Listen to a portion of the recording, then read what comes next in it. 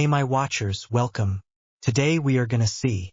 What if FEM Harry Potter got protection from Lord KRATOS? Prologue. They called her many things after the war, but the names never fit. In quiet places, under the hush of old trees, she answered only to her own Harriet Potter. She was not the kind of beauty that asked to be looked at. She was the kind that happened to you like moonlight on cold water, like green eyes catching a secret and refusing to let it drown. A slash of black hair framed a face too earnest to be ornamental, and yet somehow unforgettable. A scar hidden by a wayward fringe, a mouth that could be stern and then, suddenly, kind. On the night the hallows finally fell silent, a door opened where no door should be. Not the scarlet arch of a platform, not a portal carved by any wand, a seam in the world that knew her name and asked if she wished to keep it. She thought of promises that hadn't yet been kept, of the stubborn, ordinary courage that had saved her life more times than magic ever did, of the thin line between justice and vengeance, and her vow to stand on the right side of it, even when it hurt. Harriet stepped through. The new world was not kinder. It was wider, full of old laws and newer lies, banners and councils and hungry gods that watched from stone and sky. None of that changed the way she moved.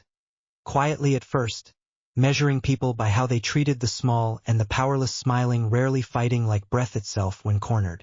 She did not come here to be worshipped or feared. She came to do what she had always done, choose, and then keep choosing, until the choosing made a life. Her mother had died. Harriet Potter had looked down on her body, laying cold and lifeless in a pool of blood. The young girl collapsed to her knees, crying her eyes out. Her mother is gone. She's dead. Ah, my beautiful daughter Harriet Potter. A familiar voice interrupted her thoughts. She looked up to see her father. She ran up to him and hugged him tightly. A father, a mother is... Harriet Potter tried to say but was muffled by her crying. Who did this? There was a pause before her father spoke. I did. Harriet Potter's eyes widened as she let go of him. Father? A smirk formed on his face. He was still standing like a post and staring at her. Your mother was so naive. I hope you're not like her. What do you mean? Tears formed in the corners of Harriet Potter's eyes. All she could feel was the pain. He kicked Harriet Potter in the stomach, causing the young girl to spew out blood. The force of the kick threw her back. Father. Why? Harriet Potter managed to say through the unbearable pain she felt. You must hate me now, right, daughter? She couldn't understand what was going on right now. She just couldn't believe her father just killed her mother. Are you going to kill me too? She did not dare to take her eyes off him. She braced herself for what was to happen next. No, my sweet Harriet Potter. You have his blood, and you're the only worthy opponent for me when you grow up. His father said to a hurt Harriet Potter as he held her by her collar to a wall. She struggled in his grip. The screaming did not stop. Harriet Potter called for help, but there was no answer. Now, listen to me. Her father smirked slightly as his grip on Harriet Potter tightened. His father's dark brown eyes slowly turned red. Why your eyes? These eyes are only present to people from our lineage, and you should consider yourself lucky if you have this power, because only a few from our family is blessed by him. Her father explained and let go of Harriet Potter's collar. If you wish to avenge your mother one day, then become stronger, and be a worthy opponent for me as a favor for making you live. Her father was walking away when he suddenly stopped his tracks and looked back at her. You're weak and pathetic as you are now. If you wish to kill me one day, obtain his power and then come back and face me. Her father walked away, leaving Harriet Potter alone. Harriet Potter collapsed to the ground and cried. She whimpered, feeling the cold air on her bare flesh. Harriet Potter closed her eyes, forgetting all her training, lost in her fear. If you wish to avenge your mother, then kill me. I'll kill you. Harriet Potter hissed through gritted teeth, making his father smirk to himself, and continued walking down the streets. First chapter, Dynamis. Step aside, she said with a bored look on her face. My business is not with you. We won't let you get to her. You won't hurt the princess. She clicked her tongue out of annoyance. Don't tell me you're afraid to show your face to me, that you're sending me small fry. A small fry. Just who do you think you are? We're chosen by the mistress, and our strength is as strong as what? She interrupted, rolling her eyes. You don't stand a chance against us. A girl like you? TCH. If you value your own life, stay out of the way. She equipped a silver long sword that could be wielded one-handed in her left hand. I'm giving you a chance to live. They looked at her like she was crazy and started laughing. You? Defeat us? A single girl can't defeat us. Before the small fry could even finish his sentence, she launched forward and begins a flurry of lightning flash slices. TCH, now where are you? Stop hiding from me and show yourself. She concealed her sword under her coat and waited for her target to come out. I've already beaten your small fry. There's no point in hiding. Lovely reunion, Harriet Potter. A feminine voice spoke as a figure appeared near her. I assume you're here to kill me? TCH, before that, I have questions. Suddenly, Harriet Potter appears behind of her sister, holding a knife to her throat and smirking. Answer them, and I might just let you live, Alcippe. What do you want to know then, little sister? Alcippe said, closing her eyes. Why did you leave us when we were still young? And why are you siding with father? He murdered your own mother. She practically shouted in her face, letting all her emotions take over. She felt her eyes burn red, which took her sister by surprise. You have the power father has been talking about. So that's why father kept telling you're blessed and let you stay. Shut up. Harriet Potter screamed, and she punched her in the ground. It's not a blessing. You don't know anything, Harriet Potter said, managing to keep her voice even. The emotions running through her were rampant, but she had to keep her emotions in if she doesn't want the curse to overtake her. Now answer my question. I left to gain more power, sister. Alcippe moved her head down before looking back up. To gain the power you have. Alcippe quickly disappeared from her sister's hands and attempted to attack from above, using a water bomb, but Harriet Potter quickly equipped her Selene water armor and used her dual flame demolition blades to slice the water in half, leaving a fiery crimson trail after being swung. I see you have mother's water armor, but why not use his power instead? Alcippe taunted, then stood a few feet away from Harriet Potter. Use his power. Shut up. I'll defeat you with my own magic, Harriet Potter shouted. Well, since you have Selene's armor, then you already won. You're immune to water attacks, and water is my only magic. Alcippe shut her eyes and lowered her head. Why don't we settle this just like when we were young and defeat the other without any magic? Just pure skills, TCH. Harriet Potter smirked, equipped back to her normal attire, then wielded her normal silver katana. Alcippe braced herself. Harriet Potter ran straight for her. She swung her sword right at her neck, but Alcippe moved, narrowly avoiding her attack. Harriet Potter came in for another attack, swinging her sword at Alcippe's left arm. This time she was unable to fully dodge Harriet Potter's attack, and her arm was cut. She grabbed it with her hand, the whole thing slowly going numb. You've gotten stronger, Harriet Potter. Alcippe gave her a triumphant smile and endured the pain in her arm. However, Alcippe quickly appears behind Harriet Potter. Her sword inches away from impaling Harriet Potter from behind. Harriet Potter was able to dodge it as she charges forward again, their swords clashing against each other, with Alcippe being able to keep up with Harriet Potter's speed despite having her arm injured. Both of them knowing they won't get anywhere if they continue fighting like this, they jump away from each other. Suddenly, the two face each other before dashing forward and slaying their blades one last time. They stand a short distance away from the other and don't move. They stand for a few minutes before a loud thud could be heard. Harriet Potter turned around to see Alcippe lying on her back on the ground, panting heavily. Alcippe clutched her injured left arm before it completely went numb. Harriet Potter walks up to Alcippe, her eyes closed and her body beaten up. Harriet Potter points her katana straight on Alcippe's heart. Go on, sister. Kill me, TCH. Harriet Potter muttered. Alcippe watched as the corners of Harriet Potter's lips turned up into a smile. I have vowed to kill only one person, and that is my father. Harriet Potter stared at her sister's torn body as she sheathed her sword, and without a backward glance, She walked away. Your mother was naive. I hope you're not like her. Mother was so naive. And you're just like her. She was telling father pathetic cries to spare your life. You should even be thankful. Father killed her gently and spared your life in a whim. Harriet Potter stopped in her tracks as she clenched her fists, her anger rising at a rapid rate. When father killed her, she was brave to fight back. But bravery doesn't guarantee victory. In a flash, Harriet Potter held Alcippe by her neck and pulled her up. You were there when mother died. And you didn't even do anything? Harriet Potter growled, her eyes bleeding red, and her hair changed from raven black to ash blonde.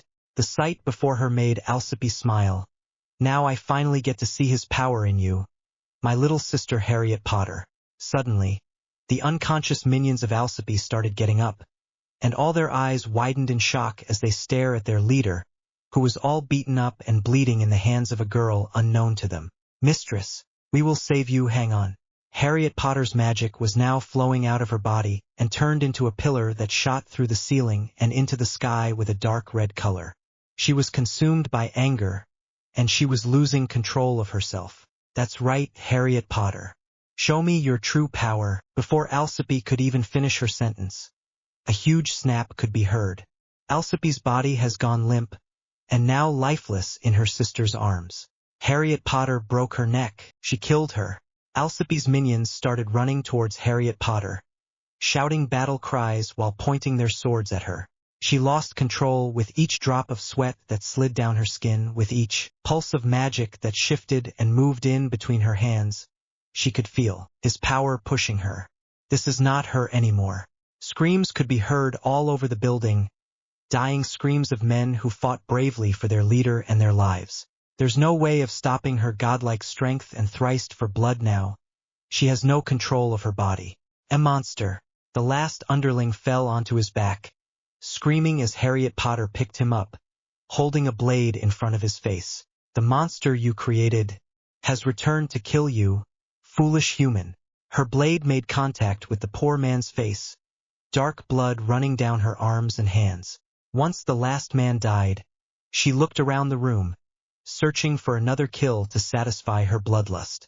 The door suddenly opened, revealing a familiar figure, yet he is seen as an enemy in his eyes. Harriet Potter. Snap out of it now. Harriet Potter ignored the man's statement, then ran towards him, wielding her bloody blades.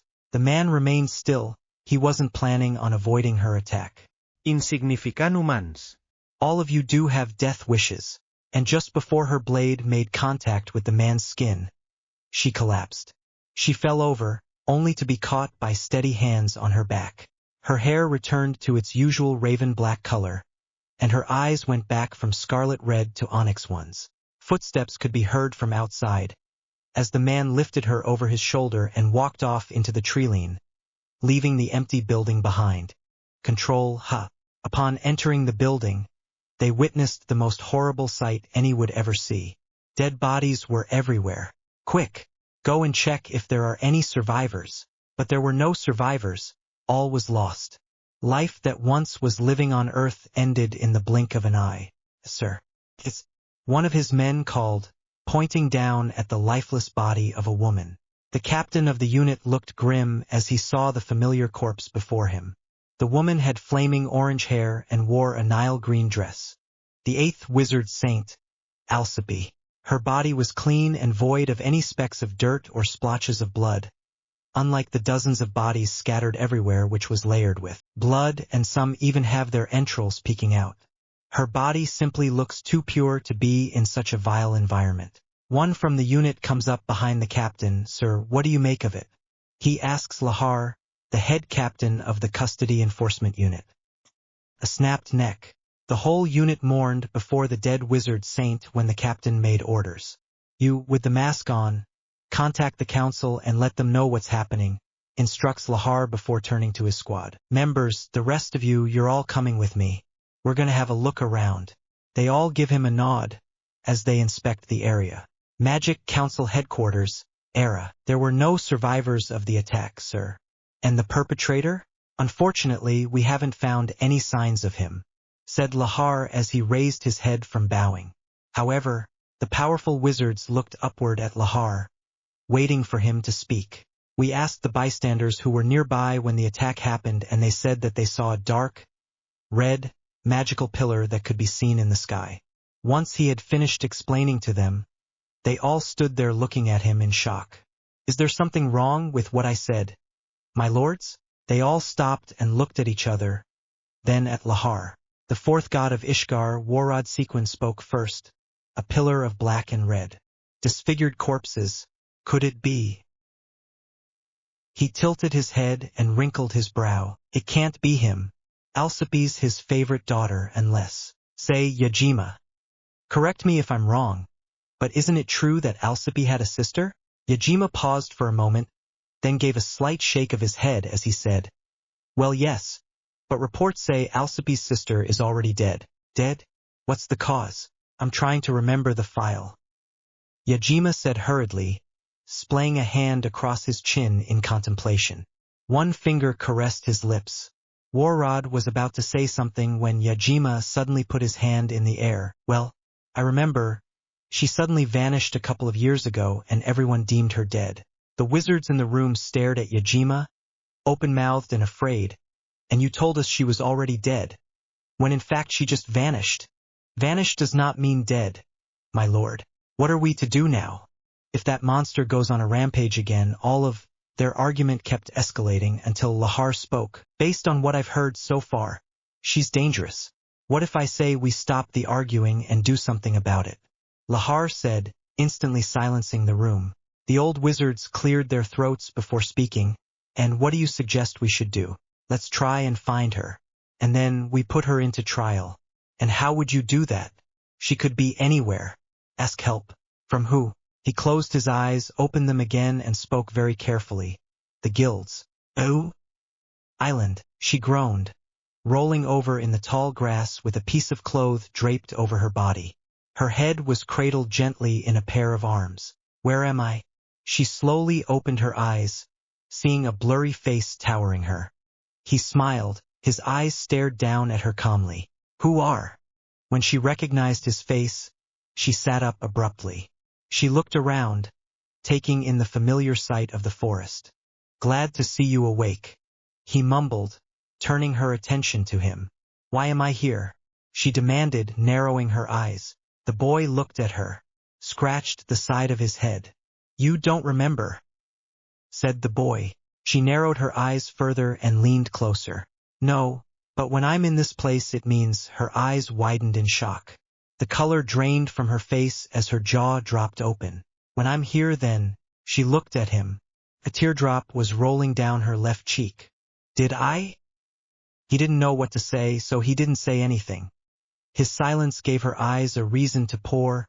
Streams of tears started flowing. She stood up and ran to the waterfall. She crouched at the edge of the water. She stared at her reflection as tears fell from her eyes as she comforted herself in solitude. I don't want to kill anyone else, she murmured, smacking the surface of the water to distort her reflection. I've made vows, and I still can't control it. Her eyes were dull as blood tears flowed from them. I'm sorry. The souls which perished by these hands. Please forgive me. She covered her eyes with her hands and squeezed her eyes closed. Guilt.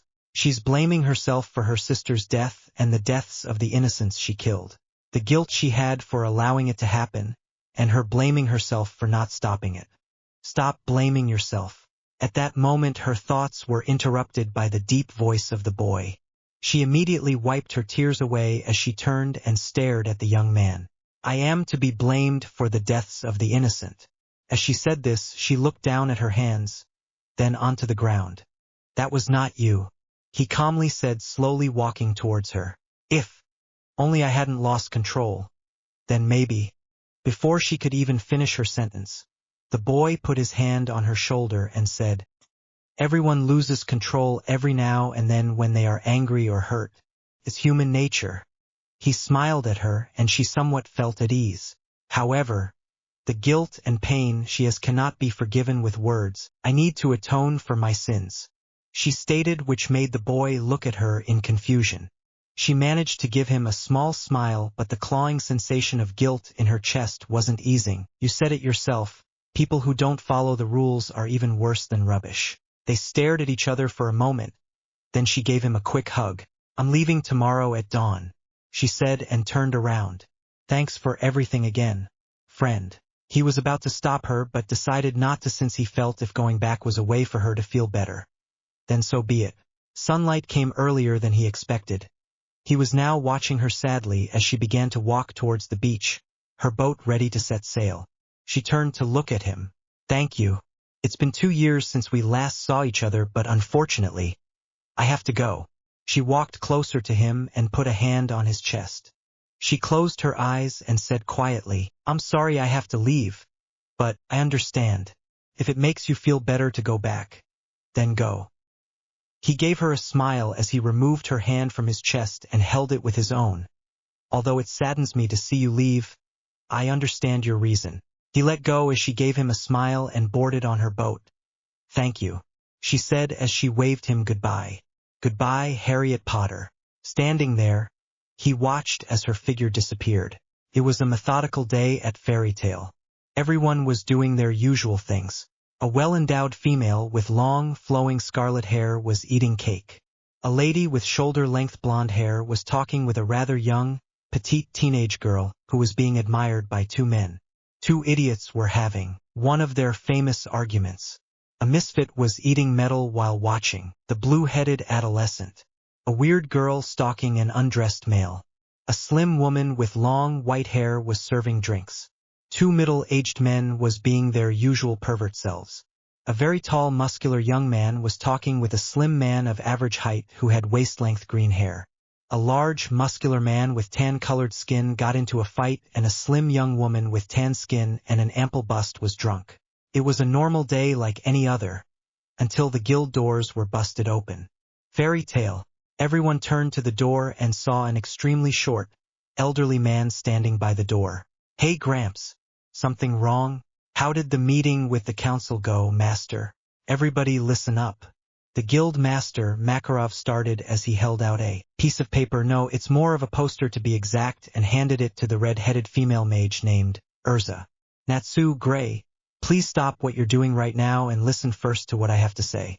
The said 2 slowly obeyed and tromped over to the other guild members, who by this time were now gathered around Makarov and Urza.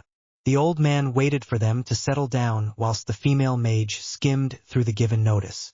Makarov fleetingly gave an explanation of every single thing that the council had requested from them, but of course leaving out the classified and confidential inside story the wizard saints imparted to him.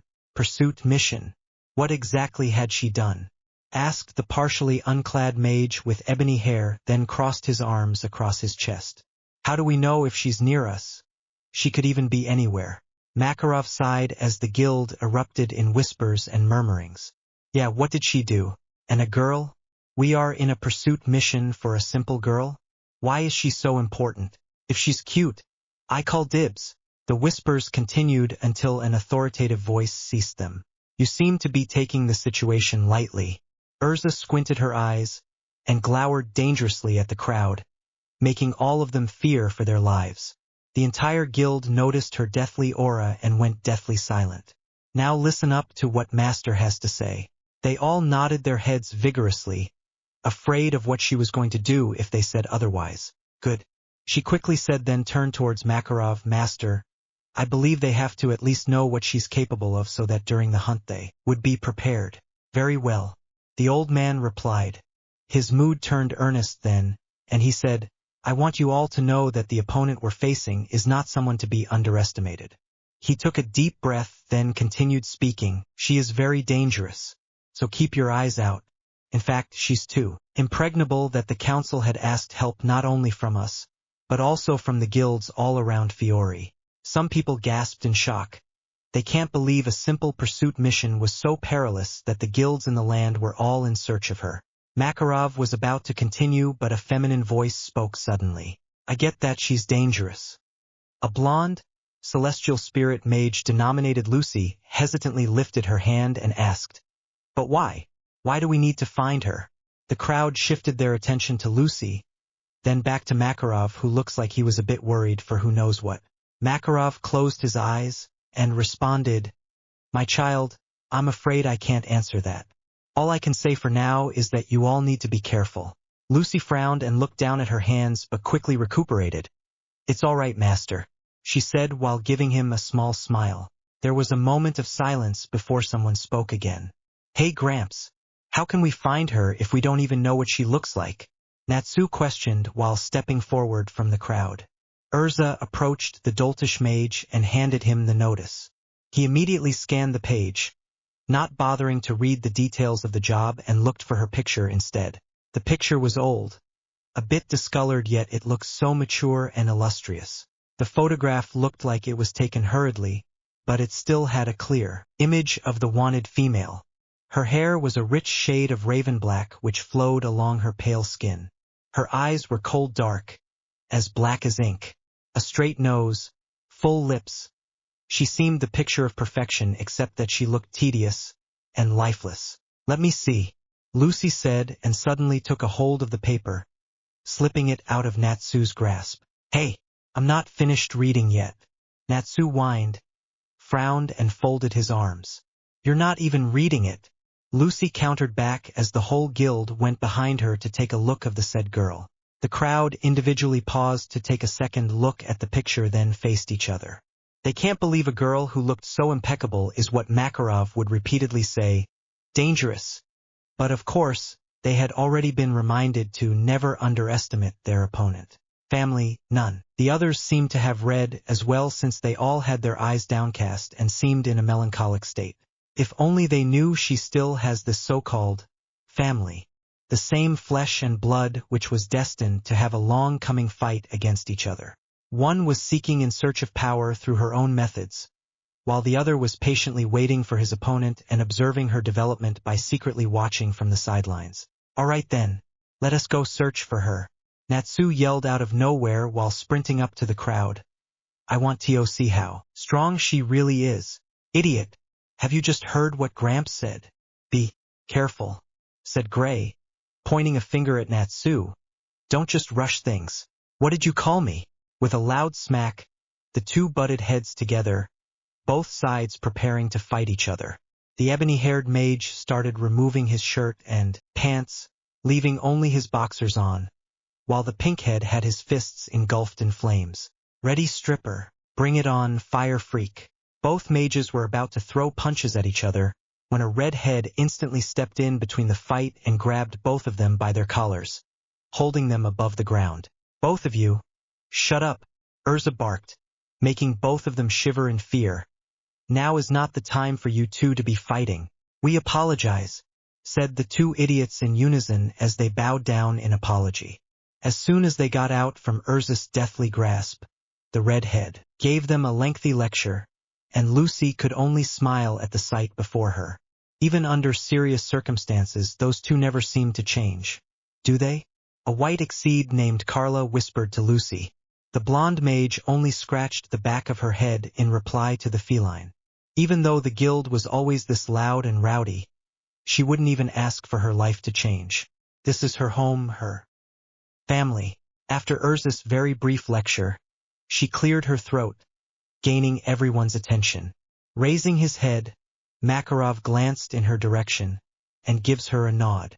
She asks the question that had been mulling at everyone's mind since the words had left Makarov's mouth. "What's the plan?"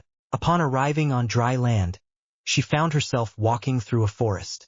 As she walked through the woodland, she was captivated and found herself feeling a peace she thought she would never feel again. The forest itself was filled with unimaginable wonders, bewildering enchantment and beauty never seen before. Adventure and mystery were behind every tree, bush, and rock. She somehow felt as if the forest was hearing her plea for peace and was now opening itself for her. After enjoying a promenade walk under a noble canopy of trees, the girl lied on the soft earth at the base of the tree and watched the sun slip below the horizon as the moon ascended into the dark sky. Time passed with her just staring at the night sky, admiring its beauty. She leaned against the huge trunk of the tree, closing her eyes. She didn't fall asleep, but her mind went on a complete standby. Sleep was creeping up on her when she felt the air around her shift slightly. She slowly opened her eyes only to be met with the darkness of the forest. Even though she could barely see anything in the dark, she could definitely feel magic surround her, and the strongest was coming from the west. She looks to her side, as a soft breeze lightly brushes across her skin and lifts her hood up, revealing a part of her face. The female slowly sits up from laying down on the ground. The more she looks at her surroundings, the more she could feel and identify the magic. As she stands up from the ground, she hears a faint rustling sound in the trees nearby. Glancing over to the tree line, she narrows her eyes to see deeper into the tree line. Her dark eyes grew wide when she saw a flash of pale yellow hair move behind a tree. Cautiously, she walks over to the tree to see what was behind it. When she got there, she saw nothing. She knows she was being watched, considering she could feel her captor's magic. Suddenly, she hears a tree branch snap as if someone had stepped on it. Her dark eyes flash over to where the sound came from. She walks over to where she heard the sound and swiftly darts over to the tree but sees no one. But a flash of black hair went behind another tree that was farther in the tree line. The girl stood still and closed her eyes. She inhaled the scent of the air. Dragons. She mutters to herself as she turned to head back to where she had rested. She laid her head back on the tree and looked up at the starry sky. "I can't let your presence go unmentioned," she said while gazing at the shining stars above, waiting for the group of mages to come out. Once she noticed they weren't going to show themselves, she sighed and just continued looking at the sky. A canopy of luminous stars shined like ornaments in the ocean of blackness. Some were dull, merely flickering into existence every now and then, but there was an adequate amount of shimmering stars to illuminate the night. Oh, how she loved the incredible peace she felt whenever she took a glance at the sky. And that was all she ever wanted: peace. If only she could rewrite her life and possibly stop the god-awful events from happening. She might have been happy, she might have been at peace. But life was so unfair to her. She took the life of her sister, her mother died. She was cursed with inhumane powers. Her father desires to kill her. Dark guilds want her power. What more will the gods damn her with when she already feels like she's been condemned to hell? Her thoughts were suddenly interrupted by the constant footsteps on the ground behind her. Taking one last look at the peaceful sky, she closed her eyes and waited. She hunched her shoulders and sighed, an unreadable expression on her face as she felt a presence approach her. She smiled as the presence tried to sneak up on her. "Come out," she said, absent-mindedly. A small smile graced her lips as she felt the presence come to a stop. She felt a bit relieved by her captor's behavior. She had never seen such a childish bearing in an adult. "Stop hiding and show yourself." She opened her eyes, her pitch-black orbs staring at his midnight blue ones. "Why, Slogia?" As the words came out of her mouth, the boy's eyes widened for a moment before narrowing into a squinted stare just as quickly. "How do you know him?"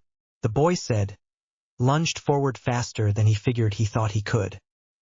He saw the girl's onyx eyes fill with amusement before he found himself lying on his back with something sharp digging into his neck. He blinked dazedly as she stared, her cold and blank expression shifting slowly into a dark half-smile. "You should know better than to engage in a fight with someone unknown to you." Her face eased into the boy's line of sight. He blinked at her.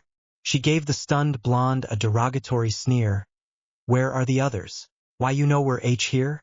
The boy stared. "How?" She moved away, shaking a few drops of blood off her blade, and watched him get up. "Stop hiding."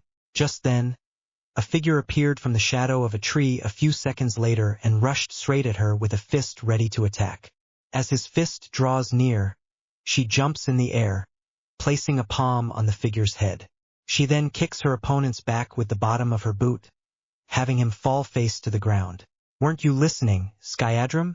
said Boy suddenly threw a punch at the woman. However, she quickly dodged it. "How do you know our dragons?" Again, the ebony-haired dragon slayer strikes at her. Quickly, she caught his fist and gave a small smile before kicking him off his feet, adding a little punch having him fall to the ground. She stares at her opponents directly in the eyes and they stare back. The two then got up, agreeing to team up against her, and relentlessly attacked the girl, getting beaten and bruised continuously in an attempt to land a hit on her. In hopes of defeating their opponent, the two combined their magic and formed a large, powerful burst of light and shadows. The girl seemed unfazed by this as she just stood there and watched the scene unfold before her.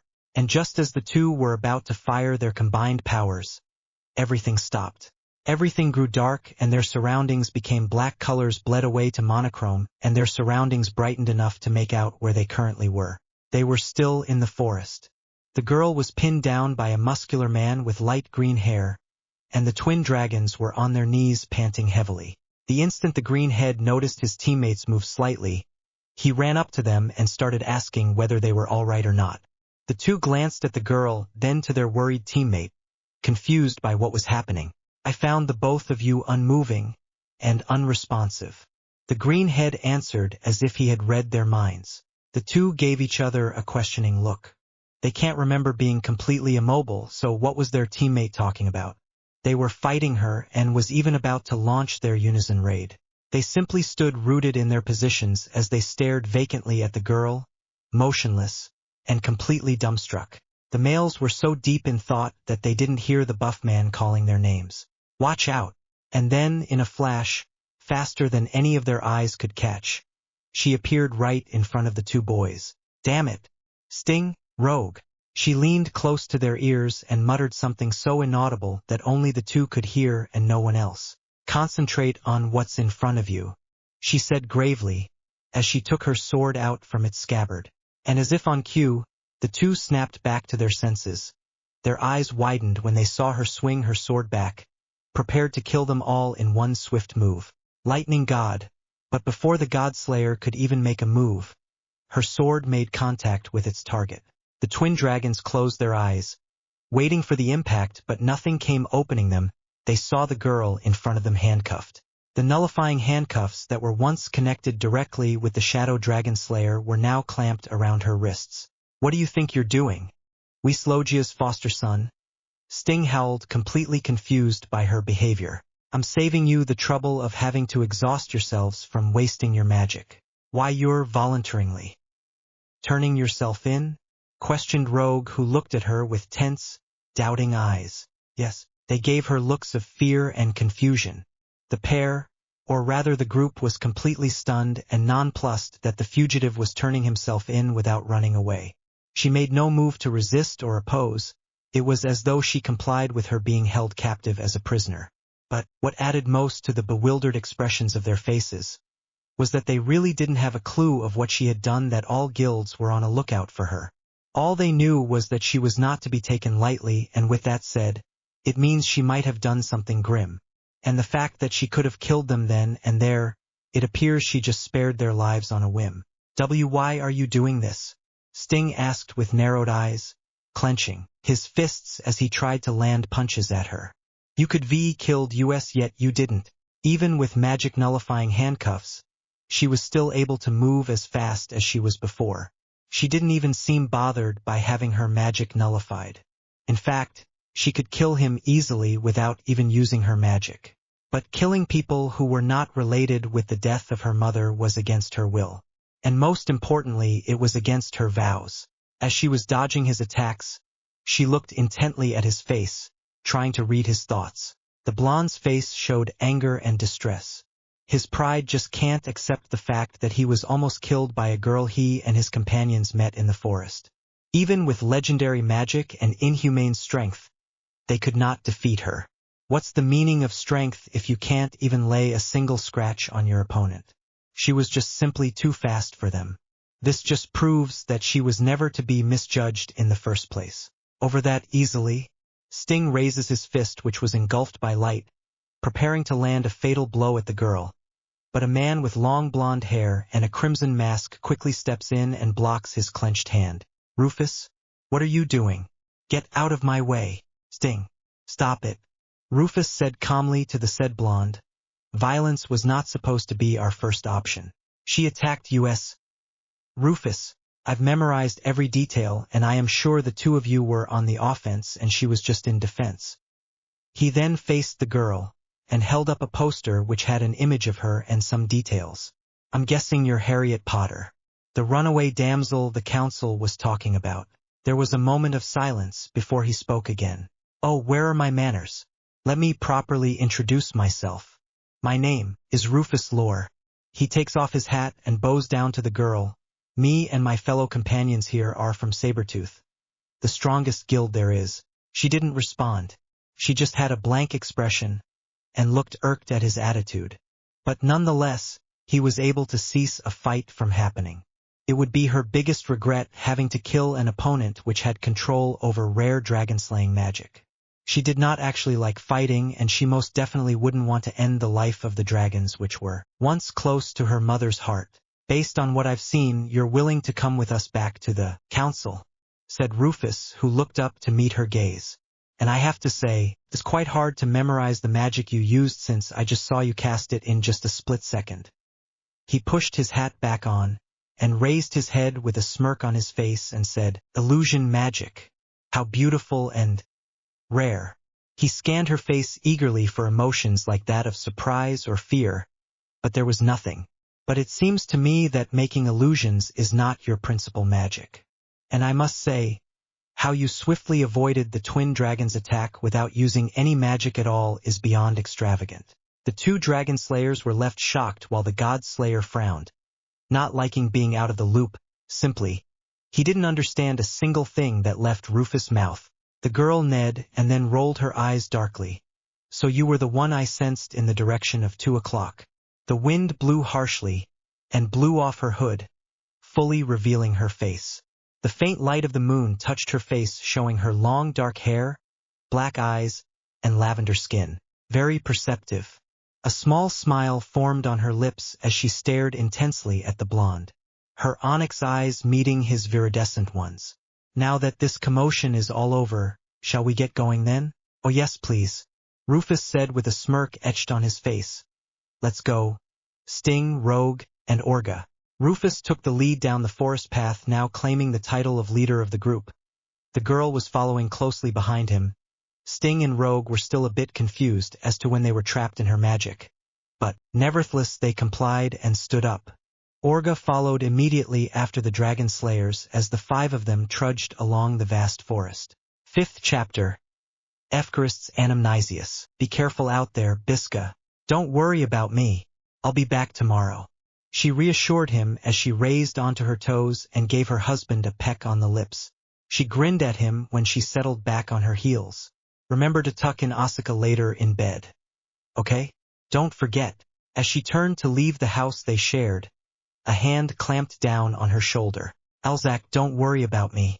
I'll be fine, Biska said, turning. Stop being a worrywart and... She blinked and suddenly she was in Alzak's arms. His face was pale, his black eyes filled with worry as he stared at her. I know you will. Just return home safely, okay? He said. Yeah, I will. She hugged him back and then pulled herself away from his embrace. Besides, I won't go alone. And don't forget, I prayed to the gods last night, so don't worry. Glancing up at him, she lifted her chin and gave him a heartening smile. Well, better go now. I still have to go meet up with those dorks. Bye. Be here tomorrow at sunset. Okay. Biska just nodded, walked away from him toward the hallway, and left him in the kitchen, standing there and watching her leave. I love you. And hey, stop treating me like a kid, you moron. She was walking away, and he was staring at her perfect figure as she walked down the dark hall. He heard every word she said because he could not help but want to hear what she said to him. She walked down the hall, opened the front door, and walked out, closing it behind her. Alzak heard the door click closed and looked across the room to see she was gone. As he continued staring at the door where her wife had left, he couldn't help but feel edgy. That worry hovered all around him and in his mind, especially when she goes on missions. But what pushed his apprehension higher was this special mission she was assigned in. This wasn't like any other capture mission he and his wife took. This one was different. He furrowed his eyebrows as he took out a copy of the poster Makarov brought the night before and looked through the request for what seemed like the 100th time. Pursuit mission. Attention all mages. This is an urgent request from the committee and its higher-ups. Capture and bring a certain rogue female mage to the council. Please refer to the information we managed to gather below. Target name: Harriet Potter Oxys Polmos family affiliates. None. Magic: unknown. Reward: 250 million jewels. 250 million just for capturing a girl? Alzak mumbled to himself as he took a closer look at the subtle poster. He felt a feeling of dread overcome him. What if something bad happened to her? What if she got injured and I wasn't there to protect her? What kind of a father am I if I let something happen to my daughter's mother? All these unanswerable questions reverberated through his mind over and over again. What if she died? Panic rushed through his veins, blocking out every thought or feeling that wasn't about her. He felt the need to go for the door and run after her, but a voice in his head told him to stop. Alzak, don't worry about me. I'll be fine. Her sweet, sensual voice echoed through his reeling mind like soothing harp music. Trust me on this. For now, take care of Asuka while I'm gone. Trust. He had no other choice but to trust in her. Trust in his wife's willpower, and pray to the gods above that they may protect her from any harm. All his thoughts were suddenly interrupted by a squeaky, high-pitched voice shouting out his name. Daddy! Daddy! He turned to see his daughter, Asuka, running towards him with a childishly simple and happy expression on her face while waving her arms in the air. Alzak knelt down to be at eye level with the child and placed his arms around her neck and engulfed her in an embrace. Asuka, why are you up this early in the morning? With a smile on the child's face, she looked at her father with her big, beautiful purple eyes that would shine even in the darkness and pulled out a piece of paper containing her drawing and held it up. Look, Daddy, I drew the three of us. I've worked on it all night. He cocked his eyebrow and smiled. The drawings she held were definitely created in crayon. The picture showed a family group containing a mother, father, and a daughter. They were lined up like colorful tapestries with their arms straight down besides their bodies, and they were all smiling with what seemed like a genuine smile. From left to right there was mom, daughter, father. What do you think?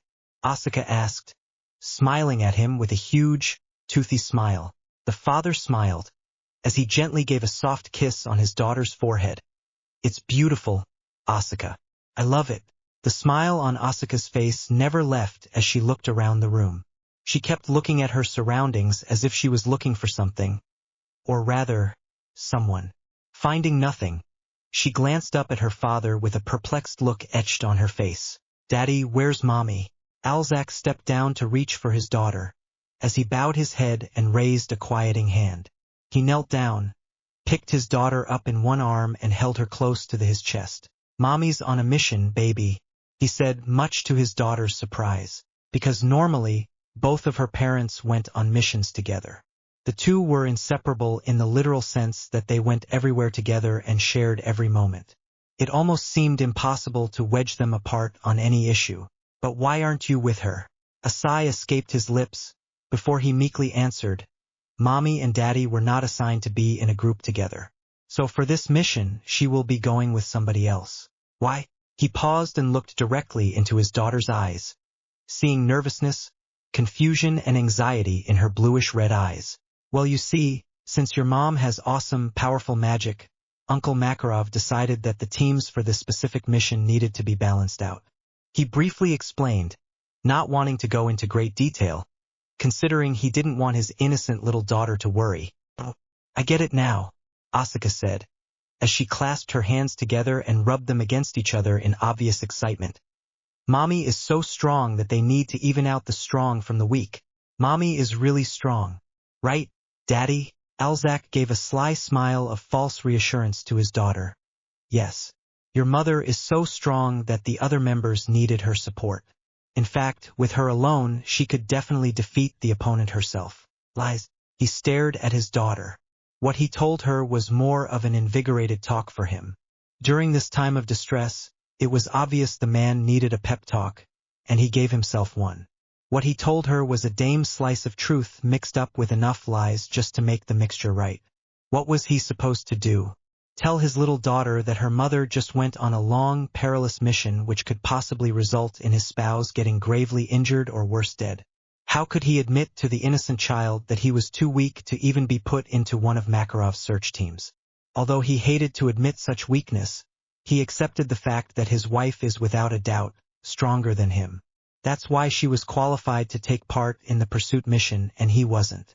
He was fully aware of his wife's full strength and had full knowledge of the brute fact that he was somehow inferior to his partner. He knew he was a weak, pathetic partner. He would sometimes even positively admit to himself that he was a burden to her. But, despite that, he had vowed to keep her safe and won't let anything happen to his beloved wife. Daddy! He found himself staring into space for a long time, as he shook his head and tried to clear his mind. The first thing he noticed was his daughter staring at him with an annoyed expression. Her little arms were crossed over her chest. Her face settled into a pout. "What is it, baby?" She huffed out her annoyance, before saying politely, "I said, can I go to Romeo's house today?" Her sudden change of topic surprised him, but then again, she was still a child. He quickly recovered from his surprise and said in a playfully teasing manner, "Oh, you've been spending a lot of time with Romeo lately. Could it be that my little daughter already has a crush?" No," Asuka blurted out, her cheeks burning bright red. "Daddy, you're an idiot," she shouted as she sped off in the direction of the front door. "Race you there, Daddy." He smiled as he saw his daughter laughing and smiling in the house, worry-free and fearless. Maybe he should learn from his daughter and stop his habit of overthinking things. "Daddy, hurry up." Without another word, the two started off down the rutted road toward their destination. Once they got out from the house, Alzak was taken aback by the beauty of the scene before his eyes. The sun had just risen and a cool breeze caressed his skin. After staying in the house all day beneath the blazing sun, the breeze was delightfully refreshing, and Alzak experienced an ease in his mind unlike anything he had felt during the morning. He could feel the anxiousness in his crowded mind gradually drift off as his daughter grabbed his hand and started to run off, dragging her father with her. "I trust in the gods that they will keep her safe," he whispered. He stopped worrying about the next day and appreciated the present moment. It was a difficult walk through the thick forest. The others had nothing to say to each other. No one dared to say a word or to express what was in his mind. Their walk was completely silent except for an occasional sniffle and the crunching of leaves and the crackling of twigs beneath their feet. At that evening, there was little talk of the yesterday's events. Occasionally, a comment would break the silence, but no real conversation. Throughout the entirety of the walk, the cherub-faced girl didn't say a word, and just listened intently to the small talk going on without interrupting. The whole group looked and watched their silent companion. For a moment, they all looked intently upon her features, her long, raven-black hair being blown down on her baby-smooth skin, her soft lips, her pointy nose, all these features that all mortals would long for. Their penetrating gaze prowled over her face and pounced on her eyes. There was something odd and scary about her eyes. They contrasted with her beautiful features. They were dark as two black stars in a bright universe. Despite that fact, her beauty had a strong grip on them. They realized only after a moment of lost in space that they were staring absently at her, definitely fazed by her physical appearance, temporarily forgetting she was their prisoner, a rogue wizard. Their looks of admiration now turned into one of curiosity. Why was the council after a young lady like her? Just what exactly has she had done? Was she some kind of fairy tale princess who had escaped from her castle? Or was she some type of savage slaughterer? All these unanswered questions lingered in their minds as they continued eyeing her whole being. Her mysterious comportment piqued their interest. There was something about her that was oddly interesting, but they couldn't quite put their finger on the reason. All of a sudden, their train of thoughts were interrupted when she abruptly came to a stop. She simply stopped moving and stood immobile. Her sudden change of behavior instantly snapped them back to reality. The actuality that she was the enigmatic girl they needed to capture, the same girl who single-handedly defeated the renowned twin dragons, the same girl who almost killed them, the one and the same girl who had spared their lives on nothing more than a whim. "Is there something wrong?" Rufus inquired as he inclined his head in her direction. The unmoved female made no attempt to answer, completely ignoring the group's hard, interrogative stares. They were now standing in a clearing in the middle of the forest, with thinly scattered trees. It was a windy night, and the leaves rustled and swayed, throwing green shadows everywhere. She narrowed her eyes, but the impassive expression on her face remained unmoved. Out of the corner of her eyes, she spotted an unknown figure stood in the darkness of the trees, completely hidden by the deep shadow in which he stood. The moonlight slowly crept out behind the clouds in the night sky.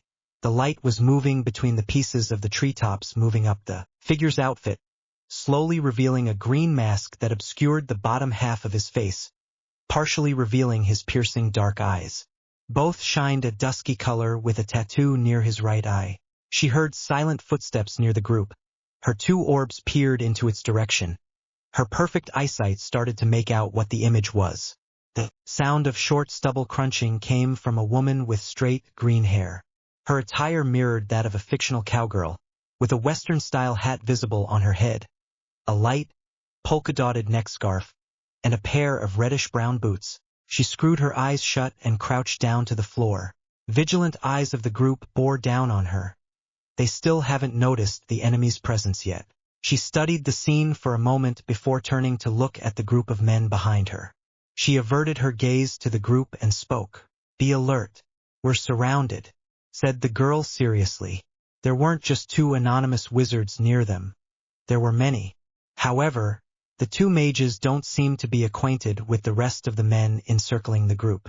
How was she able to detect them? Well, thanks to her cold, hard-hearted father, she received special training at a young age. He had trained his daughter to possess sensory skills like that of a true warrior, and now she is able to detect enemy presence and numbers without the use of magic by simply touching the ground with her index finger. Just as she had warned them, they squinted their eyes, unsure whether or not to believe her sudden admonition. The pursuant group was there, yet the dragon slayers couldn't feel their presence, and that was odd, considering the fact that dragons were perfectly aware whether or not there were any people around the vicinity they currently reside in. The girl noticed this, and suggested that they use their heightened sense of smell to pinpoint the location of where they were hiding. Drawing a deep breath, the dragon slayers sucked in air through their nose and concentrated on discerning their surroundings. Their eyes widened in shock, their eyebrows arched, nervously. Unbelievable. Rogue gulped slightly as he contemplated the situation. "How did you know?" Sting added, bewilderment lighting his hard, sapphire eyes. Almost immediately after the words left their mouths, a knife came sliding out, flying straight like a dart towards her direction. She tilted her head a little to the side, enough to avoid the blade from piercing straight through her skull. It came off as cool to both the white dragon and the Godslayer, but the others didn't seem so surprised and just looked at her with interest. The knife stuck right in the ground, a familiar design engraved on the shank. The etching showed a dragon, flying south. Its head resembled an arrow and its tail was long, thin, and pointed. The mark could easily been mistaken for a rather odd-looking bat due to its bat wings which sprouted from its thin body. It was an ancient symbol that had been lost hundreds of years ago and was forgotten by most people. It was without a doubt the emblem of one of the dark guilds after her silver fall. She half muttered to herself as she grabbed the knife off the ground and threw it upwards. Just as the point of the blade reached its peak, she gave its heel a negligent kick and the blade flung towards the poor minion with extraordinary speed, digging its blade through his flesh and piercing his heart. He instantly went limp and fell to the ground, his body sputtering its last few moments of life as a river of red blood flowed past his mouth. The corpse fell from the tree with a thud, revealing a rather pale and slim middle-aged man with black hair and black eyes.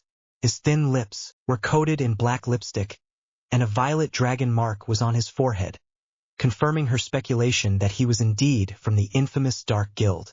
After killing the first minion, more reinforcements leaped out from their hiding spots and attacked the group. The minions attacked with relentless vigor as more additional troops came popping out of nowhere. Sting kept throwing light engulfed punches at his opponents. Rogue was doing the same, except his were enveloped in shadows. The Godslayer was producing electricity between his hands and was shooting bolts constantly to the horde of unknown underlings, and Rufus was chanting memory-make spells, causing the enemies to fall hard to the ground in front of him. Needless to say, the whole group was now engaged in a full-blooded fight, each and every one of them effortlessly subduing the upcoming enemies. Throughout the fight, the girl made no move to attack. She simply dodged their every attack but never took action to counter back. Well, seeing that she was still handcuffed, fighting without the acme of skill was just plain foolish, so instead she just focused on the enemy's movements quickly, assessing her opponent's strength and battle style so she could comprehend their actions, allowing her to catch sight of their movement patterns. As the corpses of the lamented fell, unconscious to the ground, more came out. No matter how many times they defeat their foes, hundreds more replaced them. And it was noticeable the squad was slowly getting tired, and their regular magic levels were slowly decreasing. There was just too many of them. Sting and Rogue started fidgeting hard on the spot, breathing heavily. Orga was losing magic at a rapid rate, and Rufus was getting slower by the minute. The once spunky group was now worn out, and it's only a matter of time before they lose all their magic and fall senseless to the ground. It obviously makes sense. After all, they've been fighting almost non-stop since the first henchman died. There was just too many enemies to deal with that. They've already lost count of how many they had killed. While the others were busy fighting, she was busy analyzing her opponents. She narrowed her eyes on her target. As she looked closer, she noticed that the disguised flunky in front of her had another symbol inked on his body other than his guild mark. Its appearance looked like curved, comma-shaped beads, positioned along a swirl design near his nape. Quick on her feet, she easily dodged the retaliating strikes, shifting backwards as she bent her body out of the way and gave a glance at the other opponents, discerning the same mark present near the back of their necks. A summoning? She muttered to herself as she closed her eyes and concentrated on sensing their magic type. She could barely feel their magic. It was there for certain, but it was far less than what ordinary wizards even have. But where's the summoner? She glanced again at the less than salubrious surroundings, her eyes scanning the area with complete and utter efficiency, the length of her gaze assuring that she had missed not one depressing detail. As her eyes were scrutinizing the field, she spotted oddly situated enchanters located on each point of the 4 cardinal directions. Their magic appeared to be different than the ones presently brawling in the battlefield. Theirs were much more powerful, and they seemed to have large magic reserves, so they're the ones needed to be subdued. She told herself sharply as she walked over to the rest of the group, who by now were on their knees, rocking back and forth and breathing heavily, shaking and quivering. How many are there? The 2 dragon slayers conversed between their slow breaths. Where are they even coming from? Sting whined whilst activating another technique from his skill set with the very last of magic. He could afford to use his whole body, becoming cloaked in an aura of light, pure white scales appearing to cover the outer edges of his face and extending down from the side of his neck to the rest of his body. Rogue was about to do the same before a domineering voice stopped him in his tracks. Stop. There's no use fighting them. What do you mean, there's no use? Sting shouted while pointing a finger at the ebony-headed female. This is probably a part of your plan. You already know we're here and you wanted us dead, so you planned an ambush attack and... The golden-haired young male started until it got off into a long-winded rambling speech about how she must have betrayed them and that she wasn't on their side in the first place. You're probably working for them and... His blue eyes shot wide open and his sentence fell short when he noticed the girl running towards him. His eyes narrowed as he got into a defensive stance, prepared to fight if she attacks. But instead of propelling herself towards the blonde male, she ran past him and whipped out a blade from her pockets just in time to block the underling's very own knife from stabbing Sting in the neck. Without turning to face him, her voice monotone, she said, "Ignorant. Arguments are merely idiotic." She paused for a moment and tilted her head to the side and peered long into the encroaching blackness. Especially at times like these, the girl said, her cold, careless monotone voice ringing through the dragon's ears. He stared after her in stunned shock, her words still hanging in the air. Once again she had saved his life, saving the thought of his eyes closing forever pitched into a tunnel of darkness. Why did she bother to save him, when she could have used it as a perfect opportunity to escape? It makes no sense. She barely knew him. He opened his mouth as if to say something, but then he stopped himself and looked fairly compliant for the first time. Good, she uttered hastily as she turned her back to the party. There's no use fighting back, the girl said and closed her eyes shut. The hordes of enemies you are fighting right now are nothing but summoned clones. She crouched low, planted her hands firmly on the ground, and with intense concentration, she tried to pinpoint the exact location of the summoner's magic. Everyone looked at her in astonishment, all with one thought in mind. How could she possibly know they were just clones? Found them, she said finally. There are 4 of them and they have massive magic reserves. She slowly opened her eyes and stood up. How do you know all this? Rogue and the others looked at her in disbelief. How? While you were busy fighting them off, I took the time to analyze all their attacks and movement patterns. She started as she stared at the many unconscious bodies lying on the ground. While I was observing their movements, I was able to sense their magic levels, and they were far below normal to what wizards possess. They were faint, almost as if they were just ordinary people. Her cold gaze then fell onto the mark on all their necks and explained, if you look closely enough, it seems all of them have this emblem printed on their napes other than their guild marks.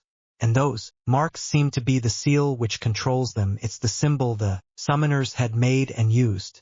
She then ran behind one of the minions approaching them, and used her handcuffs to strangle the underling. After she saw the poor clone fall, unconscious to the ground, she pulled its bandana and half-mask down and revealed its face. The summoners used the masks to conceal their identity, fooling you into thinking that you were fighting different enemies at once. The enemy revealed to be a middle-aged man with black hair and black eyes. Its lips were coated in black lipstick, and a violet dragon mark was present on his forehead. Isn't that? Sting posed quietly while staring at the inert body of the man. The first one we encountered. But how? He was dead, Rogue questioned, an expression of confusion dawning upon his face, as he forced his brain to work as fast as it could. A summoning? A duplicate? The girl just nodded her head back and forth in response to the dragon Slayer's question. They all stared at her with awe as she met their eyes, but only for a moment. They all felt the ground rumble and shook. When they turned around, their eyes widened immediately upon seeing a large horde of wizards headed straight for them, replacing the fallen clones. How are we going to defeat them? There's too many, Orga exclaimed, panicked with beads of sweat running down his face. They're summons, so it means we have to defeat their summoners in order to defeat them, Rufus said, being the only calm and composed adult in the group, well other than the girl. He was supposed to be in a group with strong and sane men, but no. He was surrounded by easily flustered, impetuous boys. If I remember correctly, you said there were 4 of them. Where are they? She looked first at the strained expressions on their faces before elaborating. There's one standing on a boulder about 200 meters northeast of here. The second one is near a tree growing along a riverbank 350 meters to the southeast. The third one is on a cliff about 150 meters to the northwest, and the last one is in a forest a little less than 400 meters to the southwest. Those are the 4 locations, she lastly said, and she suddenly disappeared from their line of sight and reappeared behind the clones, silently snapping and twisting their necks, granting each of them quick and painless deaths. Quick, find them now. I'll take care of these small fry for you. The 4 just stood rooted in their positions for a few minutes, debating whether or not to leave her alone for the time being. Who knows what would happen if they left her alone? She could run away and the mission would fail, and their guildmaster could never allow a mission to fail under his command. Go! What are you waiting for? Harriet Potter shouted as she proceeded to kill all attackers effortlessly. I won't escape, don't worry. The 4 looked at her for a moment before nodding briefly and taking off into their own directions. Rogue noticed the serious look on her face and sensed that she meant what she had said. Yes, he still has some uncertainties about her here and there. She could be playing her cards to convince them to leave her, but he figured she looked genuinely and willingly contented to help in return. After all, she did save Sting's life earlier just now. He gave her one last look and then left to go to his desired target. The 3 were gone from sight in a second, but one remained. Harriet Potter narrowed her eyes at the blonde brat before her. The boy remained silent as she stopped for a moment in doing anything, straightened up, and gave him a long look. "Well, aren't you going to go?" she started, throwing a knife past some bushes, hitting the hiding enemy in the chest. "Unless you're too scared to continue." "I am not scared," Sting replied. "Look, I still don't trust you that much, but you did save my life, so I owe you one." She nodded. "Trust takes time, it doesn't come so easily. But it still doesn't explain why you haven't left yet. Coward." "I am not a coward," the blonde said while pouting childishly. "Anyhow, I just wanted to thank you for saving me earlier from getting skewered by a knife." He croaked out. His feet shifted underneath him as he stared at the floor. He wasn't actually what you'd call the grateful type, so this whole act was almost completely foreign to him. She eyed the flustered boy for a moment and snorted derisively before answering. "I can handle this myself. You don't need to concern yourself about me." Sting frantically shook his head. "What? I don't know what you talking about. The look on your eyes says it all," said Harriet Potter, her onyx eyes boring into his azure ones. "You just said you still don't trust me fully, but why trouble yourself with someone you don't even know?" Her relatively stoic and emotionless face contrasting his agitated, rattled expression.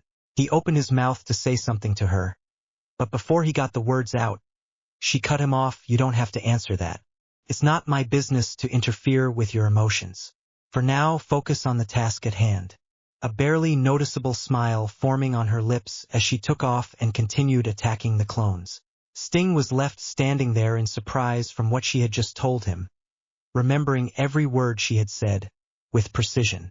His thoughts were cut short when her voice echoed through his mind.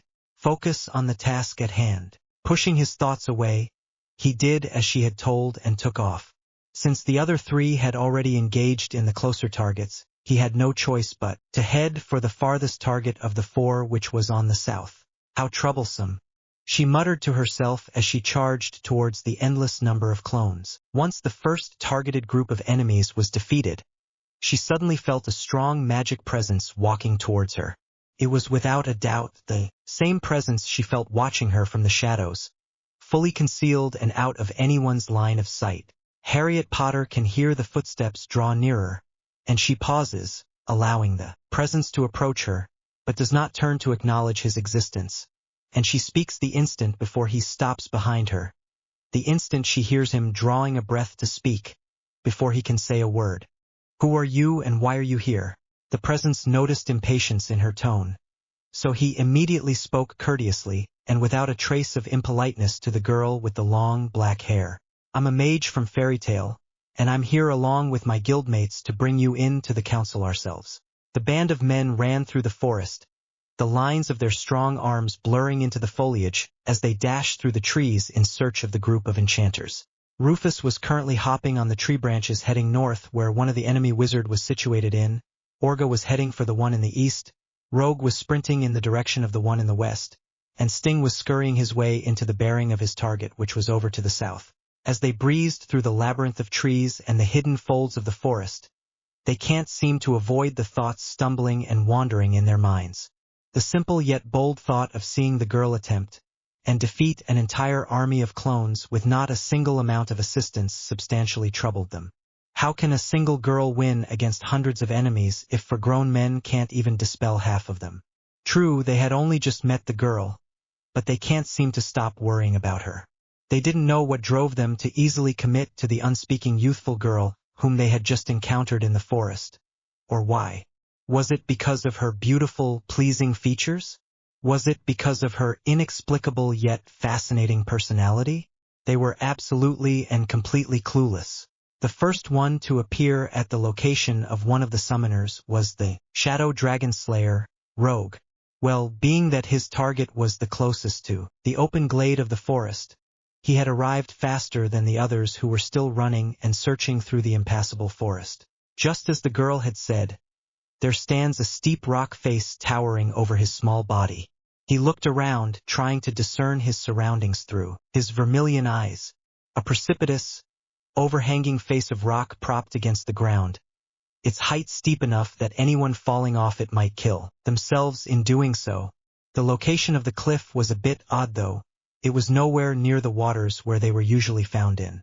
As he took a walk around the grounds and as he walked closer to the steep rock, he began to perceive more about his environment. The foremost part of the cliff had a 15-foot vertical drop leading into thick brush sloping another 40 or 50 feet to the ground.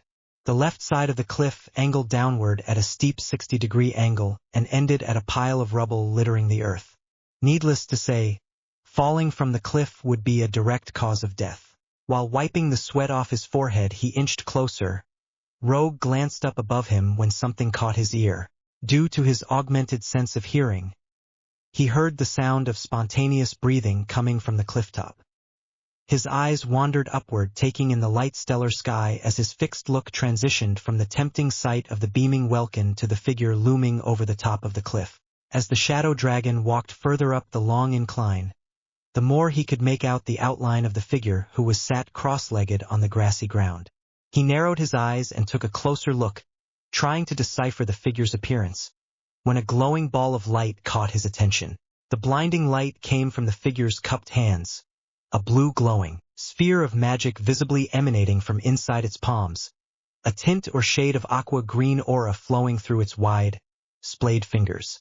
What is that? He thought. Rogue was unnerved, but he walked a little closer so that he could see it better. Careful not to make any sound, he squinted into the darkness. His body faded into the shadows whilst the darkness of the night fully concealed him, allowing him a chance to assault from behind without his or her knowledge. Stepping swiftly from the spot where he stood and stealthily gliding around to the adjacent side of the nearby tree, Rogue loomed over his unsuspecting victim, his eyes glowing intensely as the figure continued doing what it was doing, unknowingly being watched by an unexplained presence from behind. Well, here goes nothing. He breathed out quickly as he stepped out from the shadows and dashed straight towards the unnamed wizard with a fist ready to attack. The second to arrive at his target's location was the extremely robust godslayer, Orga. He was now near the said boulder, standing slightly crouched, with his arms spread as if he was struggling with keeping his breathing at a normal rate. The man's feet were aching from the hours of running he had been doing. His tired body was ready to collapse on the verdant ground underneath his feet. But the lone thought of getting easily beaten by such a small reason prevented him from doing so as he urged his sore and aching legs to support his weight. At last, I'm finally here, he shouted, panting as he put his hands on his knees, hunched over and tried to slow his breathing. While he steadied his breath, he carefully looked around the area as much as possible, hoping to get a better view of his vicinity. There stood a precarious boulder resting on a glacial till which was surrounded by green and succulent new grass. It was of substantial size, its height being thrice his own. His eyes moved up to the top of the boulder and saw a bright light shining at its dark crest. Its color was the polar opposite of the one the shadow dragon had seen. It was a deep shade of ruby red instead of blue. Curiosity getting the better of him, he started to follow the shining light until he heard a cool, sadistic voice call out to him. "Hello, I see you've figured it out," the summoner said as it ran straight towards Orga, attacking him with its ominous ball of light. "Damn wolves," Rufus said while he rolled his eyes.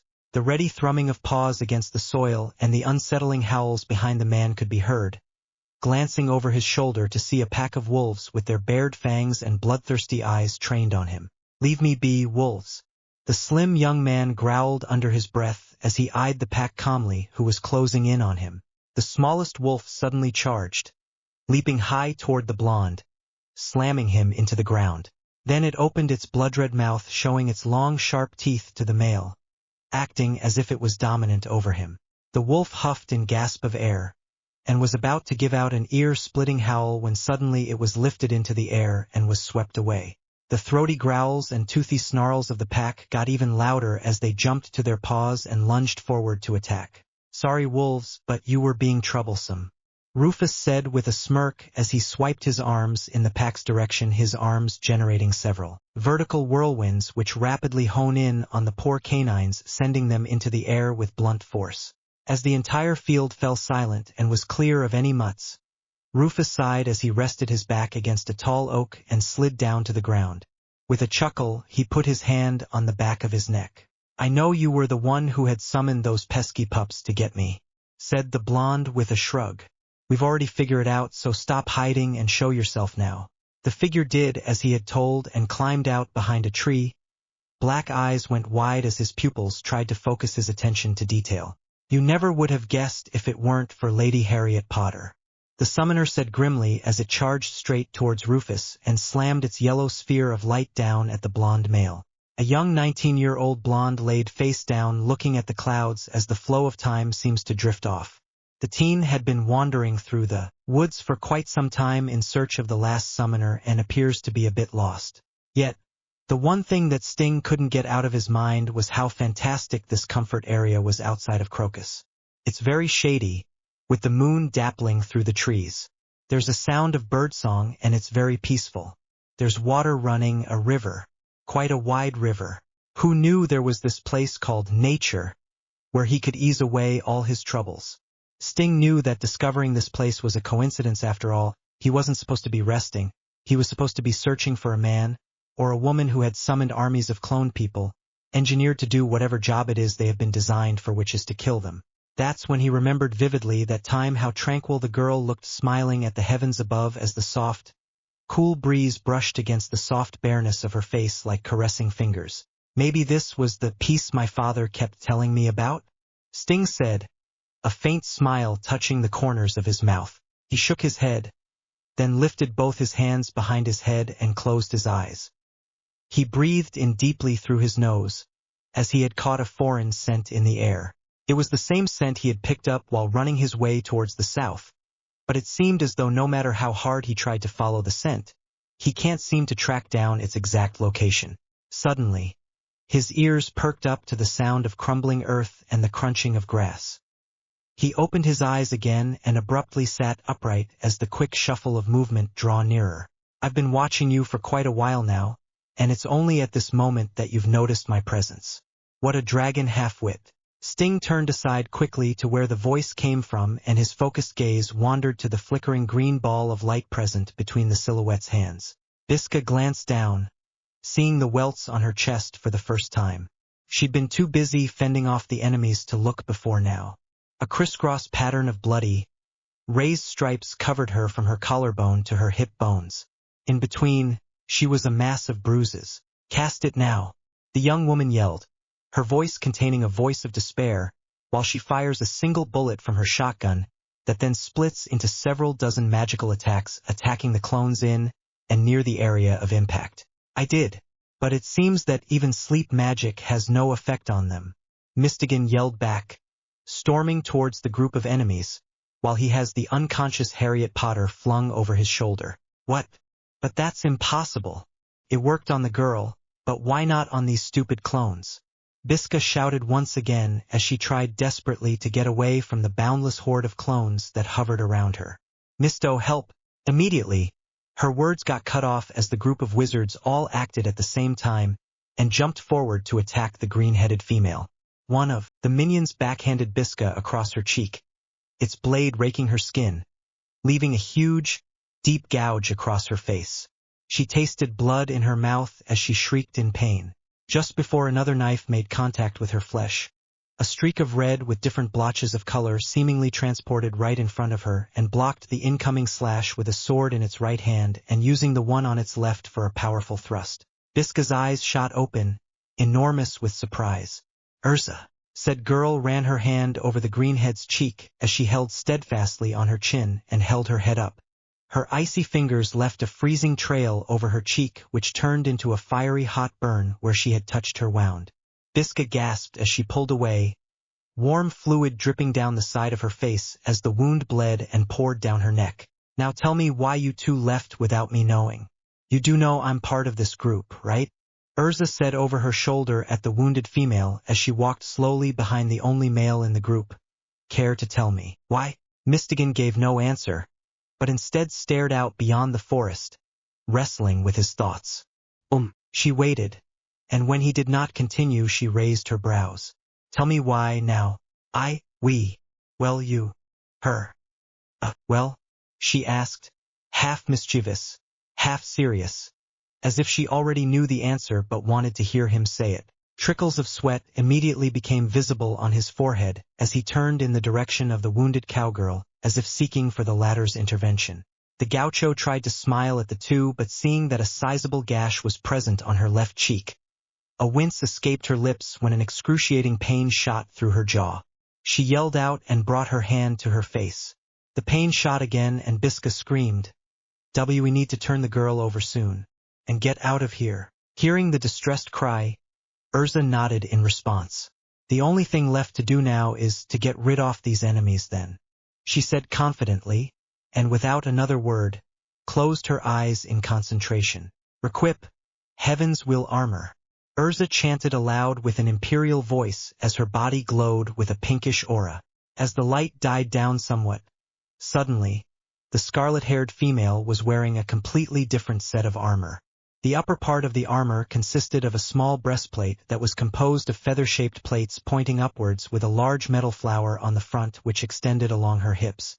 Her biceps were covered by metal straps and her very large plated gauntlets sported feather-shaped plates at the edges. Her waist was circled by large, decorated plates reminiscent of feathers that were laid on her long skirt.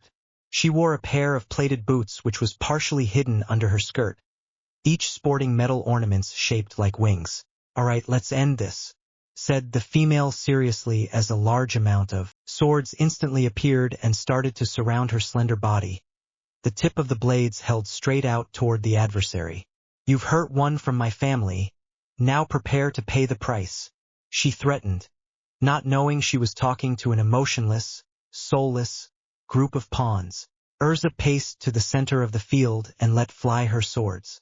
The sharp blades flew from around her body towards the horde of underlings like a shooting star, its points flaring brightly as the tool's edge disposed itself to be imbrued with blood.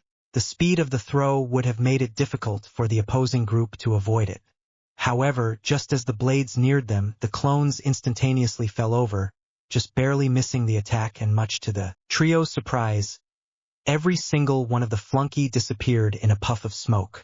Without saying a word, she looked up at the spot where her combatants had disappeared to with a sudden poof. She arched her eyebrows questioningly and spread her thin mouth as her scrutinizing gaze then fell upon the unconscious body of the young girl dangling over the navy-haired male's shoulder. She squinted her brown eyes and tried to make out the truant's appearance, but unfortunately, the girl's head was hanging downwards. Her long tresses of jet-black hair fell forward, covering her face. Urza, being the cautious woman she is, froze to contemplate her for a full 5 seconds, and then slowly walked up to the girl resting on the man's shoulder. She looked at her, then turned her attention to Mistigan. "How long will the spell last?" "Until after she had arrived in the council's headquarters," said Man replied quickly as Urza patched up Biska's wound. "Harriet Potter Polmos," the redhead whispered as she requipped back into her first armor, which consisted of a simple metal breastplate and a plain dark blue skirt that draped to just below knee level. "I've heard of that name before, but I can't remember when." The blue-haired male quietly looked over the girl's condition and pulled the hood of her cloak over her head and lifted her into his arms, one arm under her legs and the other supporting her back, then stared at the young girl's sleeping form, the brevity of reality slowly creeping up on him. "Under the cursed clan?"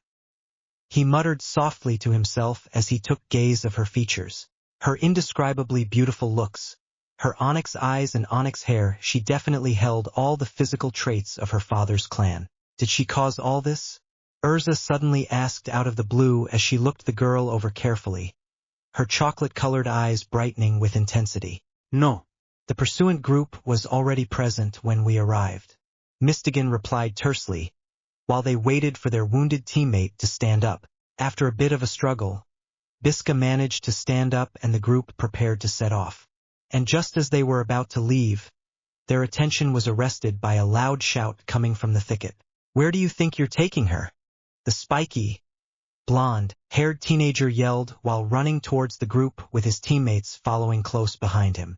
"Put her down." At the boy's sudden exclamation, the Scarlet Maiden raised her eyes, gazed at him an instant as he stood trembling with rage. "You know her?" Urza inquired, surveying Sting curiously. "So what is your relationship with this rogue wizard?"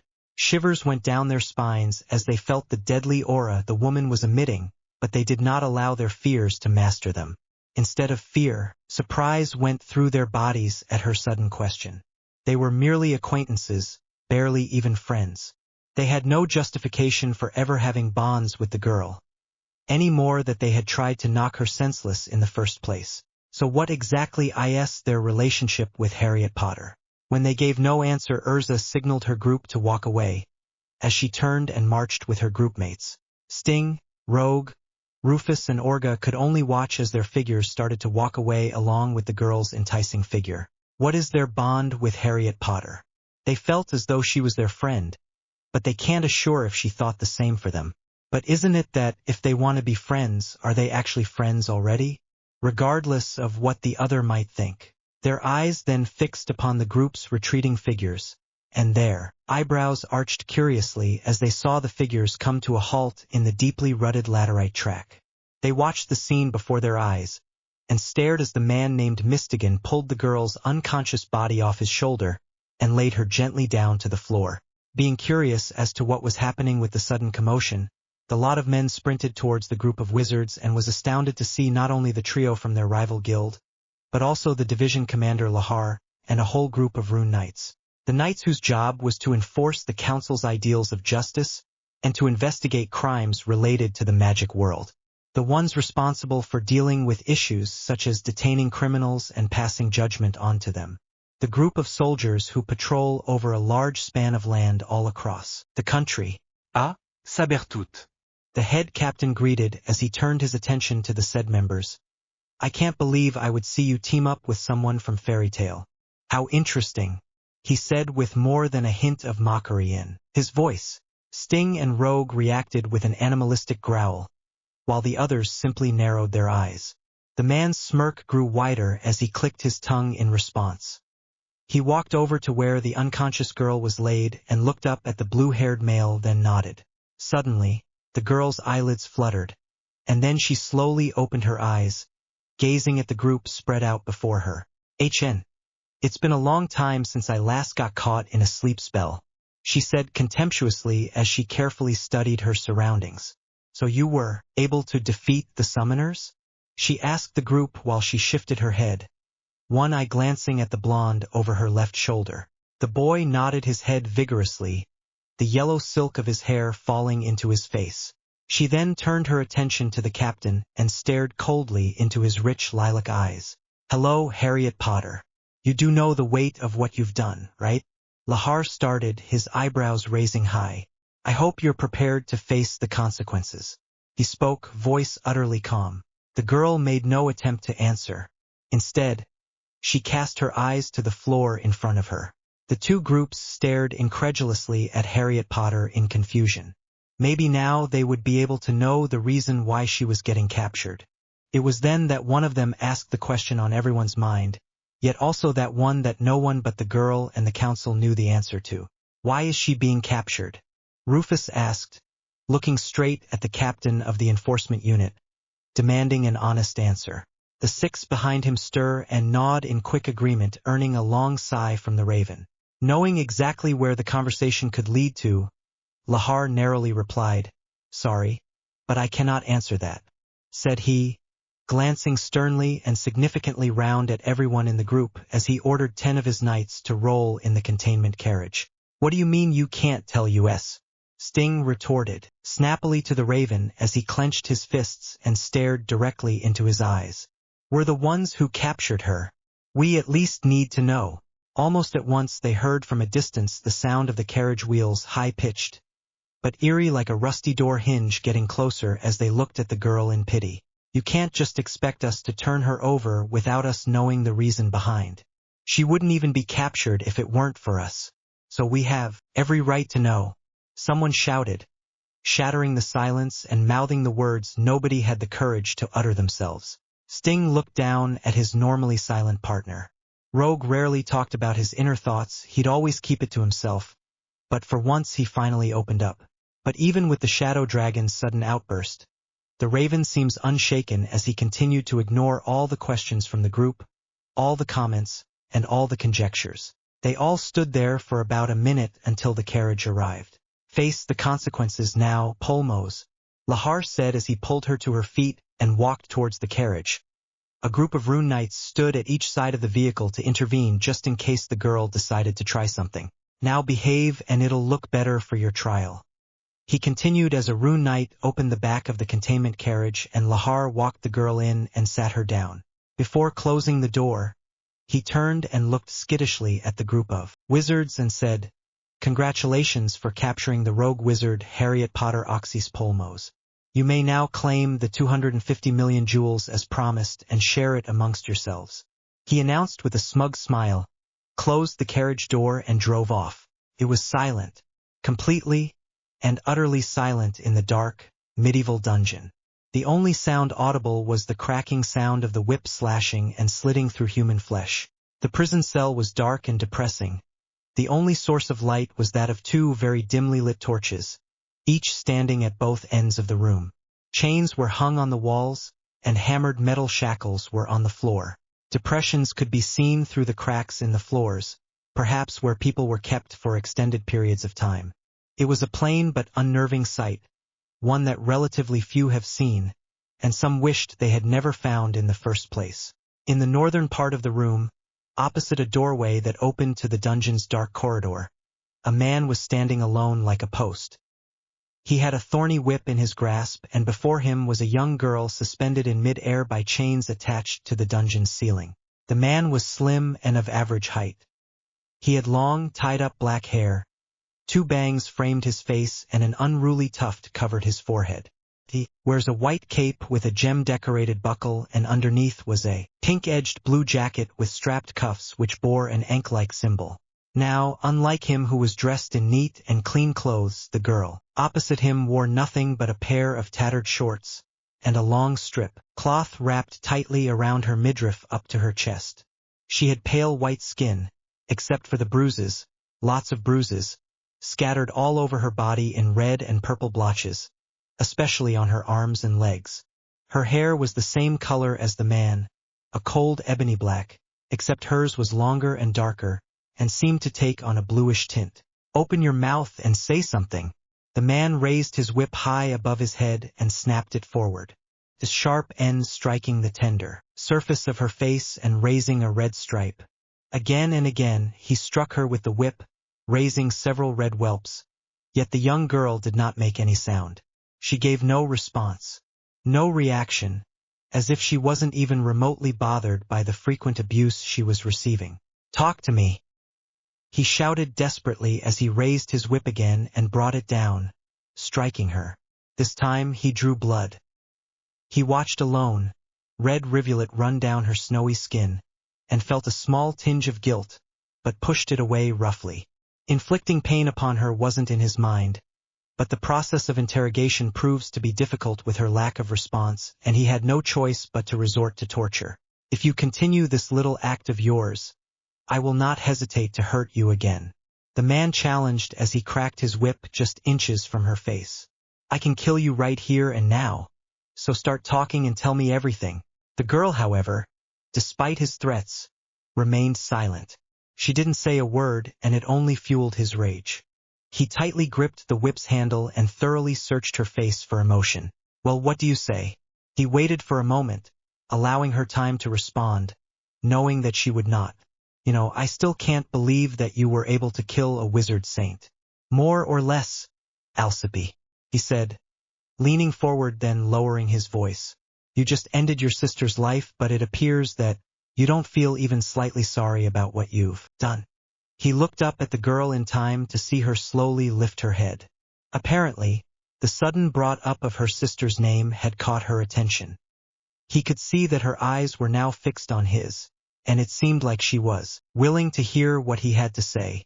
So he decided to let out all the anger, all the feelings he had been keeping bottled up inside ever since he saw the horror of his friend, his partner, lying dead on the ground in front of him. "You murdered people who had done nothing to you, murdered your own flesh and blood.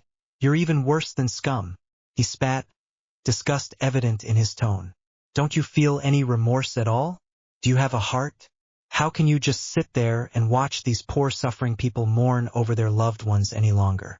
She didn't answer. Instead, she continued eyeing him, studying him more intently. Say something, the man yelled and hit hard on the pale face with his whip. How could you do this and feel nothing at all? He struck her again, and as he did so noticed that she did not take her eyes off him, as if she were studying his every movement, his every gesture, his every expression. He felt immediately uneasy, but tried to not let it show, because he didn't want to show weakness in front of the girl. How? His face contorted into a mask of rage, and it was more than anger. Pain glittered in the depths of his eyes. He titled his face upwards, gazing directly into her eyes. A slight, amused smile played around her lips. Wryness spilled out of those large, dreary black eyes. She was obviously enjoying seeing his agitated expression. The man seemed confused at first, but then he realized what was happening. His rattled expression slowly turned into one of extreme seriousness once he noticed he was showing her too much of his emotions. He wasn't allowed to let any emotions slip while in the interview. It was an evidence of weakness and a sign of vulnerability, like a chink in one's armor. I'm tired of screwing around. If you do not respond, you will receive a greater punishment, he said, looking her over as he regained his calm composure. He saw that the fiendish sparkle that was previously present in her eyes were gone, and the wry smile had been wiped clean from her face. Pure innocence now adorned her features, enough to make anyone melt away, but it only made his blood boil even more. Okay, talk. What's a rogue wizard like you doing in the village? What is your goal exactly? He huffed out and intensified his focus on the girl, the extremity of his gaze enough to make anyone feel scared or intimidated. But she doesn't seem bothered by it. Well, the man asked rhetorically. Drop it and I might just reduce the punishment I have in store for you. Another moment of silence passed between the two before he grunted under his breath. You Polmos has always been very confusing. You kill innocent people just for fun and just to gain new power, yet you haven't even thought about what their families would have felt. Your whole clan is he said. But before he could even finish his sentence, a feminine voice interrupted him. What is your relationship with Alcippe? The girl asked innocently, blinking her eyes in confusion. What? He immediately replied, I'm the one asking the questions here, not you. Is she your friend? She interjected, far more interested in her sister's relationship with this pity of a man than her own trial. Or is she something more? The man was clearly taken off guard by her question, so he didn't say anything but just stared at her. What was she implying? A sigh escaped the girl's throat as she closed her eyes shut. There's no denying that Alcippe held a special place in your heart. Am I right? His eyes went wide and his mouth muttered a defensive response. No, she isn't. She's merely a friend. She finished for him as she felt an amused smile coming to the surface. You're emotional, and you try hard to keep that hidden, but you tend to let it out, basically. His heartbeat became fast, and a cold sweat appeared on his brow. What are you saying? Opening both eyes at the man, she responded slowly, you don't have to lie anymore. I could already tell just by staring into your eyes. I'm lying? Though you try hard to hide it. I see the melancholy in your eyes ever since you captured me in the forest. I can clearly see in them the sadness and fear that overwhelms you. She mused as her eyes seemed to narrow and sharpen like that of a lion on its prey. The impact of her death affected you more than you could have supposed if she was merely just an acquaintance, and you wouldn't react as violent as you are now, correct? The man was completely at a loss for words. He didn't know how this eccentric young girl was able to look through his tough shell. He was angered, but at the same time, eerily amazed at her level of behavioral observation. A sudden wave of sadness hit him as he remembered a memorable figure with the same unique character. She's just like her sister. The girl scrunched her eyes closed, as if thinking very hard. So she's more than a friend. Well, what relationship goes beyond friendship? The man's sadness suddenly faded and was replaced by something else. Something in his eyes. Flaming rage filled his body as he took a good look at her. This girl right in front of him was the same girl who had killed his partner, the same girl who had willingly killed hundreds of innocent people. She feigned thinking for a moment longer before saying, "Is she perhaps your lover dash?" The man's face flushed red with anger as he clenched his fists and lashed at her with his whip. "Shut up." He lashed at her again. "You don't know anything. How could you even say those?" She blinked with a mischievous blankness in her eyes. "Nonsense? But that's what your body's telling me. And it's quite obvious if you'd ask me. Do you even expect me to listen to you?" His angry face was just a few centimeters away from the girl. "You're only doing this to fuel my anger and my hatred. Why?" He swung the whip towards her again, the handle's blunt end violently hitting the bruised, yet beautiful face.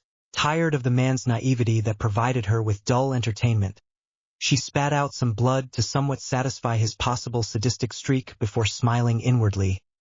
"Oh, can you tell?" His whole body shook with rage as he turned to a compact lacrima installed at the corner of the dungeon. "You asked for this dash." The man yelled and seemed to talk with someone over the small crystal ball. "I don't care. Switch on the generator. Set it up to 1,000,000 volts. There was a short period of silence before a strong electrical current shot out from the ceiling and onto the iron cuffs that were holding her up. Sparks of electricity started to surround her battered body and the girl's eyes widened. But not in pain instead. They seemed rather surprised. "Damn it! What is wrong with you?" The male youth cursed, clearly tired of waiting for an expression of pain to appear on her features. Increased the voltage by 2,000,000. An even stronger electrical current was transmitted and it hit the young girl. The man stood in shock looking at the girl, startled as to how she was able to withstand the intense physical pain her petite body was experiencing. 3,000,000 volts of pure electricity would have made any ordinary person collapse and convulse violently from the pain. But it seems that, despite the strength of the discharge, her condition was the same as before. She wasn't screaming in agony. She wasn't writhing in pain. She was just hanging there, staring at the male with dull eyes, no signs of pain. "Enough, Lahar." A very short, old gentleman suddenly appeared at the door of the dungeon. "But Lord Wolfheim," Lahar protested. "She needs to know the fear of punishment for disrespecting the members of the council. She won't even provide me with information and—" Wolfheim ignored the man's shouts of protests and turned to the lacrima. "Turn off the electrocutor." Just as he had spoken, the electrical current stopped, leaving a smoking body of the young girl. The old man then turned his head on Lahar's direction and squinted his eyes, as though sending him a telepathic message. Wrinkles creased on the division leader's forehead and his shoulders tensed as he seemed to understand what the old man was saying. Lahar nodded almost forcefully, then walked towards the scourged body suspended midway to the ceiling and stopped right in front of it. The girl raised her head and looked at the two men, watching. "The 10 wizard saints all around Fiore have gathered. Prepare for your trial," Lahar announced in a somewhat bitter, superior tone, and without another word, walked away with the 3rd wizard saint, leaving the girl alone in the dark room. As the two walked in silence along the dark corridors of the dungeon, tears were threatening to escape the male youth's bright periwinkle eyes. He knew justice for his old friend would never be attained. He knew that the girl would prove useful to the council in the near future, so they won't hold charges against her. Furthermore, he himself knew that they couldn't sentence her to death. An outsider killing a member from a clan of warriors would be like asking for a death wish. War would be inevitable if that happened. Millions would die by just the clansman's hands. "Lahar, we will expect you and the prisoner in another hour. Be prepared by then." He could only nod at his superior's order as he felt a terrible weight on his shoulders. "Justice will never be attained. I failed to bring justice to my one and only friend, Alcippe." He should have been crying, but now he was too numb to even think about crying. I'm Lahar. "Alcippe, I think the two of us would become great friends. Here's how Harriet Potter looks like if you still haven't checked it out. DeviantArt, please read the descriptions." As the two arrived inside the headquarters, the 9 wizard saints of Fiore have already gathered and were by now sat around the rectangular table, looking at the other people who have attended. Wolfheim, being one of them, started walking over to the only vacant seat left and silently sat down, his eyes closed in complete concentration as the others stared at him in breathless anticipation of what he might say. When he didn't say anything, One coughed and cleared his throat, breaking the awkward tension. So, did she provide any information? Warrod asked, turning his head towards Lahar. I do have to say that capturing one of the Polmos is quite an achievement. I applaud your magnificent idea of having the guild's help in capturing her. Lahar, however, despite the saint's admiration, remained aloof. His eyes met the other pair and he replied with an inquiry. Why is it that the lords of Fiore find it very amusing to capture one from the clan? His eyes wandered over their faces until they met the 10th's and continued. You kept on saying that catching them is almost impossible. But how come we were able to detain one in just a week of announcing the news? With eyes closed, Makarov answered in a stern tone, You see, child, capturing a member from a family of warriors is quite a difficult task. He turned to the saints as if silently asking permission to continue, and they nodded. And Warrod over here tells you it's an accomplishment, for it is only the third time that the council have captured one in years. Lahar, completely astounded by this, asks, Why is that? As far as I could tell, it only took 2 guilds, Fairytale and Sabertooth, to capture a Polmos, so I still don't get as to why capturing one is very taxing. The 10th sighed and let a small smile creep into his face. Although I am proud that one from my family was able to capture a Polmos, I am sure that the pursuit group I sent doesn't have the ability to defeat her. He took a glance at the other wizard saints and coincidentally, they wore the same expression he had, and I'm also certain that they were only able to capture her due to the fact that Harriet Potter herself willingly chose to. The male youth's eyebrows arched in mild surprise as he inquired further, Lord 10th, I know that you're confident of your guild's strength, but you saying that the 3 of them, including 2 from your strongest, can't defeat her? That's quite some talk now, right? Yes, I am proud of their strength. I am sure that maybe in the near future one of them would be able to defeat her someday, but the way their powers are now, they're no match for someone who's on a different level. On a different level? Makarov nodded. Yes, you see, Harriet Potter had undergone special training at such a young age to kill multitudes of people on her own. Now, I don't know what kind of training she'd gone to, but it explains why she has an immense tolerance to physical pain without her physical and mental abilities being impaired. He finished with a slight chuckle. Trained to withstand pain? The division leader repeated, realizing all his efforts in making the prisoner talk were in vain. No wonder she wasn't.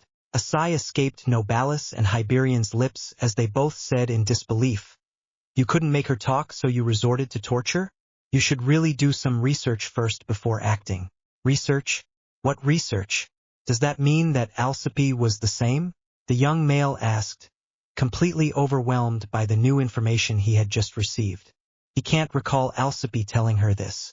Come to think of it, he can't remember Alcippe ever mentioning her sister, nor the family, where she was from.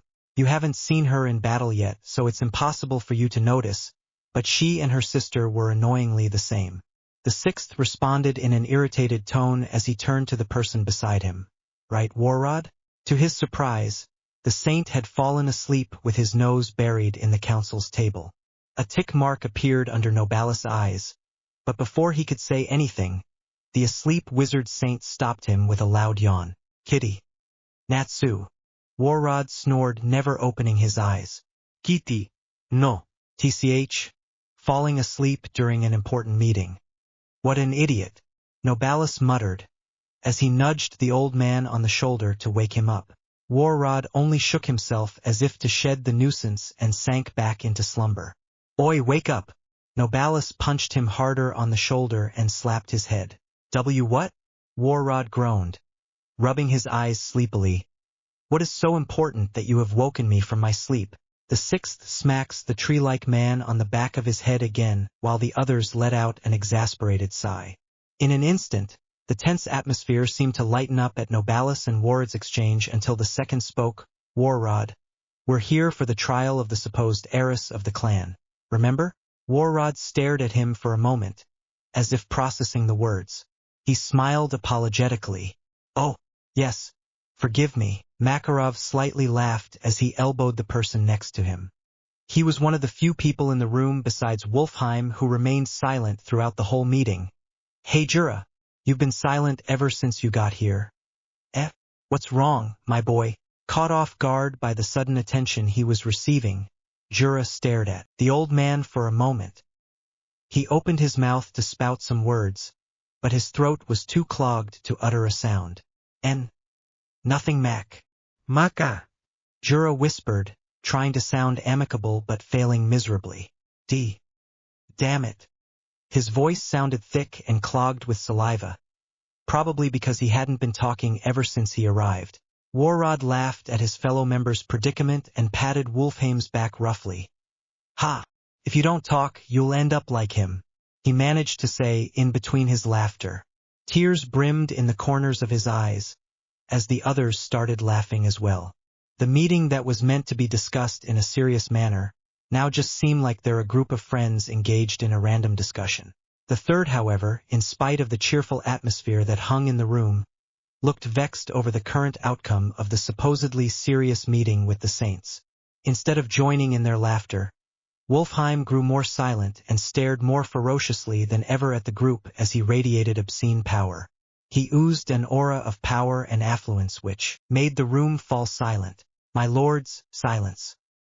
His voice came out deep and threatening, as though whoever dared to interrupt would probably be writhing in agony by now. We are all gathered here for the trial of Apolmos, a member of the cursed clan who twice before have wreaked havoc in the magic world.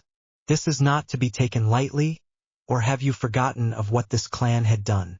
Of course we haven't, you hot-headed old fart. Who wouldn't? Nobalis commented while rolling his eyes mockingly. Despite Wolfheim's threatening aura, he seems to be the only one besides Makarov not bothered by it. Warrod seemed to stiffen at his seatmate's commandeering presence as he shifted uncomfortably in his seat. His goofy smile faded and a new seriousness took place of his mirth. We apologize for our behavior, but must we include this innocent girl in an event that happened over a century ago? Makarov nodded at his statement and closed his eyes, vividly remembering the gruesome event. Yes, this girl has nothing to do with what happened in the past. We must focus on the present and the present that she almost did the same as before. Wolfheim firmly stated. She basically did the same, killed a council member, slaughtered many lives, but only this time the culprit was caught. So what do you wish to do to her then? We can't kill one from the clan, especially someone who's in line to took the reins. Warrod questioned. You know full well what happens if we do that, and although we could charge her with assault and murder, we can't really keep her rotten in a cell and torture her. She'll only withstand the pain. The plant-like man continued. What do we do then? Jura added, his voice still raspy as he turned his head towards Wolfheim and waited for an answer. Given the stalemate-like circumstances, it seems to me that we can't do much about it. Hyberian spoke, his focused gaze landing on the male youth standing adjacent to the table where they were seated. How about you, young man? Would you like to suggest something? Considering that your pursuit plan had worked effectively, perhaps maybe you have another one up your sleeve that may help us in this situation? Me? Lahar replied, his voice barely above a whisper. The extent of what she had done is worthy of death. Venom laced his words and the other saints, especially Makarov, was stunned into silence. Haven't you been listening, young man? War would happen if we killed a member, more or less an heiress of the clan. This time, Lahar didn't respond.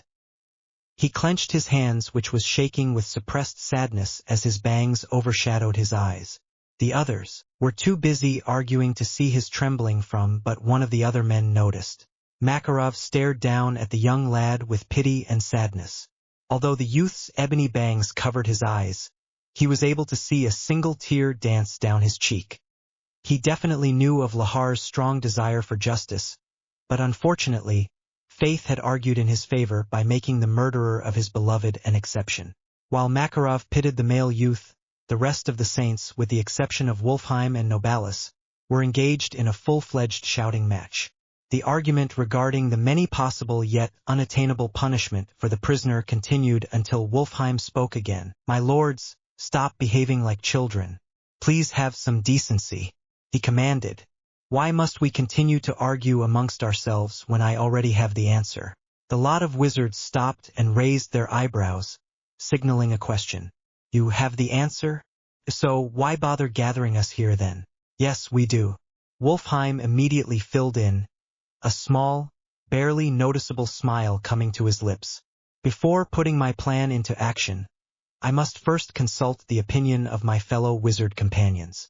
But it seems to me that when I've arrived, all of the supposed strongest among the land of Fiori are all focused on the fifth's vocal condition rather than the prisoner's trial. His response made the group scowl, but nevertheless they pushed aside the urge to slap the hot-headed old fart, as Novalis calls him for his arrogance. What's the plan then? The sixth asked, his tone impatient. Wolfheim took a breath before saying, I propose that we just do the same that we had done to the girl's sister, Alcippe. The saints arched their eyebrows questioningly while Lahar's ears perked up with curiosity.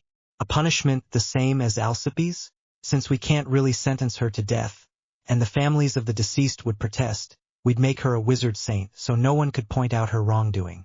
He said nonchalantly, and since we don't want to let her go off easily without a punishment, and physical punishments won't actually do much to her, we'd just assign her into some private missions and requests that would help benefit the council and the land of Fiori. Makarov shook his head, perplexed. And how are you so sure she is to agree to that? Harriet Potter is a clever and smart girl. She'd definitely see through you and know she's being used. She is indeed a smart girl, but her emotion of guilt could overshadow her intellect and analytical skills. Guilt could result into her being naive and the lack of judgment would take its place. Wolfheim finished and looked thoughtfully around the room, waiting to see if there were any objections. A feeling of guilt? What guilt? Lahar retorts angrily, his eyes fixed on the calm look on the third's face. While I was in the torture room with her, she didn't show any emotions, so how can you even say she felt guilty? Wolfheim simply sighed and said back to him, although her facial expression and tone of voice were monotonous, there was a sense of uneasiness and shame in her eyes that one could easily overlook. It was there, you just weren't able to sense it. Lahar was about to question more but was cut off when Wolfheim interjected, Lahar, go get the prisoner now, we shall start with our trial. The division leader looked defeated and leaves without saying another word. As the door to the meeting room closed, Makarov decided to speak up. But what if she refuses to become a wizard saint? She can't turn down the offer. She has no other choice. The 10th intensified his gaze at the thirds and just nodded in reply. The room fell silent once again as they waited for the prisoner to arrive. Lahar walked down the dark, foreboding corridor and towards the barely lit chamber located at the far end of the hallway. The sound of his heels hitting the cobblestone floor and the pounding of his heart against his chest were the only noise in the air, each mirroring the other. As he walked, his throat felt like it might close. Every step closer to the chamber brought with it anxiety. While walking, he thought carefully about how he would act and what he would say after his arrival. Multiple scenarios ran through his head, ranging from the expression that must be painted across his face, and to the little conversation he would have as soon as he enters the room.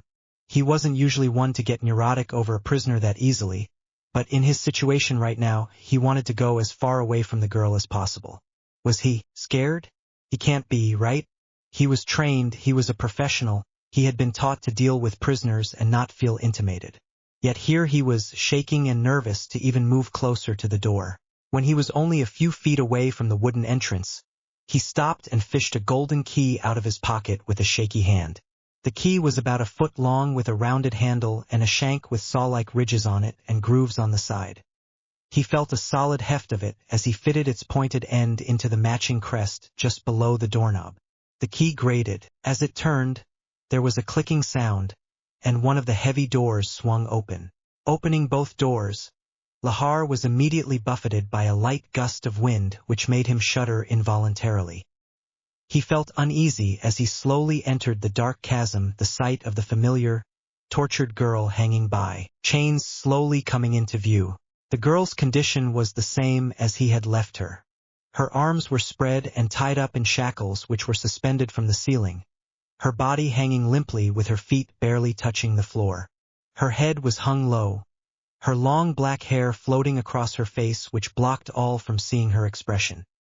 He took a detailed glance at the metal cuffs holding her up and scanned her over, checking to see if any wounds had worsened. Because if it did, there would be a possibility that she might have attempted to escape, like any other prisoner under similar circumstances. But to his utter surprise, There were no additional marks of struggle.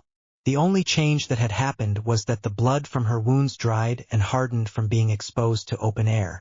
Well, even if she did try to break the handcuffs, her efforts in doing so would be in vain. No normal person could ever break free from the steel straps since they weigh 4 or 5 times more than what humans are capable of breaking. And the only way possible for anyone to break the chains was through the use of magic. But unfortunately, the cuffs held nullifying properties, meaning all attacks that are magical in nature would be cancelled out. A small measure of relief washed over him once he knew the girl wasn't able to escape. There was no immediate danger waiting. He walked over to where the girl's body was suspended and stopped a few inches away. He waited for a reaction, but there was none. He called out her name, thinking she was just plainly ignoring him, but she didn't respond. Moving closer to her body, he shook her, but she didn't budge from her catatonic state. Her flesh felt cold, too cold. His stomach knotted with fear as he feared for the worst. Harriet Potter Polmos? He yelled her name, the sound echoing throughout the prison cell as he raised a hand to her throat to feel for a pulse. Even though he felt that she deserved a death punishment, he didn't want her to die before trial. If ever that happened, the blame would fall on him. He reached for her, but before he could even check whether she was alive or dead, someone grabbed hold of his wrist and held it fast. He turned his head to get a look at whoever it was who had grabbed him, and saw the face of his colleague looking at him with giant frightened eyes. "Don't touch her," drawled a voice from the shadows. She's a monster. A monster, I tell you."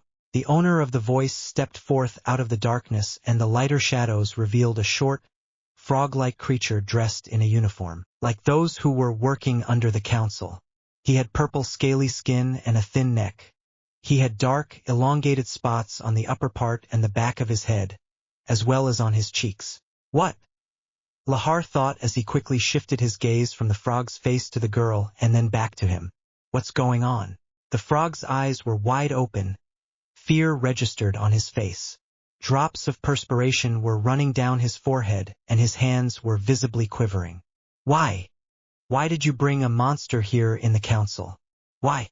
The reptilian yelled as he gripped Lahar's shoulders and shook him hard. Lahar's brows raised dubiously, his actions catching him by surprise. This wasn't the cruel and sadistic guard that he used to know. The man right in front of him was humane, afraid of something of which he should not be afraid. This was a coward. "Lahar, this monster is out to get us." The frog shook him even more, and he instinctively took a step back. "What are you saying, Nadal?" "To the girl, she's..." Nadal's eyes widened even more than thought possible, and he started to hyperventilate, taking deep breaths as fast as he possibly could. Bile rose in his throat, and he was suddenly unable to speak. "Take a deep breath," Lahar whispered. "What are you trying to say?" But before Nadal could mutter a response, he fainted in fright. The division leader looked at the body lying frail on the floor and immediately knelt down. He positioned the frog on his back and picked up his wrist to check his pulse. A little more rapid than normal, but nothing too bad. Lahar stood up and let him lay on the ground to provide time for his blood to return to his brain. He then directed his gaze at the girl. The girl seemed to be in the exact same state she was in when he arrived. Her eyes were still closed, and she remained pale and insensible. Lahar's eyes fled back to the reptilian's body lying outstretched upon the ground, wondering why he was acting so unusual. Could it be that he got attacked by the girl? The male youth shook his head. The likelihood of it ever having happened was vanishingly small. The girl was bound with chains and shackles, thus restricting all possible movements. Furthermore, he showed no signs of being attacked. There were not any visible bruises or wounds. His eyes narrowed as he came to a conclusion the girl must have played with his colleague's mind. He walked back over to the girl, then reached out to her. When his fingers reached the bare skin of her neck, he felt for her pulse. Loop-doop. A single heartbeat from her alleviated his worry. She was alive. The blame for her death wouldn't fall on him. Loop-doop, loop-doop, loop-doop, loop-doop. "Did you really think I was dead?" A gasp escaped his surprised throat, and his hand immediately flew away from her neck. "The mind is an easy thing to break. Don't you agree?" A flicker of a smile flits across her lips, as she feigned amusement at the words that had come out of her own mouth. Mental illness was already playing its game within that frog's mind, and the words that I imparted to him wasn't helping him recover. She lifted her head and looked at him like a child who just did something wrong and said, "I think I just broke him." Lahar began perspiring and swallowed hard, almost stuttering his next line, but he somehow managed to keep his nerves in check. What did you do to Nadal?" A shivery feeling went through him and his hands shook involuntarily. He didn't have a clue about what was going on with his body, but he felt in himself that all was definitely not well. He felt lightheaded, nauseous, and it all started when she got captured and made her presence known. Since then, he felt a funny tickling of apprehension inside that went from his lungs to his lower abdomen. The girl paused for a second, then spoke. "Oh, that frog who woke me from my sleep? He was annoying, so I gave him a small lecture." Yeah, the small lecture that drove him crazy. Lahar was about to delve further into the topic when a sudden bang and the groaning sound of hinges brought his attention to the large wooden door. He quirked his eyebrow questioningly, and he watched as a man clad in a garish uniform hurried over to him, nearly tripping in the process. "What is it that you need, soldier?" The Rune Knight bowed his head and saluted before speaking. "Sir, the wizard saints have demanded yours and the prisoner's presence. They said they needed to start with the trial as soon as possible." The division leader swallowed a lump in his throat before he spoke. "Tell them I'm bringing her over." The Rune Knight saluted again before turning on his heel. After his footsteps were out of earshot, Lahar turned his attention back to the girl and saw that she was gazing at the floor profoundly. It was hard to see her expression through the hair curtain hanging in her face, but he thought one corner of her mouth turned down in a sad smile. He lowered her down and started removing the chain that connected her to the ceiling. She stood there, her feet and wrists still enclosed in the metal cuffs, as he pulled out a long metal chain, which glowed a pallid blue, then looped it into the handcuffs and wound it around his own wrist. To ensure that she couldn't escape, he held onto the magic chains firmly and began reciting some magic words. A translucent barrier of purple and black suddenly started to surround them, trapping the two inside. The girl looked around, inspecting the new barrier that had formed. "Nice barrier, but it seems easy to break. This is my Jutsu Shiki.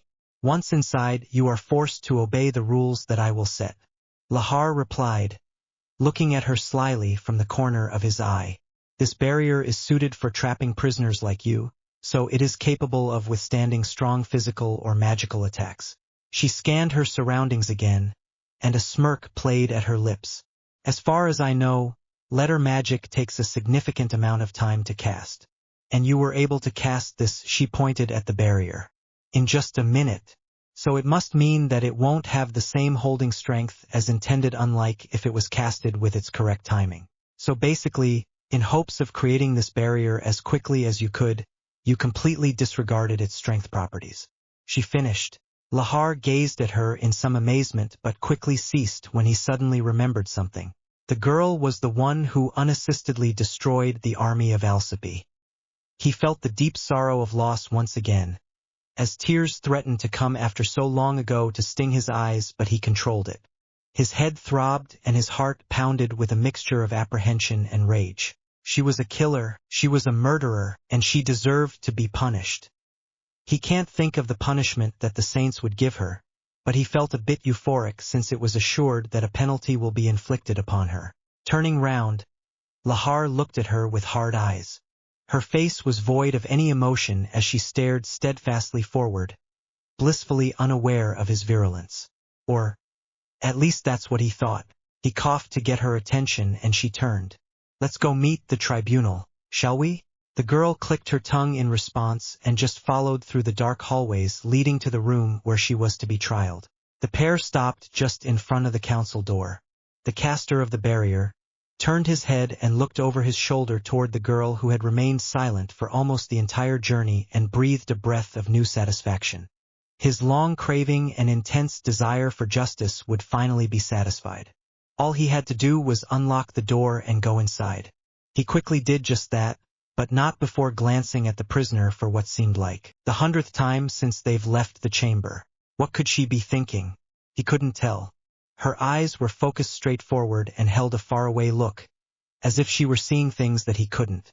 He tried to read her mind through her facial expressions but found it impossible. Her face never seemed to give anything away. Even people who were good at lying or hiding their feelings had more expressive features, but hers remained perfectly still. He'd seen her evilly smile and laugh at his weakness, but that same dark stillness ruled the rest of her features. Setting his thoughts aside, Lahar put his ear to the door and listened for some time to check if the saints were having an important or heated discussion. Because if they were, he would either not interrupt or circle back later. When he heard none, he gently eased the door open. Its hinges creaked as the door swung gently inward. Inside sat the most powerful wizards in Fiori, all arranged according to their level of magical prowess. The lowest rank and position at the bottom right, the highest at the upper left. They sat around in a semicircle within a few paces of the vacant seat in the middle. A waist-high wooden barrier served as a separation between the saints and the soon-to-be convicted. Lahar let out a breath he hadn't known he'd been holding and walked inside the room. The clinking sound of chains from the girl's fettered ankles hitting the stone floor echoed with every step she took, the loud clatter catching the group's attention as they have paused for a moment to look at the direction from where the noise was coming from. Their intimidating gaze trailed over to the division leader, then onto the feminine form beside him. Eyes of the group narrowed speculatively at the Polmos standing before them. Looking at the powerful group before him, Lahar squinted his eyes. Such a group were considered the most powerful, definitely not people to be trifled with. Their presence alone was enough to remind anyone that they were inferior to them.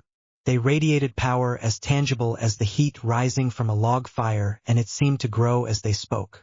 His thoughts of admiration were suddenly cut short by an officious voice that was by now sounded all too familiar to him. You can dispel this barrier now. He slid a look at her from the corner of his eye. She seemed to be perfectly calm despite her current situation. Sometimes he wondered if she even have feelings. The outcome of the trial was unknown. If she makes a bad impression or if she goes wrong, in which she participates in her trial, the judges, in which case the 10 saints would have no other choice but to give her a very heavy punishment.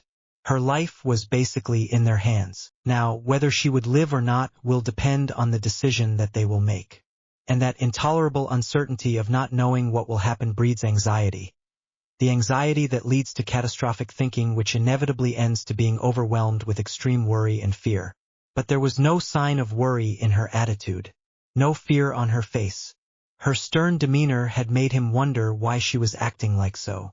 Maybe she had already suffered too much in the past, that nothing could affect her anymore. Or maybe she was just really emotionless. Shifting his attention back to the saints, Lahar said, presenting the convict Harriet Potter Polmos. He turned his back on her, completely ignoring her request, because he'd learned from experience that letting your guard down a little was never a good idea.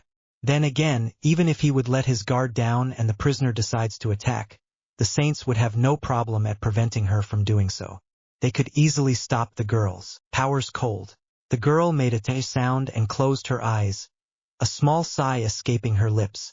She could tell that there was a subtle change in his psychological state. She remembered that he had an air of cold confidence when he had entered the prison cell. But an instant after talking about her sister, he couldn't handle the emotional strain and his confidence was replaced by fear. Turning her head and opening one eye, she looked at the group before her and inspected them one by one.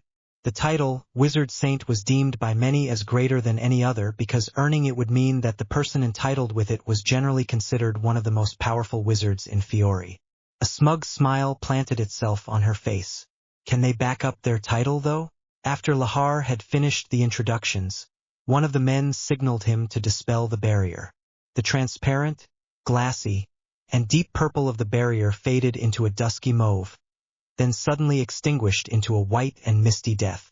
There was no more barricade, no defense of any kind. The only thing keeping her from possible escape was the shackles that were wrapped around her wrists and ankles. Captured and bound in chains, she looked like a trapped animal. Once the barrier was gone, the saints took this as a signal that the trial has officially begun. They stood up, en masse, then took an oath to abide by the rules of the trial. Subsequently, they started to sit down. One remained standing, staring ahead.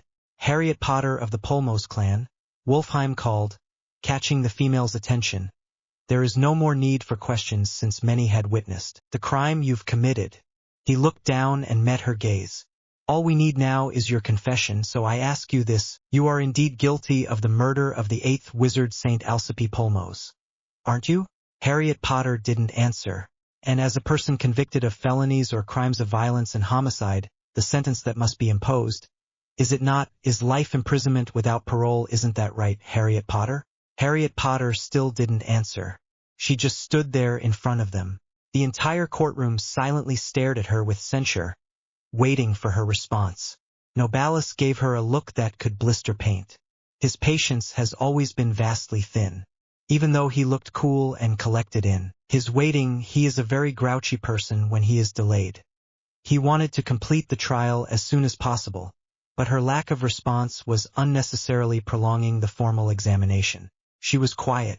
Wolfheim was certain she wasn't going to answer, so he continued, "Well then, if you won't provide answers, I'll just take that silence as your confession, and that's only your opinion." Wolfheim's mouth curved into a smirk. His striking eyes narrowed. He made the last statement emphatically so he could make her talk, and his plan worked. "I have no idea what the penalty is," Harriet Potter continued. "Even if you force me to testify here or not, I would not provide answers. Until this trial started, I wasn't identified as the assailant." The saint's eyebrows raised, his expression bemused. "Oh please, Harriet Potter. Stop speaking evasively. It's clear that you're the assailant." He sighed. "Besides, we have sufficient evidence to support the claim." The girl smiled faintly. "Evidence, you say?" "Yes, would you like me to present them to you?" She nodded. She was in everyone's eyes guilty as sin and a bona fide nightmare to deal with, some combination. But nevertheless, she was finally getting what she thought she deserved: a chance to atone for all previous sins. "All right then," Wolfheim said, stroking his long beard. "Please turn to the lacrimovision behind us." Then he signaled to Lahar, who walked past Harriet Potter toward the 2 rune knights stood in the corner of the room. Lahar nodded at the guards and his lips moved when he gave the order. The knights, in turn, saluted him and began walking away. He turned and walked back over beside the condemned girl. A bright light illuminated the room, and suddenly, there behind the saints was a rectangular crystalline substance projecting what seemed to be a resulting image of a surveillance camera. "There are tons of surveillance cameras set up in Alcippe's hideout," boasted the bearded old man. "We were only able to save a few shots, but it's enough to prove the claim." Harriet Potter held her breath for a second, and then the videotape started playing. Brutal was the only word that could describe the scene unfolded in front of them through the hidden lacrima. The place, which was once a large entrance room before the walls had been smashed away, was in a blood disarray. The rest of the floor was cement littered with dead bodies. Covering parts of the floor were bits of gold-trimmed carpet that were soaked and caked with blood.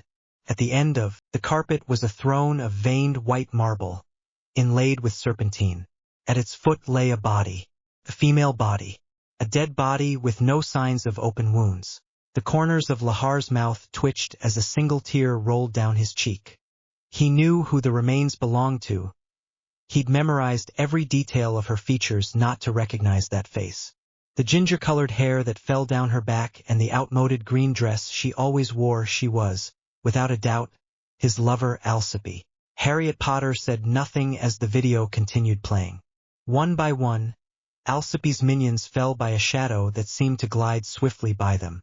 The shadow was moving too fast.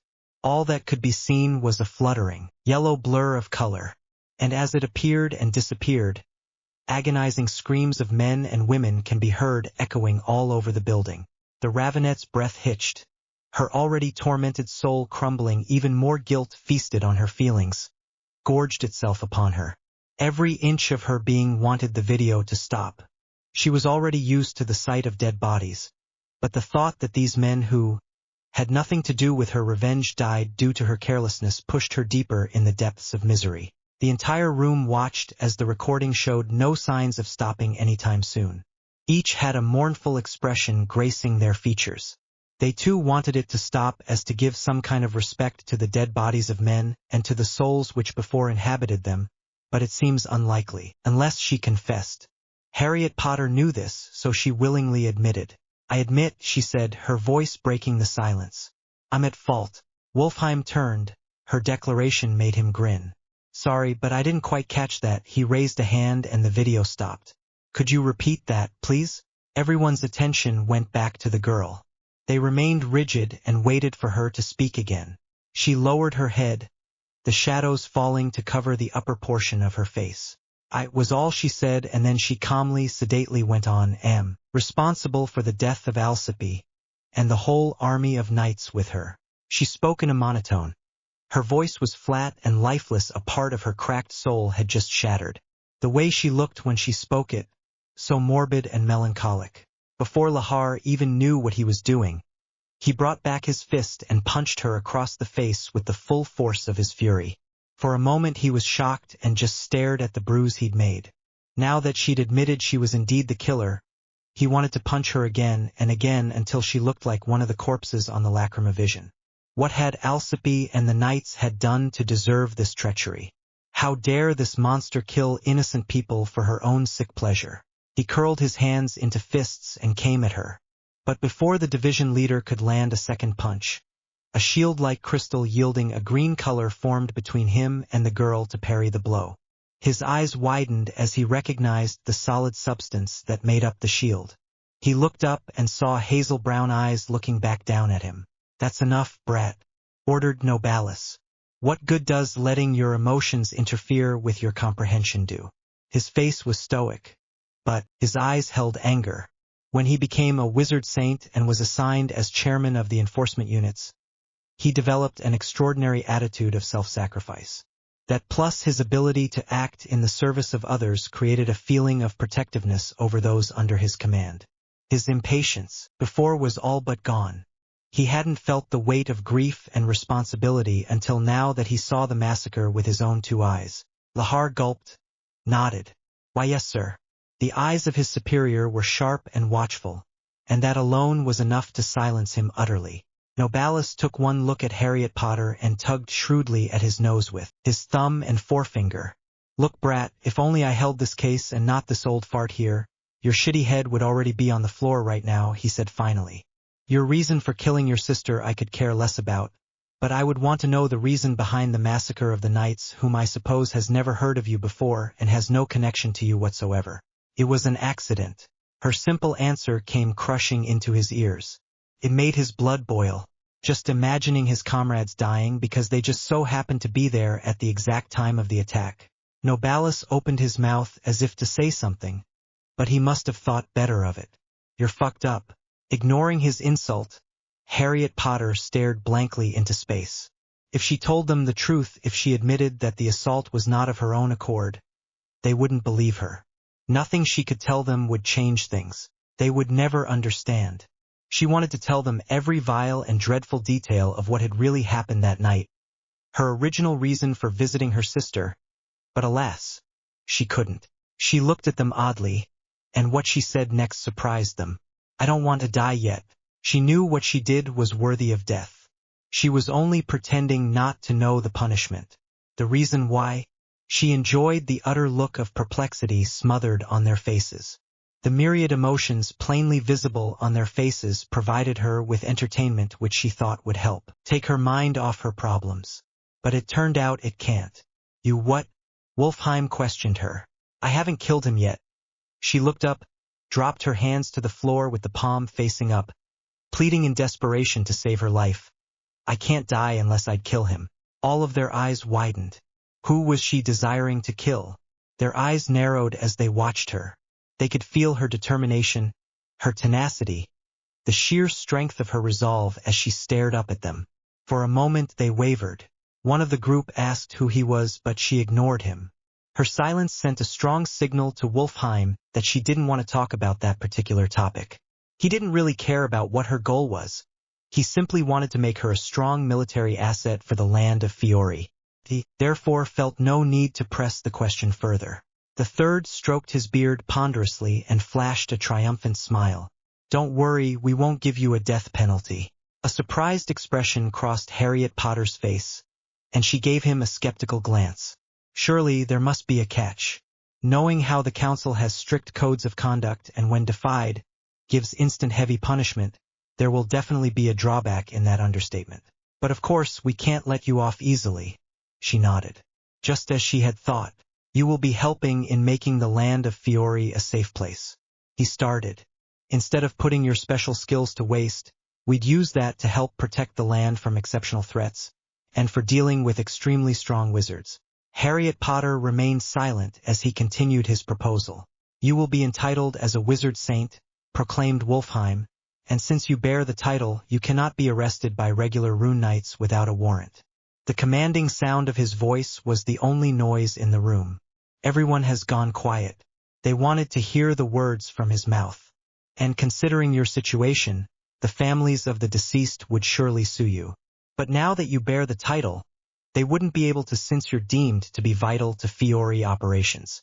Makarov glanced at the bearded man out of the corner of his eye and scowled. He definitely knew how to cover up his lies by looking very dignified. So, what do you say? Wolfheim asked once he noticed she wasn't responding. You will be replacing your sister's position. You'd be the 8th. I decline.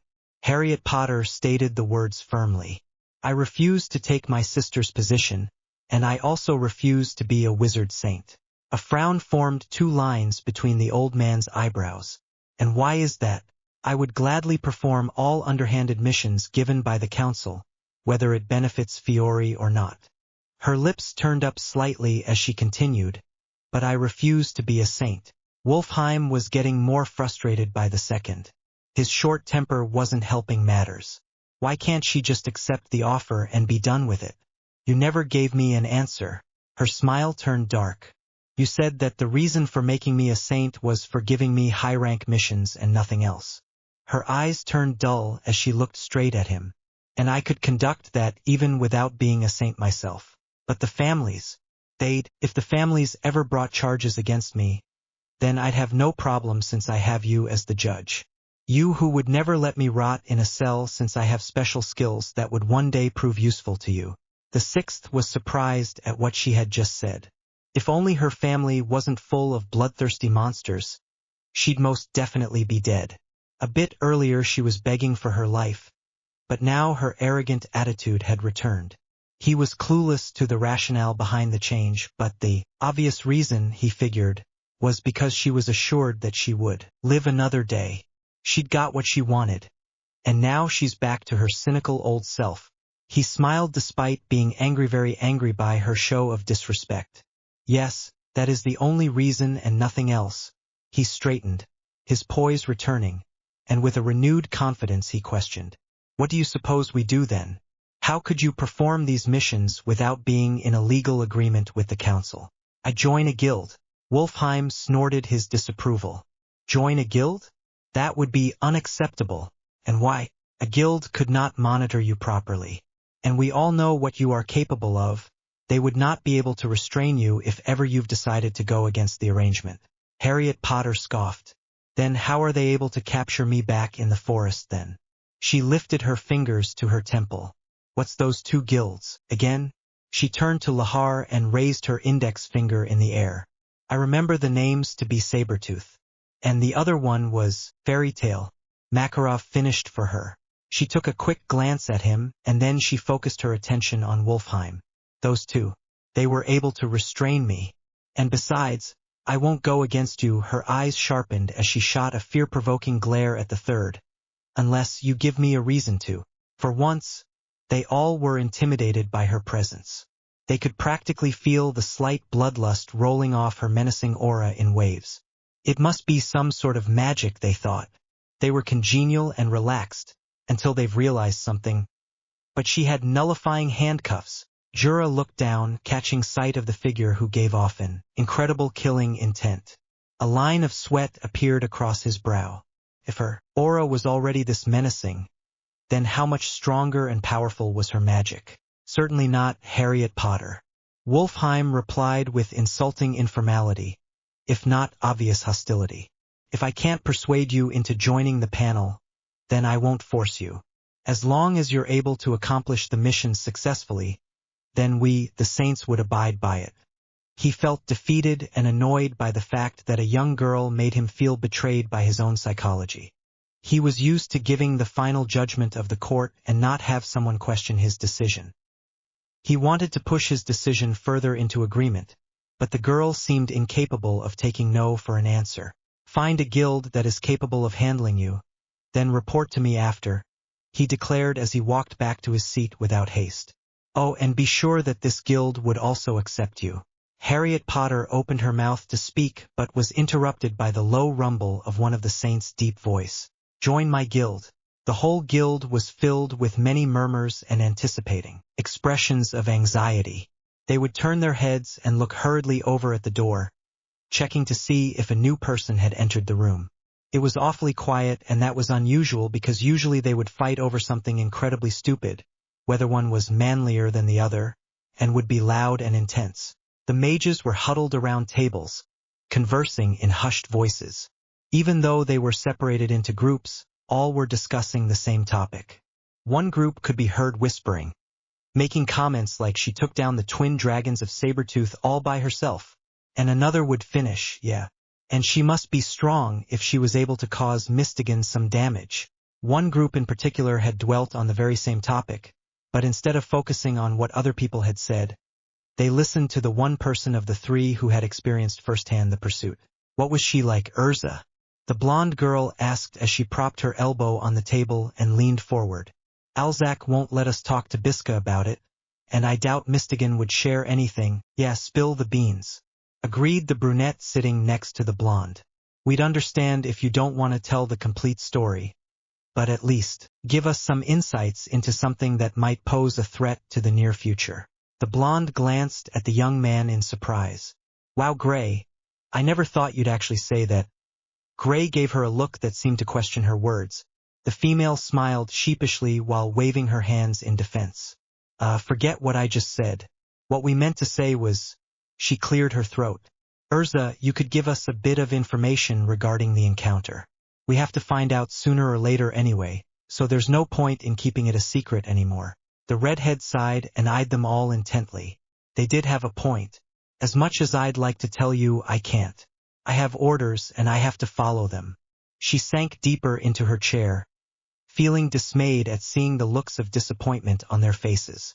The blonde exhaled. Please, Urza? I know Master Makarov said not to tell anyone, but can't you spill just a little? She looked dejected, but then she looked up, as if an idea popped up in her head. Oh, I know. You could tell us how she looked like in person. Surely there's nothing wrong with telling us her appearance. Gray looked at her, interested. He could tell she was planning something. Silence greeted her words. The blonde took a deep breath, hoping for the best. Urza looked at her, inspecting her face as though she was looking for something. She felt her gaze intimidating, and swallowed a lump in her throat. What are you planning? And nothing. What makes you ask that? The blonde faked a smile, but the redhead was able to see through the act. Lucy, if you so badly want to see her appearance, just look at the photo in the flyer. She smiled. I know where that question leads. I'm not oblivious. Lucy ducked her head down and her cheeks reddened with embarrassment. I just want to know how the mission went, that's all. Urza looked at her almost sympathetically. She really did seem eager to know even the smallest detail, and being her friend she expected her to impart what had happened, but she never did. In fact, the two of her groupmates looked terribly disheartened, and it made her feel worse. The group kept silent. After a while, Gray broke the silence. What's so important that we can't know about it? He crossed his arms and the bored look came back. Well, red eyebrows knitted in question. I don't know. Master only told us that we shouldn't talk about the encounter. Did he tell you the reason why? No. I asked him why, but he only said, at another time, another time? What does he mean? Could it be a clue? Pensive look crossed Lucy's face. Nah, I think it still means the literal meaning of the words. But why? Doesn't he trust us? The redhead sighed and straightened her shoulders. Lucy, we're family. I'm sure he trusts us. There must be some reason behind it, but I know someday he'll tell us, she said, trying to lighten up her mood. The blonde gave a nod and Urza smiled mischievously. Anyways, I've just noticed something. Where's Natsu? The male snorted while the other chuckled.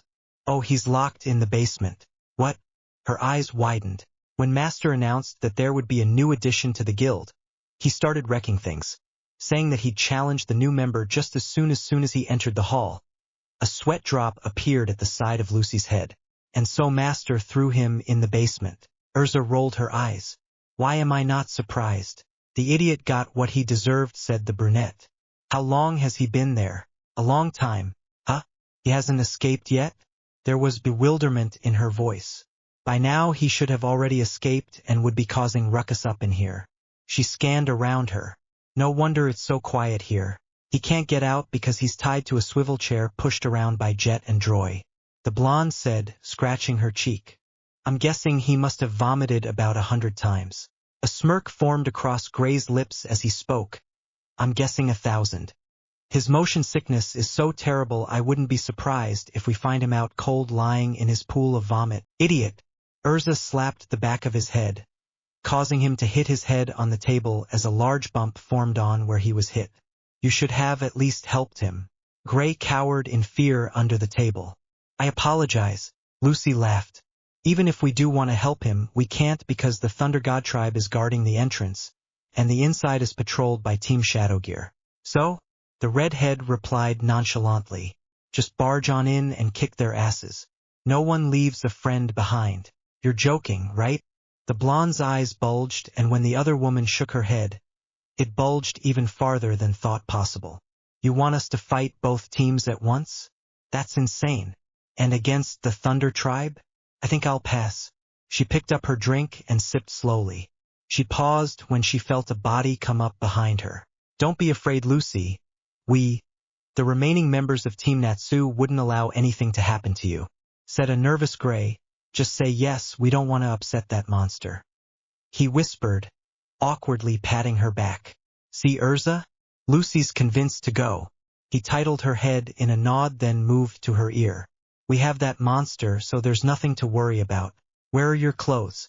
A thud sounded as Lucy hit him at the back. The male fell straight to the ground, unconscious. And why do you keep on calling her monster? You idiot. So, you're coming then, Lucy? Urza picked up the unconscious man by the collar and tried to shake off the Tweety birds flying around his head. If you hit him that hard again, you might kill him.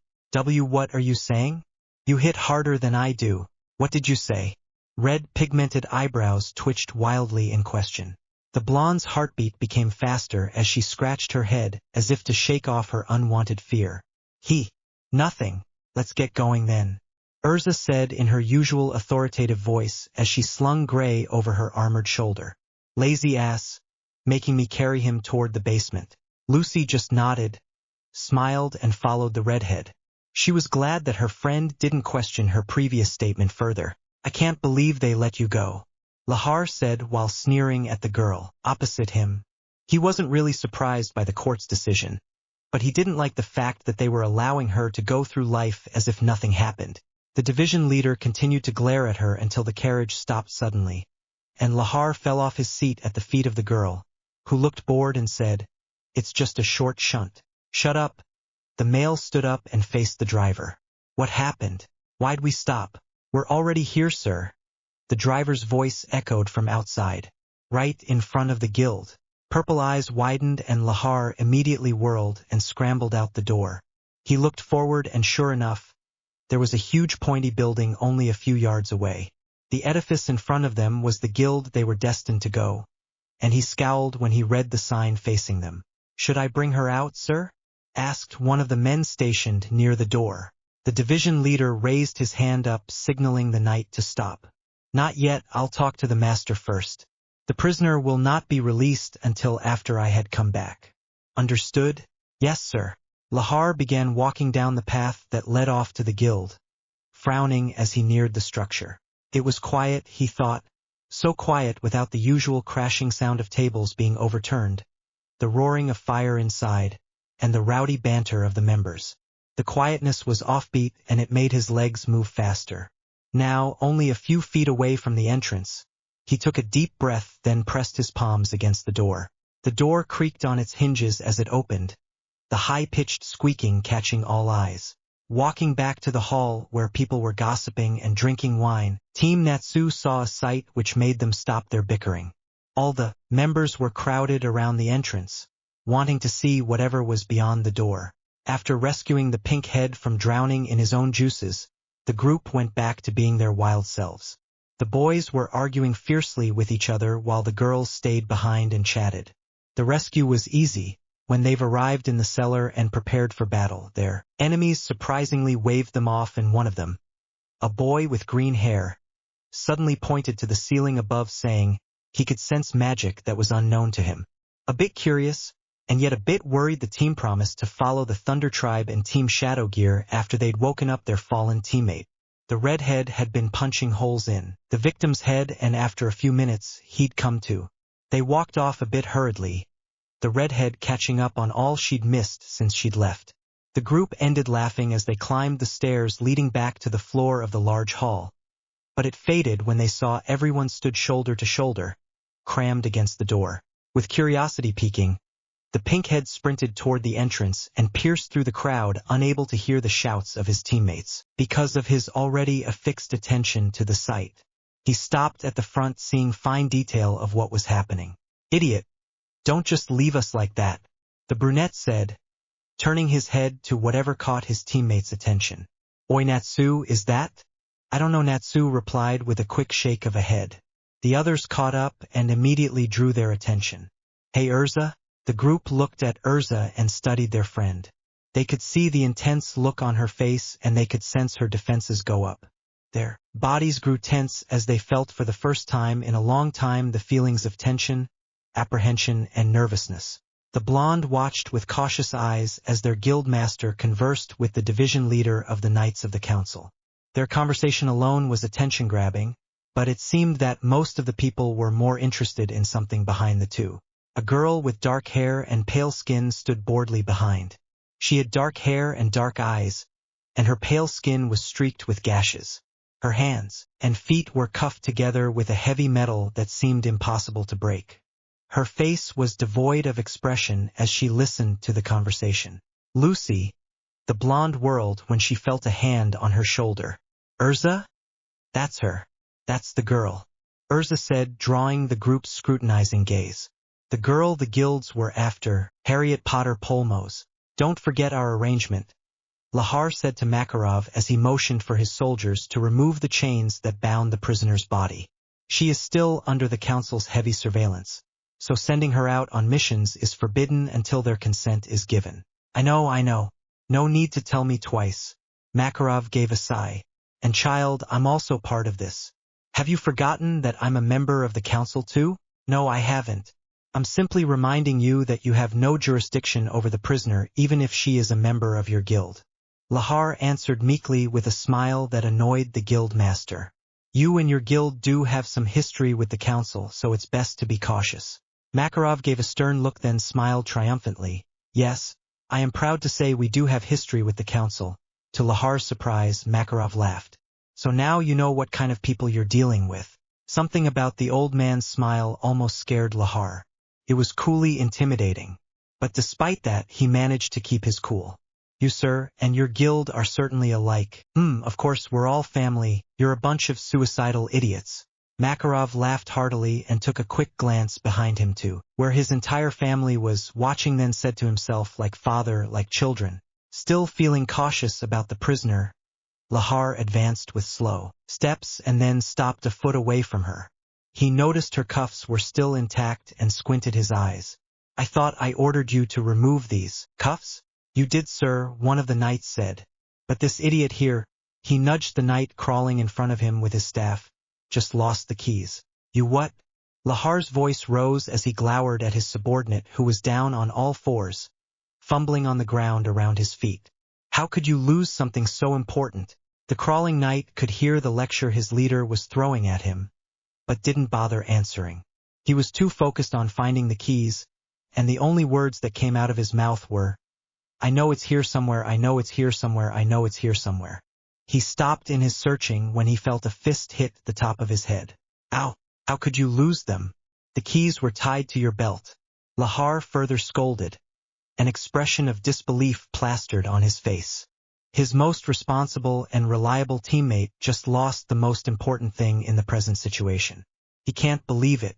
Why yes, but what? I needed to pee badly. The knight stuttered, embarrassed. I had no choice but to remove the belt. It was around your waist. You'd still be able to pee even while wearing it, but I wouldn't feel comfortable. Just stop. Lahar put both hands to his head, then ran them through his hair. What was he going to do now? He could try to break the chains with some incredibly powerful magical attacks, but doing so would hurt the girl. Actually, it wasn't a bad idea. Surely the council wouldn't mind if she lost a limb or two. After all, she would still be alive, just no arms. Lahar smiled at his thoughts. His hatred for the prisoner was so great that he started imagining her losing a part of her body. His gaze traveled up from her cuffed hands to her face. Her eyes were intense, focused, and it seemed that her focused gaze was on all him. What? He questioned, raising himself up to appear taller and more intimidating. Don't even think about blasting these off with magic, replied the prisoner while raising her hands for emphasis. It's just a waste of time. What? Afraid you'll lose both your arms? Lahar said, followed by a slight chuckle. The prisoner glanced at him boredly, and then said in a tone that matched her expression, if there's anyone who needs to be afraid, it's you. Bewilderment flashed over the leader's face. Me? If you put your plan into action, you'll be the one who ends up with no arms. She replied matter-of-factly. Lahar's eyes widened. These are magic nullifying cuffs, so if you attack with a powerful magical force, it'll backfire. Did you forget that? How did she know? Clearing his throat, he responded, maybe, but probably not. What do we do then? Yes, he did forget that detail because his mind was too busy imagining her lying down on the floor, dead. The prisoner gave her usual TCH and slowly began moving her arms apart. There was a small, cracking sound as the thick chains that bound her wrists suddenly expanded in size and broke. Supposed unbreakable cuffs fell to the pavement with a heavy thunk. All eyes opened wide with astonishment as they looked at her in silence. They'd never encountered anyone with such raw power. It's both impressive and alarming at the same time. Many jaws dropped when she snapped the chain around her feet easily like a piece of thread. As far as they could see, those heavy chains looked like they were made of iron or some type of impossible-to-break metal. Once completely unchained, the prisoner heaved a sigh of relief. She made circular motions with her arms and rubbed them afterwards to help ease sore muscles. She stretched, sighed one more time, then looked back at Lahar. The black intensity of her stare made the leader gulp in air. She stood silently, waiting for a next action. Lahar reciprocated the acute stare and was about to ask her how the hell she did that. He opened his mouth, but then closed it again. If he'd asked her, she wouldn't even answer. And besides, he'd seen enough of what she could do to know she was inhumanely strong. Are we just going to stand here? The girl demanded after a few minutes of just staring each other off. The leader shook his head, clearing his thoughts. He didn't reply, just simply rolled his eyes and turned back to the guild master. Usually he'd answer back and would try to make her feel inferior, but now he wasn't in a mood for sarcasm. Moreover, he would finally be separated from the putrid human who had killed his partner. We'll be checking up on her from time to time for the purpose of knowing what she's doing and ascertaining you're abiding by the agreement, Lahar said in a deep, authoritative voice, his strict demeanor resurfacing, as he raised a brow and waited for a reply. Makarov simply nodded and smiled lightly. Well, my job here is done. Lahar looked at the guild master, then to the lot of his members behind. He silently wished them safety and luck, before turning his back to them and walking away. He stepped inside the carriage where the prisoner had previously sat, and pointedly directed his gaze at the girl, listening to whatever her guild master was saying. Sir, do you think this was a good idea? The leader nearly jumped at his subordinate's voice and the sound of feet shuffling behind him. He didn't know they'd already followed him inside. Taking a deep breath, he said, No. But I believe that the third must have had a reason for reciprocating. The Rune Knight said nothing else and stared ahead as his leader ordered them to leave. As they were leaving, He thought he saw a glint of metal from the guild master's hands. Upon closer inspection, he made out the shape of a key. The girl looked around, and all the eyes she met were bright with curiosity. They eyed her, like a child inspecting a new toy. One even went so far as to grab a fistful of her hair and smell it with a deep inhale. She was now the center of attention, and she didn't like it one bit. "What's your name? Where did you come from? Why were you arrested? Are you single?" She saw it coming. She's a new member after all, so it's only natural for them to pester her with questions. Some were idiotic and some were best answered with silence. This is what she wholly did, and no one dared to ask any further questions. When the uproar had somewhat abated, the master spoke. He gave a welcome greeting and offered for them to come inside so they could properly celebrate the new addition to their family. Once the girl stepped foot into the building, she looked around, memorizing the layout and the location of the objects. New faces greeted her, the ones she assumed had stayed behind. She mentally applauded them for not being nosy. As she walked deeper inside the building, out of the corner of her eye, she could see one of the new faces approach her with haste. His face held an expression of ineffable anger, the same expression she'd seen on the face of her sister's partner. She stood still and waited for the young man to come over, since it was evident that he wants to speak to her. The guild members abruptly stopped moving and tilted their heads in confusion.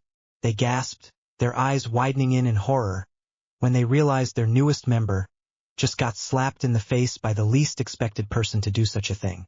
"How could you hurt my wife like that?" Alzak's voice elevated. His shoulders shook with angry sobs as he raised his hand again and brought it down. She could have died. The girl didn't budge from her stoic state, just moved her eyes downward to where she had been hit. Several seconds of silence passed before she looked back at the man with the same expressionless face. "I don't know what you're talking about," she said. "I don't even know who you are." It was true. She had no idea. "What do you mean, you don't know?" This time tears spilled out and over Alzak's cheeks. "You're the reason for the deep cut on her cheek. The very reason she was unconscious for days. She'd lost a lot of blood. And it's all your fault." Alzak brought his hand down again, but Urza intervened and got a hold of him. "Stop. That happened when she was unconscious. It wasn't her fault. Someone attacked us." Urza defended, then pinned Alzak's arms down by his sides, so he couldn't hit the new girl anymore. "In fact, she helped us defeat the enemies as Sabertooth had told us." "No. Can't you see she's dangerous?" The cowboy protested while trying to pry the armored hands off his arms. Everyone heard this, and they made some offended sound except for the girl. She only stared him down. The cowboy's eyes widened as he suddenly found himself staring deep into her cold, black orbs. "Tell me," she whispered in his ear, "why do you think that?" Her eyes were intimidating and commanding, and her presence made the man feel like an ant. Alzak began to stutter, and just as he had formed his words, Makarov cleared his throat, catching everybody's attention. "No one really knows what happened during the pursuit, and we're here to welcome our newest member," he announced. "So let's set that aside for now, and let's celebrate." And just like that, the tension that had been building up in the room began to drain away, replaced by the usual atmosphere of friendship and family life. The guild started their happy banter, and everyone was back into their normal routine. Makarov turned his head to Alzak, then said, "Let's talk later tonight. Since you're her husband, I think you deserve to know what happened. For now, let's just celebrate."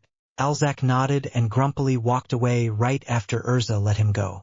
The three watched in silence until a loud hoot of laughter made the two young women look down to its source. "Master?" Urza questioned, but the master continued laughing. "Go and enjoy yourself, child. We'll just have a good old chat." The redhead understood his request, and so she left. The pair looked at her retreating figure and, once gone, looked at each other. The girl scoffed while the master gave a broad, sincere smile and said, "So, how have you been, Harriet Potter?" "Stop calling me by that name. We're merely acquaintances," Harriet Potter coldly said, looking sharply at Makarov. "Well, my child, I remember when you were little you used to call me Uncle," the master said, laughing, one hand patting Harriet Potter's shoulder. "I told you countless times to call me Gramps, but you insisted on calling me Uncle M. So I don't understand why we're just merely acquaintances. Shut up. Venom laced her words, and her expression made it clear she didn't want to continue the conversation. I've stopped looking at the past, and I have now only to look to the future. Makarov was not the least bit intimidated. He gave her a sincere smile which seemed to say, "All of us are here for you." Then the smile disappeared from his face. Harriet Potter looked with scornful indifference at the old man. "All of you? Here for me?" "Yes, because you're part of the family now." The girl humphed and narrowed her eyes. A slow smile formed on her lips. "Then that means you'd help me achieve anything I want. Isn't that right?" Without thinking, Makarov replied, "We're all a family now and try to help each other out. So I guess that's a yes." Harriet Potter humphed again, then crossed her arms. "Just be sure of that." In one corner of the room, Lucy and the rest of her team were watching the two converse. They were close to see their lips move, but not close enough to hear a word. The Dragon Slayers tried to use their heightened sense of hearing, but even they could not make out what they were saying. The group continued watching the pair, especially the new girl who looked mildly irritated by what their master was saying. They flinched as they saw her eyes narrowed with the desire for something they did not know. The silence broke when a certain pink-haired guy decided to speak up. "I'm getting tired of this. I'm just going to go up to them," Natsu proclaimed with a confident smile as he ran the very short distance to the pair, his flying cat reluctantly following behind. His teammates kept shouting at him to come back, but everything fell on deaf ears. The five left at the table simultaneously sighed as their idiotic friend suddenly barged into the pair's conversation. They eyed the girl intently as her attention now shifted to the new intruder. When they saw her acknowledge their teammates' presence, they decided to follow suit. Nearing the trio, they stopped and took note of the girl's demeanor and appearance. The first thing they noticed was that she rarely spoke. She seemed calm, abstracted. The second, she was very beautiful. Aside from the permanent scowl on her face, she still looked attractive. Shaking their heads, they walked closer, gathered up all the courage they possessed and introduced themselves. Lucy was the first to speak, saying, "Hello. You must be Harriet Potter." Natsu's bickering ceased and Makarov seemed to calm down. It looked like they had an argument. "My name is Lucy.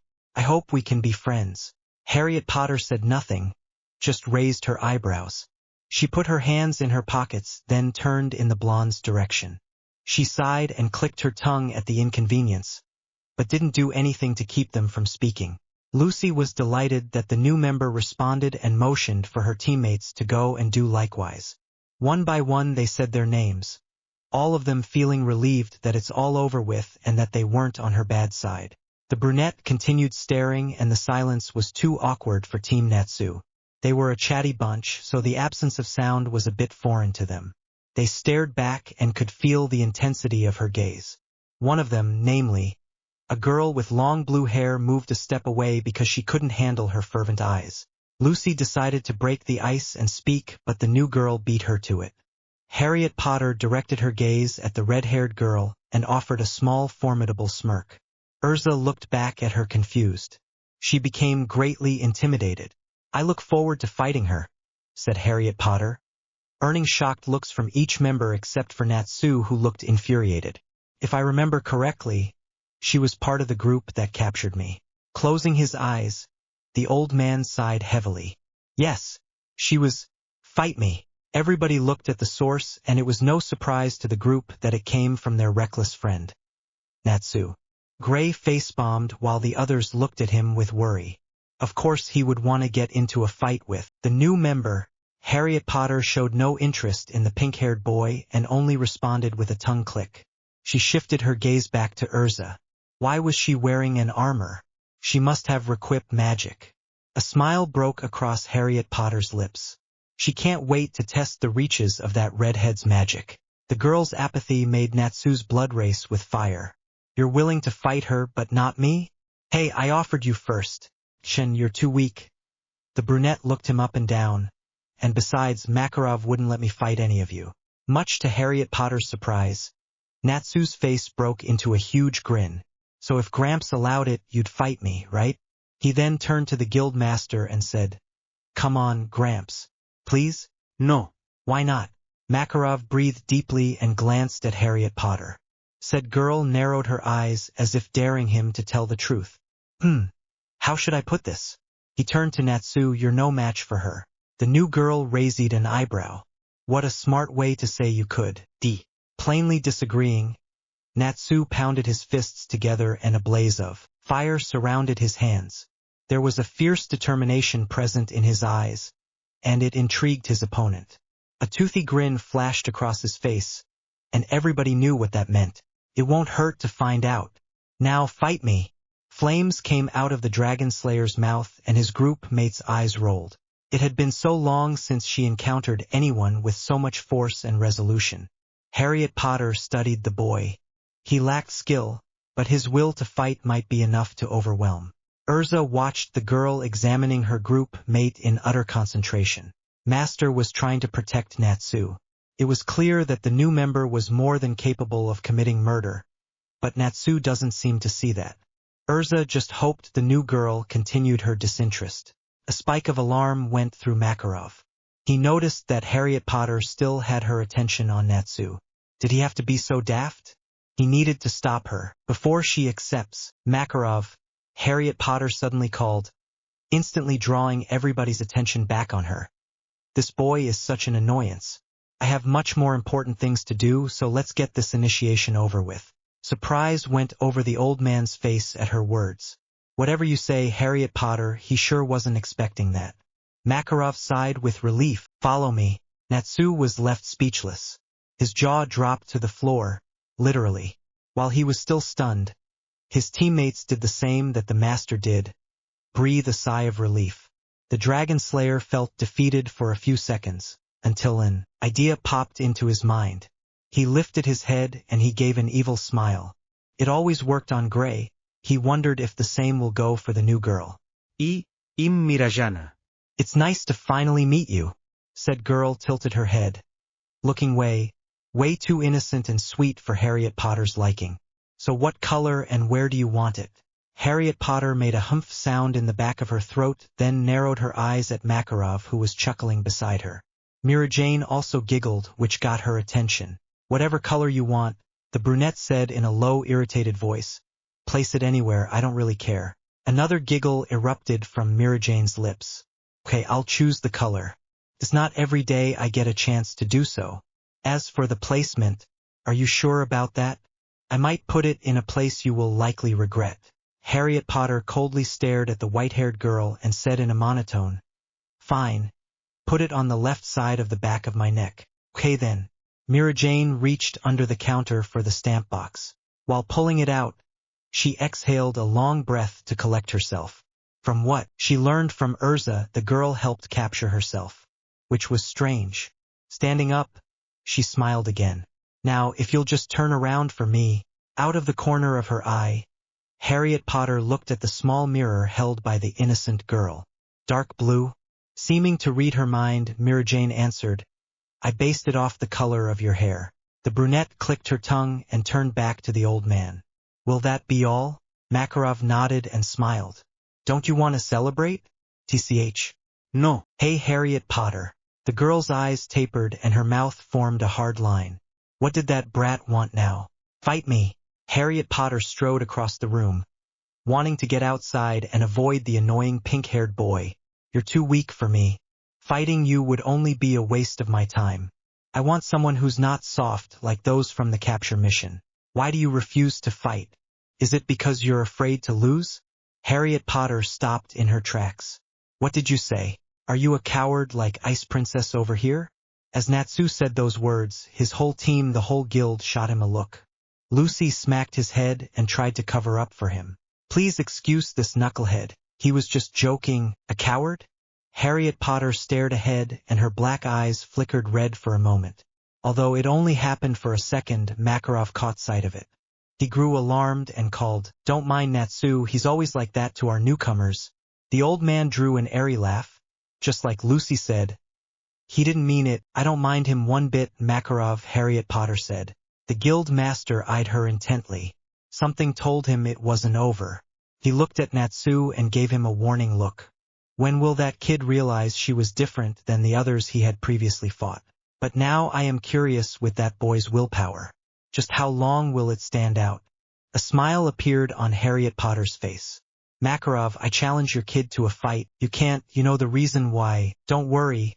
I'll just play with him. She made her way over to the front door and stopped at the entrance. I'll be waiting outside. Just come out when you're ready. The whole guild was practically trembling with fear of what will happen next except for Natsu. He was glad she accepted. Who knew his tactic of teasing would work? He was always ready to fight, so he began skipping his way over to where his opponent had left. Halfway through, he was suddenly yanked to the left. Oh, hey Gramps. Sorry, I got a fight coming up. Do you realize you just called a warrior a coward?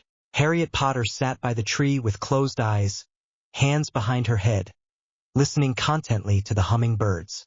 When she heard the sound of footsteps draw near, she sighed in exasperation. She shouldn't have allowed her temper to control her. The fight will be meaningless, one-sided. She knew that the foolish boy was only trying to coax her into agreement. Sadly, she concurred. As the footsteps came nearer, she sensed somehow that this wasn't the one who had insulted her. The steps were light, too light for a man. Though light, they were firm. She inferred that it came from the young girl she challenged first. Opening one eye, she peered up at her contender. What happened? Did he back out? Harriet Potter closed her one open eye and rested her hands on her chest. She was right, it was the redhead. There was silence for a moment until the redhead finally decided to speak. You said you wanted me, so I'm here in place of Natsu. Harriet Potter sighed. You didn't answer my question. No, he didn't. Where is he then? Harriet Potter opened her eyes when she sensed more. People moved toward her. She looked past Urza and sure enough she saw the whole guild walk out the front door. I knocked him out. And why did you do that? A barely noticeable smirk played at the corners of Harriet Potter's mouth as she looked the redhead straight in the eye. Based on her word choice, she could tell she was anxious. Her tone of voice was also a giveaway. It was dense at the same time feeble. I have a proposition for you, Urza said. A bright light emitted from her right hand, and as it died down, a sword was suddenly in her grasp. If I defeat you, you will no longer fight Natsu. You will call off the challenge. Harriet Potter looked at the blade pointed at her with superiority, then back at Urza with amusement. And if I win? The redhead looked sharply at her and made a humph sound. I can assure you, you won't. There were a lot of people surrounding the two of them, all of whom were members of the guild. The faces were already familiar to Harriet Potter. She tried spotting a mop of pink hair amid the crowd but found none. Guess the redhead really wanted to protect the boy. You won't find him. Turning her attention back to her opponent, Harriet Potter locked eyes with Urza. Her blank stare made the redhead look elsewhere and she lightly smiled. You're overprotective. Urza's eyes widened. Of course I'm protective of him. He's part of my family. You've got to learn to trust your family's capabilities and capacities. How are they going to grow if you keep covering up for them? This time, the redhead made direct eye contact. What do you know about family? Harriet Potter raised an eyebrow. I could ask you the same question. White light, which appeared perceptibly brighter than the first one, engulfed Urza's body and it soon revealed her in an armor. The armor was composed of feather-shaped plates and every part seemed to be made of silver metal. It sported 2 pairs of large metal wings and a tiara made of the same material. Enough chit-chat, let's fight. Urza's voice was commanding and some flinched at her tone. Harriet Potter just blinked at her.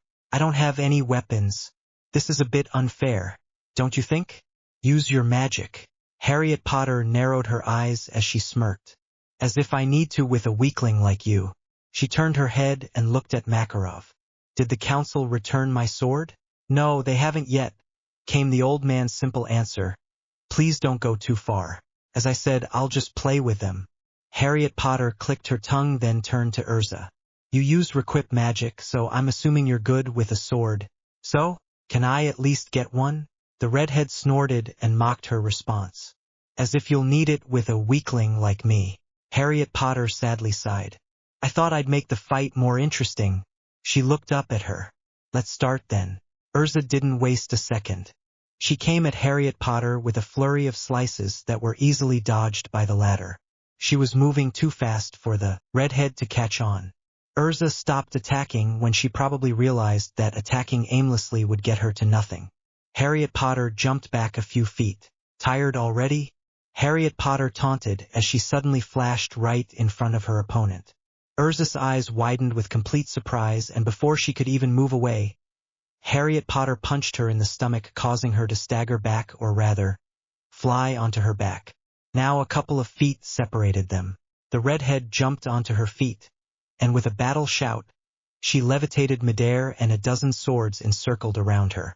With the two swords drawn in her hands, she pointed at Harriet Potter, and the blades flew toward their target with incredible speed. Gasps erupted from the audience as they feared for their new member. Harriet Potter's face was expressionless. She dodged every single sword, all the while moving closer to Urza. She made no reaction when she saw a sword come down towards her head. She caught the sword blade and moved back, yanking it off the owner's grasp. She smiled at the dumbfounded look on her opponent's face. Nothing could get any hotter than Urza's glare right now. She was literally burning holes in Harriet Potter's skull. A certain brunette boy in the crowd shivered from fear. The smile never left Harriet Potter's face until she sensed a new presence. She looked at the door just in time to see it burst open because of some strong flames. A figure surrounded by fire stepped out, and Harriet Potter humphed at who it was. The foolish boy finally awoke. From the corner of her eye, Harriet Potter caught sight of the redhead charging straight at her.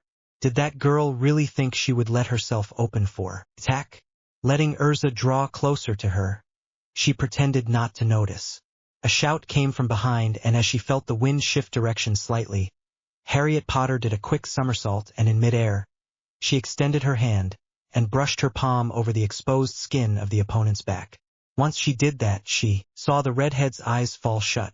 Urza was now completely under her control. Harriet Potter glanced at the fallen body of the opponent at her feet. She would have wanted to see more of what that redhead could do. As a Requip mage, the girl was fairly skilled, but still far too physically weak. She turned her attention back to Natsu and established eye contact. There was a certain intensity blazing in the boy's eyes. Maybe something about the redhead? Harriet Potter positioned above Urza and pressed the stolen sword to her throat. She released the illusion and watched her brown eyes slowly blink open. Urza was in a dazed state. She was frantically looking around and asking what she did. Harriet Potter simply grunted in her direction. Surprisingly, Makarov walked toward the battlefield, and following close behind was a large, tanned man with white hair. The latter scooped up Urza and began taking her inside the building. "I told you not to go too far," Makarov scolded, and he met Harriet Potter's condescending stare. "I only hit her once, Makarov, and it wasn't even strong." She threw the sword into the ground, and it somehow suddenly disappeared in a flash of light. "I hoped the other one would be thrilling." Before the old man could even formulate words of warning, the field suddenly turned hot. The brawl had already started. Harriet Potter ducked and avoided the first fiery punch. She countered with a kick to the stomach. Natsu skidded back, and a grin broke out on his face, which mildly astonished her. "You're part of the family now, so I can forgive you." Natsu pounded his fists together. Brilliant red flames danced around his fists and began crawling around his body in circles. "No bad feelings, but I'm going to teach you a lesson about not hurting a fellow member too badly. I mean, I always fight Gray, but I make sure he doesn't have to go to the infirmary after beating his ass up, if you know what I mean." Harriet Potter looked at him for a second and then gave a wry, belittling smirk. "It's not my fault she's weak." She dashed and chopped her fist down on the boy's neck. The force made him fall face first on the ground. Just like the previous fight, she was lightning fast for her opponent. Natsu tried to come back at her with reverse punches, but he only seemed to be taking on the air. After landing another punch, Harriet Potter skipped back and gave the boy time to breathe. She doesn't want to end the fight yet. His odd determination somehow got her riled up. She also got the feeling that this one was different than the redhead. There was something about his fighting style that separated him from the latter. A determined look grew on the Dragonslayer's face as he jumped and inhaled deeply. Fire gathered in his mouth, and he said before blowing, "Just you wait. She'll get strong." A large fireball shot out of his mouth right at Harriet Potter. It expanded enormously as it got close. Deciding to just move out of the line of impact, her eyes narrowed when she found herself entrapped on 4 sides. Since when did that brat cast this? For fireballs were coming straight at her and she had no means of escape. As the fire got extremely near, she decided that she had no other choice but to use it. Taking advantage of the situation, Urza lunged forward, drew her sword and slashed. The pattern of slashes formed a pentagram.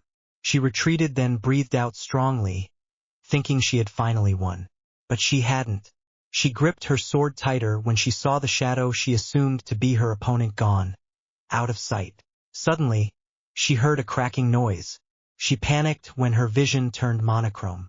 Urza stumbled and fell to the floor as the riot of colors made her dizzy. She closed her eyes but immediately reopened them when she felt something cold and pointed touch her neck. She looked up, confused. She was on her back on the floor, hands pinned behind her back, her own sword pointing at her neck. Harriet Potter was looking down at her, emotionless. How? Urza choked out. She was beyond confused. She was bewildered. Harriet Potter didn't answer and just stood. Her eyes were now focused on whatever was up front. After a few seconds, she finally opened her mouth. I win. Now it's his turn.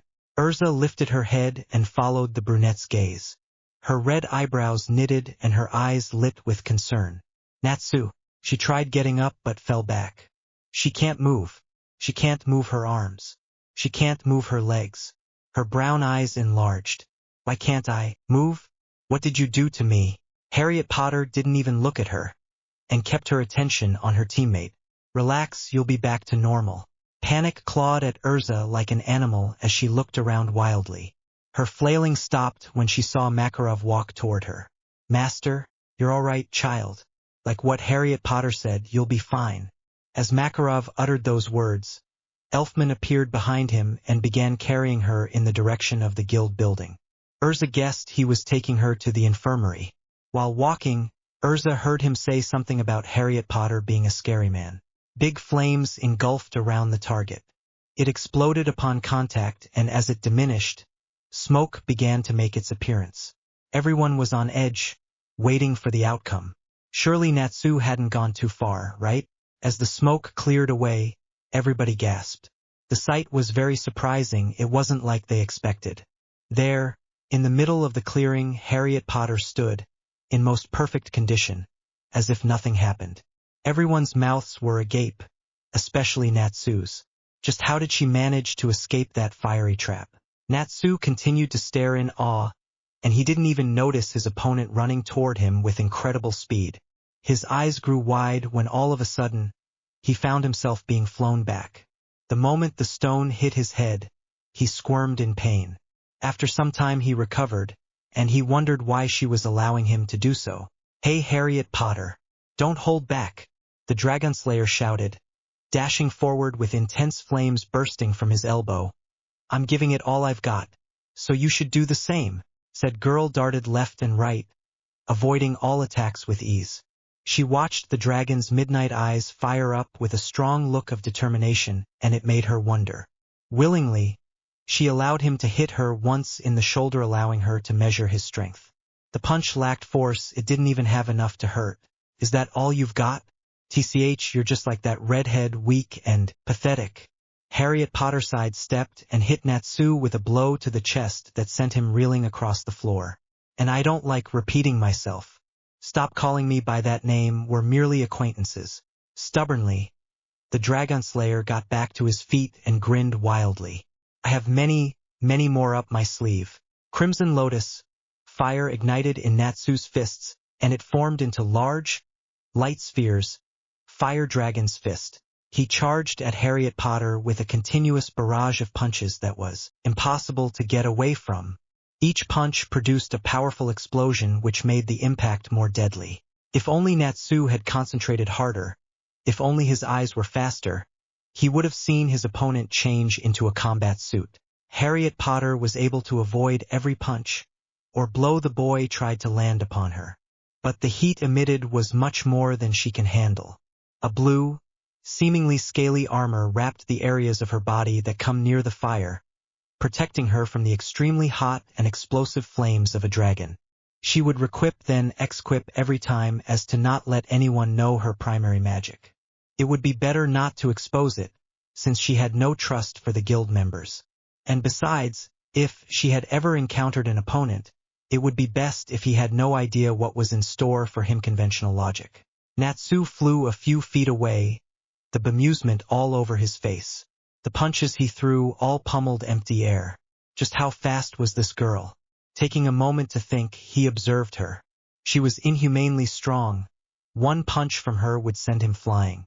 Yet she must have some weakness, some flaw. This boy was trying so hard to think. With a straight face, Harriet Potter walked slowly. She saw his eyes light up with alarm. The only sound was her footsteps on the grass. All members of the audience were holding their breath, leaving a silence in the air. She was a good 5 feet away from the boy when suddenly, he ran in circles around her. Again, there were flames licking his body, but this time, most of the heat built up on his head. After running around in circles for some time, he ran straight to her, the fire on his head intensifying as he got closer. Fire Dragon's sword horn. If this kept happening, her powers will eventually be revealed. Finally deciding to end the fight, Harriet Potter teleported above Natsu and kicked him in the back of his neck. A snap echoed, and right after, the boy fell to the ground. It's not that she didn't want to use her illusion magic on him. She just felt that a physical attack was a better way to end the fight. She just used it before on the redhead because she wanted to finish quickly. The Dragon Slayer was who she really wanted to test. A strong-willed mind, that's what this boy had. Harriet Potter looked down upon the body sprawled on the grass, face as stoic as ever. Amidst the two she had fought, the more threatening one was the boy. The redhead surpassed in skill, but the boy was flexible. He was instantly adjusting himself to try to match his opponent. But there was one flaw. Since it was clear that the fight has ended, one by one, the audience ran over to Natsu's body and a group started carrying him inside the building. Almost all followed suit. 5 people remained, namely, a blonde, a blue-haired girl, 2 brunettes, and an old man. They're gonna be okay, right? Lucy asked, worry laced in her voice. TCH, they're fine. Harriet Potter said indifferently. If you're too worried, go inside and check them out. Lucy wanted to ask more, but looking at the old man, she knew not to push. She made a dash towards the building, her group of friends close behind. One of the brunettes, a guy with thick, long hair, stopped just at the door and proclaimed, "Humph, I'd love to fight you tooth and nail, kid." Then he left. Makarov and Harriet Potter walked past the crowd, whose eyes were locked on their every move. The two went to a room and closed the door. "What do you want now?" the brunette demanded as she crossed her arms and sat down upon a seat behind her. "Scold all you want, I don't care." The old man sighed and jumped on the table to develop eye contact. It was hard with his height. "I'm not here to scold you, Harriet Potter. I'm here to have a talk with you." TCH, I won't answer. I won't ask you about your past. I just wanted you to talk about your present condition. So what have you been doing and how have you been feeling? What do you think? Harriet Potter said coldly. She looked at him briefly, then looked away. Was that question a joke? I know what you're doing. Trying to make me talk. Say something about the present when your intention is to learn about the past. I'm not talking, your idea is never going to come to fruition. An airy laugh escaped Makarov's throat. As perceptive as ever, glad to see that at least one thing hasn't changed. Every second of the conversation was making the brunette more displeased. Is this why you've called me here? To talk? I've got better things to do than sit around and have a little chat. Oh really? The old man said, his voice pitched higher. Tell me then, what are those things you intend to do? Black eyes narrowed, whose tense gaze was fixed on the old man. Why should I tell you? Just as Makarov spoke, Harriet Potter stood up and headed for the door. We're not done yet. The door opened and revealed almost half the guild on the other side. A look of dread shadowed their eyes as realization hit them. They've been caught eavesdropping. But they were so quiet. Don't tell me you didn't notice them. She pointed to the group. Their breathing sounds were openly obvious. The group dispersed like ants and started running towards the stairs. One tripped and went sliding down. I noticed. I just thought it was not that big of a deal. Makarov scratched his bald head. Anyway, since you don't want some good, old-fashioned chat, I'll tell you the main reason I brought you here. Harriet Potter closed the door and nodded her head, indicating for him to continue. First we will talk about clothing. We'll provide your clothes. They're handpicked by Lucy and the girls, you can just choose whatever you want. A bead of sweat dropped into his eye. They've bought too many, now Fairy Tale owes so much money to so many shops. Next we'll talk about where you'll be living, he stroked his mustache. The council said that they will eventually give you a place. But in the meantime you'll be staying here. If that's okay with you. He waited for a response but a grunt was all he got this time. If you don't want to stay here, then you could go and ask some of our girls. They'd be willing to. What next? Interjected the brunette, impatience lacing every word. When will I get my sword back? That's what I was about to say. Your equipment remains with the council until after they've surveilled it. Also, they will occasionally stop by to check on you. The man's face wore a look of annoyed disappointment. He exhaled deeply and mumbled. From now on they'll make it a habit to visit Fairy Tale. I hope we don't get reprimanded. Harriet Potter let a silence hang for a moment. When it seemed that the old man had nothing left to say, she finally spoke. Is that all? Makarov smiled warmly at her. I do hope you'll feel at home with us, Harriet Potter. The people here treat each other like family, not just a fellow guild member. Sometimes they fight and argue, but deep down they care about each other. Convincing words but not enough to make the brunette give a little bit of her trust. She observed the old man, whom she had known so long ago. His welcoming demeanor hadn't changed. But it didn't matter. She wasn't a naive kid anymore. She'd experienced much to know to not lay her trust down easily. As her usual self, Harriet Potter gave him her bored look and Ned. She went outside and just before the door closed, she heard Makarov shout, Ask Mira Jane for your new clothes. As the brunette turned to walk down the stairs, she heard a high-pitched voice call from below. That voice again. Too sweet, too annoying. There you are, Harriet Potter. Your clothes are with me. Let's get it now. I can't believe she beat Urza, Gray remarked, crossing his arms as he stared at the door through which Mira Jane and the new girl had just entered. And the way she dodged Flamebrain's every attack. She's super fast. Lucy agreed. Yeah, and it looked like she wasn't even trying. I wonder what her magic is. I am scared to know. The ice mage crossed his arms, then looked at the young girl beside him. What do you think, Wendy? A look of concern painted across his face as he saw the girl's trembling little form. Is there something wrong? Lucy took a look as well and she grew worried. Wendy's eyes were distant until she looked up, seeming to snap out of her thoughts. Oh, I am fine. Don't worry about me. Her voice a little shaky. Where's Carla? Lucy looked around. Now that you mention it, where is she? I think I'll go look for her. Within the second, the young girl ran into the crowd, disappearing from sight. Gray raised a black brow at this. What's up with her? I wish I knew. The two began to stand up from their seats and was about to round back to the infirmary when they suddenly saw everyone's attention focused on something behind them. Curious, their eyes followed the crowd's gaze. Just outside a wooden door near the counter was the new girl standing in an entirely new outfit. Replacing the tattered shirt she probably had worn for weeks was a short blue dress trimmed with thin lace. Underneath this, she wore black leggings and combat boots. The dress exposed some parts of her body, especially her back, but a navy-hooded short cape covered the bareness. Everybody, our newest member, Harriet Potter Polmos. She was never one to bathe in attention, yet unwillingly Harriet Potter found herself in that situation. Ignoring the ogling of the guild, she went outside. It was dark out, it was in the middle of the night after all. Footsteps came behind her and she looked back to see the pink-haired boy sprinting towards her. He was not alone though. He was in the company of his teammates, including the redhead. Harriet Potter.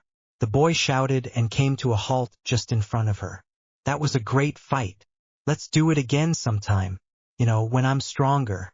The brunette simply stared at him, her demeanor quiet, which made the group shift awkwardly. He was actually determined to defeat her? The thought was enough to make her chuckle. What? Something wrong? Confusion screwed up Natsu's face, which only made her chuckle more. Is there something on my face? Foolish hope, Harriet Potter said, then walked away.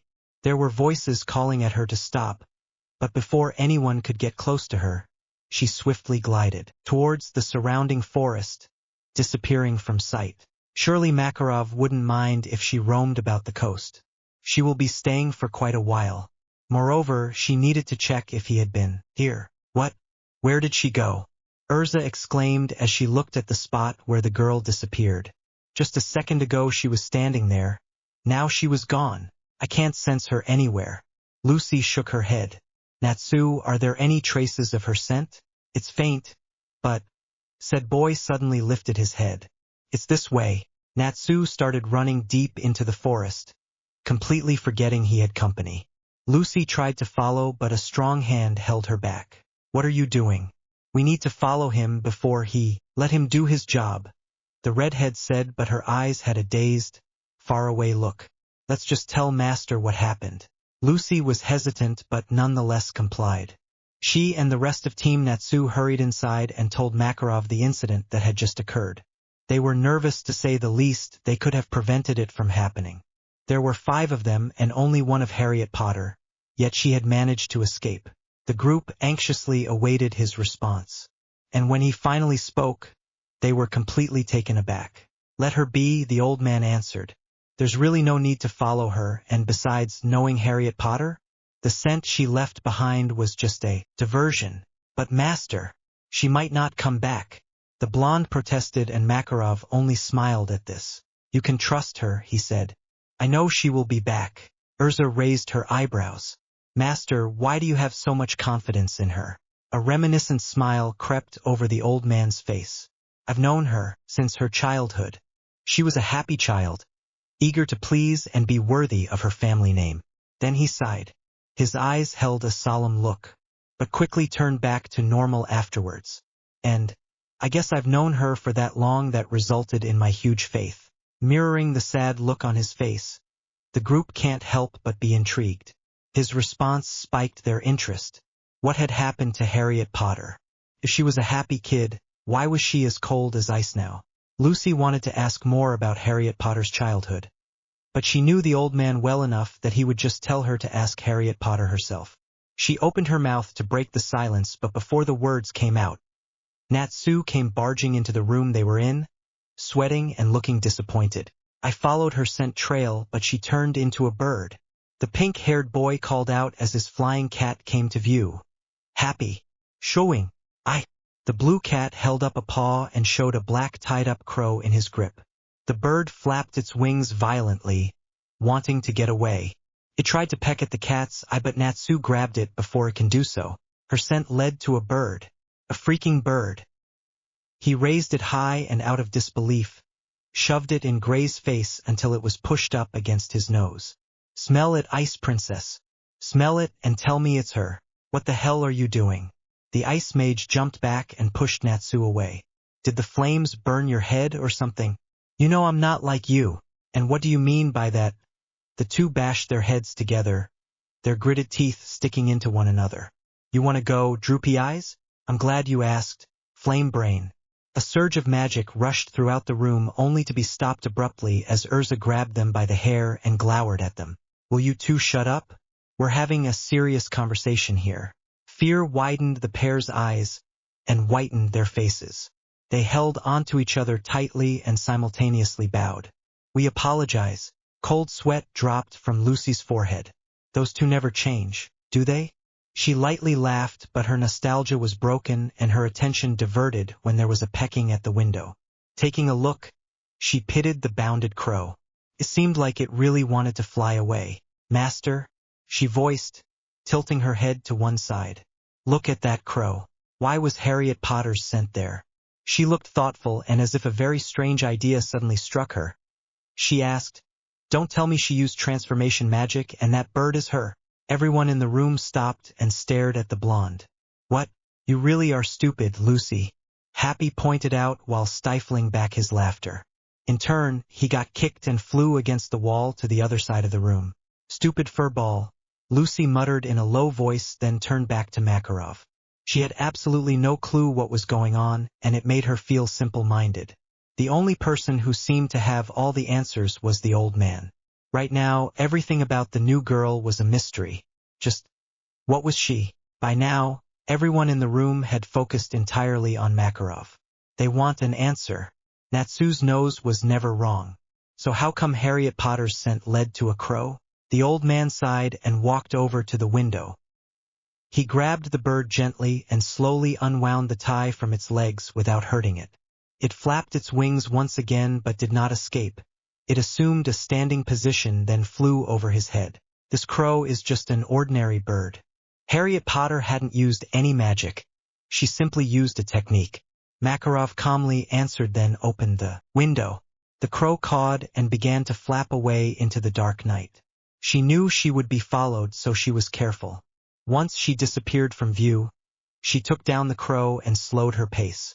By doing so, allowed her scent to mix with the crow's and to linger longer on specific sites where she had slowed down. Presumably after thinking the scents gotten mixed up pretty evenly, or more, she left the crow and went back to moving fastly, effectively concealing her scent and distracting Natsu, since I'm assuming he basically just used his nose and disregarded all other senses. He went back to the table and sat down. He waited for any reaction, but there was none. It's a pretty simple skill. Gray was the first to speak as he cast a glare at Natsu. So in other words, it's his fault. The Dragon Slayer also gave a glare of his own and spat, "At least I did something. You just stayed behind, underwear freak. You want to take this outside? Flame breath? I would love to, stripper." The two clasped each other with their arms and began dragging each other about until they finally reached the door and started getting violent. Immediately after, crashing noises were heard, and the noise made Makarov cringe. "We already owe so much money. Now how will I pay for all the damage those two caused? Don't get so down, master." Lucy waved her hands in front of the old man, trying to soothe him, but to no avail. "Shoo, don't cry." The only people left in the room seemed too caught up in the moment except the redhead.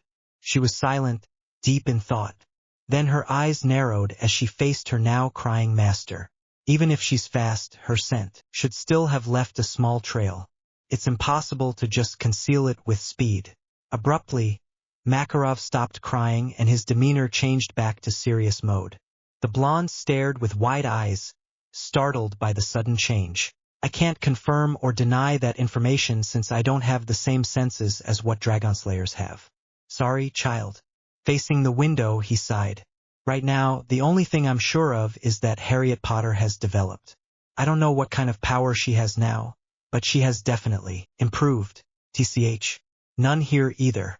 So far she couldn't feel any traces of his magic. Well, she had only surveyed about 1/4 part of the town. Magnolia was a large town, and there were people everywhere. Even at night the place was bustling with activity, and knights were scattered everywhere. It was a challenge to move about without anyone suspecting her. Most of the time she just glided among the crowd, sometimes running on the roofs of the houses, and sometimes on the ground. For a moment she would slow down when she'd sense some extraordinary magic, or to simply allay suspicions. Her father's magic was hard to detect. Merely touching the ground wasn't enough to catch it. And she was not only looking for his magic, she was also checking if his presence lingered in some places. Because if it did, if she sensed even just the slightest bit of it, that meant he was previously here. Taking a turn around the corner, Harriet Potter felt another surge of magical energy coming from a house at the end of the street. She hid her face beneath the hood, then concealed her presence. Last time she went to check out a magical surge, she found the mage who'd put a sleeping spell on her. Peeking through the window, she caught sight of a man with short spiky hair, talking to a very young child. He seemed to be telling a story. She knew who this was. It was the guy who had slapped her for some unknown reason. She couldn't see much of how the kid looked like, but she was certain it was female based on the voice. The energy came from him. The man turned and Harriet Potter was about to get a look at the child, when suddenly she sensed someone in the shadows. She whipped her head to the direction she felt it and quickly tried to follow. The intruder knew how to mask his presence. It was gone as soon as she followed. She was being watched, that's for sure. The brunette decided to lure the spy out. She was not going to allow whoever that was to tail her. She pretended not to notice, not to care, then walked away. The presence was still gone until some time later it came back. What a moron. She walked aimlessly at first, past the shops, through some houses, then finally to a clearing. She made sure he was still behind her, and when she felt him stop, she quickly ran to the intruder and went behind him. She grabbed a knife from one of his pockets and pointed it at his neck. He let out a surprised gasp. But then he chuckled. A mask made the intruder's face unidentifiable. He wore a long black cape and had many pockets whose contents all seemed to be throwing weapons. He was fairly tall and quite thin. Judging by his voice, Harriet Potter could make a guess that this one was young. "Who are you?" The brunette pushed the knife closer to his neck and demanded, "What do you want?" A single drop of blood oozed out as the laughter didn't cease. If the knife's edge was kept down further, the boy would end up having his throat cut. "So the rumors are true, you are in Magnolia," the boy said almost too happily. "Well, I just came to find out if that was true. You can let me go now." But Harriet Potter didn't let go. She only pressed deeper, causing blood to flow more. "Who are you?" "Okay. My neck actually hurts," he stated, hoping she would finally release him, but she still didn't. Okay. I'll talk." The brunette lifted the knife a centimeter away. "Talk." A sigh emitted from the boy. "This won't do." His pockets started showing sharp bumps and looked like it was on a continuous revolution. The zippers popped open and Harriet Potter jumped back. I didn't mean to scare you, Lady Harriet Potter," said girl narrowed her eyes. "So you're from that guild, huh?" She suddenly threw her knife and it cut through the air like a javelin. There was a sickening sound of ripping flesh, and she smirked. "How many times do I have to tell you? Weaklings like you will never get me." Blood poured from the boy's shoulder wound and ran into his clothes. Through labored breaths, he said, "Oh, I understand. But I'm not here to get you. Like I said, I'm only here to check if the rumor was true or not." He touched the open cut and winced in pain. "I'm surprised you didn't kill me." Harriet Potter ched and turned away. She'd no interest in the weak boy. She started walking, but then he said something that made her stop. With an intense gaze, she tilted her head to look over her shoulder. "Then again, you vowed not to kill anyone that's not related to your revenge against your father." She ran back at full speed but stopped midway. The weapons in the boy's pocket suddenly flew and formed a barrier between him and her. The brunette found an opening, but before she could enter, more weapons flew out, and this time, encircled the boy's body. "On behalf of the members of Silverfall, I give you my greetings." Immediately after, the tornado of weapons disappeared into thin air, including the caster, leaving the brunette alone in the bushy forest. She stared out at the now empty clearing. She tried to see if she could sense any other presence near her, but there were none. She was now completely alone. Since it was almost dawn, Harriet Potter decided to go back to the guild. As she walked, one question lingered in the back of her mind. How did that dark guild know the vow she'd made? It had been days since Harriet Potter had joined Fairy Tale. She should have already made friends by now, but that wasn't the case. A complete stranger, that's what she was, and she was fine in that regard. As long as they stay out of her way, she does not care. The guild's perspective was different though. They've been wanting to make conversation with the new girl since she had joined. She may be ignorant and quite ill-mannered, but they do believe that there was a cause behind the behavior, and they were willing to find out about that. It was morning and already, the guild hall was filled with its usual inhabitants. The drunkards had already sat at the bar and were drinking their beer. The disruptive fight starters were tucked away in a corner of the room, rehearsing their own arguments to themselves, and the remaining normal people were seated around tables, discussing normal everyday things. Lucy was one of many people in the normal group who spoke of things that were not out of the ordinary. She spoke of her celestial spirits, her house, her rent, and mostly of the new girl. Lately, the only topic that comprised her head was apropos of Harriet Potter, and because of that, the others on her team can't help but dwell on as well. A little bit later, she'd enter, intensifying her gaze at the door, Smile etched the blonde's face as she saw the one she'd been expecting slide inside. Her attention was too focused on the brunette. She missed the concerned looks her team was giving her. The next step is, Lucy, are you okay? Wendy asked, but her words fell on deaf ears because said girl was already on her way to meet Harriet Potter. She sighed as she saw the defeated look the blonde had while walking back to them. How was it? Lucy sat down, the same as always. But this time she had already turned away before I even had the chance to call her. She looked back at the door and exhaled. Harriet Potter had left again. What is she doing? She's always gone too long, and it's not like she had anything going on anyway. Urza put a thoughtful finger to her chin. She's been like that for 5 days straight now. Master said not to get suspicious, but it's hard to with the way she acts. Why yeah right, the blue-haired girl said, trying not to stutter. Her eyes were fixed on the floor and it caught the attention of the redhead. Wendy, you've been nervous ever since Harriet Potter got here. Urza looked down at the young girl's companion. You too, Carla. The two of you have been acting different lately. Is there something you're not telling us? The Exeat's eyes went wide and she frowned. She looked like she was having an ongoing battle with herself. What are you talking about? Lucy interrupted. I agree with Urza, it's obvious something's bothering you, and I am guessing that that something is related to Harriet Potter. At the mention of the name, the white cat shivered and an expression of worry crossed Wendy's face. Carla was the same with her. She twitched whenever Harriet Potter's name was mentioned. It was as if the name was poison. Is there a new image? The young girl asked while reaching out to pull her Exeat.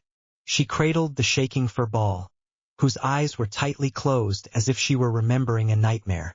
The two endowed women closed in on the scene and one of them was intending to call for help, but the cat spoke and stopped her. Lucy, no. I don't want anyone to worry. Carla slowly opened her eyes. She looked so fatigued. Wendy held her tight. I'm not too sure yet. I've only seen pieces, so don't tell anyone yet, especially Master. Lucy opened her mouth to speak, but Urza cut her off. Pieces? Images of the future? The cat only stared into space, so Wendy answered for her. Since Harriet Potter's arrival here, she'd been having some very strange dreams, some premonition of some sort. She'd only seen some glimpses, and she couldn't finish her sentence as fear took hold of her. Instead, a whimper escaped her lips as she recalled what Carla had said. And what? The blonde's expression was one of anxious anticipation. Everything Carla had foretold had come true so far. Meaning, there was a high possibility that what she saw would indeed happen. Carla squirmed a bit. Should she tell them? They were her friends, real friends whom she trusted. Lifting her head and looking straight at Lucy, she decided to just tell only parts of the visions. She narrowed her eyes, concentrating on the memory. So far, I've seen 3 visions. The first showed a city on fire. She remembered the screaming and she flinched. The second showed 2 girls. They were fighting. Did you see who they were? Questioned Urza while leaning closer. She was hoping it wasn't a bad premonition. Their faces were not visible. Carla's eyes widened as she saw the battlefield flash before her eyes. Another whimper came from her and she felt Wendy hug her closer. The last one was, she looked up in their eyes. Out of the 3 visions, the last one was the most disturbing. Urza sensed her hesitation because she saw her smile at her as if to offer her reassurance, and so she continued. Taking a deep breath, she imparted what she saw and what she feared. Eyes of those who were listening to her widened and an awful silence hung among them. The last vision showed a falling nation and surrounding it were strewn bodies of those who had participated and fallen. Carla breathed deeply. The fallen included many guilds, and one of them was Fairy Tale. Since her last encounter with the Silverfall brat, she noticed that no one was in pursuit of her recently. Before all that had happened, members of the Dark Guild had always been following her, hunting her down. Not a single day passed in which they did not yearn for her power. So no one tailing her was a completely odd occurrence. Upon reaching the end of the alleyway, Harriet Potter found herself staring at an old rusty bottle. A chain with a cross of silver was inside, and she couldn't help but feel curious. The magic she felt came from here. Bending down to retrieve the bottle, Someone called her out, but she didn't stop.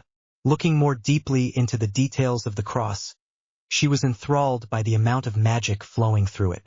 She kept the bottle hidden under her cloak, then faced the entrance of the alleyway where the men now stood. They looked like thieves and vagabonds, and from afar the brunette could tell they were carrying weapons. "That's our treasure. Give it back," one man said to her, pointing a sword in the process. "If you don't, we'll have no choice but to take it by force." Harriet Potter paid no heed to them and simply walked past. She could hear the perpetrators shouting in confusion, and she just kept her eyes closed as she continued down the street. She'd already covered half the town, but still no sign of her father. She was covering ground less quickly than she had wanted. So many eyes to hide from, she needed to remain vigilant. The streets were busy as usual, but she blended in by acting like an average citizen. She walked into a new area and began repeating the process. Sensing some new magic, she decided to check it out, and while doing so, she suddenly felt a tug at her cape which made her stop. Looking down, she met two very large purple eyes. "Hi," the child stuttered softly, sneaking a quick glance toward her, then back to the ground. The brunette stared blankly at the child, then slowly dragged herself away. The child eventually let go, but soon after it started following her. Stopping in her tracks again, she turned her head and looked down. She said nothing, waited only for it to talk. The child shifted its feet a little, its expression hopeful. "I saw fairy tale on you." And Harriet Potter raised an eyebrow at what the child said. "I saw what?" Realizing what it meant, she touched the back of her neck. "How did it see that? I haven't seen you before. Are you a new member? Just what did it want?" Clicking her tongue, she stared at it apathetically. The child was hindering her exploration. "You're wasting my time. Go back to your parents." She turned away, but only to stop as it tugged again. "I can't." Tears started to brim at its eyelids, trying too hard not to cry. "I ran away from them, and now I'm lost." Deliberately, the brunette remained silent, letting it continue. "Because they stopped me. It sniffed from going to fairy tale. They won't tell me why. And I miss everyone." This time, the tears flowed in its eyes, and some of the other surrounding people halted and began watching the scene. They offered a couple of comforting looks that immediately turned to fear when they met Harriet Potter's fierce cold eyes. "TCH. The child proceeded to wipe its streaming eyes, then looked up at her pleadingly. "Will you please help me to get to fairy tale?" Its voice cracked at the end of the question. "I saw your mark. So, you're a member. You know Lulu and Happy and..." No. Surprise lit the child's features and its eyes widened. Why not? If your parents don't want you to go, you don't go. Understand?" Harriet Potter curtly said. She saw it purse its lips in disappointment, and she chid. "Where do you live? I'll take you home." A mischievous smile suddenly spread across the child's lips and replaced its former somber look. It reminded her of that fire brat. "But I don't know where I live. I got lost. Remember?" The brunette sighed reservedly. This child was similar to the pink-haired brat, stubborn and annoying. Since it didn't know where it lived, and she had no means of finding out its house, she decided to comply. The faster she could get rid of the nuisance, the better. "Fine. Just follow behind." The child squealed with delight and moved closer to her. It extended its small hand and looked up at her expectantly. "What?" It blinked a few times, then shook its head. "And nothing." It retracted. Its hand then just took hold of the brunette's cape. A smile was on its face as it followed. I'm Esuke. "What's your name?" Nothing but silence greeted the child's words, and it giggled. "You don't talk much, do you?" Harriet Potter continued walking in the direction of the guild. She ignored all questions until she had absolute silence. The kid must have realized she wasn't going to talk. She can't help but wonder, though, why did it want it to go badly? A humming filled the silence as the two continued their journey. The kid was constantly fascinated by some things it saw in the shops, while the brunette remained quiet. As they neared the street that led to the guild, a group of men, the same as those she had encountered before, blocked their way. "Give it back to us." Asuka stepped back, fear in her eyes, but then revealed a toy pistol. She started shooting at the men, and to Harriet Potter's amusement, all the bullets hit each man in quick succession. But of course those were fake, so no real damage was done. The men laughed and the kid started shaking. Harriet Potter stared boredly as she huffed. The kid started dragging her away, but she remained still. "Stay here." The kid nodded, and so she went back to where the men were. "So troublesome. Get out of my way." The brunette warned, and all she got was laughter. Once charged her, with a knife in his hand. He brought it down, but she grabbed his wrist, lifted her own fist, and smashed it into his face.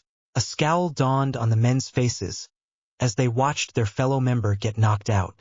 They took their fighting stances and waited. Harriet Potter heard a small cheer from behind as she rushed forward and attacked. She had no need to dodge. They were too slow. She simply ran behind each one of them and hit a vital spot, disabling them immediately. She went back to the cheering child and motioned for it to follow. Asuka quickly ran, and soon after they were at the entrance of the guild. The brunette could see many of its members running and shouting, looking for the kid beside her. The sight of the guild made the child leap, and it suddenly started sprinting to its direction. It shouted in delight while pushing forward. Once the members noticed the kid, Harriet Potter quickly turned and, before anyone could even sense her presence, disappeared back into the town. She didn't want to encounter nuisance any more than she had to. 300 Heart Special. Hey guys! Thank you so much for all the support on this story. You guys commenting and liking is just amazing, and thanks to you, we've reached over 300 hearts. To celebrate that, here's an extra chapter. Hope you like it. Oh, and the picture above is Harriet Potter's face. I made that artwork a year ago, and why I only decided to post it now. Anyways, love you guys. And as always, stay awesome. 300 Heart Special. Lucy and the other girls were standing at the counter, talking about some random stuff. The scene inside the guild was of its usual nature, and it was a pretty normal day. That is, until they started talking about men and their love lives. The teasing started almost immediately. It came mostly from Mirajane and Kana, since they had no one paired up with them. A visible sweat drop formed upon Lucy's forehead.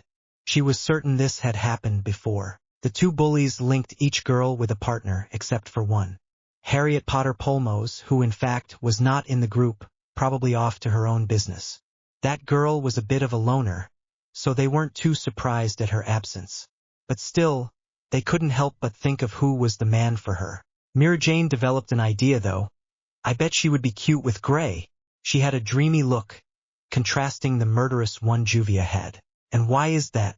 Gray-sama is only for me. Lucy somehow agreed and nodded. I mean, they both have the same hair color. You have no right to talk, love rival. The water mage pointed while glaring so intensely each person in the group had a bead of cold sweat running down their face. Her personality matches Gajil's though, so I think he would be the best for her, Urza exclaimed, which made Levi jump in her seat and nearly choke on her gasp. How are they similar? They're both easily intimidated. That doesn't even make sense. The petite girl sighed, then looked down at her lap.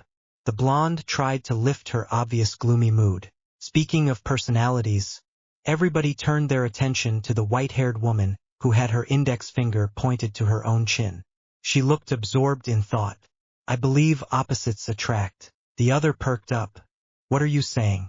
Kana asked while taking another sip of beer. I think Natsu and Harriet Potter would make an adorable couple. Don't you think? All the girls in the circle stopped and looked at Mirajane like she just grew another head. Was she insane?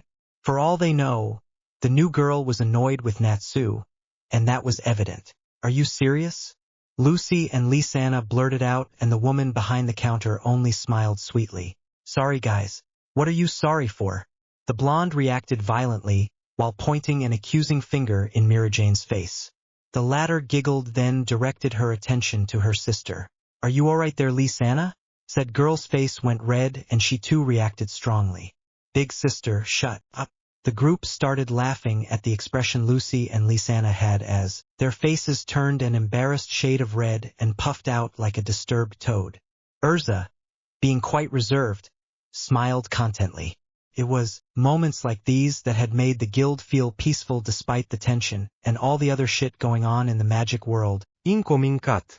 The redhead looked toward the direction the shout came from, and her brown eyes widened as she saw a flying cat speeding straight at her. She had no time to react, and the cat had crash-landed onto her armored chest. "Happy!"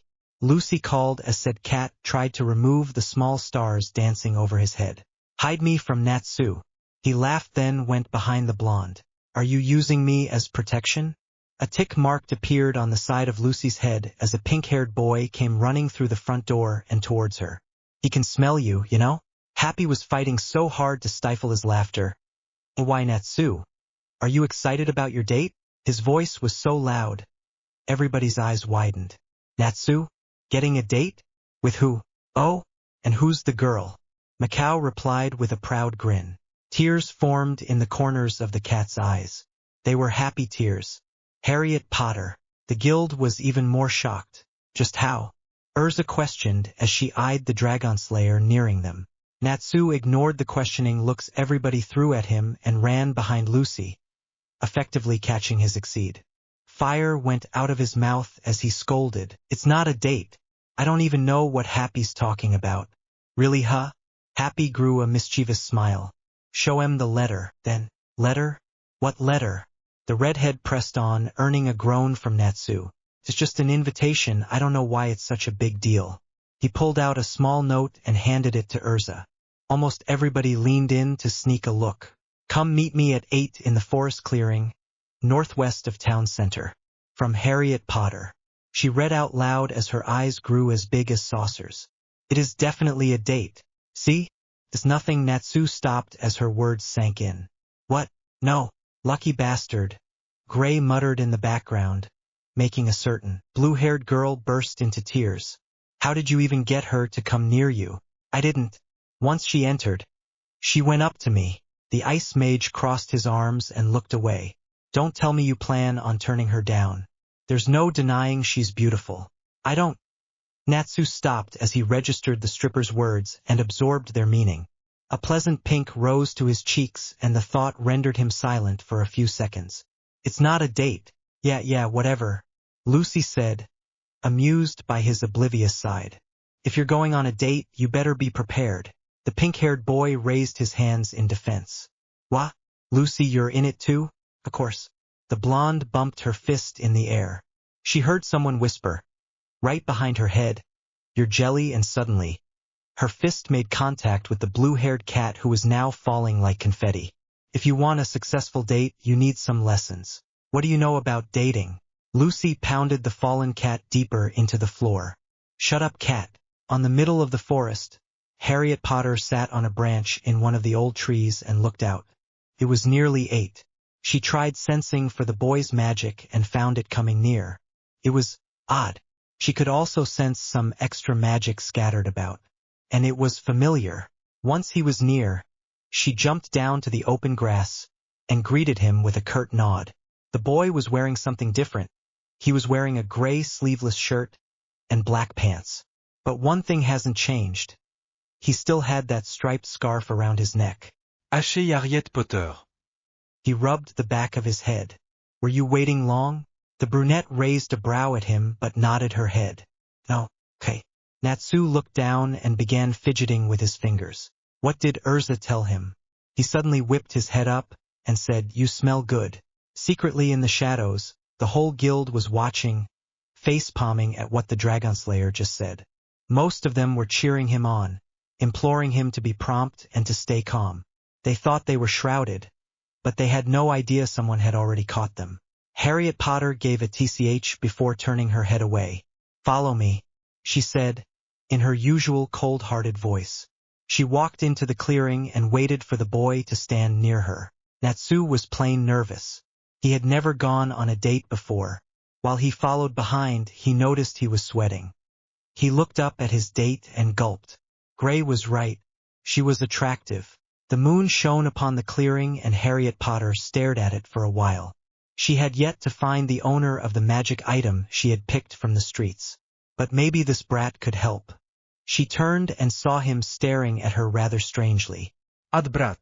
She went up to him and was about to ask when she suddenly heard some rustling in the leaves about her. Natsu heard it too and he tensed. "I know you've heard that." The Dragon Slayer froze.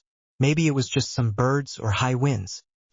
Harriet Potter narrowed her eyes on him.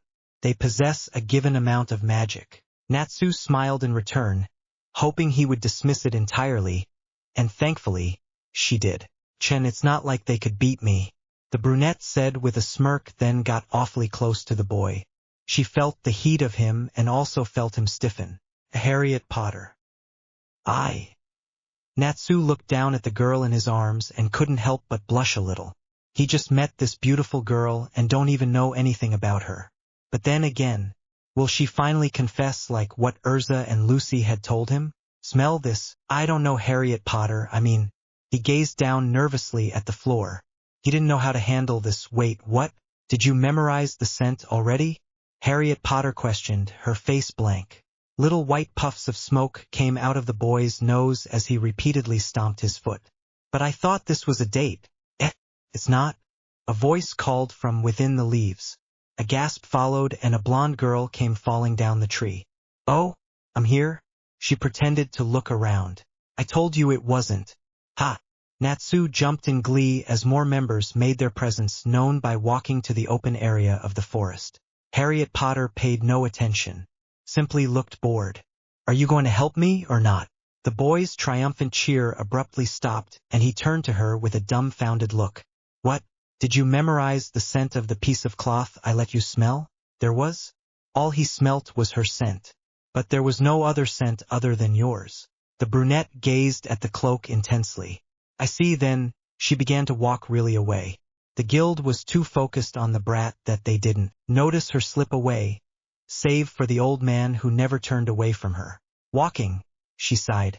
This piece of clothing she was holding held a ton of magic power. She thought maybe it belonged to someone powerful. She assumed it had some lingering scent, but there was nothing. She'd been hoping, but she was quickly disappointed. Through the town, she perked up as she sensed the same magic the cloak was emitting. She ran to its direction with the speed of a mere, regular human, and found herself in the shop. At the display was a cloak. Its color was the same as what she was holding, and there was a stick sign on the front. Limited edition. Cover your scent with magic cloak.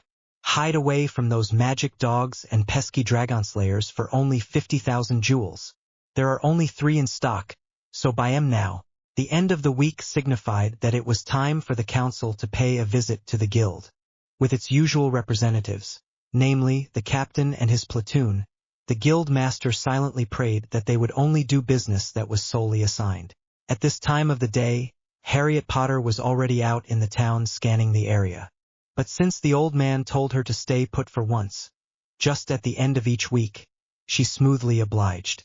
Besides, her pursuit was almost over. There was only one area left to explore before she was done with her hunt through Magnolia. At a corner table at the far end of the room, the brunette sat alone, waiting patiently for the council members. She hoped that now maybe they would give her sword back. For days, she hadn't had any training in swordsmanship, and she didn't want to be out of practice. And it's not like the old man would allow her to carry a weapon either.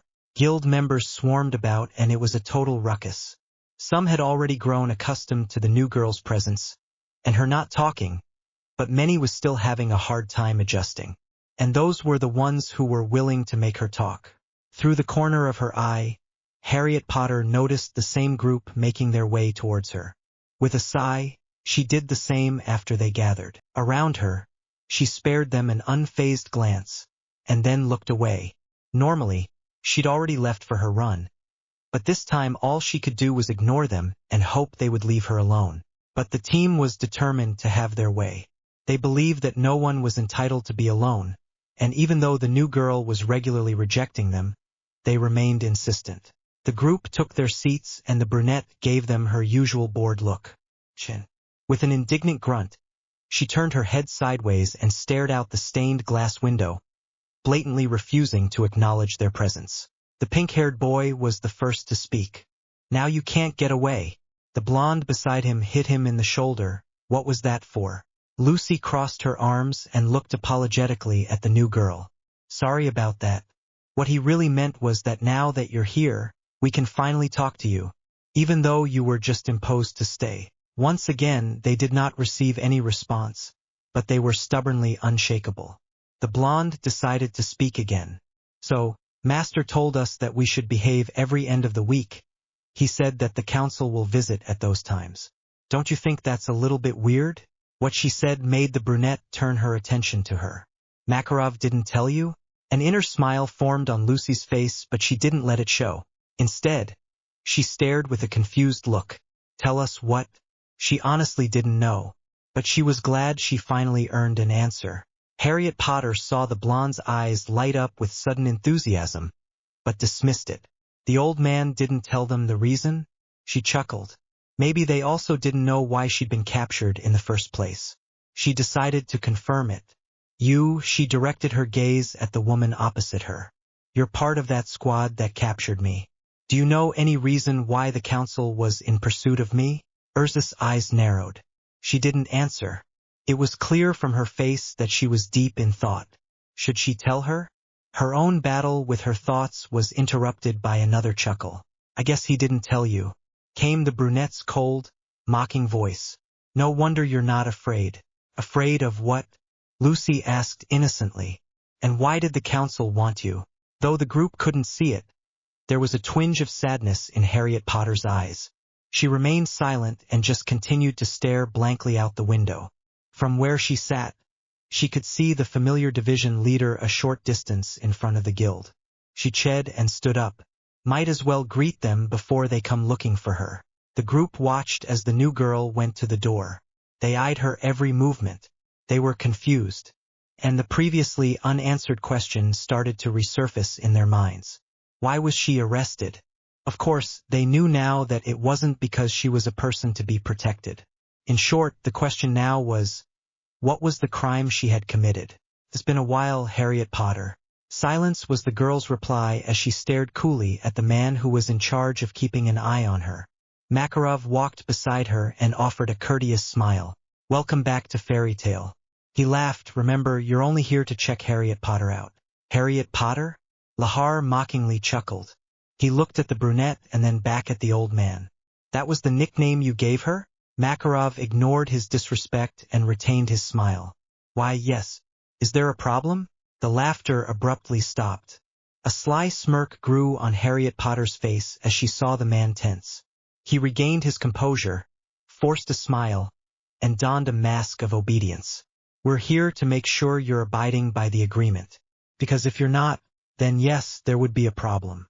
The old man flashed a triumphant smirk but kept his face calm. Assure you there wouldn't be a problem. Harriet Potter had been staying since she came and had never participated in any job offered. The words you speak could be lies, Lord Tenth. Lahar meekly bowed. I hope you don't mind if me and my knights come in and check some logs? Go ahead. Makarov gave his consent and watched the knights march into the guild. Once out of earshot, he nervously bit his nails and cried, Hope those brats do not get into any trouble. If they do, I'd have to write another apology letter and out comes my savings. Another silence hung as the brunette let the old man sulk. She stared off into the guild. No wonder they were surprisingly friendly to her. They didn't know her fault. Undoubtedly, if they figured that out, they'd avoid her. But who cared if that happened? She doesn't care what they think about her. As long as they all left her alone, then she could get on with what was left of her life. Child, something seems to be bothering you. Harriet Potter's reverie broke and her gaze whipped to Makarov. She thought the only group that was clueless of her wrongdoing was that from Sabertooth. She remembered them acting wildly when she was taken away. But it turned out Fairy Tale was unaware too. Maybe there was a decree, but if so, then who were the only ones allowed to know? Makarov, those people you call family, she started, they're all clueless, oblivious. As if he already expected, the old man nodded and forthrightly answered in the affirmative. Yes, and so are the other guilds. So it was an official order. Why? I believe this isn't the right time to speak on the matter. Makarov disregarded, and right after that, the pink-haired dragonslayer came running out the door along with some knights. Natsu? The knights threw the boy towards the pair, then went back inside. Hey, you can't do that. Natsu protested while raising his fists in a gesture of refusal. Why are you outside, child? That guy with the glasses kicked me out. Natsu plainly said. Makarov's expression dropped and paled. What did you do?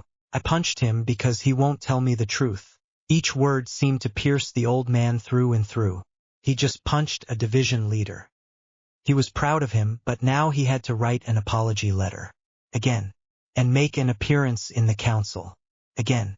The truth? The two men looked at the brunette who suddenly spoke. Natsu had, his eyes wide open. This was the first utterance that had left the girl's mouth in response to him. Well, excluding that time they fought. After that, she hadn't really spoken to anyone. I asked him why he was here, and he said it's none of my business. The Dragonslayer explained, amusement in his voice on the last sentence, and so I punched him, then got dragged out. Why they're here? Harriet Potter's voice raised, challenging, as she directed her gaze to Makarov, who had his eyes closed, seemingly lost in thought. Yeah, you have any idea? The boy threw back, and a blank stare was all he got in return.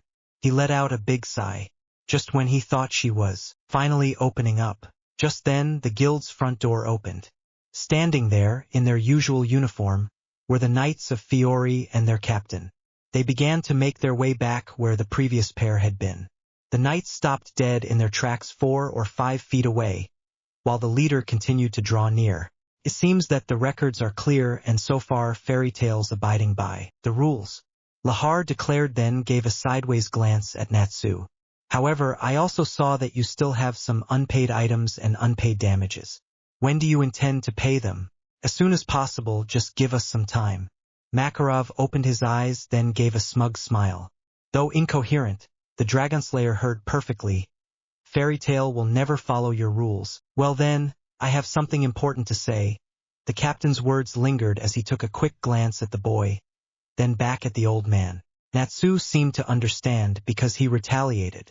Hey, you can say it in front of me, he shouted, right, old man? He had a hopeful expression until he saw the pointed look his master gave him. I apologize, child. But what he has to say is only between the three of us. Being the stubborn boy that he was, Natsu did not accept Makarov's dismissal. He started whining and complaining, saying it was so unfair. So the master spoke seriously to him. Child, please understand. You'll find out if it's ever the right time. Makarov patted his shoulder. Slowly the boy calmed down, and nodded his head. He trudged back to the guild, looking all glum. The old man felt sorry for him, but knew he would understand. Staring after the boy, Lahar became discreet. I'm not sure if Dragonslayers could hear this far, but, to be sure, let's go to our temporary headquarters just here in Magnolia. The old man nodded in understanding, not saying anything more. The brunette followed behind, and as they were heading out, Harriet Potter grunted.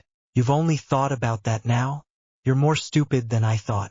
The group stopped at a small building that didn't seem different from the usual houses in town. It looked like a typical house at first sight, but if someone had looked on the inside, it was totally different. The interior was like a conference room. In the center of the room stood a large table with a few chairs around it. It was spacious as it was able to fit the group comprising at least 20 knights and 2 mages. The leader took his seat behind the table while the 2 mages came and sat opposite him. The knights formed a circle around the room, with their staffs readied for some sort of attack. Now what are you going to say? The old man questioned straightforward in slight impatience. I need to come back quickly. I'm starting to worry that the building will be down in ashes. Lahar straightened himself, nodded his head. The members of the council are still deciding when they can allow Harriet Potter to go on missions offered in the guild. She is still not allowed to participate, however. They've already allowed her take on some underhanded work. Harriet Potter sent a steely glance. HN, I bet those missions are provided by that covetous saint. What are they about? She crossed her arms. My participation in these missions is dependent on the mission's objective. The man's eyebrows knitted in disapproval. You can't refuse. It's part of the deal. Yes, I can. The brunette's eyes darkened and her smirk was firmly in place. I didn't say I would refuse. What I said was I would only participate if the objectives are on my terms. On your terms? Since the council spared my life, I'll tell you my one and only condition. Her voice was condescending. You will be sure to tell those saints so they'd stop expecting. And what is that? Lahar demanded. You're pushing your luck. It's simple, said Harriet Potter. If the mission involved murder, I won't participate. A smile of pure derision broke into Lahar's face. Why is that? Don't tell me you've grown a conscience. After you've killed so many people that had lives. Don't feign innocence with me. The brunette copied his line. Don't push your luck. The leader felt his anger slowly rising to a boil inside. Every time the girl spoke to him, he had the same reaction. But now he knew better than to argue with someone like her.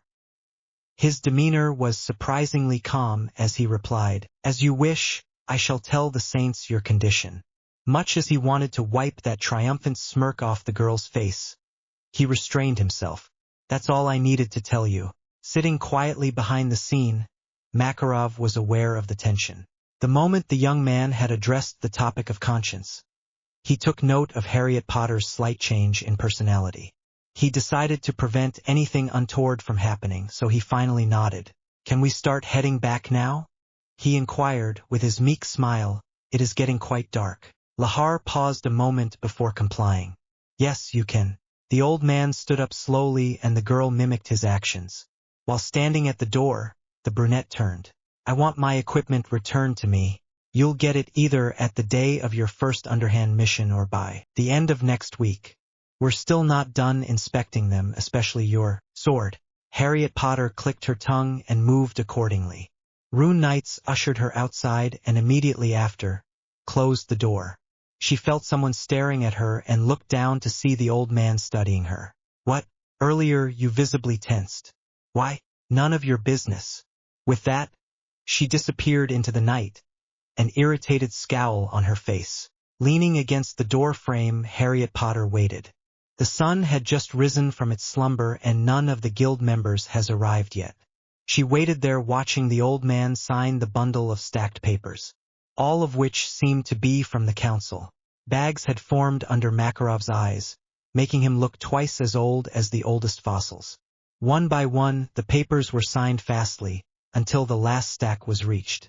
A sigh of death as he unclicked his pen and set it down. Finally, the brunette walked past the scattered papers on the floor and took a seat in one of the chairs not occupied by paperwork. Now tell me everything there is to know about the mission. Makarov stayed unmoving and he looked dead. After a few seconds' silence, he mumbled, Just give me a few minutes, child. A few more minutes and those brats will be here. He twitched and groaned. Okay. It came out muffled since his head was still glued to the table. He looked like a fish out of water. You have at least 30 minutes. Harriet Potter crossed her legs and leaned back in the old wooden chair. He appeared in no condition to talk. His brain was probably fired from stress. Maybe that's why he's nocturnal. Thrice, the old man's head collided with the wooden table. Each time a bump formed. He gave up trying and just proceeded to talk with his head down. You could have come at another time. He twisted his head so his mouth wasn't blocked by the table. You could still do that, the door's open. The brunette cocked an eyebrow. Then it's okay if I tell them? Wait, what? Those brats of yours have been curious. They wanted to know the reason. I kept my mouth shut because I wanted to confirm something first. Makarov absorbed everything, feeling relieved that she was rational enough to act accordingly. It was incredibly stupid of me not to tell you before you even joined, but I didn't because I thought it would never cross your mind. Harriet Potter stared the slumped body down. You were right. It never once crossed my mind. Until I had a conversation with that group. I became curious then, but because of a different reason. I'm surprised you didn't ask me this beforehand. He sighed. What do you want to know? You said last night that all the guilds were uninformed. So it must mean it's a decree given by the council. She began, her tone icy. I want to know why such a law was made and who were the people behind. There was a pause of silence and the old man turned his head so he was facing her. You must surely remember what Wolfheim had offered you before in your trial. The brunette snorted and shook her head. Of course. How could I forget? He offered me the position of Wizard Saint. Most specifically the 8th one. And you refused, he finished. He gave 2 reasons. The first was to use the title as a cover for the underhanded missions, and the second was? He waited for her to conclude but instead got a grunt. TCH. Exactly, if he could snap his fingers, he would have already done it. But alas, he was drained. The second reason applies to the intention behind making the edict. And also, for your sake. Confusion painted Harriet Potter's face. For my sake? A small, reminiscent smile curved Makarov's mouth as he remembered. The Polmos clan has always been regarded as a myth. Only a few people recognized the name.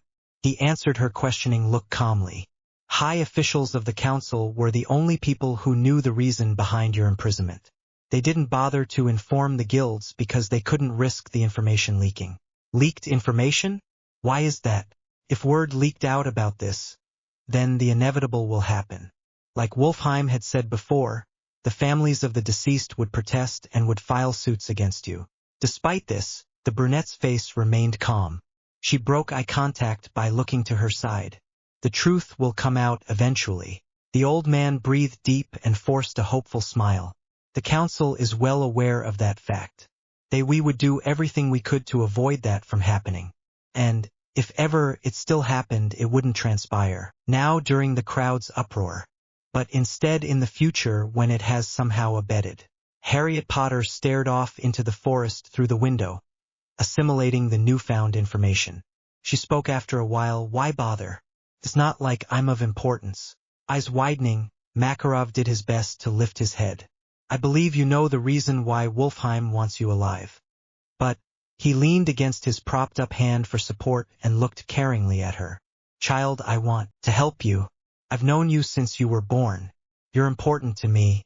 The brunette didn't bother to look at him but glanced at him from the corner of her eye. Why? Her voice was hard, unwavering. Why are you so bent up on me? You haven't even seen me since I was a child. You don't know how much I have changed. Child, do you remember the first time you visited Fairy Tale? He thought of that day, genuinely smiling at the memory. I told you right? Once a family, always a family. She didn't respond.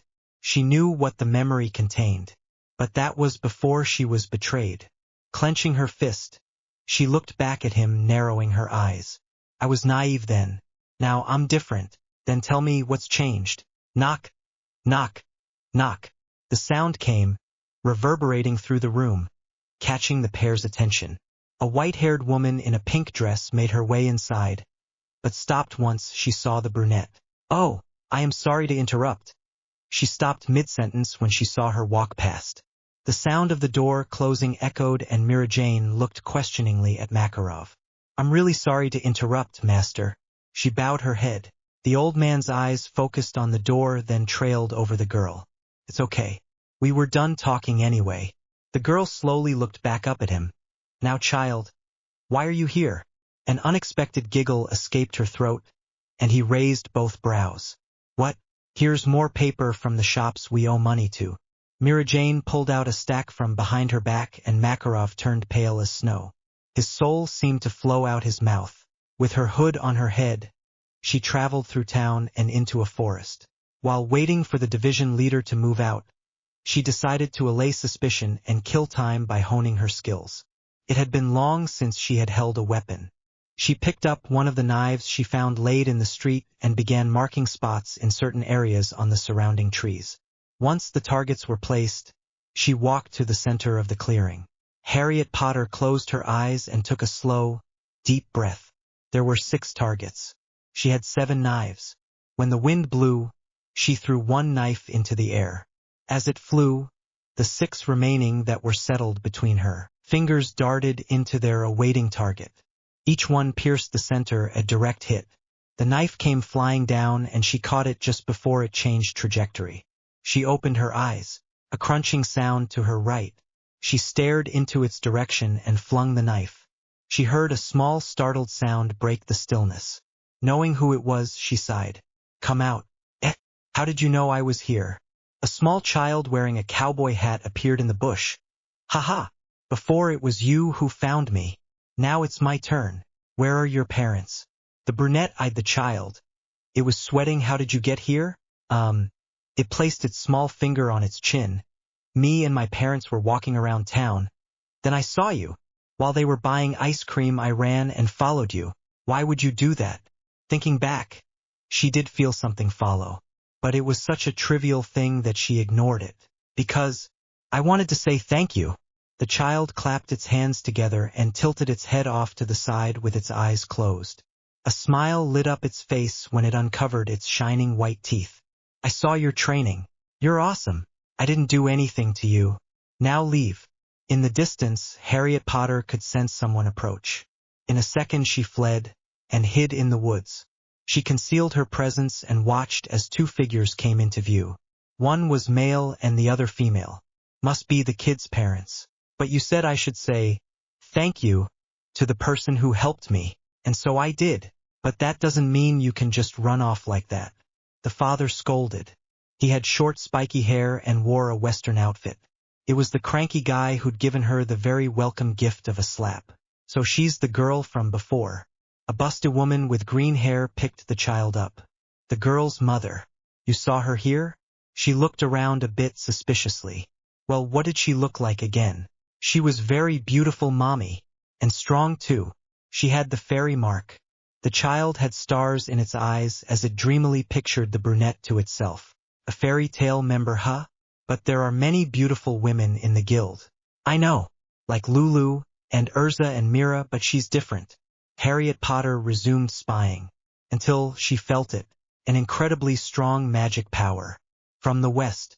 She looked in its direction and accidentally stepped over a dry leaf, catching the family's attention. Before they could even see her, she quickly took off. She propelled forward like a wind to a sail. Drawing near, she noticed the area was new. This was the only part of town she had yet to explore. Not only was the magic strong, but it had a mix of exclusive magic. Anxiety took over her as her eyes finally caught sight of the source of magic. The man had his back turned to her. He was a powerful figure, huddled in a high-collared and tattered cloak that partly hid his face. His power was intimidating. Lifting the hood onto her head, the brunette approached the man from behind. Her presence was well concealed since before she entered the town, so it was impossible to sense her at all. This man was different. Estimated he was the same caliber as the old man.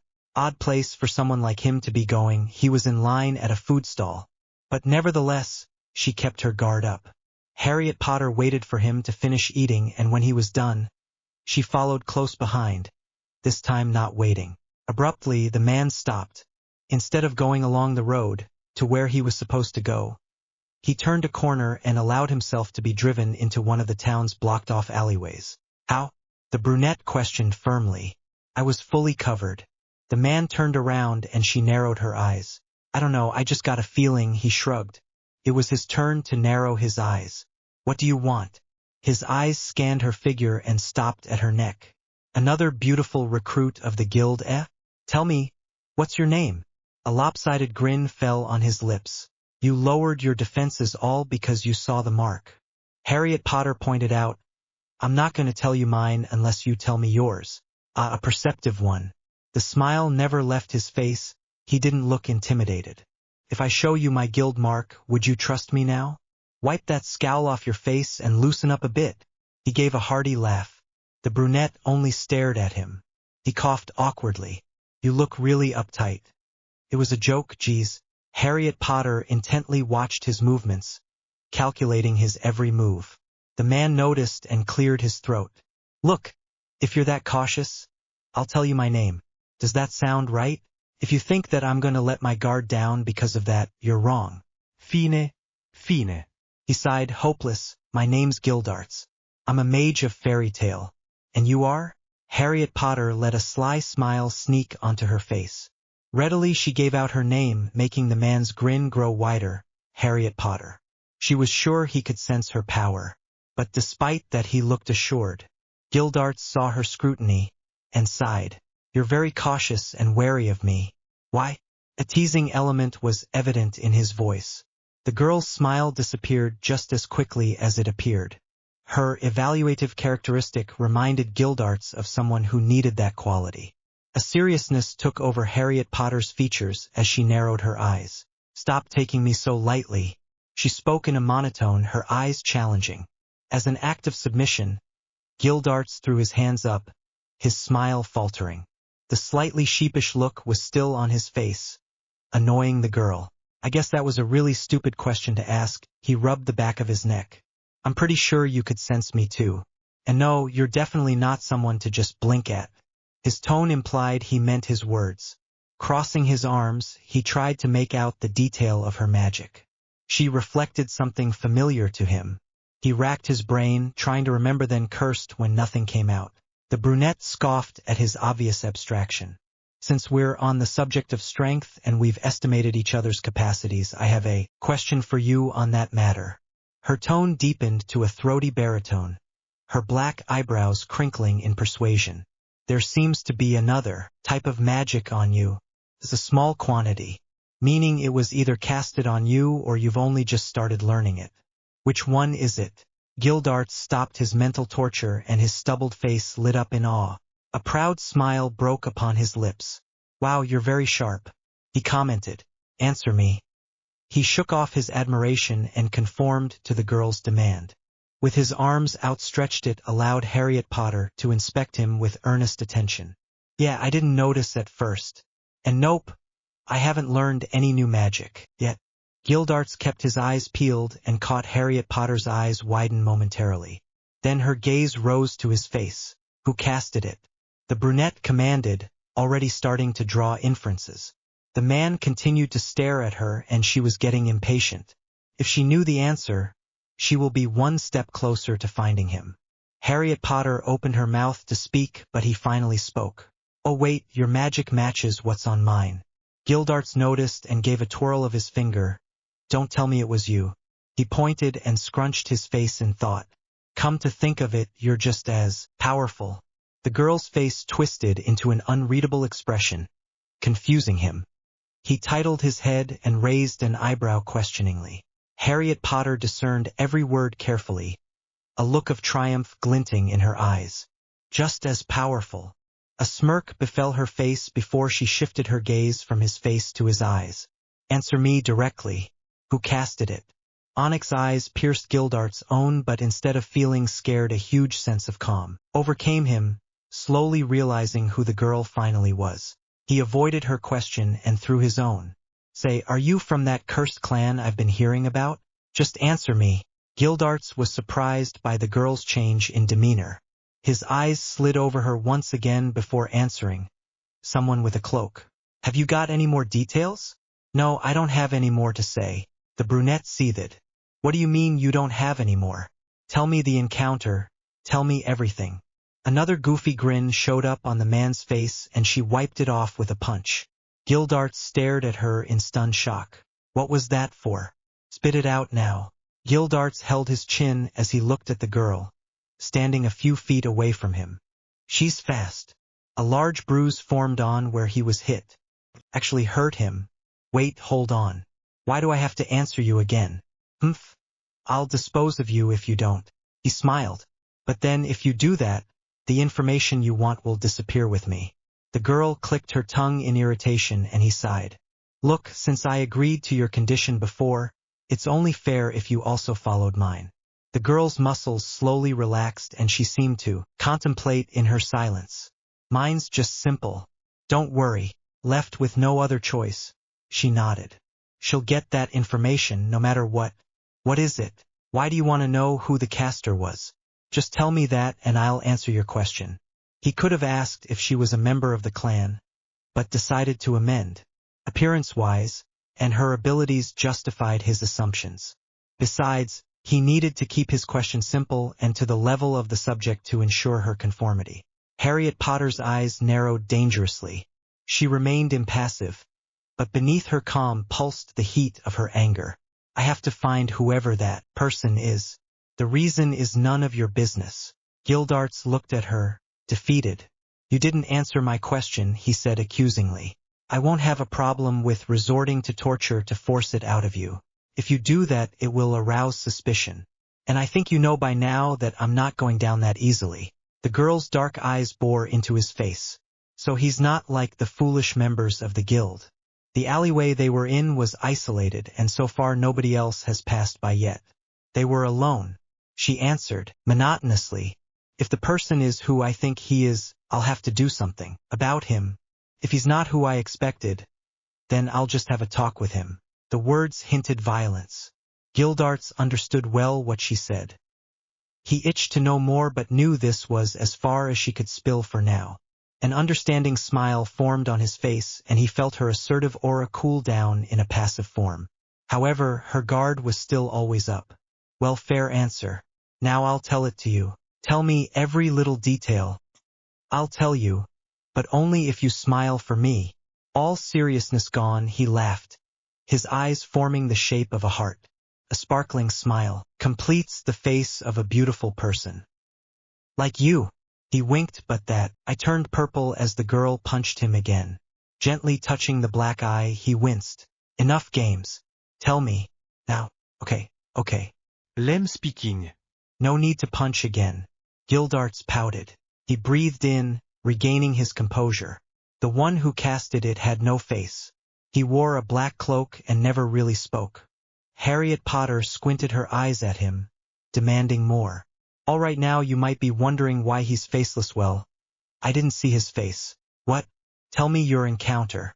Everything he said was illogical. The brunette was able to make out some holes in his story. Well, the only contact I had with whoever casted the illusion was accidentally bump my shoulder with his. The story made no sense. Harriet Potter monitored the man's every movement. His breathing patterns, he seemed generally relaxed. His tone of speech held no traces of dishonest truth. Gildarts saw her confusion, so he relayed his story again in detail. I was traveling, and as I was on my way back to the guild, I accidentally bumped into someone. I turned to apologize, but the cloaked man, or woman, or whoever that was immediately put his hand on my shoulder without even turning to look at me. He stared off into the distance and forced to remember the encounter. I blinked and the next thing I knew, he was gone. Perplexed, the brunette pressed on. Where's the place then? That's the problem. He put me under an illusion that made me forget the location. Piecing the details together, Harriet Potter frowned. Clearly the illusion hasn't been released yet. But why? How? Her near-silent steps echoed as she stepped closer. How long has it been since then? He counted on his fingers. She hoped it hadn't been long. Thankfully, the fingers only went up to 4. Only 4 days ago. Haven't you tried eliminating the spell? There's a possibility that you might remember the place after it's dispelled. Gildarts gave a nonchalant look and a shrug. I tried, but I can't. Besides, I just thought it would fade away. He put his hands on his hips. And it's not like it's doing anything to me, I just forgot the place is all. His flirty demeanor resurfaced as she drew near. Like a closing zipper, Harriet Potter closed the distance between, allowing one step to separate them. The malicious grin on the man's face was ignored as another proposition was sent. I know you could tell I yield the same power. There's no point trying to hide it from you. I'll give you one more offer. Accept and I'll let you go. Leaning forward, he teased her with his slyness. Then can I do the same? It's going to be a win-win situation for us, if you know what I mean. He flashed a wink. The fact that you trifle with someone who has an appearance of someone who's half your age is ludicrous at the same time pathetic. You're a man with power, but you're nowhere near respectable. A huge rock that came out of nowhere instantly fell atop the man's head. He fell mute. Well, there goes his chances. The moment he opened his mouth to retort, he felt a hand on his shoulder. I'll release you from the illusion. After that, you're going to tell me the exact location. Gildarts focused on her hand. Nothing felt different, his body remained the same. Except the fact that he could now sense the little bit of foreign magic slip away accordingly. A few while and the girl's hand was back to her side. Well, do you remember? It took a moment for her words to register through his skull. He glanced at his body and back to her. I don't feel anything largely different. Do you remember? Harriet Potter's authoritative voice commanded. Wait, my mind is still a bit fuzzy at the moment. He raised his hands and concentrated on remembering. A frown etched on his face. Nope, I still can't remember. But you said it was because of the illusion. The brunette's voice took a sharp tone. I took a chance and assumed you were telling the truth since I could definitely sense a different magic on you. Are you sure it's your memory that has been affected? I guessed. He stressed the last word, and the girl noticed his uncertainty. She narrowed her already narrow eyes further. He shook his hands in defense. It's because I never usually forget where I've been. It's the first time it's happened. In her head, Harriet Potter drew new conclusions. If the illusion hadn't played him, then what did it do? She devised the scenario picture. Under the illusion magic, there could only be two possibilities right after it's casted. Either the victim stays conscious or not. The outcome depends on the caster. She decided to interrogate. Tell me what happened after he disappeared. She received his mischievous smile in response to her words. Whoa. Too many questions. Knowing she'd never get anywhere with him, she turned around and clicked her tongue. It seems you don't have the answers. She looked towards the end of the alleyway. I shouldn't mind or attempt to sort out what has happened to you. I'm only looking for the location, and you can't answer it. I have another way to solve that problem. Gildarts looked at her questioningly, showing nothing of malice or the other things he was feeling. Look, I'm telling you the truth. I'm sorry I can't help you, but I didn't ask for your help. You were merely another piece of evidence. What? And what did you say about this other way you're planning? The silence through the alleyways broke, and from behind, Gildarts could see the girl's lips curve upward. A loud shout echoed, and Gildarts palmed his stubbled face as he heard the familiar voice. My other way is to make use of the scent. It has only been a couple days since you've encountered the caster, so I'm sure the smell is still available. I found you. I knew it was you. Gildarts smiled and sighed at the same time. Hey, long time no see, Natsu. Enjoy this special chapter, and I hope you have an amazing day. 400 heart special. Ladies, please. One at a time. Women from unknown places of Fiore bounded over to a young man with orange hair, clinging to him, touching him, petting him. At the sound of his sultry voice they dreamily sighed, some even fainting. This was a normal occasion for the celestial spirit, women falling at his feet. He was startlingly handsome that he's got them wrapped around his finger. A low chuckle erupted from his throat as another maiden decided to join the fray. Loke, are you done yet? Lucy sighed while nearing said man. Loke simply shrugged, and she gave out yet another sigh along with a look of defeat. I'll be back in a minute, honey. The women surrounding the spirit sent a chilly glare at the blonde, making her retreat back to her seat. Her teammates who were sitting around her table gave her the same nonchalant look. The man was always like this, nothing too surprising. Why do you even ask? He's always like that. The black-haired boy opposite her boredly said, leaning back in his chair.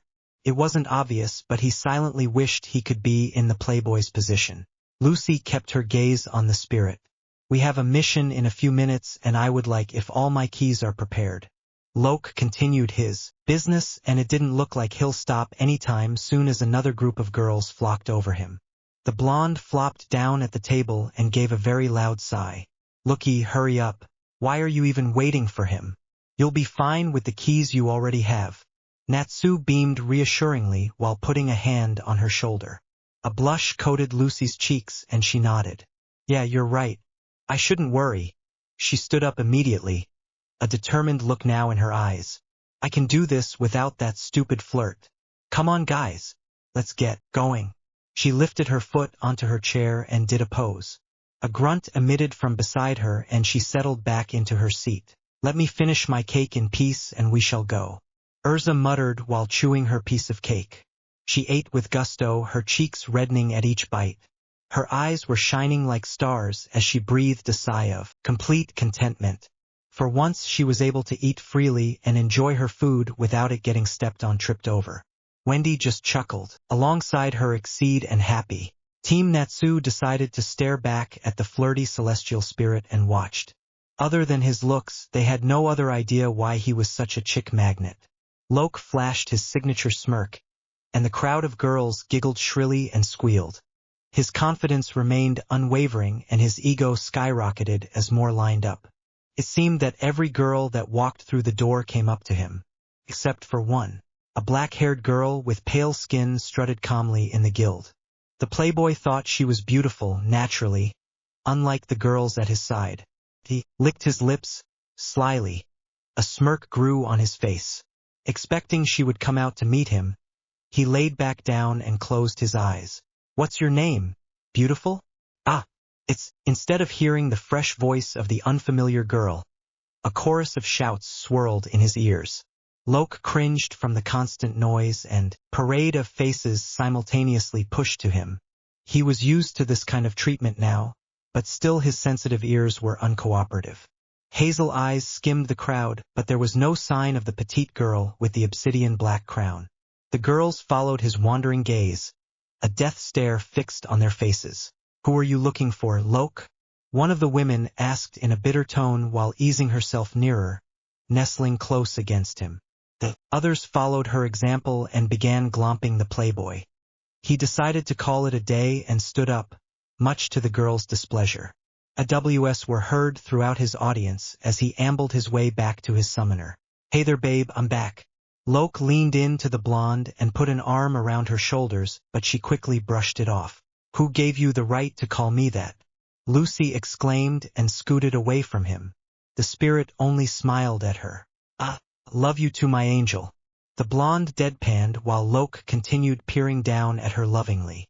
Up over the blonde strands, he caught sight of the girl whom he had no chance of meeting earlier.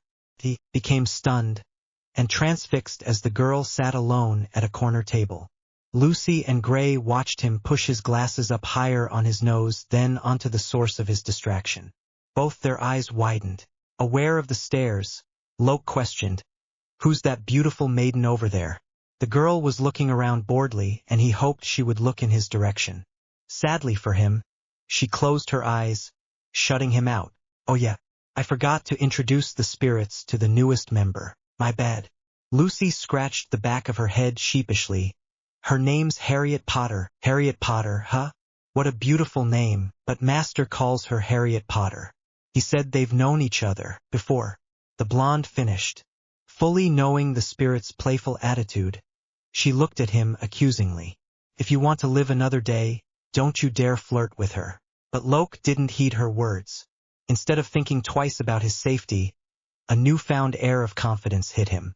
His former partner shouted at him to come back, but as an egoist, he just couldn't let go of her.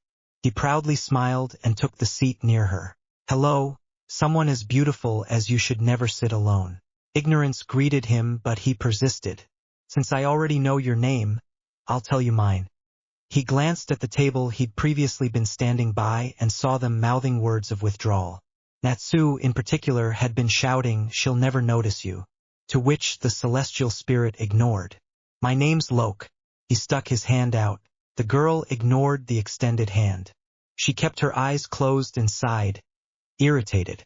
Usually this was some kind of sign that she didn't want anything to do with him, but Loke thought otherwise.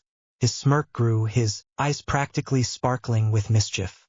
His chair let out a squeaking sound as he scooted closer. Playing hard to get, are we Harriet Potter? The fangirls who were still patiently waiting shrieked in delight. Hearts formed in their eyes, wishing they were in the lonely girl's shoes. Envy enshrouded them like a cloud. It's not like she's pretty, one said in a tone that seemed to be both angry and disbelieving. The guild members kicked them out for being too disorganized. Or should I call you Harriet Potter, the name Master calls you by? Go away. Ah, baby. Don't be like that. The celestial spirit cooed. Slowly, his hand reached her waist, his open palm centimeters away from touching her slim, firm body. He spoke intimately into her ear, his hot breath drifting against her ear. You caught my eye. There's something about you that draws me to you. The rest of Team Natsu stared wide-eyed at the scene. They were at a loss for words. Did he actually get to touch her? The celestial spirit thought he had finally won her over. But the words that came out her lips caught him off guard, that it took him a moment to gather his ego back and his smile steady. You're damned annoying. The girl stood up and walked up to the bar. Loke was speechless. The girls were always falling all over him. Other than Lucy, he hadn't gotten rejected before, and her approach so harsh and cold. Clearing his throat, he pursed his lips and retracted back to his celestial mage. Immediately he received her scolding. I can't believe you touched her. When will you learn not to, you jealous babe? Loke smirked, his eyes still glued to the brunette. Discomfited, The blonde furrowed her brow and scrunched her mouth. Is she always like that, or was she just pretending to hate me? Can you stop thinking that all girls like you? She's always been quiet, but I'm pretty sure she's not what you're thinking. Gray answered, ignoring his teammate's comment. Quiet one, eh? Learning that made the celestial spirit quite happy. He always liked a challenge. No girl could ever resist him, and he'll be sure that she admits her love for him. The determined glint in his eyes was distinguished by Team Natsu. As the playboy slowly approached his prey, the team silently prayed. Once the coast was clear, after Makarov had talked with the girl, Lok made his move. For the second time, he approached, determined to add her to his ever-growing list. She was already halfway to the door when he jogged up to her. She looked at the celestial spirit with a clear scowl upon her face, which, however, didn't make her any less beautiful in his eyes. Move out of my way. Instead of moving out of her way, though, Lok folded his arms and tried to make conversation.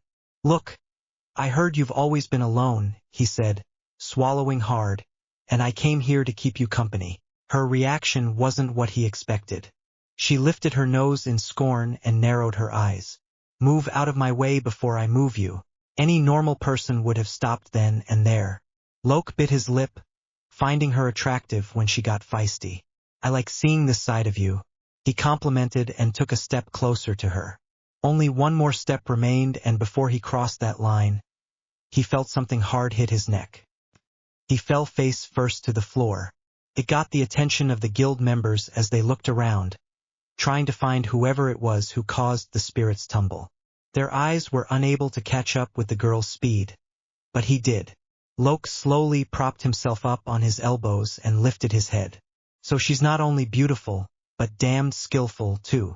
Despite the pain in his neck, he managed to smirk cockily. Ah, you're a challenge, Harriet Potter, a most interesting challenge. Lok stalked through the crowd, sometimes stopping to flash a wink at some girls. The streets of Magnolia were busy, and so was the girl. Whatever Makarov told her must be at least important. He followed the brunette as she took a turn and stopped in front of a shaving shop. A confounded look fell over the spirit's face. What did that old man order her to do? The girl attempted to step foot in the shop until 3 buff men surrounded her. The celestial spirit can't hear what they're saying, but he became alarmed when he saw them come down on her. Immediately, he ceased hiding, landing in front of the girl. He looked over his shoulder at her. You all right? Lok chuckled at her glare, then turned to the men. What do you guys want? The men laughed maliciously, and the tallest one, who, he presumed, was the leader, pointed at the girl. Very simple. We want her. She's very feisty, just the type I like. The girl scoffed while the playboy covered for her. Not when I'm here. Are you defying me?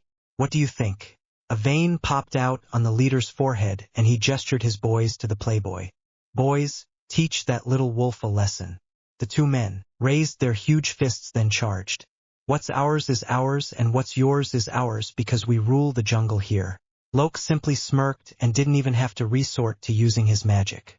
With quick punches that put the men against the pavement, the leader was left standing with a pale face and a heavy jaw. He trembled. You insult me. Comparing me to a mere wolf is just disrespectful. Okay. Leave me alone.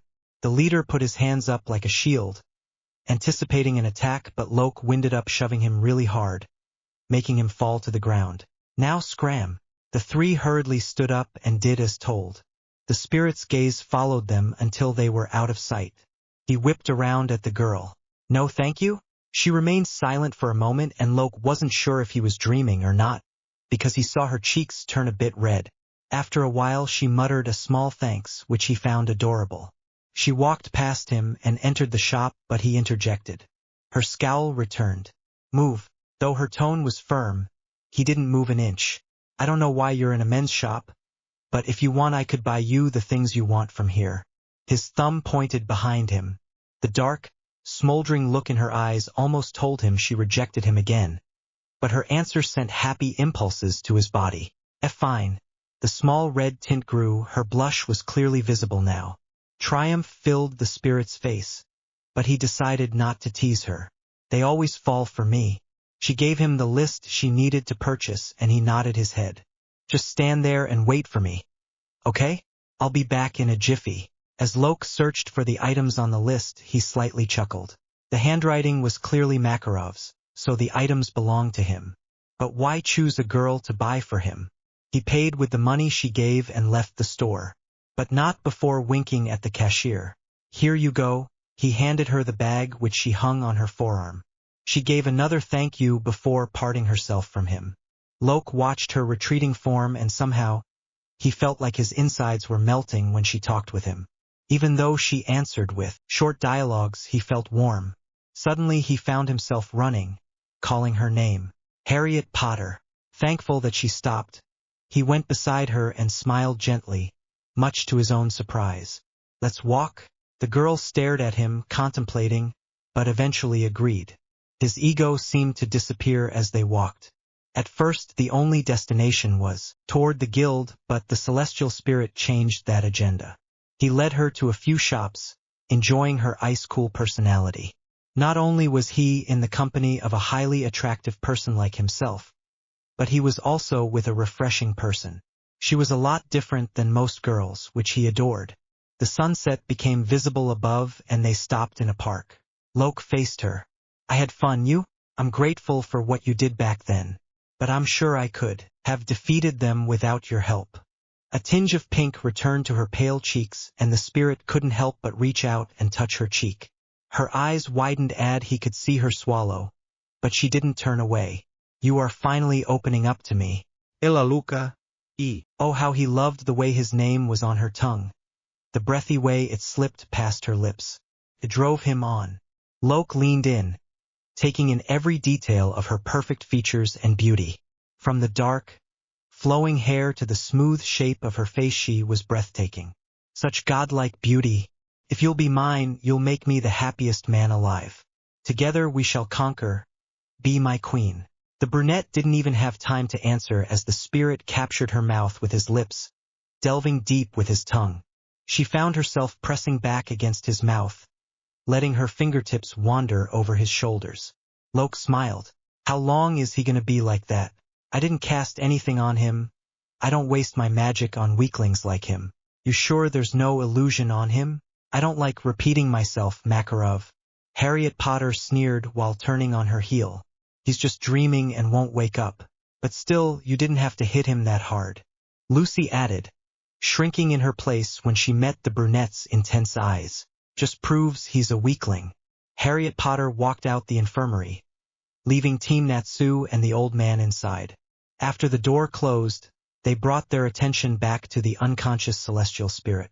His neck bore a red-purple bruise from where he was hit. The blonde sighed while the brunette beside her gave a tongue click. I warned him. Gray shrugged. Wait, is he smiling? Natsu neared the bed and inspected his face. Yeah, you're right. Must be having a fun dream, Urza commented. Lok shifted his body to the edge and, to everyone's surprise, hugged the pink-haired dragon slayer. I love you and only you. Let me prove it, the spirit cooed and started showering Natsu with kisses. The pink head struggled to get free, while the people in the room simply laughed. Though it abruptly stopped when one little word slipped out of his mouth. They looked at him, surprised. Harriet Potter. The empty alley was disturbed by a loud, obnoxious voice. One of the pair sighed very audibly, his face somehow shrunken, while the other only looked with distaste. The owner of the voice openly and eagerly ran deep in the alley, finally ending in front of the two conversing mages. He beamed happily and even slapped the older man on the back. Nice to see you again, Gildarts. Natsu was greeted by an even more forceful slap, causing him to stagger back a step. Same to you, Squirt. Gildarts replied eagerly, but not to the same level as the boy. How did you find me here? What are you doing here? Natsu blinked at him and scrunched his eyebrows. It's because of your smell, he said in an obvious tone. What else? He laughed a bit until his eyes set on the brunette. Harriet Potter, Harriet Potter? I'm surprised to see you here too. Why are you here? Answer the man's question first. Okay. Natsu's treble voice trailed off as he shifted his gaze back to the taller male. Gildarts rolled his eyes at the girl's response, making a display of his white teeth as he smiled. Since I'd like to hear her answer, I'll tell you why I'm here. Please don't tell me you came here just to challenge me to fight. The Dragonslayer smiled sheepishly, well, partly, yeah. But the taller male was midway through his facepalm until another voice joined in. It was high-pitched and belonged to a certain blonde girl, now standing at the end of the alleyway. Natsu opened his mouth to speak, but the girl stopped him. Natsu, you idiot. Lucy smacked the boy's head, a fist-sized bump forming beneath the thick pink hair. Don't just run off like that. Me and Happy looked around and you were suddenly gone. Sorry. Natsu rubbed his head, wincing at the bump. A flying cat came into view and he instantly lightened up. Hey Happy, I'm quite surprised you didn't leave her alone. I was so worried. Happy hugged his face and let go when he heard a deep cough. His teary eyes turned to see Gildarts and his gentle smile. He shouted with glee, Gildarts, you're back. Hey there, flying cat. Gildarts put his big hand on the cat's head and petted it. I still can't get over the fact that you got wings. Even after all these years, you're still surprised? Lucy whispered to herself, not expecting anyone to hear. The cat teased her. I never imagined you were emotionless, Lucy. Shut up, furball. The blonde chased the flying cat in hopes of strangling it. Once she saw where it flew off to, she halted in her tracks. Happy was grinning at her hitch. She cleared her throat and ignored the dancing cat floating above. Harriet Potter. How you doing? You're just like him. Harriet Potter directed her gaze at the pink-haired boy, always asking too many questions, and always too curious. She scoffed, then looked at the cat above her.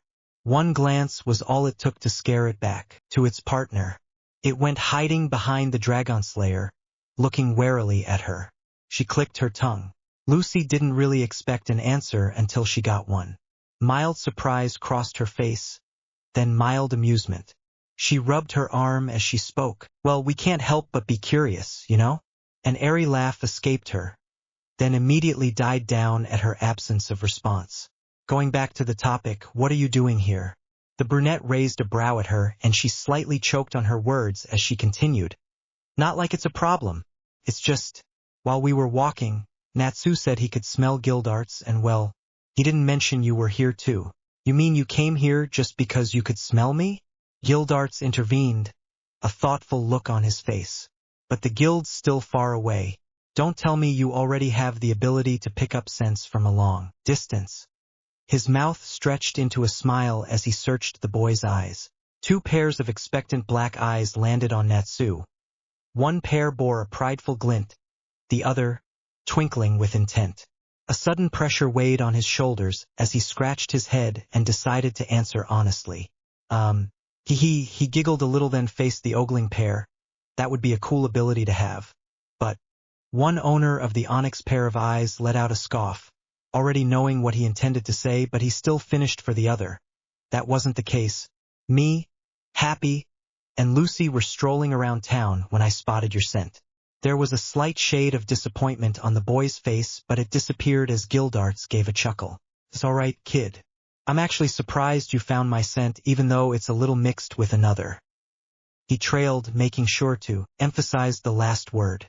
The boy immediately shot up as the words clicked into place in his brain.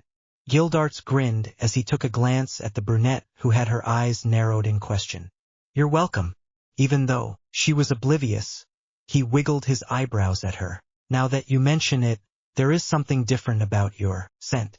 A detective-like aura coated Natsu as he put his nose in the air and sniffed. Turning in Harriet Potter's direction, he inched closer to her and inhaled. So that's how you smell like. Never got a chance to memorize your scent. It disappears quickly, and the last time I followed it, I was led to a bird. Gildarts stifled his laughter and looked teasingly into his face. What? How? Master said something about masking her scent. It's still a bit unclear to me, but I think I've got the gist of it. The blonde answered as it seemed that the Dragonslayer can't explain. Natsu nodded his thanks and she smiled in return. Is that so? The stubbled man raised both his chin and eyebrows and settled his gaze back on the silent girl. As expected from a member She chid at his obvious observation and he laughed heartily. Was it fun toying with him? As usual, there was no response. But the conversation spiked the trio's curiosity.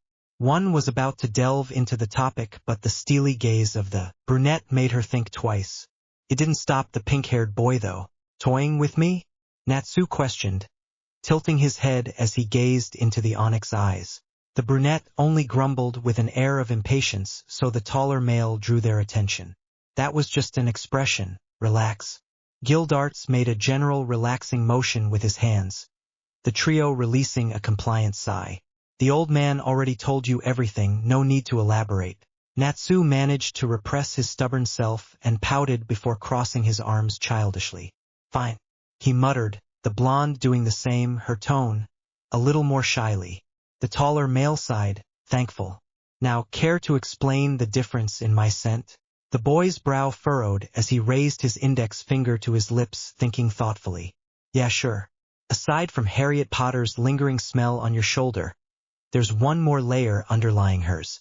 Said girl stepped closer to him, catching his gaze. Wait, you still haven't told us why you're here. I've already fulfilled my end of the agreement. Now it's your turn. Gildarts thought he might need to speak for the girl again, but she surprisingly answered. I'm here because of reasons I can't tell you. He gave her an exasperated look and said, if you want him to help you, you should at least give him a reason for lending his trust. A grumble of annoyance rose in Harriet Potter's throat as she glared menacingly into his face. Stop treating me like I'm a child. If anyone's immature around here, it's you. Her black eyes pointed to the trio. Trust? I thought they were already foolish enough to give me that so early as I had joined and become a member.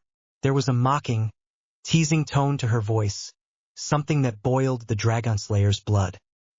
He looked like he was ready to pounce on her like a lion to its prey until a comforting hand landed on his shoulder. Natsu, don't. Lucy called. A surprised gasp tugged her when she saw his expression. Net, I remember Urza and the old man telling me that there's always a reason for everything. A fire of determination lit his eyes and he beamed.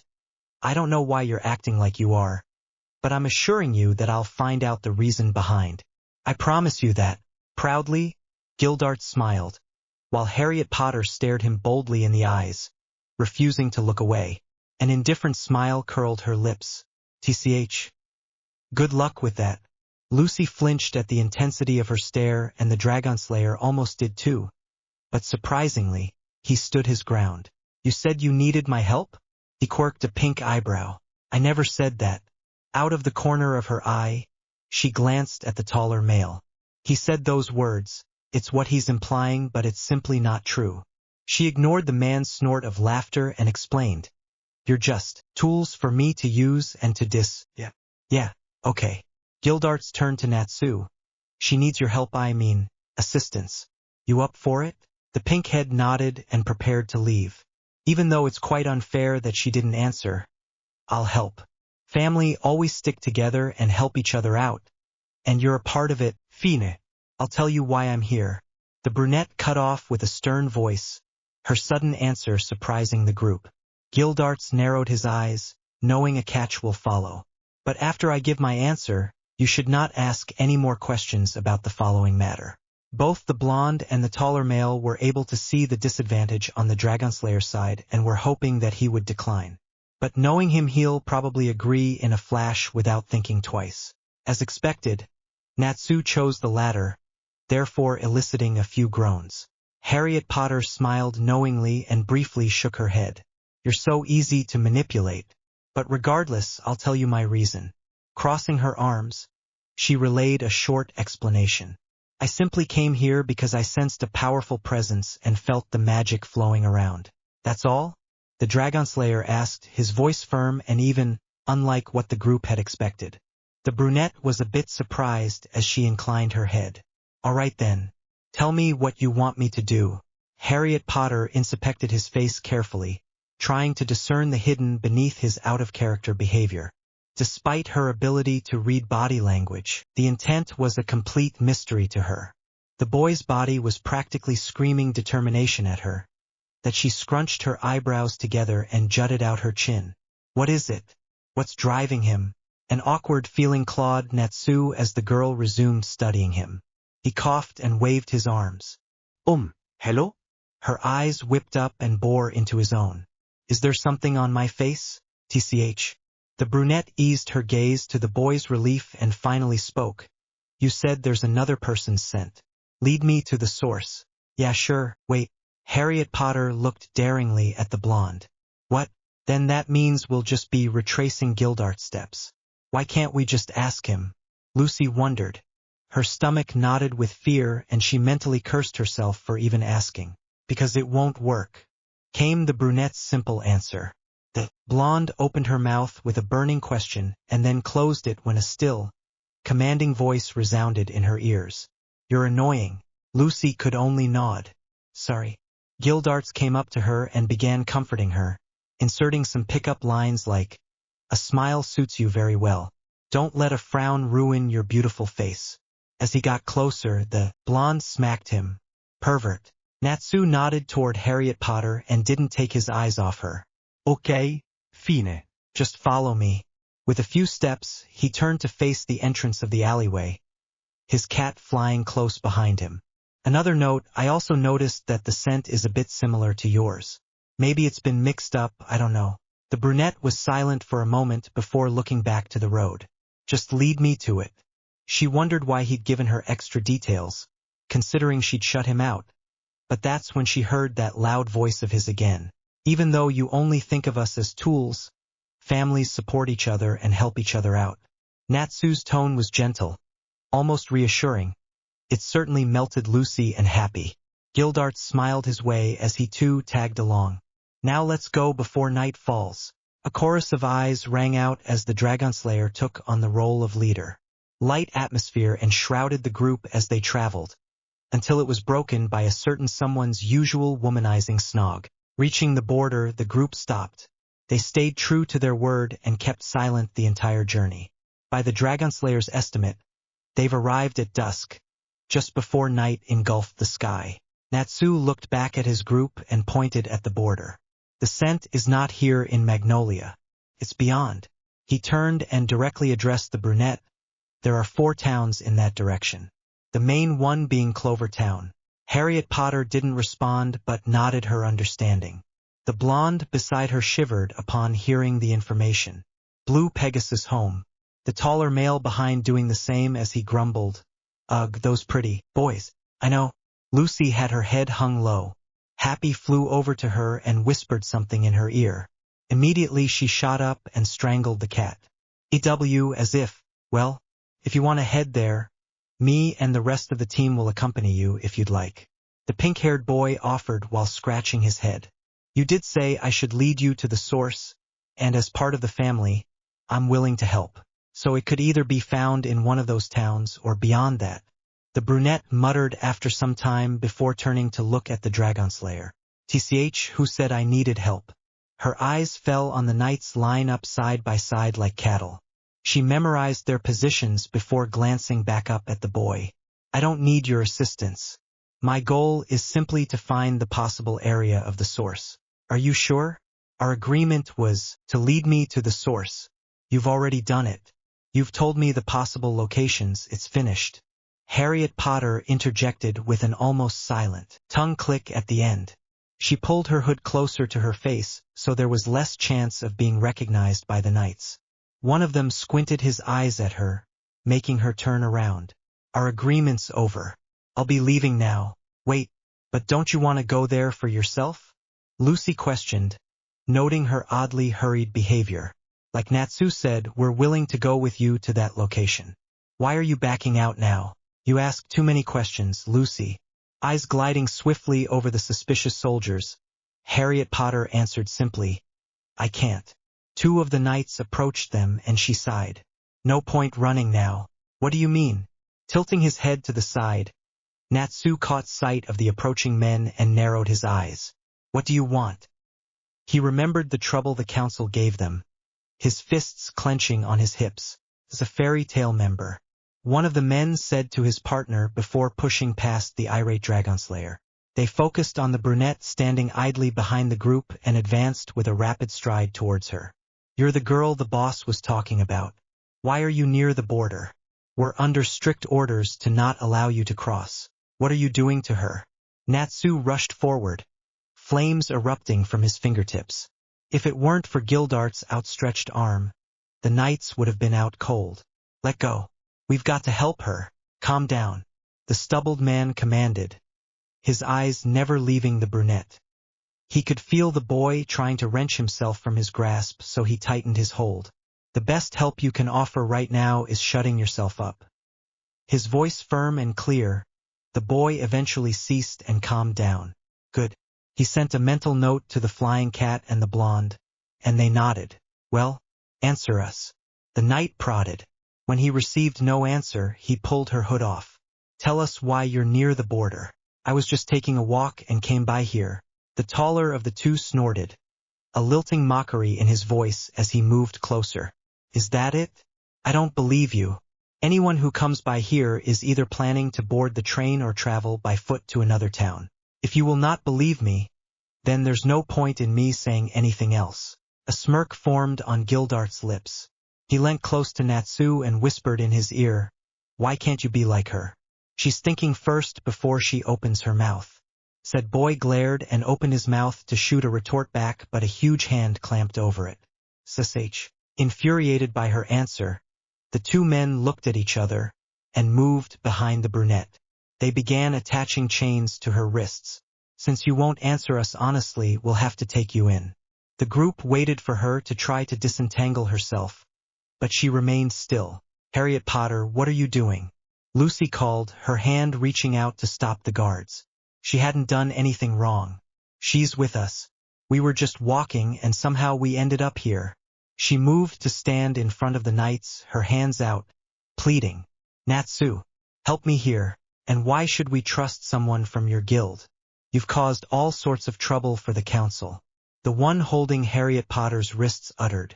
For a fleeting second, as he had pronounced those words, Natsu shot a fireball at him, causing him to stagger back and drop the girl's hands. You fairy tale brats. You're the one who's causing trouble, not us. You're an idiot. Shaking his head in shame, Gildarts heavily sighed and let the boy go since he has already started a ruckus. The brunette also breathed a sigh of her own while taking a sidestep, avoiding the flames. The ruckus attracted a crowd, most especially the standby knights. After seeing two of their members unconscious on the ground with flames licking around their bodies, they immediately charged. Punching them out cold proved an easy feat for the Dragonslayer, having the whole platoon down in a matter of minutes. Some of the crowd remained attentive, while most others simply moved on since such an event was already normal to them. That'll teach him not to mess with fairy tale, Natsu enthused. Lucy came up behind him and whacked him on the head with her fists. Ow, hey, what was that for? You didn't have to beat them all. She looked worriedly around. Now what's Master gonna say about this? Cheer up. Harriet Potter didn't do anything, so basically it's their fault they're like that right now. He turned to Harriet Potter and threw her a confused look. Why didn't you fight back? There would be no point in fighting back. Haven't you thought of that? The brunette looked to her right. If you just remained still, we wouldn't be in this situation right now. Natsu followed her gaze but saw nothing. He lifted his head up and sniffed the air. Backup's coming, Gildarts announced. Soon enough, marching footsteps were heard. The new platoon coming to view. Well, that's our cue. Pulling Lucy's hand, Natsu sprinted for the nearest alley. Happy flew behind him and hid. Guys, hurry up and get out of there. Too late. Harriet Potter made a humping sound as Lahar stepped forth in the alley's direction. Come out, fairy tale. There's no point hiding. The Dragonslayer was still persistent in believing he was only bluffing, so he destroyed the crate said mages were hiding in. The ruckus is quite understandable to me since you're always causing something like this. What I want to know is the reason. A few minutes, and Natsu sprung up with a prepared fist. But before he could land a blow, the leader leaned back and dodged. It's because of you. The man said nothing and allowed him to continue. Your men captured our friend for no reason. Friend? This caught the leader's attention. Sparing a glance at the brunette, his eyes wandered then to her bounded hands. And why did they do that? From the corner of his eye, He could see one of the guild's strongest members watching him intently. They didn't believe what she said. They assumed she was lying. Lucy answered while stepping forward. They said something about her being prohibited from crossing. But she wasn't planning on doing that. She came with us and we just took a walk and ended up here near the border. Lahar didn't take his eyes off Harriet Potter as the blonde spoke. He studied her for a moment, then shook his head slowly. Releasing a breath, he faced the mages. Fine. You're dismissed. Advancing his way toward the brunette, his platoon followed close behind, stunning the mages. He let us go that easily. Lucy and Natsu both thought the same thing as they looked at each other and shared confused glances. The Dragonslayer was the first to speak his mind. You're letting us go? But what about Harriet Potter? Yes, but there will be punishment. The council will just send a letter to your master regarding that matter. The leader replied, his attention focused solely on the brunette, Harriet Potter, and I have some things to discuss. A subject that doesn't involve any of you. The knights aligned, readying their metal poles.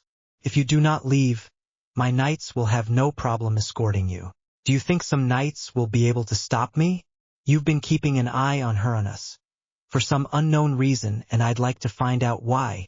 A resolute fire lit Natsu's eyes. His fists clenched tightly as he arranged himself to fight. I've defeated your men before. I can defeat them again. No, don't do it, Squirt. With one swift step, Gildarts blocked the Dragonslayer's way.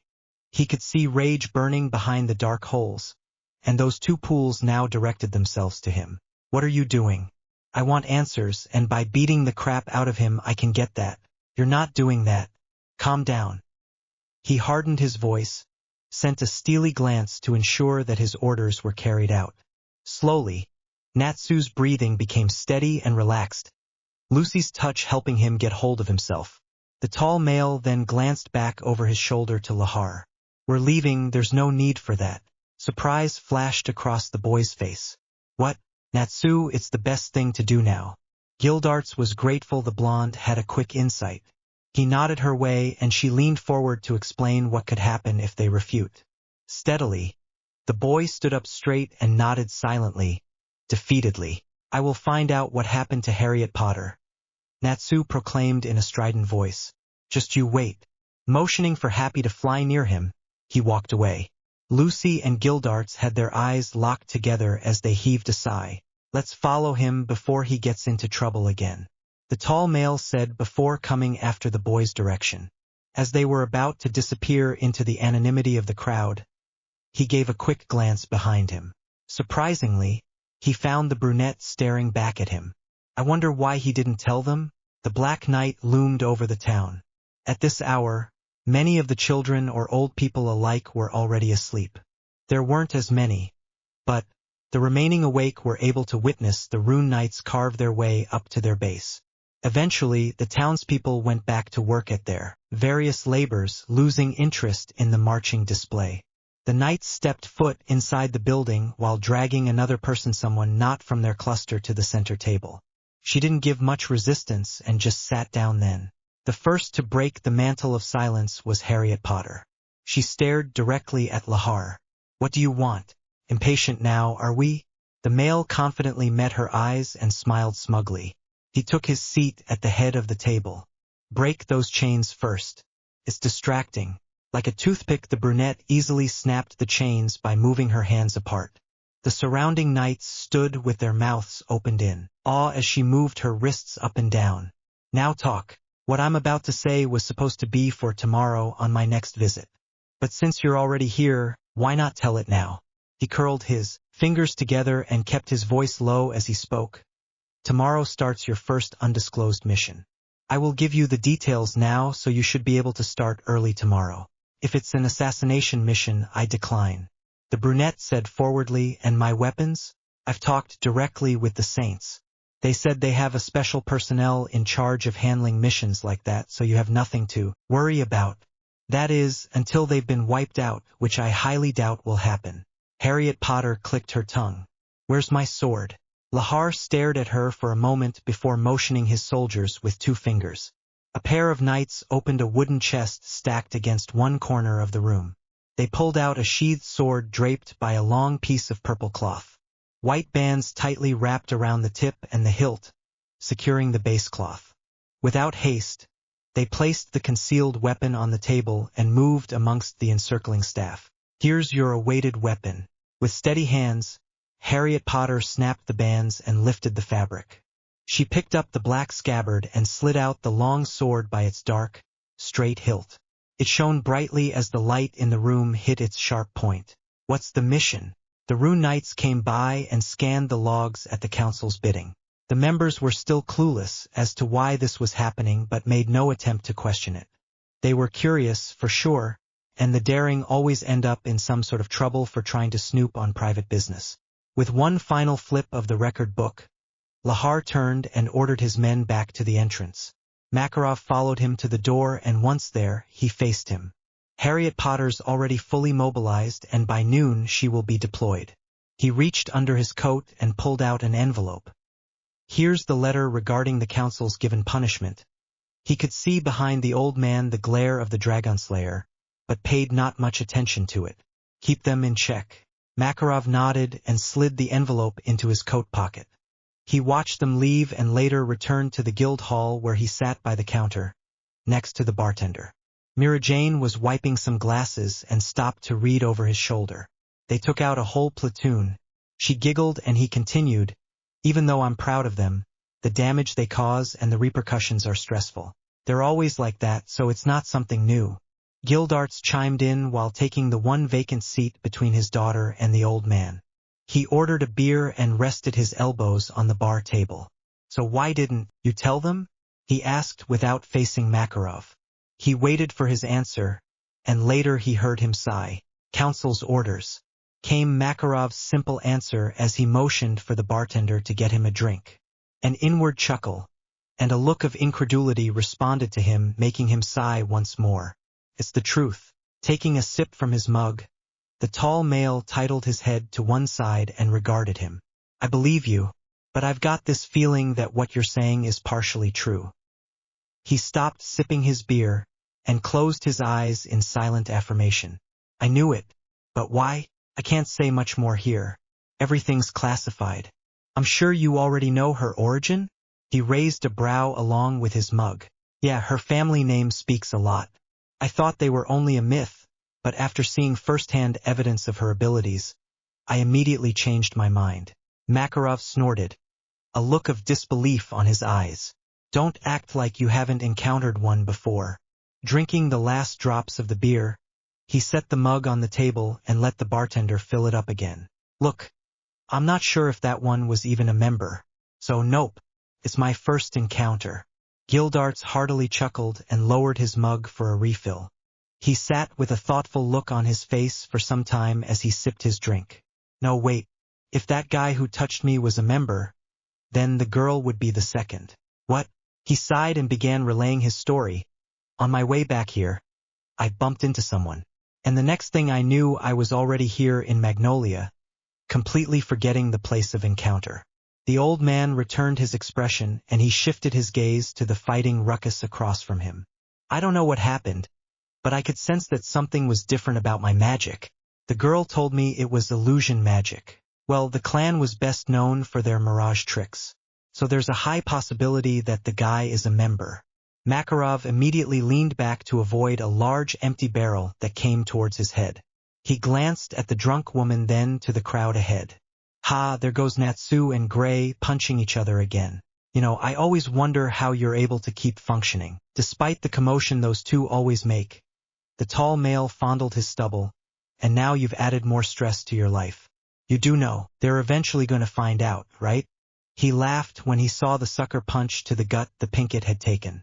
"Urza never goes easy on him, poor squirt." Makarov took a few moments to choose his words carefully. Gildarts spared him an ushering glance. Finally he spoke.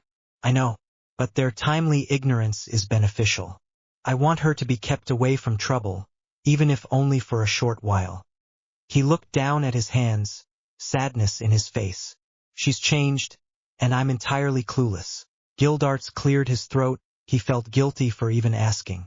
In an effort to lighten the mood, he reverted to the subject of the fighting mages. "Hey look, she's beating up Gray too."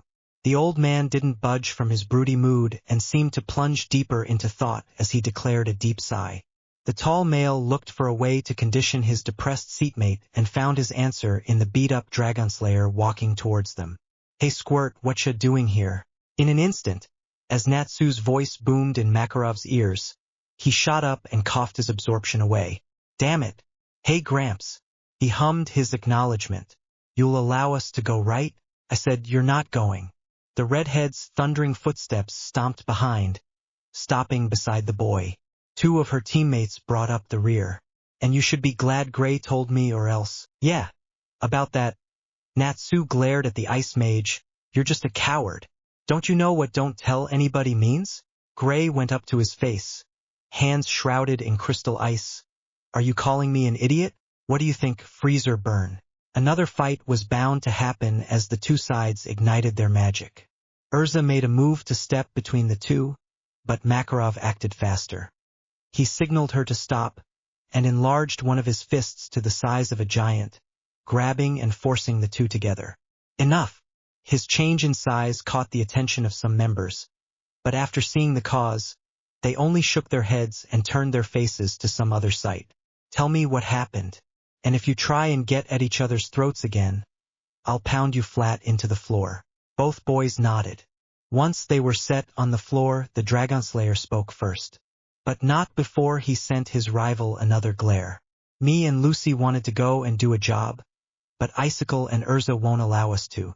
Upon hearing the rather short explanation, Gray pointed a finger and exclaimed, "Ha! You're so dumb you can't even explain it properly." Natsu opted to punch him square in the face, but the power of Urza's stare restrained him. "Stop purposely missing some details and tell Master the truth. That is, if your fried brain can handle it. Are you calling me a liar? What do you think?" Gildart sighed, shaking his head. "Those two never grow up." Urza stopped any further banter by grabbing them both by their collars. She told them to shut up and stayed sitting. She faced the old man, explaining the complete story. Natsu and Lucy wanted to go on a mission located in Clovertown. Their purpose is to seemingly help Harriet Potter. Makarov nodded, accepting her words as she continued. They recruited Gray and told him to stay quiet, but he thought better of it. "Help Harriet Potter? What do you mean?"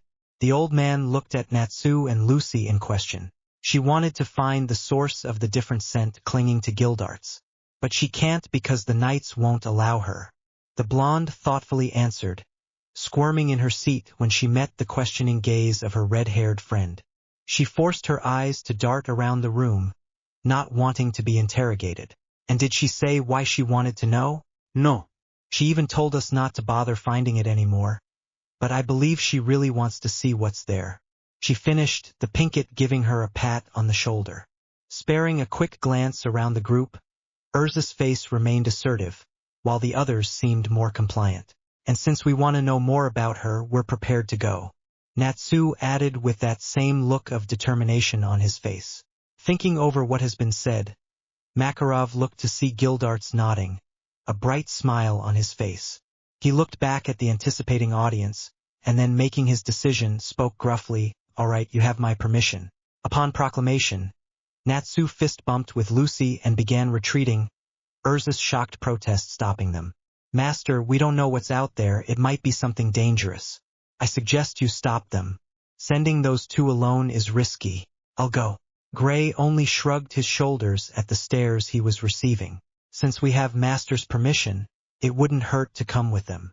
His rival muttered a quiet coward, and he aimed another glare his way, promising to beat him up while on the journey. "You don't know what you're going to find there. It's dangerous." Pushed Urza, the two boys were already out of sight, so her words only fell on the remaining three. Lucy smiled at her. "You could come with us if you want." "She can't. She has already signed up for an S-class mission," Gildart said with a grunt as he stood up. He answered the girl's questioning gaze. "I saw you walk down here with a job request in hand." He winked cleverly before facing the old man. "I'll go with them, I am quite curious as well." And to allay this redhead's worries, the two walked out the door, leaving a silent atmosphere hung almost visibly in the air between those who were left behind. Urza sharply turned her head to Makarov, seeking an answer. He exhaled, closed his eyes. Don't worry, they'll be fine. Equipping the cross-chain, Harriet Potter inspected it more carefully, taking mental notes of some changes she'd observed. Twisting the metal cross, she applied magic and watched it glow. A requipped weapon, pouring more into the chain. The light blue of her magic flowed along the chain, engulfing it in her aura. She willed it to wrap around her right forearm, feeling its cold metal as she turned her arm over to inspect her wrist. The cross hung down under her thumb, between the knuckles of her right hand, the light chain holding it resting between her knuckles. She eyed it sharply before equipping it. Once she heard a knock at the door. Here's your uniform. Lahar's voice echoed through the silent room as he set the clothes down on the table beside the door. He didn't bother coming in and open the door, just enough to see her. We will be waiting outside. The door closed, and she casually stood up from where she had been sitting. She grabbed the clothes and put them on. Surprisingly, she also had to wear a full-face mask. Slipping her arm guards on, she walked out of the room to find the division leader.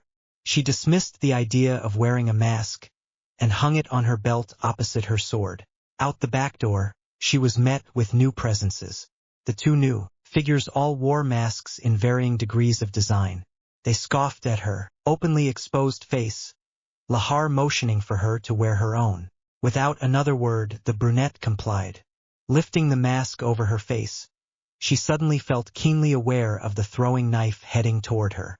With 2 fingers, she caught the blade hovering an inch away from her face. She reflected it back exactly in the same direction, but made sure not to exert too much to kill whoever was on the other end.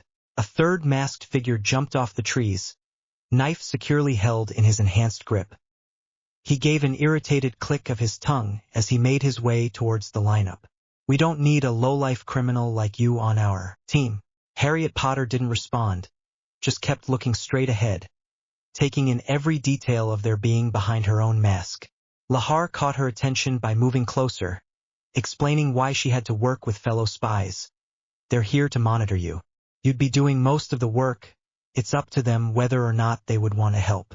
Nodding in understanding, he gave her a scroll of paper. Write your observations here, then report back to headquarters. Letting out her own tongue click, the division leader led them out. While accompanying them down the hall, he called out to the brunette and gave her a reminder. She made a sharp tsh sound and started to work on her mission. This is only a scouting mission. Homicide is not permitted. Don't forget to leave a heart and a comment. Stay awesome and see you in the next one. The soft pitter-patter of footsteps on dry rooftops were in sync with the fast movements of the group. Hoods and masks concealed their faces as they traveled through town in the mid-heat of noon. All was silent, neither one of them wanting to break it. They glided with effortless ease, jumping long distances in peptide spaces without catching a single attention. Townspeople went about their usual business, oblivious to the 4 figures lurking in the shadows. The first in line had a typical dog design, her black eyes dull through the holes cut in her mask. She assumed the position of leader by appointment. Even though she was covered, her face itself was already a mask of unreadable stoicism.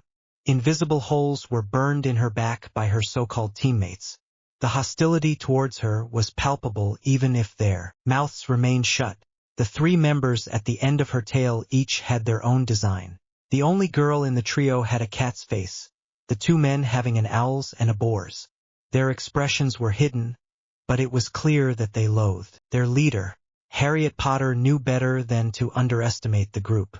The position they bore spoke enough to show their capabilities. The fact that they could keep up with her strides intrigued her. Maybe one day they'll get to fight. Hiding in the trees and gazed at the person wearing a red-hooded cloak, they began their scouting mission. Details said that the target was always seen to be in the Cardia Cathedral. Through the window they could make out his appearance, which coincidentally matched the given description. He seemed as normal as the citizens loitering about. But what's odd was the bird perched on his shoulder. A crest of purple feathers adorned its body, the black beak giving it an opulent and majestic feel. A long plume atop its head fell to one side, covering its right eye. Making use of their expertise, they concealed their presence, and those with magic mollified themselves.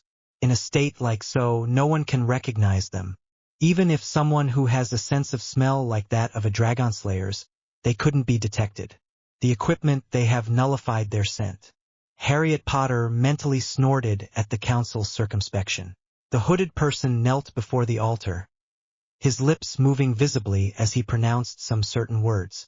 Surprisingly, the bird didn't make any chirping noise and seemed to respect the silence. They saw him wipe some tears before retiring to the door. They followed him. He made a few stops at local shops, but didn't bother to buy anything. It also appeared that he was in the habit of talking to himself for a considerable time. Harriet Potter heeded the places he had visited, all the while observing his behavior pattern. The smile that had planted itself on his face since he left the church never left, and he seemed happy. For a number of minutes his sightseeing continued unabated, and upon closer investigation she noticed the words that left his mouth were not directed at himself, instead at his bird. This continued so long until after a few hours he came to an abrupt stop. The alarm on his watch was the cause of the frown that replaced his smile, and like an eager child, he changed direction, darting after whatever spawn had beguiled his attention. Following through his sudden agenda, the suspicious looks on the group's faces couldn't be helped. At long last he had arrived at the place the council had anticipated. In a dark alley behind a bakery, the hooded man and his companion bird met with a witch.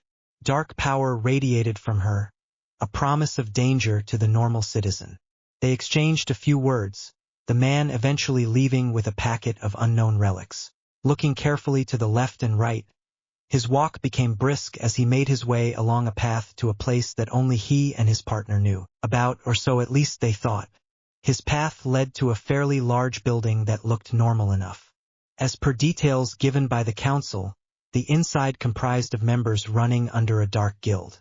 It was unnamed, but records assure that they've done felonies and needed supervision. Once he reached the end of the path and entered inside, the group had also reached the end of their mission. Without a word, they dispersed immediately, heading back to headquarters to go over the orders and explain the situation. The team who volunteered to go left the guild at noon. It was a rather rowdy bunch since there was only one female chaperone present. They were in the company of an older adult, but his solid presence proved to be nothing as he had stayed hidden from the ruckus by keeping his mouth sealed. An exasperated sigh escaped Lucy's lips. The two inveterate rivals had been fighting since the morning, and the causes of their fights are beyond stupid. They were already beat up and tired, and they haven't even reached the train station yet. The sound of their bickering continued, and she decided just to follow the man's example and ignore them. An expected silence hung over the only two sane ones in the group. Gildarts seemed comfortable with the loss of her scolding, even smiling at the complete absence of sound. Maybe she could use this opportunity to finally ask the questions that burned her mind. "Hey Gildarts?" she greeted. He regarded her with a hum. "Can I ask you something?" He muttered a low sure, so she continued. "Back there in the alley, when Harriet Potter asked for Natsu's help, why didn't she just ask you for directions?" The tall male mixed a grunt with a long sigh. "Looks like I'll have to tell you the story too. I mean, if you don't want to, it's fine. But it's better if you do, you know?" He chuckled and looked sideways at her. "Yeah, sure, I'll tell a beautiful girl like you." He winked, the expression that went out of her face eliciting another giggle from him. "I'm pretty sure those two are quite curious too.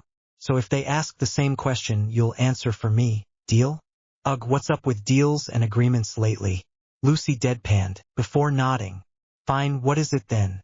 With eyes fixed on the road ahead, he remembered the encounter. "Since no one told me if this is classified information or not, here's the story." Once he began to talk, he relayed the information quickly and thoroughly. Up to what Harriet Potter had said to him, he told her about their first confrontation. He saved what details he deemed important, then closed down. She paused to look up at him, processing his story. "You forgot where you've been?" The blonde lifted a thoughtful finger to her chin. "And Harriet Potter said it's illusion magic? Well, that can't be. That type can only manifest mirages and distortions. not make the victim forget a fragment of memory. He looked at her with a cocked eyebrow, and immediately she felt embarrassed at expressing such a brash thought. At least as far as I've read about them, it's not like any of what I said was true. It's just my conclusion. She barked out a nervous laugh. Gildarts waved off the sudden rant with a careless hand. It's fine. 'Cause that's what I think, too. She sighed in relief, her thoughtful look returning. There's a reason it's only called illusion magic. It's not meant to give temporary amnesia. He nodded, simultaneously agreeing with her idea. But then again, that beauty didn't necessarily say that the illusion was what was causing the memory loss. She only said it was on me. You said she released the illusion, right? Lucy questioned wonderingly. He nodded, and she looked back at him with an utterly confident gleam in her eyes. Then that means she could wield the same power herself. She's an illusory mage. Well, I guess. Why are you so happy to know? He questioned, finally catching view of the crowded station. We've been eager to find out ever since she joined. She doesn't really talk with any of us, so we can't ask her. Actually, she doesn't talk at all. Lightly laughing at her own conclusion, she sheepishly grinned and rubbed the back of her head. When she talks to Master only, and that's it. It's like she can survive and stay sane without the need of chatting. She ended with a sigh. You can actually. Gildarts butted in with a laugh. The blonde glared at him when he added, but it still doesn't explain why I can't remember. Doesn't it strike you as odd? I'm usually unforgetful. He scratched the sides of his temples. She lowered her eyes and gave him a skeptical look. Are you sure? There's no other reason why you might have lost it? I mean, knowing your daughter, I expect you two to be alike. What are you implying, huh? Do you remember getting drunk at some point in your journey? He scratched the sides of his temples. No. Maybe. I don't know. Heaving her umpteenth sigh, Lucy's shoulders slumped as her feet dragged her into the terminal. She noticed there was no shouting from behind her, so she looked over to find the fighting has finally abated. Both fighters were severely beaten up. With swollen cheeks and scratches that littered their faces, they were worn out. Gray had his arms crossed while Natsu had his head hung low. Do we really have to board the stupid train? The Dragonslayer leaned into his exceed for support and falling straight to the ground right after. Because of his weight. Of course, you dumbass. How are we gonna get there without it? The Ice Mage sneered. Reviewing his experience with motion sickness, Natsu visibly paled and made a vomitive face. Or we could go fly. He weakly replied. Man, I wish Wendy was here. Yeah, me too. Why didn't she come with us again? Gray grabbed his ticket and stuffed his hands back in his pockets. He looked at Lucy, who was grabbing his rival by his scarf, dragging him into the train. He sat himself inside, Gildarts sitting beside him. I don't know. The blonde answered with a worried look as the Dragonslayer laid his head down on her lap, falling asleep instantly. She nervously swallowed when she remembered the very words of Carla's vision. Sworn not to tell, she refrained from saying anything more. She'd been distancing herself from people. I wonder why. He shifted and leaned slightly away from the tall male and looked out the window. The train began moving, and he belatedly looked to the remaining awake in the group, suddenly remembering something. That reminds me, what happened with you guys and the new girl? Since when did she begin to speak to you? She's like a rock. A low grumbling chuckle met his question. What? Go ahead. Tell him. Gildarts ushered the only female, and she nodded defeatedly. Fine. Here's what happened. Don't forget to leave a heart and a comment. Stay awesome, and see you in the next one. Deciding against their best interests and adhering to their child's wishes, the whole Connell family visited the guild. An expression of complete glee overwhelmed the infant's face as she practically jumped up and down with her excitement. It had been quite a few days since she had come back to her favorite place. She looked up at her parents, thanking them with a big, warm smile. Too blinded by her happiness, she overlooked the way her parents scrunched up their strong visages, their expressions irresolute. Both were thinking twice about their decision when they entered. Immediately their daughter ran to greet the faces she'd missed. The first to express their disapproval was the father. His scowl remained unmoved as he pinched the bridge of his nose and rubbed for the zillionth time. He watched as she squealed with laughter and ran towards the members, giving them each a hug. Seeing his daughter happy put a tiny smile on his face. However, the anxiety came back, wiping his content look. The transition of his emotional state went noticed by his wife, looking down to see her hand squeezing his. His wife managed a feigned smile to crawl onto her face as she gazed at him with assuring eyes. Between the couple, she seemed to be the calmer one, but deep inside, she felt the same. Looking over at her daughter, her smile stretched from ear to ear. She's really happy here. Elzak bobbed his head in assent. He followed his wife's gaze before speaking. Why did we even bring her here? There's a dangerous person inside this building who knows what danger awaits. He skimmed the room, feeling quite relieved for having not spotted a blue-black crown in the crowd. Biska sighed, allowing her eyes to wander from her child to her husband. She gave his hand another squeeze. We can't risk losing her again. She'll just run away like last time. He huffed at her words, but she knew he agreed with her. We should be thankful that someone from our guild found her and helped her back. He was silent a moment. He became a little crestfallen upon remembering that incident. I still feel guilty for letting that happen. Dropping down and eyes looking away, he willed himself to remain still. Just the idea that something else could have happened to his daughter pricked tears from his eyes. Seeing his inner turmoil, the cowgirl felt her heart clench in sympathy. A glowing blush adorned her cheeks as she yanked him into a hug. We won't let that happen again, don't worry. She stared into his eyes before quickly pulling away. Even after many years of marriage, she was still not used to the public display of affection. Her husband also had the same flushed face and surprised eyes. The comfort of her touch always managed to soothe him. His reeling mind was momentarily pulled into ease as he offered a little strained smile. Bringing his attention back to his child, he caught her running back in his direction. Her little arms were spread out, wanting him to pick her up and carry her. "Daddy!" She cheered while wrapping her arms around her father's neck in a big hug. He gave her chubby cheek a kiss. She giggled, then pouted. Mira said Lulu and the others have gone out on a mission. I'm sorry to hear that. Biska patted her back gently. I'm sure they'll be back soon. Asuka grinned and clapped her hands. I know. They will kick butt for sure. Squirming in her father's arms, she thoughtfully looked around the crowd. Her parents did exactly the same thing, confused, but also quite curious as to what she was looking for. What you looking for, baby? She's not here. Her voice murmured in the cowboy's ears. He sent her a questioning look as she hopelessly searched. The really strong girl is not here. Where is she? Who's the girl, honey? Biska questioned, and her daughter crossed her arms. The girl that helped me. Elzak shared a look with his wife and pursed his lips. What's her name again? A sad look quickly befell over the child as she looked down. Her fists tightened, her mouth wanting to open. But unfortunately, she hadn't come up with an answer. Her mother rubbed her back in comforting little circles as she titled her chin up and looked squarely into their eyes. She's very beautiful and strong. I saw her fairy mark, so she's supposed to be here, carrying Asuka in her arms. Biska wiped the tears that threatened to fall. Along with her, she searched the crowd. Baby, what did she look like? Like I said, she's really beautiful. No, what your mother meant was to describe her. What color is her skin? What color are her eyes?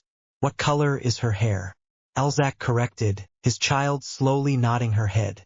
As she wiped her face, Asuka eagerly responded. She took a deep breath before speaking. Holding up a finger for emphasis, she found herself glancing unconsciously over her father's shoulder. Her purple eyes went wider than they already were as she twisted off her mother's hold. That's her. And without a second to waste, she ran.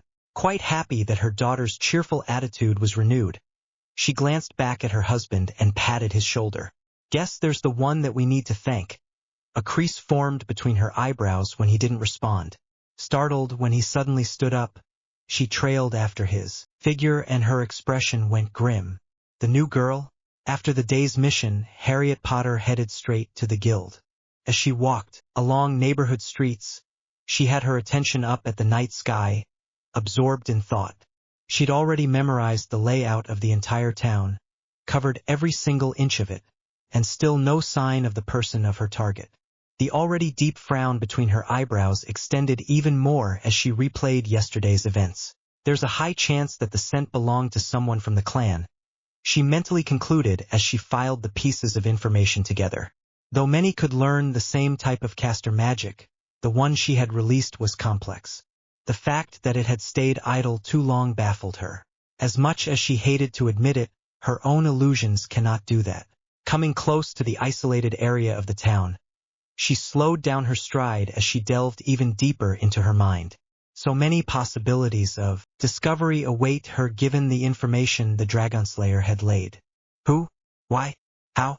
Questions burned in her mind, but no answers.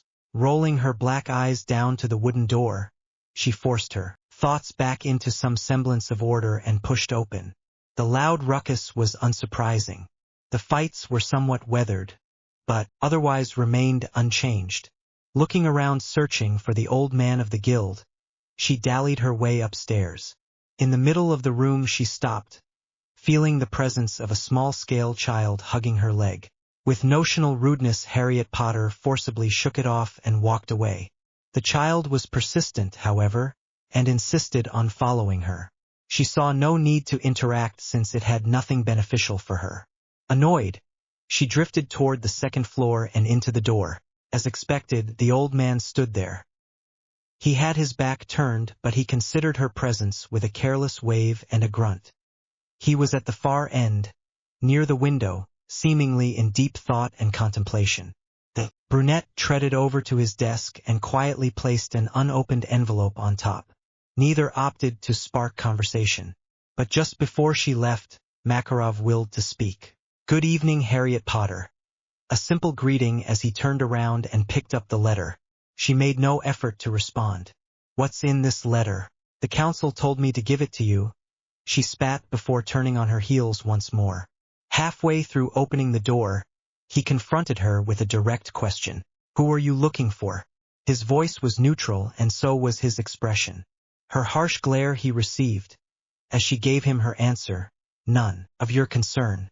Family care for each other. So whatever you say, we care for you." Makarov firmly comprehended.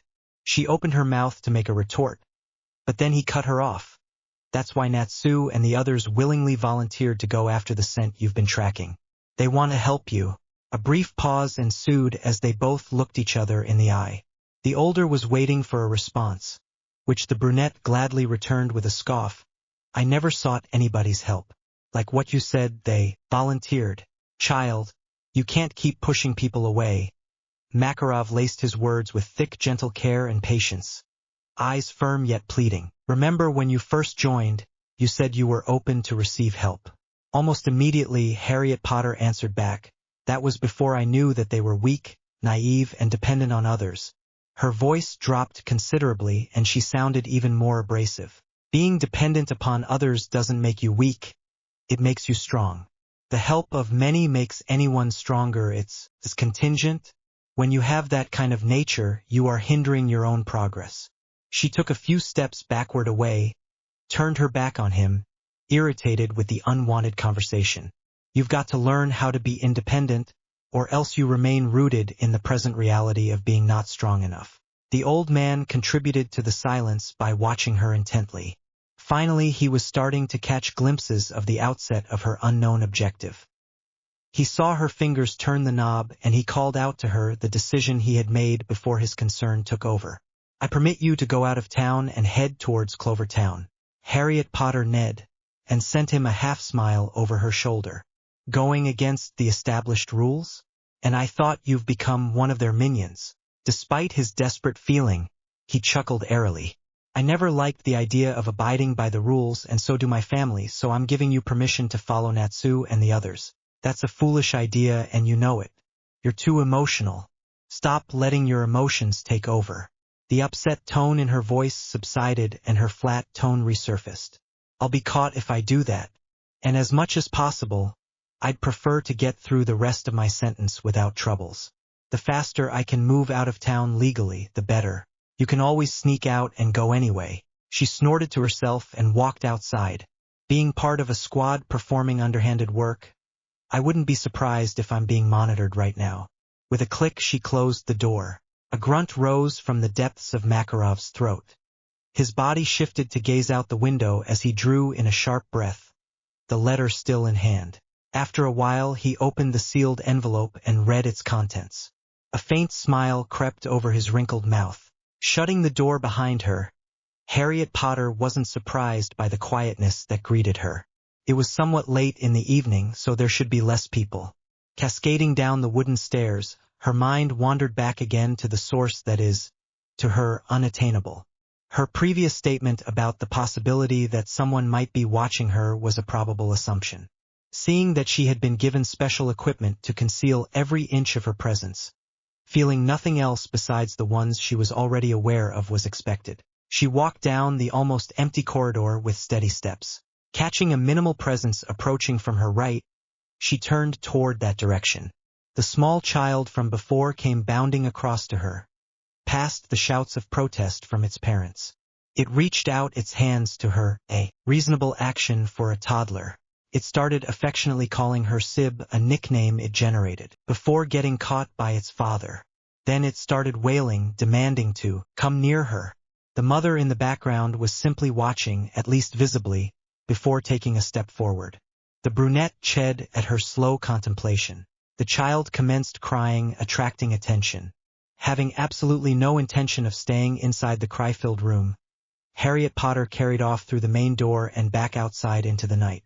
2 pairs of footsteps followed suit, and before they could even register her presence, disappeared into the streets. Even at the late hour, the streets were still lively and teeming with people. She pulled her thoughts back in as she meshed with the crowd. To feel such anticipation at feeling that someone was spying on her prodded her into letting out a weary sigh. Yet another addition to the recent spate of pursuers. She continued her solitary walk, and for some time crossed paths with her targets on her mission. She simply walked past them. The irony that she was technically a spy being spied on made her snort derisively. Her path was aimless, but each step meant some new thought crossed her mind. Different trains of thoughts, but all led to her sole goal. Unknowingly, she ended up in the forest west of town, and as soon as she set foot on the grassy plains, she sensed a whirlpool of magic from deep within the scrub. The sound of clanking metal rang through the cold air. Then a voice called from the distance. It was a boy's voice, a young voice, familiar and teasingly playful. "Welcome back, Lady Harriet Potter. Fairy tale is not the same without a full-blown fight." As usual, the tables were turned upside down. Chairs were used as throwing materials, food flew everywhere. There were some screaming gals and laughing boys. It was just an ordinary day, nothing unusual or strange about it, until after a certain dark-haired girl stood and walked inside the entrance. Nobody paid her much heed since they anticipated that she will just engage in her solitary pastime, or so they thought. When she walked straight up to the center of the room, time paused. Everybody's eyes popped out of their skulls. Jaws hung open like traps. Everybody seemingly ceased to function as they processed the figure before them. Harriet Potter posed with a smirk, hands on her hips and a flirtatious arch to her eyebrows. She wore a simple, blank tank top that dipped down low, showing the peaks of her breasts. A pair of khaki super-short shorts covered the bottom of her extremely vivacious body. Her choice of clothing was the complete opposite of her usual conservative clothes. Everybody practically gaped in astonishment, innocents only having bright red streaks on their faces. She laughed then added, "Oi Lucy, where are you?" The blonde stayed put, still in the state of suspended disbelief. When she felt a nudge on her shoulder, she snapped back to reality. Yes, Harriet Potter?" The brunette motioned her toward her with the crook of her finger and she was reluctant to move. She ended up being dragged. Ow, okay. Resting her arm around the trembling shoulders, Harriet Potter leaned close to her ear and whispered, "I have a new one to add to my list. Guess who?" Poor Lucy trembled even more. "Are you okay?" A giggle escaped the brunette as she strengthened her hold on the blonde. "Mistigan just asked me out," she declared, raising her voice above a whisper this time. The The crowd stopped again and exchanged stumped looks. Lucy fully faced her. What? The happy female rolled her eyes. I said, the Prince of Idolos just asked me out. She gave a little grin and winking afterwards. Now he's a dead man. I mean, you called it. He was just playing hard to get. This time, Urza stepped forward and with narrow, suspicious eyes questioned, what is the meaning of this, Harriet Potter? Harriet Potter's eyes widened and she let out a shriek of panic as she hid behind the shirtless mage. Oh shit, hey Nightwalker. Forget I said anything. Babe? Gray stiffened when he felt her slender hands press into his back, pulling his body against hers. She chuckled softly as she noticed. Damn Gray, shirtless suits you. Just keep wearing nothing at all and it's guaranteed Juvia will finally notice you. Behind, a faint echo of someone yelling. Love rival could be heard. Hey Harriet Potter, what's happened? Natsu suddenly butted in. He took a step closer to said girl and laughed in his rival's face. Haha, your face is so red right now. Shut up, stuttered Gray, looking nervously behind him. Harriet Potter, what's going on? To his surprise, he found her already flirting with the Playboy Loke. She twirled her onyx black ponytail around her fingers seductively, his question instantly snapping her attention away from the ginger. Oh what? The brunette looked sideways and then back at the boy. What did you say again? The ice mage opened his mouth to repeat again, but Urza went ahead and stopped him. Harriet Potter, she called, earning a whimper from the brunette. The redhead was startled that she blinked twice before she continued. What is happening to you? Beads of sweat raced down Harriet Potter's cheeks as she fanned herself with her palms. Please don't kill me. I promise I will turn him down. What are you talking about? Urza asked, confused. The muscles of her face contorted even more as the usually quiet brunette started her way to the Thunder God tribe, throwing her arms around the burning tall knight. For the first time Bixlow lost his carefree personality. He became a nervous wreck, his eyes not knowing where to look. Blood ran down his nose when he was embraced to receive a kiss on the cheek. I think I'll just take this one. Batting her long, dark eyelashes, Harriet Potter then hooked her arm around Freed's neck, her face so close, looking into his eyes. Then again, I also like this one. Can I have both? Wah! Everybody's mouth opened and closed, but only gasps of air came out. They could only watch, stunned and speechless, as she continued her groundwork flirting. Somehow, she just suddenly stopped, an expression of surprise as her eyes fixed on something in the middle of the stairs. The guild followed her gaze and found a very confused Mystigan who was obviously uncomfortable with the stairs. Hey there, handsome. She laughed lazily while she innocently rubbed her arms. She met his questioning gaze. Shit, honey, forget you ever saw it, okay? Remaining unmoved in contemplation, the blue-haired mage looked dubiously at the brunette before he turned and shot a questioning glance at the redhead. Shaking her head, Urza shrugged her shoulders. Babe? Entered a high-pitched voice in his ears. He looked down, suddenly finding his supposed lover pressed against his chest. He narrowed his eyes at her. Who are you? Harriet Potter lightly tapped him on the face and grabbed his chin. Don't say that, mice. It's not what you think. She ran her fingers through Mystigan's hair, and he did not say anything. She brought her lips right up to his ear and nibbled playfully. You believe me, right? Mystigan didn't know what to say. He stood like a rock being played on.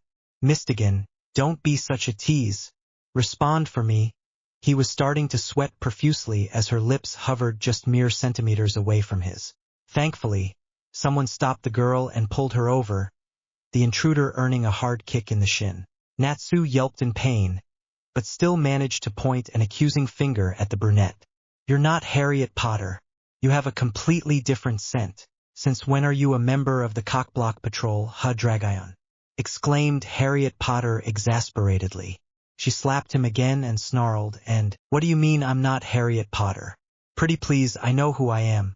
Get over our breakup and accept the fact that I've already moved on. The Dragon Slayer lifted his index finger, ready to release his retort, when he did a double take. Wait, we dated? In turn the brunette gave a short laugh and walked over to him with a cocky smile. Stop pretending that we didn't. She snorted and flicked his forehead. I know I was harsh on you when we broke up, but no need to play the I don't know you card. Natsu wanted to ask more, but Urza slapped him across the face. Harriet Potter shivered, her elegant legs poised to run. The redhead caught her though, her arms hooked through the straps of her tank top. Look, I know you like him, but apparently he's just into extremely nice girls like me. Urza turned her around so that she was facing her. What did you call Natsu? Harriet Potter put her hands up in defense. Dragayon. Dragayon? Lucy repeated, then stepped out of the crowd. The brunette stared at her, as if signaling her to back her up.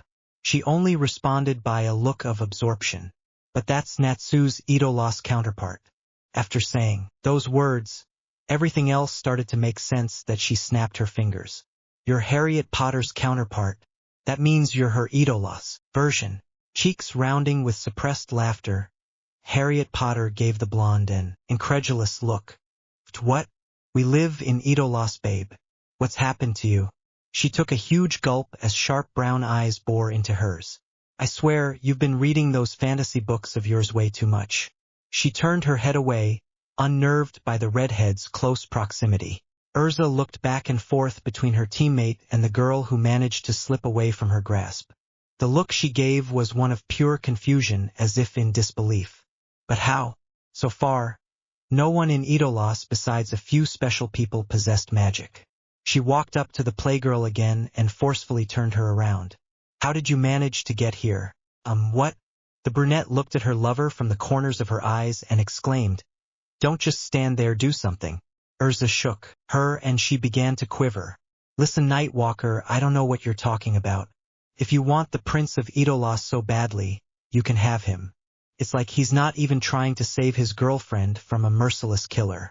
That's not Mystigan. He's Jalal, your boyfriend's counterpart. The redhead cringed at the word boyfriend but still kept her serious face. She figured since the whole guild already knew, she could openly and comfortably reveal her comrade's identity. Harriet Potter scrunched her eyebrows together, looking to see the Bluinet slightly nodding his head. And I'm not Nightwalker. My name is Urza Scarlet of Earthland. Giving a head tilt, it was clear that the brunette was still having a hard time believing the story. After she got released, she folded her arms over her chest and tried to process the information. A few seconds passed before she answered, You're making no sense to me. She warily glanced at the person in front of her. And aren't you supposed to be killing me right now? A chorus of sighs went up from the guild. They did not deny that she was eye candy, but unlike her counterpart, she was quite simple-minded. Lucy moved up beside her and started explaining some things she had been questioning. Urza also occupied the space on the other side of her. She twitched, but did not move away. The blonde shared her experiences. The whole team too was joining in the conversation. They casually disclosed their own encounters. A little while and they paused to let their words sink in and see what she would say next. Once, twice, thrice Harriet Potter blinked. Then she looked around at their anticipating faces. I still think y'all mad as fuck. But, QI roll and another series of sighs. She crossed her arms and shook her head. Geez, you all treat me like such a jackass. Just wait for a moment and let me finish, will ya? She breathed deeply and pointed her index finger at Urza. I'm not fully convinced, but the fact that she didn't kill me makes me think otherwise. Like what we said, she's Nightwalker's counterpart. Gray piped in, clad only in his boxers. The brunette smirked at the pleasing sight and called him out, and that he's almost naked. I guess I'll start believing you now. She licked her lips, and a pink hue dusted across the boy's cheeks. Well, you should believe us, 'cause that's the truth. Natsu smiled satisfyingly. But I wonder, how'd you get here? There's very little magic in Idolos, right? Cocking her head to one side, Harriet Potter leaned back in her chair and crossed her legs. Oh, I don't know. There are a few things I'm quite curious about. Do you mind answering them? All nodded their assent. First, you said the counterpart usually wears different clothes from the other. She lifted one foot up, sensually pointing her toe to the overly clad mage. Then, how come he wears the same tunic and rags as the man in my world? The one to answer was Urza. To put it simply, he's currently working undercover for the guild. He was known as a criminal, So he used Mystigan's clothes to disguise himself and, yuck, boring. Okay, next question. Her voice held impatience and she didn't look at anyone and was busy inspecting her nails. Is that guy in the corner single? Everybody's eyes traveled over to said male and his eyes bucked. Something wrong, guys? Max said nervously. His eyes flicked toward the brunette who whistled. Are you single, Max? The Dragon Slayer popped the question. The stubbled man blushed crimson but nevertheless nodded. Then asked, Why? I wasn't expecting food here. Harriet Potter catcalled, leaning forward and accidentally giving him a look down her cleavage. Nice to meet you, we should hook up sometime. Playfully, she winked at him and stuck her tongue out. Max flushed an even deeper red and didn't notice the trail of blood had dripped off his chin onto his brown vest. Surprise lit Lucy's face as she pointed out, But wait, aren't you dating Mystigan? A couple of others nodded their heads along with her. Harriet Potter just looked at her and rolled her eyes. Yeah, but it won't hurt to have another one, right? The more the merrier. She bit her lower lip while giving the sandy blonde a seductive look. When he passed out, she assumed her previous position. Okay, last question. Once more she earned the group's full attention. She looked at them dubiously. If everybody here has a counterpart, then where's mine? Everybody started throwing looks at each other. She raised a sharp eyebrow. Like I said, I'm not yet fully convinced. If you could show me who my match is in this world, maybe then I'll believe you. Well, you see, rubbing the back of her head and breathing nervously, the blonde met her questioning look and said, Remember when we told you that the counterpart is the complete polar opposite of the other? The brunette nodded. The Harriet Potter in this world is too reserved and doesn't really talk much. She prefers being alone. Perking up a bit, Harriet Potter showed her disbelief by laughing. No fucking way, be honest with me. How many boyfriends has she had already? Is she a virgin or tied up? We don't know. Lucy's words trailed off and she became flustered. We don't need to know any of that.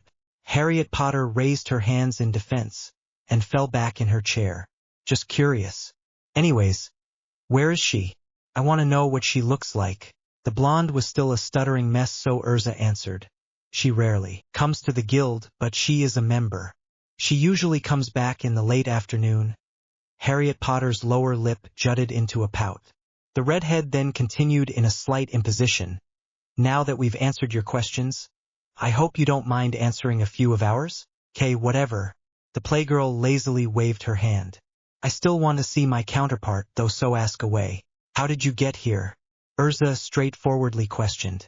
There's only little magic in Idolos, right? Ugh, said the brunette. Like I said, I have no idea. She grinned at Loke, who was sitting at a table, and made kissy lips at him and batted her eyes. She waved her hands in swirly motions and mouthed, Call me. Then tell us what you've been doing before you got here? Natsu suggested, squirming when her eyes swept over his body. Fine, I'll tell you, hot stuff, the Dragonslayer retorted at the nickname she gave, but she just giggled. I was in the throne room with Mice. Was watching him practice some of his new spells. Lucy, who had finally gotten over her embarrassment, quickly found her voice and asked, Then what did you do after that? Well, I figured that I fell asleep, 'cause the next thing I knew, I'm in front of the guild. Harriet Potter answered nonchalantly with a shrug of a shoulder. But as far as I remember, this building looked different from the one in Idolos. Didn't you even find that a bit weird? The blonde urged. Meh, I just kinda thought you guys made some renovation or something. The brunette adjusted herself in her seat and peered back down at her lurid red nails. Never visited the place since my breakup with Dragaon. Huh? Why? Admittedly quite curious, Natsu pressed. What happened? Letting a sigh out, Harriet Potter looked exasperatedly at him. So much bullshit happened in that relationship, that's what. She laughed at herself before continuing. He was such a drama queen. So low-key too. The day I had dumped him, happiest day of my life. She laughed even more, not minding that the others didn't join her. She wiped a happy tear away and grinned. Well, any more questions? There's still a few hours before sunset and I'd like to meet the beautiful men of this world. Crossing her arms, Urza looked at the playgirl thoughtfully and concluded, Mystigan must have somehow messed up the spell and accidentally brought you here. The problem now is, how are you going to get back? PSSH, worry about that later. Babe, you're so uptight. I bet that's why you have no boyfriend. Harriet Potter leaned into Lucy, then nudged her. Am I right? Red blossomed on the redhead's cheeks. What makes you say that? Your body language, dear. Harriet Potter said, as if that were obvious. Casting her eyes around, she raised both her eyebrows and called out. Any questions? Because if there's none, you'll have to excuse me. I have a manhunt to commence while my counterpart is not yet here. When no one replied, she started pushing herself off her chair. Mid-stand, Lucy grabbed her hand. You need something, babe? Where are you going? With her brows meshed, the blonde tilted her head. The girl's response was a wink and a sultry chuckle. Lucy, my dear, I'm on the hunt for the finest men in this world. Pulling said girl to her feet and wrapping an arm around her neck, the brunette wiggled her eyebrows again and added, Care to join me? I don't think that's a good idea, Lucy said. Why not? It's raining, and who knows where you'll go? The redhead forcibly sat her down. She huffed and crossed her arms over her chest. Besides, I have a few more questions to ask you. Take my word, too uptight. Harriet Potter rolled her big black eyes and leant back. My butt hurt from sitting for so long. It needs some action, you know? Someone in the crowd emitted a guttural growl. She smirked at the ginger, then blew a kiss afterwards. Since I'm still a bit wary of you, what's your question? She diverted her eyes to the redhead, who had a slightly pink hue on her smooth features. Apparently, she was a bit sensitive to the topic of love and men. Urza cleared her throat before speaking. What's your relationship with our counterparts? The playgirl paused, blinked. Are you seriously going to make me talk for God knows how long? Disbelief arched Harriet Potter's eyebrows high as she looked about. Urza made a resounding yes, Lucy coming into her view and nodding.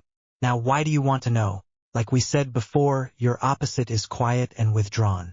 We're quite curious to know your bonds with the Idolosas, Lucy advised. The brunette pouted at this. But the yet-to-be-discovered men.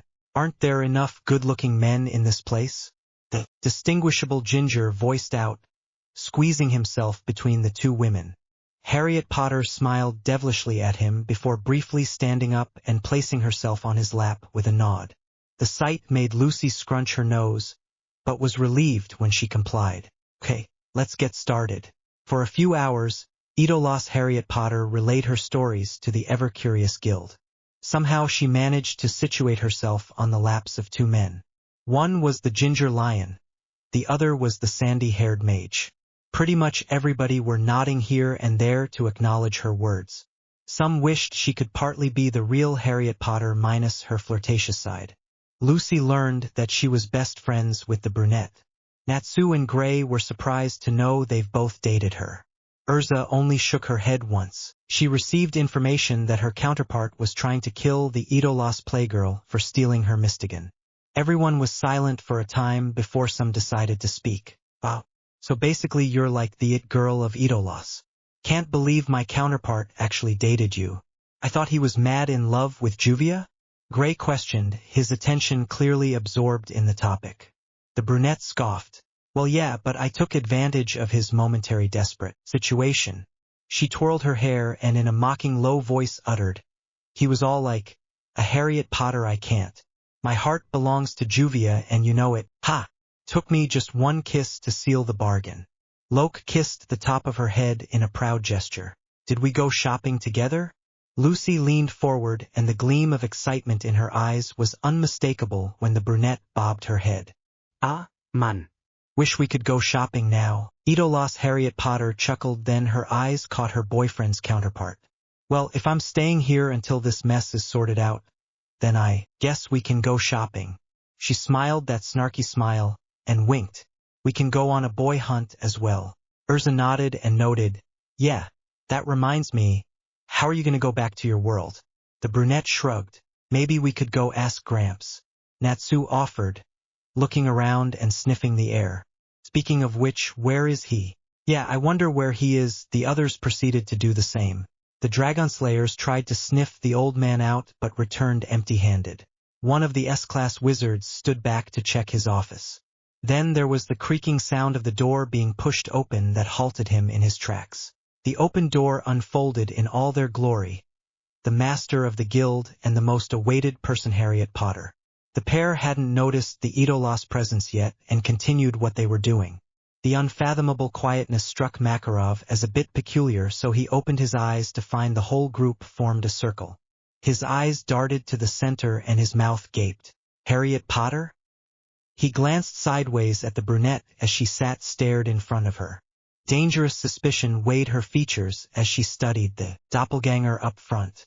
Upon seeing her counterpart, Idolos Harriet Potter instantly shot up and ran to her. "Oh my God! Oh my God! Oh my God!" she chanted while bouncing up and down. A smirk slid over her face as she inspected Harriet Potter's choice of clothes. "Ugh, too self-contained. You should change that." She pinched the cloak, her onyx eyes bearing a look of disapproval. When silence rang in her ears, she began snapping her fingers. "Hello?" Eyes shining in observation, Harriet Potter stared down at her opposite. The furrow of her brow deepened.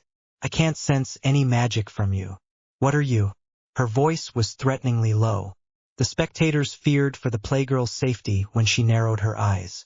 Idolos Harriet Potter smiled while playfully hitting her opposite on the shoulder. "I'm your equal, your match, your Idolos counterpart." She held her arms out wide, proudly presenting herself. Oblivious to the death stare she was getting, she put her arms around her opposite and squeezed tight. "It's so nice to finally meet you, twin sister." She clicked her tongue while giving a bawdy wink. The others watched their fellow member's expression intently, desperately wondering what was going on inside her head. Harriet Potter had not moved an inch. She stood motionless, snobbishly peering down at the girl clinging to her. After a moment, she queried, "What's your goal?" Everybody raised a dubious eyebrow at her but did not question it. Happily hugging her fellow brunette, Idolos Harriet Potter missed the serious nature of her counterpart's voice. She chuckled, "Oh, I don't really know yet. I guess I don't really have one." She let go, then rested her hands on her hips. "My God, now that I think about it, I'm pretty much lifeless. How about you?" Annoyance sharpened Harriet Potter's eyes. "Chen, you're pathetic," she lowly muttered. Without thinking, the counterpart immediately replied, "Thanks, sweetheart. You're beautiful too, since you're me, just minus the cloak." Harriet Potter narrowed her eyes. The faint sound of her sword unsheathing fell on the Dragonslayer's ears. Alarmed at the sound, they jumped up in an instant and went forward and took up the shield to guard the playgirl. "Woman, what the hell are you thinking? Don't kill your counterpart," the Iron Dragon exclaimed while pushing the Idolos brunette back. Looks of shock were thrown at him and he explained, "I heard a faint scraping sound of metal and it came from her." He pointed to Harriet Potter and his eyes focused on her hip, her free hand resting on the hilt of her sheathed sword. "What? Let go of me, tiger." The playgirl squirmed through the firm grasp, managing to get herself out. She would never do that, right? She looked ahead to her counterpart and her eyes widened as she saw the blade now pointing at her face. Only the 3 Dragonslayers served as a barrier to shield her. She swallowed and began to sweat out of nervousness, but couldn't help but sigh. "Why am I always in the hit list?" "Harriet Potter, stop! Don't kill her!" Natsu shouted, reaching his arm out. With one swift chop to the neck, he was unable to move his lower limbs. Only 2 pawns remained. Upon seeing the defeated body, the rest assumed their places, ready to fight.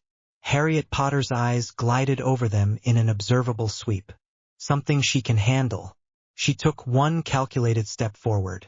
A fist of thunder almost hit her, which startled her to jump a few feet backward. Her blank eyes were wide now, surprised. "Why would you even do that?" Laxus threatened, earning him a few scared looks and a single aroused one. The Idolos brunette whistled a few vague notes and wiggled her eyebrows, so manly. Harriet Potter shook her head, her face all inscrutable angles. "Who said I'm going to kill her?" Gajeel caught himself mid-launch and stopped. "What? Then why'd you have to go attack Idiot Brain and draw your sword?" The sharp tip pointed down at his head and he raised his defenses again. "See what I mean? Now you're going to attack me too." I simply want to toughen my counterpart up. The brunette ran to him and swept him off his feet. She pointed the sword at his neck. I will capture her and train her. Even if I have to resort to physical violence, I don't care. Wait, you're gonna capture me? Surprisingly, Idolos Harriet Potter smiled. What kind of training are you planning to offer exactly? Lucy face-bombed at the suggestive smirk. The questioner blinked before answering. Torture training. All the kinky ideas the playgirl had come up with disappeared, and soon replaced by horrified surprise. Oh hell no. Not gonna happen. The brunette clicked her tongue. Fine. I'll just take you by force. She stepped off the unconscious body and turned in her opposite's direction. I don't have a counterpart who's extremely weak and vulnerable. Laxus came at her and she dodged again. Sparks of thunder flickered at her. But she paid no heed to all this, and continued going straight forward to the ponytailed brunette. You don't have a reason for living? Then I'll give you one. Laxus shouted at his grandfather and was frozen, confused, as he just nodded his nearly bald head. Makarov pointed behind him and he immediately turned back to the expected macabre scene. He watched as Harriet Potter walked step by step towards the counterpart. Only a few feet away did she do the unexpected. It made him stare dumbfounded. Knees giving away with each step, Harriet Potter fell to the ground with a thud and did not move. Everybody looked bewildered, mystified. The Thunder Dragon, who was trying to piece things together, averted his gaze to the door when he felt a dark and familiar presence in the area. After seeing the familiar figure, he finally made it out. Sleep magic, Took you a while, Mistigan, the old man greeted. As usual, he received silence. Would you like to explain why an Idolos Harriet Potter is here? Or what happened? The Prince of Idolos only grunted, then his dark eyes set on the trembling brunette near the center of the room. Coughing to get her attention, her onyx eyes widened in recognition. Is that you, mice? When he nodded yes, all the fears in his lover's eyes melted as she pounced up into the air and bounded over him. Oh good, you finally came and saved me. I was starting to think you forgot about me. Idolos Harriet Potter leaned into him and kissed him, softly on his lips at first, then nipping his bottom lip with a gentle tug. Makarov shifted uncomfortably and took a small step away. The guild could only watch as the normally quiet man let out a nearly inaudible growl of need and a chuckle afterwards. Those who knew him best gawked. They had not expected that. Natsu parted his lips to whistle a teasing tune, but had been cut short when Mistigan picked the playgirl up and carried her out the door. I'm sorry about all the problems she had caused. We will be leaving now. The old man dipped his head and shrugged his shoulders. You two are welcome any time you want to be here, he said in a low grumble. The prince closed the door. Eyes glued on the door, the guild spent a couple of minutes staring off into the distance. A moment later the brunette on the floor stirred, then shifted. A ginger knelt down beside her, offering to help. Harriet Potter? Here, let me support you. He tried to lift her up, but suddenly he found himself lying on a wooden surface, his vision blurred. My queen, you are worth the pain, he proclaimed before passing out. Harriet Potter? Is this finally you? Lucy called out. Harriet Potter looked at her with that same cold glare. Stop calling me by that name, we're merely acquaintances. The brunette looked around before she grumbled, casting sleep magic to win easily. TCH, Natsu crawled to her. But doesn't your illusion magic work the same way? Harriet Potter spared the Dragon Slayer an irritated glance before she chopped him hard on the temple, knocking him instantly unconscious. Chin. She clicked her tongue and turned away. Arriving in the dark of night was the search-out group that hailed from Magnolia. There the mountainous range sat in all its glory, Clovertown's most prized attraction. They got off the train, immediately finding themselves in the midst of the crowd. Eventually the Dragon Slayer overcame his motion sickness and was back to full strength. He lifted his nose up in the breezy air, sniffed a large whiff. His sensitive nose never failed him, and instantly he constructed a piece of track. He pointed in its direction, about to sprint off, but a giant hand and a low grunt stopped him. Gildarts shook his head. Since you already know its direction, we can continue the search tomorrow. Natsu protested, but the rest of the team nodded adamantly. It's late and we don't know what we might find. Plus, if we run during the night, people might think we're burglars or something. Worse. I gotta admit, he's kinda right, Lucy said. The dragon slayer looked at her with a crossed expression. She defended herself. Natsu, what if we find someone or something that's too strong? I'm kind of worn out from the trip. The train was always on a constant stop because of maintenance problems, and the shunts triggered her headaches. Natsu blinked as he walked up. But what if he's already on the move? What if he disappears tomorrow? He looked back towards the path that led to the scent, a longing huff of air escaping his nostrils. The exact location was still a tangled mess in his head, but the steps leading to it was far stronger than the scent he had picked up before. There was no doubt of it. The source was near. Gildarts looked straight at the boy. That thought crossed his mind, but veered away as reasoning overcame him. Hey Squirt, are you sure it's in this town? Natsu looked at him confused, so he elaborated. Remembering what you said before, the scent should either be in one of the 4 towns or beyond. Everybody now turned to him in question. His forehead wrinkled with concentration as he laid out the information. Actually, now that I think about it, your question makes a lot of sense. What if he was constantly moving around? Musing over his words, Lucy paused to think. Always quick with the analysis, her face contorted as the revelation sank in. Then that would mean our journey here is useless. Gray finished, finding himself on the same page with the blonde. He glanced up, surprised, at his rival's stern expression. Useless? Echoed Natsu, still not meeting anyone's eye. The fact that we have a trail of scent in front of us is enough evidence. We could just follow it and see whatever is at the other end. He wore a steadfast expression. A faraway look the trio immediately recognized. Distinguishing the boy's headstrong temperament, Gildarts gave his input as well. Well, not exactly useless. If you look from a different angle, this squirt is onto something, right? He looked at Natsu hopefully. The pinkette looked him in the eye for a moment and then said very quietly, of course I did.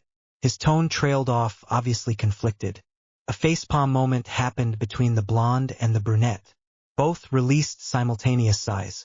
Hey, the old man said I do have a point, so stop all your sighing.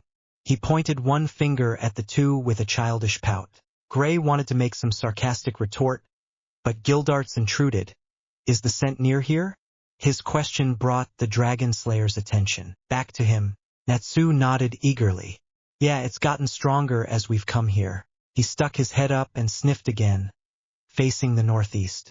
It's found there, he directed the bearing, his thinking expression returning to his face. The bewitching fragrance was mildly strong. It indicated that whoever it belonged to had set foot in town. He was here. He spoke persuasively, almost in a pleading manner. It sent the group a mental message letting them know he was persistent. Gildarts smiled at him and patted him on the shoulder while saying, Are you 100 sure? He gave a firm nod. That was all the assurance the adult male needed to comply. Well, guess it won't hurt to check it out, right guys? Natsu beamed happily. Yes. You're awesome, old man. Gildarts ruffled his hair. Yeah. If I'd say no, you'll probably escape during the night with your flying cat. Gildarts' black eyes traveled up to the sleeping furball curled up on the messy sprawl of pink hair. He couldn't deny the fact that it was so cute while it slept. Before a faint blush could even appear, he looked back down at the pinkette. Now if ever, the scent's not here, we'll just continue with this tomorrow. Understand? Nodding his head feverishly, Natsu then took a step further into the trailway. Before following him, Gildarts looked over his shoulder at Lucy and Gray. Are you guys coming or not? If you're already feeling tired, you can always book a room from one of the hotels here. He pointed his thumb behind him, then boomed out a laugh. I'm gonna accompany that little pipsqueak, just to make sure he's not getting into any mischief. The two darted impassive glances at each other, sighing defeatedly afterwards. They too were curious and couldn't pass up the opportunity to see what on earth could be found at the end of the trail. I guess we don't really have much choice, Lucy said, deflated. We came here to look for the source, so what's the point if we just slept during the search? She rubbed her sore neck and released her shoulders. But still, that ride was such a pain. The adult male smiled encouragingly at her despite her humbled determination. Yeah, Can't let that walking match head hog all the action. Gray flexed his fists, already heading in his rival's direction. Those two, I swear. Looking after the duo's retreating figures, the blonde couldn't help but let a little smile drift across her face. She came to realize that some things just never change, which was probably for the best. She fell in step alongside the only adult as they passed through the dim town residences. Unlike Magnolia, Clovertown was fairly small and had little publicity value. Streets were mostly unfilled and there was none of the bustling activity. The quartet found themselves at odds with the toned-down rowdiness. But nevertheless it wasn't regarded as a hindrance. During their trek, Lucy kept glancing back and forth between Gildarts and the road ahead. There were certain things she had noticed about him, and it interested her. He noticed her curiosity and turned around. "What's in your head?" He raised an eyebrow. "So far, you're the only one who's been thinking deeply about this whole ordeal." Lucy sighed, looking up into his face. "I didn't expect you to agree so easily," she said with a skeptical tone. She was obviously keen enough to notice the slight change. They walked together in silence, so she drew out her next words. "Why did you do that? And I also noticed something else, something about the source." Gildarts let a few seconds pass before answering. "Aside from the fact that Natsu will escape during the night, I couldn't help but let my curiosity get the best of me." He forced out a dry chuckle as he stared thoughtfully at the path that lay before him. "Actually, once we set foot here, I wanted to go to the source immediately. Just to check it out. But I decided to go with the most rational thing to do." He glanced sideways at the blonde and a small smile crept back into his face. "Just like you two, that train ride racked my brain. All my body wants is rest." Lucy only nodded rather vacantly.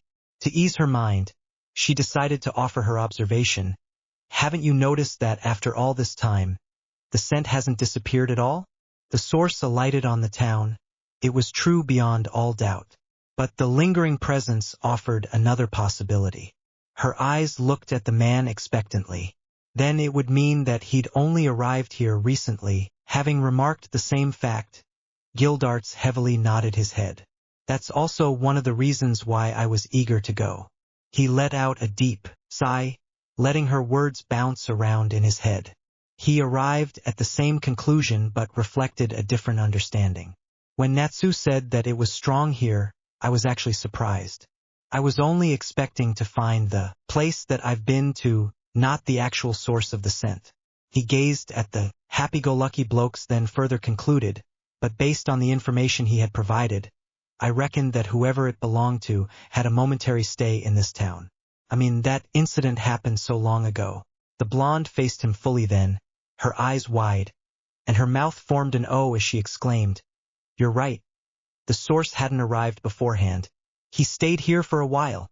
A smile dawned in her eyes, triumphant over her verdict, but it was short-lived. "Then it's possible that—" There was a hint of alarm in her voice as she whipped back on the road. "He may even still be here." "Exactly," Gildarts muttered oracularly. Each step closer filled him with anticipation. He pondered in silence just whom he had met before in his current location. The girl beside him did likewise. The stomping of their feet against the pavement was the only sound audible now, and both were grateful since it helped in their contemplation. There were so many unanswered questions. It engendered many significant mysteries that made their minds spin. Lucy was overly curious by nature, but Gildarts was most perturbed. The reason for his forgetfulness remains a riddle. The feeling of uneasy suspense that maybe what had happened weeks before could be intentional aggravated him. A rare scowl darkened his features as he asked himself the still more puzzling question. Why him out of all people? Letting the man work through his own thoughts was what Lucy deemed best. She stayed focused on the road in front of them. Surprisingly, even though the two up front were bickering nonstop, they continued to walk the path. She wondered how far they had to walk and where they were being led. She opted to catch up with the duo and probably ask for details. But when she turned the last corner and saw herself walking along a familiar street, her face scrunched up. "Blue Pegasus?" she breathily asked, snapping the adult male out of his frozen reverie. Gildarts took a look around, and sure enough they were heading towards the famous guild of conceited lads. He briefly shook his head before calling out to the escort. "Hey, Squirt, are you sure we're on the right track?" Took a moment before Natsu looked back and answered. "Oh yeah, old man. It's coming from over here." He shoved his rival out of the way and pointed to the pink-painted building. Gray in turn pushed back, causing his focus to shift back onto him. "What's your problem, popsicle stick?" Ignoring the usual banter, Gildarts exchanged looks with Lucy. Though they hated where they were going, they made no move to protest and continued trundling down the cemented street. Up the white staircase they go, assembling together with the rest of the group. With an ushering nudge, Natsu leaned forward and knocked wood, not recognizing the lights inside were off. "What are you doing here?" Harriet Potter asked with her usual sharp tone. A whirlpool of weapons circled around the area, leaving no space for an infilling of interruptions. During this venture, she observed the flying objects. The lone member chuckled and took several steps toward her. "I should be asking you that question." A smirk laid on his lips so thick one could practically see it dripping even through the mask. The sounds of his footsteps stopped when the glint of a sharp blade flashed in his eyes. Letting his gaze travel to the bearer, he took a teasing tone. "Ooh, why so tense? I just wanted to have a chat." Pointing the tip of the sword up the space between the boy's eyebrows, Harriet Potter's pair of great black eyes looked straight at the invisible eyes behind the mask. "How did you know about it?" She stressed the last word with such clear meaning, obviously wanting a straight answer.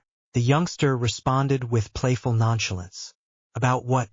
With an exaggerated bend to his hips, he leant forward and rested his head on the razor-sharp blade. A very trifling crack formed in the center of his mask as the tip worked like a drill. "Aren't you going to remove this? Could kill me." Harriet Potter still remained in her offensive stance as she gave a suspicious lift of her brow. "I hate repeating myself," she said, glowering. "Speak now, before you regret it." She could feel the observance of the boy's eyes distinctly through the mask, and she tried to peer beneath. A small glint of his eyes reflected in the moonlight. Near black orbs stared back at her. Seconds passed before the youngster made some distinct movement. Not bothering to remove his head from the sharp end, he tilted his head to the side in an innocent manner. "Huh? But I thought you weren't allowed to kill anyone." He dragged his words out and his voice went high like a child's. He made a tisk-tisk sound and added, you need to learn other ways of intimidating people, ways that doesn't involve pointing your sword out like some usual amateur." Pushing her grip forward, Harriet Potter saw her sword pierce through the mask. A small droplet of blood poured out of the tiny chink, drawing a small wince from the boy. "Just because I'm restrained doesn't mean I'm not capable of much else," she said, speaking slow. "I could make you feel death without killing you." They indulged in another staring session before the youngster backed away. His goofy demeanor never changed as he squeaked when he raised his hand and touched the wound. Still as strict and impatient as ever, he said, with more than the merest hint of alarm in his voice. The sword remained in position and he raised a daring eyebrow. "You do realize you're surrounded by multitudes of my weapons, and you'd have a very hard time dodging them if you tried?" The sound of clanking metal intensified as if emphasizing his point. Chuckling a little, Harriet Potter asserted, "It would be a very foolish thing to expect that a mere dozen weapons could stop me." The sound got even louder in the hopes of intimidating her. But she didn't budge. "But then, again, you're from that dark guild. It's expected for you to be weak. Obviously, you're still a power-hungry machine.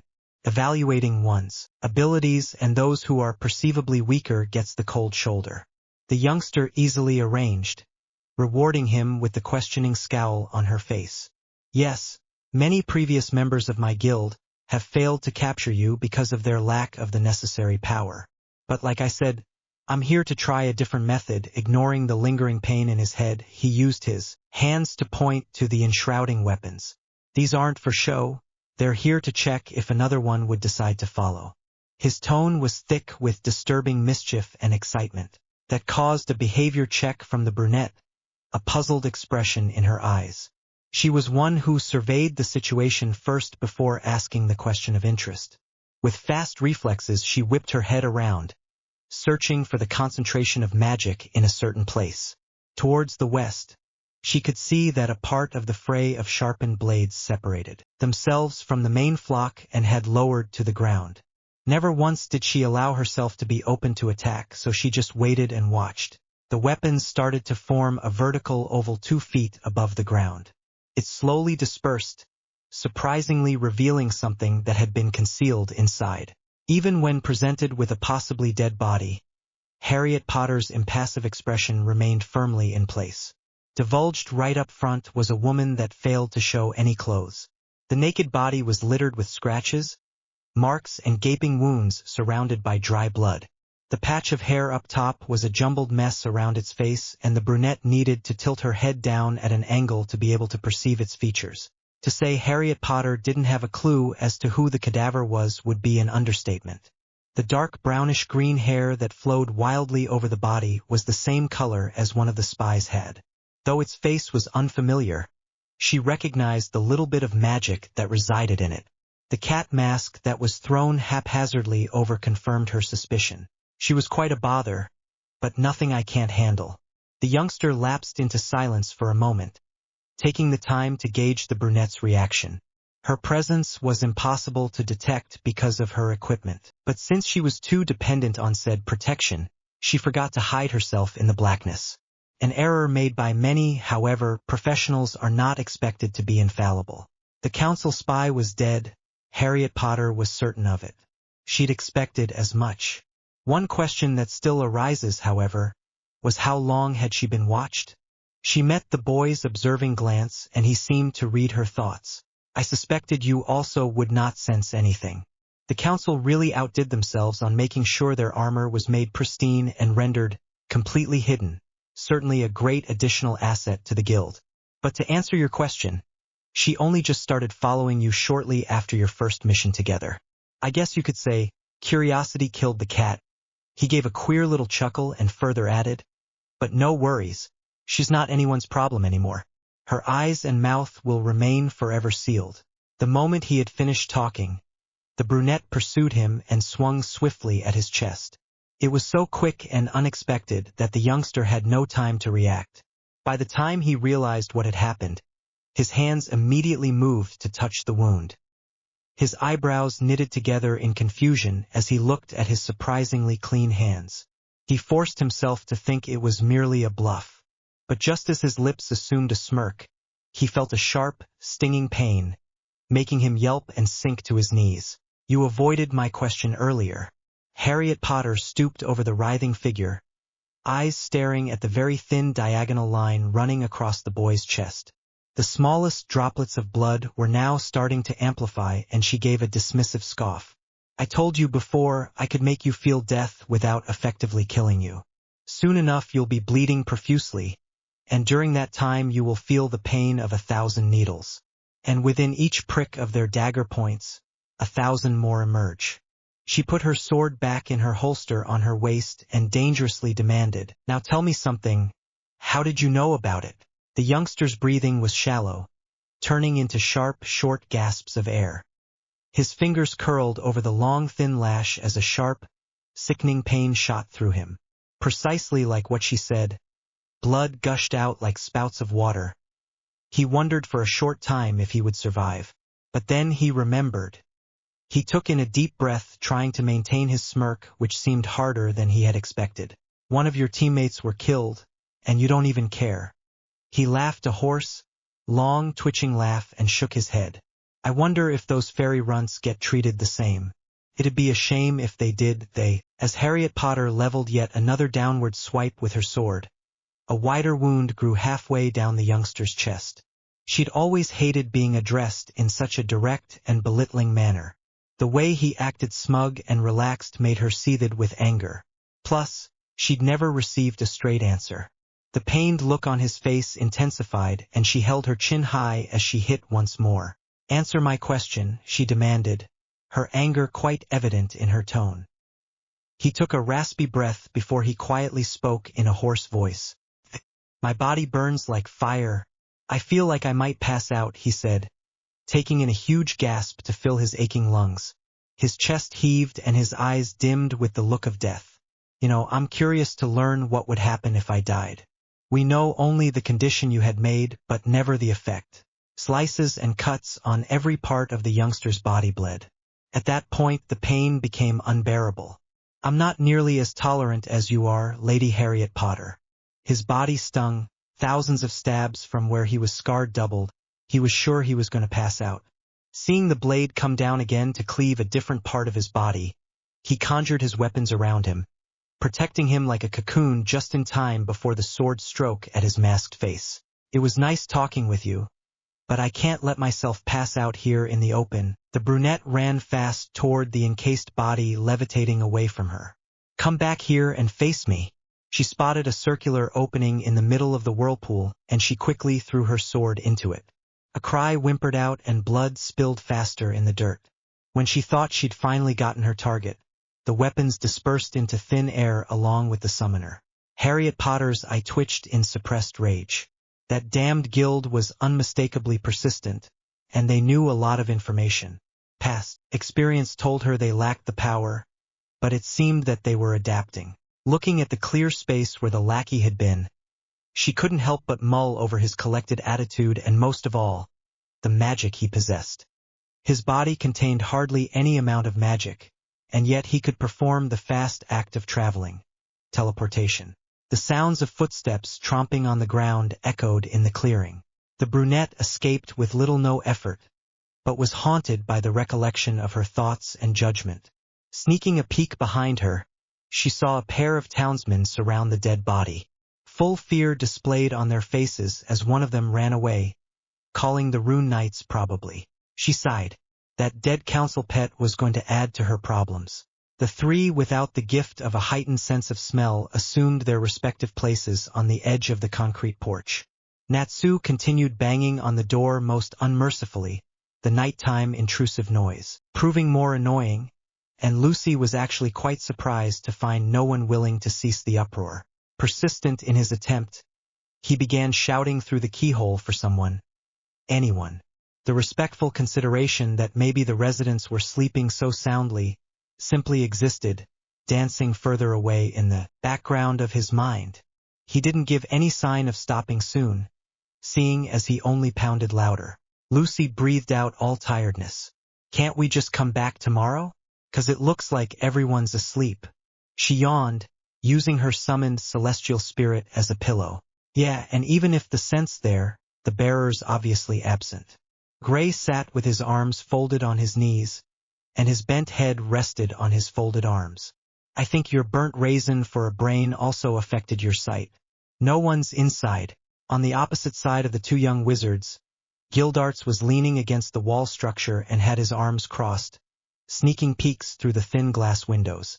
Even if he had a clear picture of a vacant building, there should be at least one member who stayed to watch over the guild. Drumming his fingers, he waited. It still surprised and amazed the pro-wizard how much energy and determination the Dragonslayer possessed. The two young teammates came close to being knocked out, leaving Natsu as the only pumped-up kid. His fired-up actions required the existence of vast unknown sources of energy, and to Gildart's startlement, he heard the creaking on copper hinges. That kid will break the door. Gildart sighed. If those pretty boys don't react fast enough, they will have to worry about property damage. The broken wood of the door was crumbling away as more and more force shoved itself inside, and before Gildarts could allay the flare-up, hurried footsteps echoed. Thank the gods, the knocking finally stopped. The locks unclicked, and when the door opened wide, the guild master stood there wearing pink pajamas. Gildarts nudged the two awake, and immediately they shot up like sprouts. He looked at the bald elder, caught the ogling eyes. Come on in, fairy tale. Bob stepped aside, smiling and eager, allowed the visitors to go inside. With an oblivious grin on his face, Natsu walked in, while Gray and Gildarts threw out disgusted smiles. Knowing she was in the clear, Lucy simply went with the flow. What brings you here? The powerful master led them to a lounge area, a place Lucy remembered the Trimans took her and the ladies to. She accepted the cup of tea offered, delicately wrapping her hand around the china. Natsu tried to answer, but Gildarts covered for him. Knowing that kid, he might say something stupid and make matters worse. He could be a bit tactless sometimes. And for once, the stubbled male wanted a peacefully relayed message. I don't want to be groped, please. We're tracking a certain scent down. And it lead to this place. An involuntary shudder worked up Gildart's back, as if fingers had trailed along his spine as the cross-dressed man puckered his lips, pantomiming a kiss. Is there any chance that anyone, a traveler maybe, might have entered the guild and possibly joined? Master Bob continued to sip his tea without commenting. After he leaned into Gray, he answered. He had a thoughtful look on his face as if he were going back in time. I have no record of anyone who had recently joined. I've been cooped up in my office lately, with nothing but loneliness because of the council and their stupid letters. Gildarts cocked an eyebrow, to see if the pretty man understood. Their eyes met, and the latter nodded subtly. Really? But I thought the scent lead here? Gray retorted, his gaze unconsciously raking over Natsu. The pinkhead didn't seem to notice, though, his attention focused solely on the guild master. That's weird, 'cause it's right here. The smell is strongest in the entrance, just under the chandelier.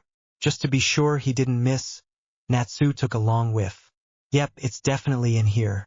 Bob scanned around, invested in registering the Dragonslayer's words.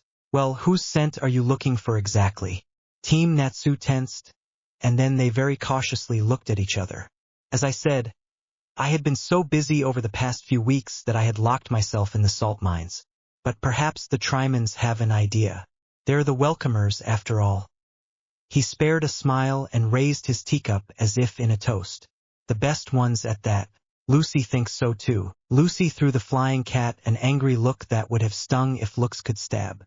Since when did you become frosh? There the stripper was in the background, cackling, and she made a feeble effort to wave him off. Her attention never wavered from the generous master. If that's the case, then where are they? Bob's thin brows lifted in a suggestive arch. Why, they're in their apartments. You plan on joining them? The blonde reacted defensively, and the master's chuckle came as a reply. I'm just kidding. But maybe I can help. Just tell me whose scent you're looking for, 'cause I know every single scent of the men in this house. Gray struggled free of the man's embrace with a scream. See, that's the problem. We don't know. That's why we came here in the first place. He narrowly avoided a dry, hard old man smack. You're worse than Juvia. Well, it seems that the Trymans are the only ones who can help you. Then, an aura of gloom surrounded Bob like a dark cloud. Very slowly, he inched away from Gray, the latter sweating bullets. But the ducks seemed to have dried up when the cross-dressed man glomped Gildarts with a burst of energy. Have you guys already booked a hotel room? You can stay here for a while if you want to. We have extra rooms. You're the best, old man. Natsu exclaimed with appreciation. If it's all right with you, Lucy meekly said. Happy flew over to her and hovered just beside her ear. Probably another attempt to tease her. Oh, of course. Those boys are not here until morning, and hotels don't accept super late check-ins. Bob slightly adjusted position slightly such that he had come very close to Gildarts, very close. Besides, I wouldn't want you cute puppies to be getting lost in the dark streets of Clover Town. Awesome. Natsu jumped out of his seat, stretched as if there was an official break. Where's the room, old man? We're pretty wiped out. The blonde beside him groaned inwardly at his tactlessness. It's just up those stairs to the right. The room should be large enough to accommodate the three of you. Gildarts tried shaking the leech off, but the man clung like he was coated with glue. He would have followed the trio up the stairs, but a hand on his shoulder stopped him before he could put the thought into action. He turned around in shock. For three? Where will I sleep? In my room, of course. Gildart's face turned deathly pale and his whole body trembled. Team Natsu woke to the sound of scuffling. Bob entered the room rolling in a tray laden with a bunch of different foods, most of which do not fall into the breakfast category. Natsu and Gray instantly dove into the food, grabbing handfuls of it, eating like their bodies were one meal behind. Still resting on the queen-sized mattress, Lucy marveled at how decorated the room was. From floor to ceiling, culminating in big windows, decorative glasswork. The design reminded her of her old house. The blonde managed to fish herself one piece of toast, appeared on the verge of sending an apologetic look to the master, but found he actually enjoyed the sight. She smiled. I wonder what happened to Gildarts. Since the duo's mouths were busy, she gladly took her bag and went straight to the shower room. Quickly she bathed and changed her clothes. The room was bright, and she could tell by the short shadows that it was late morning before noon. The Trimans were probably downstairs, flirting with the newcomers. By the time she got out of the shower, she was resolved to leave. Her teammates went ahead before her, surely to get more food. It was either that or they were so excited for the meet. She looked into the full-length mirror. She couldn't shake the excitement and anxiousness welling up within. After putting one foot on the stairs, a pair of arms circled about her shoulders and scooped behind her knees to pull her against a warm, firm chest. It's almost like the people here have a short-circuiting sensor. Lucy felt constrained, and the Pretaboy's face was far too close for her liking. I never thought a man could be this good to a woman. Welcome back, baby, and good morning to you too, Hibiki. Lucy slipped out of the man's grasp and effectively made her way towards the lounge room where almost everyone gathered, with Hibiki in tow. She saw Gildarts standing silently at the opposite end of the sofa, his expression wary. How was your sleep, Gildarts? Said man deadpanned. That's a stupid question if you ask me, Gildarts replied as he looked her way with a serious demeanor. Clearly he wanted out. So, now that we're all here, let's address the Vulcan in the room. Shall we? Natsu and Gray nodded, chewed the food in their mouths until it's mush, then swallowed. Rin raised a thin eyebrow. Master has filled us in on a few details. But who exactly are you looking for? And why? Congrats, by the way, you were the lucky ones who captured the beautiful girl on the flyer. Hibiki chirped in cheerfully, ignoring everything else. Fire sparkled in his eyes, and his inflamed look intensified as he shifted to fantasized mode. Little red hearts floated in the air around his head. Could care less about the money. What I wouldn't give to make her my girlfriend. Wait, how did you know we captured her? Gray asked, leaning back in his chair, feeling fully satisfied by the food. The council announced that the search was over, and they also mentioned who the fortunate guilds were. Eve said, a faraway, dreamy gleam filling his eyes. Tell us about the encounter. What did it feel like to witness such great beauty? You were there, right? The trio exchanged glances and didn't immediately speak. Natsu spoke his mind. We don't know, we weren't the ones who captured her. It was mainly Urza and the others who did it. The mention of the redhead's name roused Ichiya's enthusiasm in a moment, stars lighting his eyes. But if you want to know the truth, she's not just a pretty face. She's clever too, the Dragonslayer went on, and hella powerful. The last part of Natsu's sentence sounded muffled by the piece of sweet roll shoved in his mouth. Gildarts slid in next to Natsu and put his arm around the boy, begging him to eat. Then how do you know all that? Eve pressed, staggering in his dreamy state as curiosity slowly overwhelmed him. Understanding the situation, Lucy pitched in, oh, you know, Natsu always judging his opponents favorably. Her expression was earnest. She sounded convincing. But deep inside, she too was confused. Were they not allowed to know about Harriet Potter's union with Fairy Tale? It seemed that Run wanted to press further points, but Master Bob immediately chimed in. You said earlier that you have a question for these boys, right? Lucy stared at the man, hiding her shock. So he also went along with Gildart's plan? Latching on, she nodded. Yeah.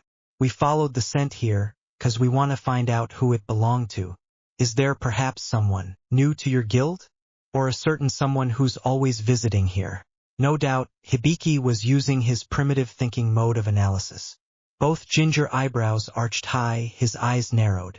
Lucy knew where his suspicions were leading, but he decided to play along with the scene. If you mean the ladies, yeah. Dozens of them come walking through those doors, twisting away from the man's hold, the lingering predicament all but gone in his mind. Natsu looked at the playboy dead on with hopeful eyes. Wasn't there anyone who stood out? Someone not usually from here? Gildarts heaved a sigh of relief and then smiled. A childish mind did have its perks sometimes. The Trimans took only a second to rack their memories, to remember the face. Hibiki swooned dreamily. Oh, there's this new girl who seemed interested in joining. Everything seemed to click together as Ran, Eve, and Ichiya began floating in the background. Oh my heavens, she's the most beautiful girl I've ever seen. Gildarts caressed his stubble, scratched his cheek.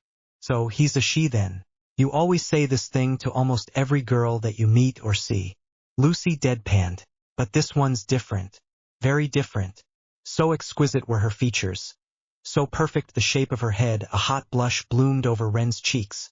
But then immediately dunked his head to cover it up. Not like she's as beautiful as Sherry.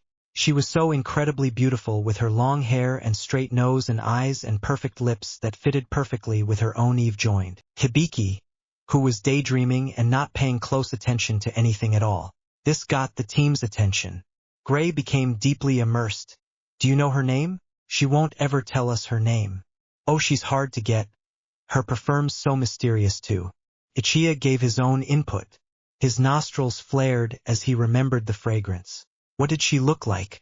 If Gildarts couldn't have her name, he should at least know the appearance.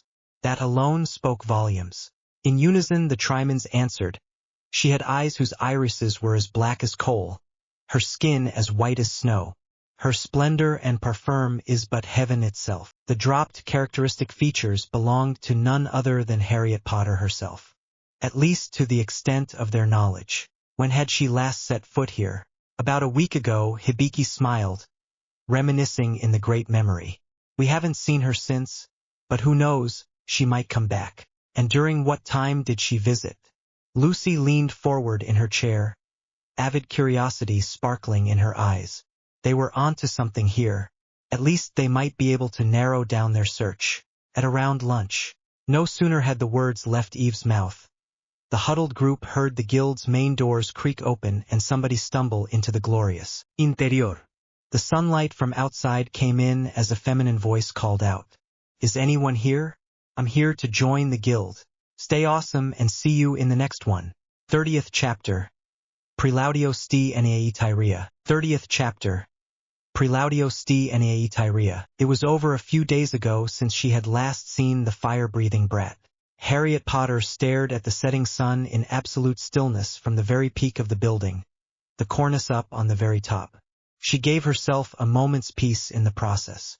She had racked her brain for every possibility she could think of, but her traitorous mind kept setting on one conclusion. With the absence of any unusual magic in town, she recognized she will never move a step further unless she made use of her voluntary evidence. 7 days or a week signified the council's timely visit. But all day she wondered where they had gone. Every trace of her presence never left the building, and waiting either at one corner of the room or at the apex of the guild's lot. What's more, Makarov never once called on her. She took matters into her own hands and approached the old man intending to inquire, but the short pipsqueak gave him a cheeky grin, said something about the search-out group and you'll know after they return hee-hee. Which was why she needed those brats to come back at once.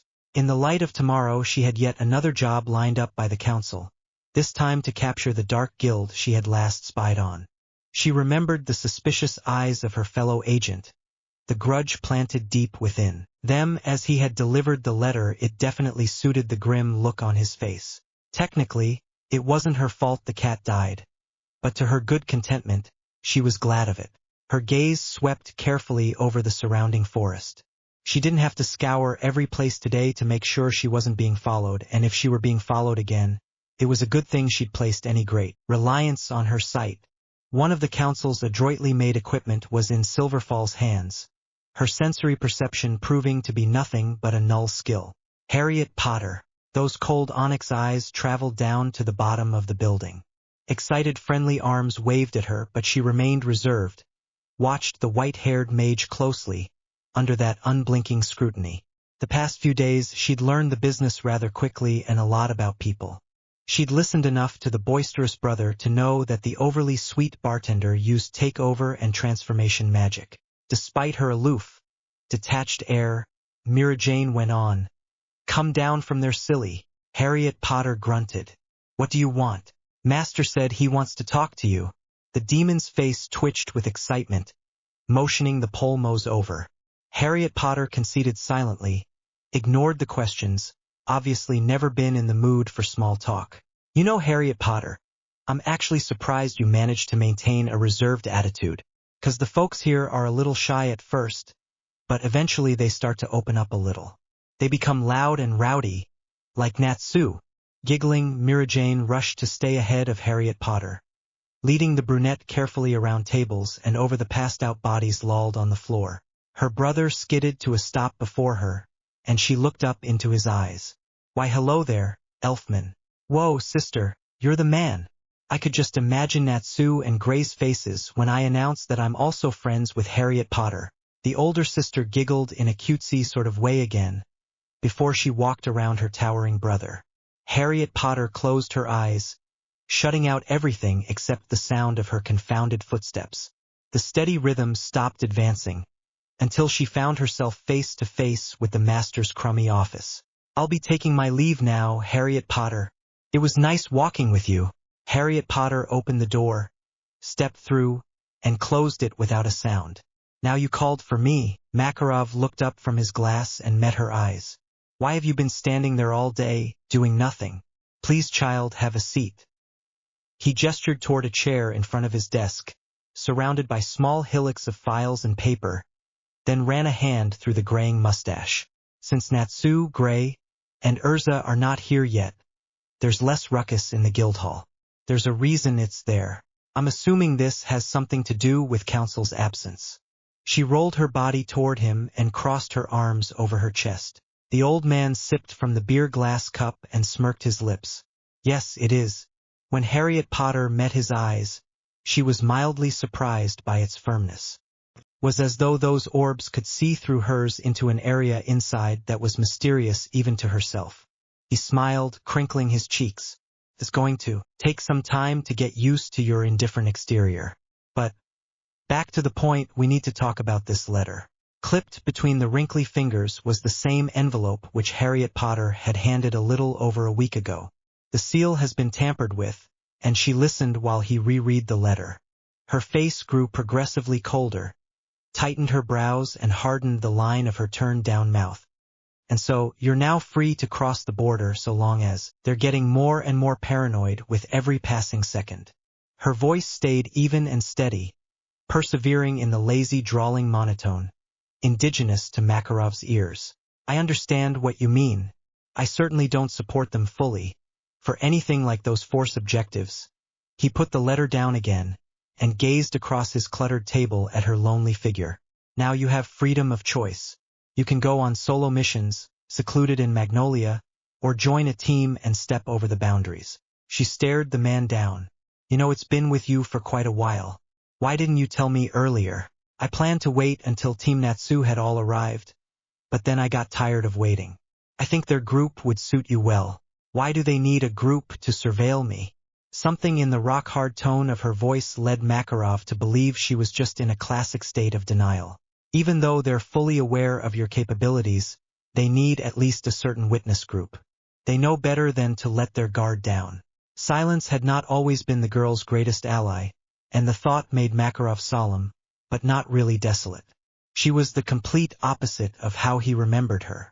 He openly watched her every feature and movement, her eyes looking every bit as sad as she had weeks before, her lips set in a straight, firm line that indicated no tolerance of trivial affairs, but slanted almost unnoticeably downward at each end towards the unrelieved hardness of her jaw. There was something vaguely and tantalizingly familiar about those acts of repression. Where are they? Makarov rapidly raised his head and snapped out of his thoughts. When he recognized that she referred to someone else, he broke off to smile a smile that was rather more triumphant than sad. I don't know, but I had already sent a letter to them asking them to come back. I see. She turned aside as if she were drawing mental conclusions from the whole. Looks like I'm going to be stuck here for a while. You don't have to be. I've talked with another team as well, though they're my second option. Now her only lead to tracking down her intent were the leftover bits of scent. She had come to one certain conclusion, though. The illusion didn't make Guildarts forget.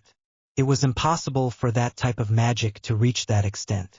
Unless, of course, she had a clue as to the caster's ability.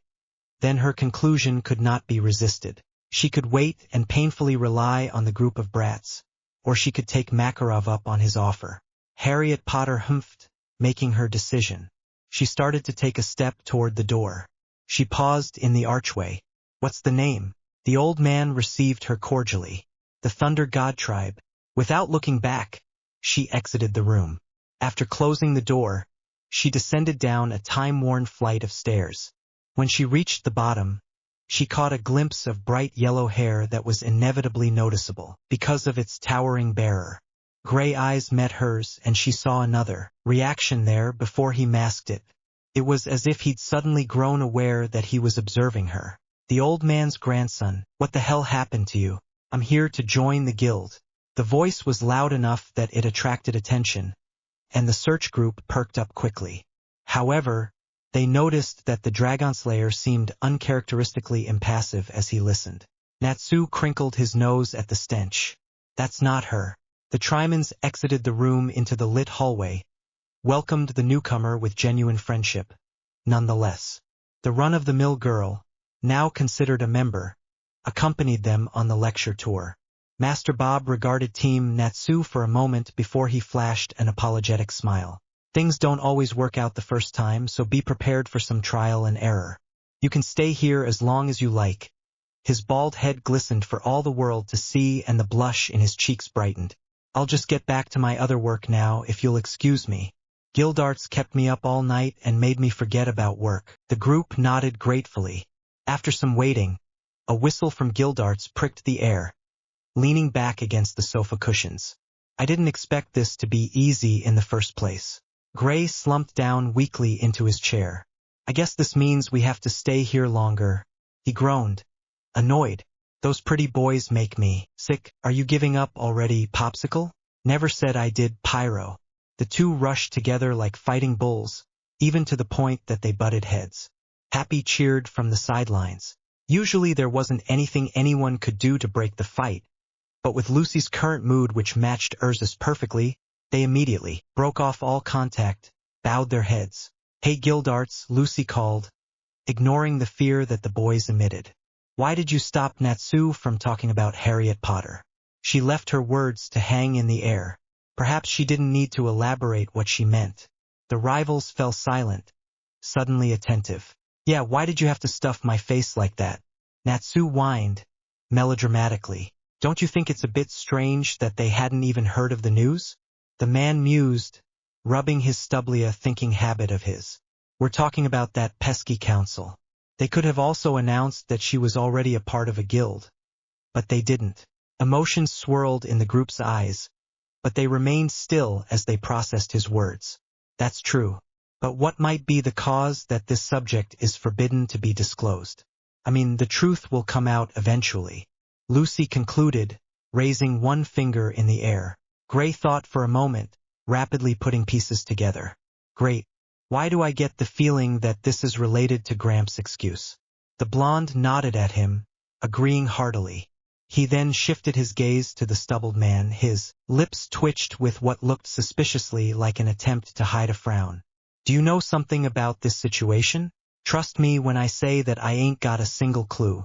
Guildarts coolly replied, as if he were deep in thought and coming to an important realization from the statements that his friends related. Natsu turned a more purposeful look to his quarry. At first no one noticed this except Guildarts. You got something, squirt? The scent lead to this place. That's the only reason we're here. A fire lit in his eyes, and Lucy stared at him, one corner of her mouth upturned. I don't care whether or not they tell us the reason, but I made a promise that I would find out what happened to Harriet Potter. We're merely acquaintances, don't call me that. Happy lowered his voice in imitation of Harriet Potter's deep girly voice, and Natsu had to fight to stifle his laughter. Not wanting to be outshined, Gray grumbled out his assent, but added, it looks like we will be here for a few more days. The harmony of that atmosphere lifted Lucy's spirits, finding herself on the same page as Natsu. I don't mind staying here, she pointed out, looking dreamily about until a ghostly expression befell upon her. Just keep me away from those dreamboats and it's all good. Immediately Gildarts sulked in a corner and the blonde met his gaze, looking sheepish. I'd very much like a hotel room, please. Standing up, a bit unsteadily, Natsu proclaimed, It's settled then, we'll be staying here. A chunk of fire dripped from his mouth and about a minute later, all of a sudden, Gray swung at him and socked him hard in his face. A fight ensued. With a sigh, Lucy pushed a lock of fallen hair out of her eyes. It was going to be a long week. It had been a full week, a full 7 days, and no one with the same distinct scent had set foot in the guild's famous floors. Natsu, along with Happy, skimmed through town, and still no sign of any overlapping odor mixtures. The remaining scent was slowly fading away to nothing, and consequently, the group's performance deteriorated. It may take weeks or even months before the girl decides to come back. And she hadn't exactly told Hibiki if she truly meant joining and would not change her mind. Lucy disclosed with earnestness of her pent-up emotions. The two dark-haired men hesitated a moment longer, then conceded defeat. Gray spoke stiffly, but Firebrain's still out there. It took him a moment to realize it was daylight, but the sky outside the window was gray. Thunder rumbled, and rain pelted the glass. Gildarts experienced such a sensation of awe and toward the kid's unwavering resolve. He chuckled in fiendish glee. It's a good thing nothing has happened in the interval. He watched the thundering show outside with great interest.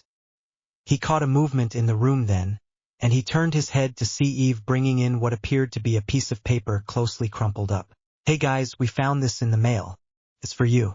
Eve handed Lucy the envelope and gave her a sweet smile. She returned the smile and with a flick of the hand, she closed the door in his face. Who could it be from?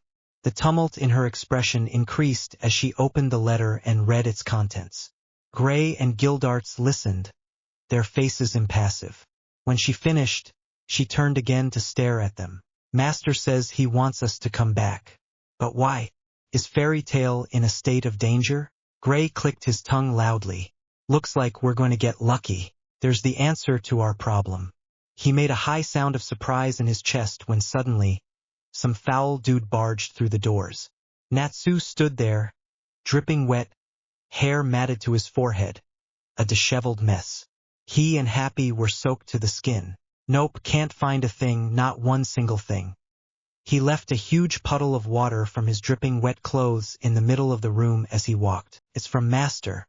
The Dragon Slayer perked up visibly. And he said he wants us to come back to the guild. What? No way, came his immediate reply. We haven't even found the source. Idiot, what if something happened and they're stuck there? What if they need our help? Gray voiced out loud, and then sat up straight and frowned. They didn't exactly mention why we need to go back.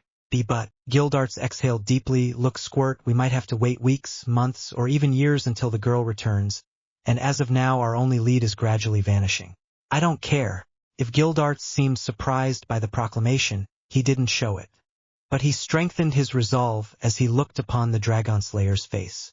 Kid, there must be some reason the old man had called. Natsu opened his mouth, but before he could say anything, Gildarts interjected, you said you would help Harriet Potter no matter what. What if the reason why Makarov called is because of that? What if our presence there is more significant than our presence here? That did the trick. Natsu kept his eyes down as he contemplated the man's words. Huffing out a breath, he crossed his arms. Fine. But that doesn't mean I would forget this all. Without realizing it, Lucy sighed in relief, a grateful smile playing on her lips. Gray stood up beside her, picking up his coat. I'm finally free of that old geezer pawing at me every night. Team Natsu then left, after making some arrangements to see Blue Pegasus again. They had lunch, packed up their things, said their goodbyes and headed out. Straightforwardly they intended on getting to the train station, and they did. In the duration, Natsu kept his nose out. He filtered through as best he could, his concentration was at its peak. But it simply disappeared as soon as he boarded the commuter train. His head immediately started rocking down to Lucy's lap. I wonder what he wants us for?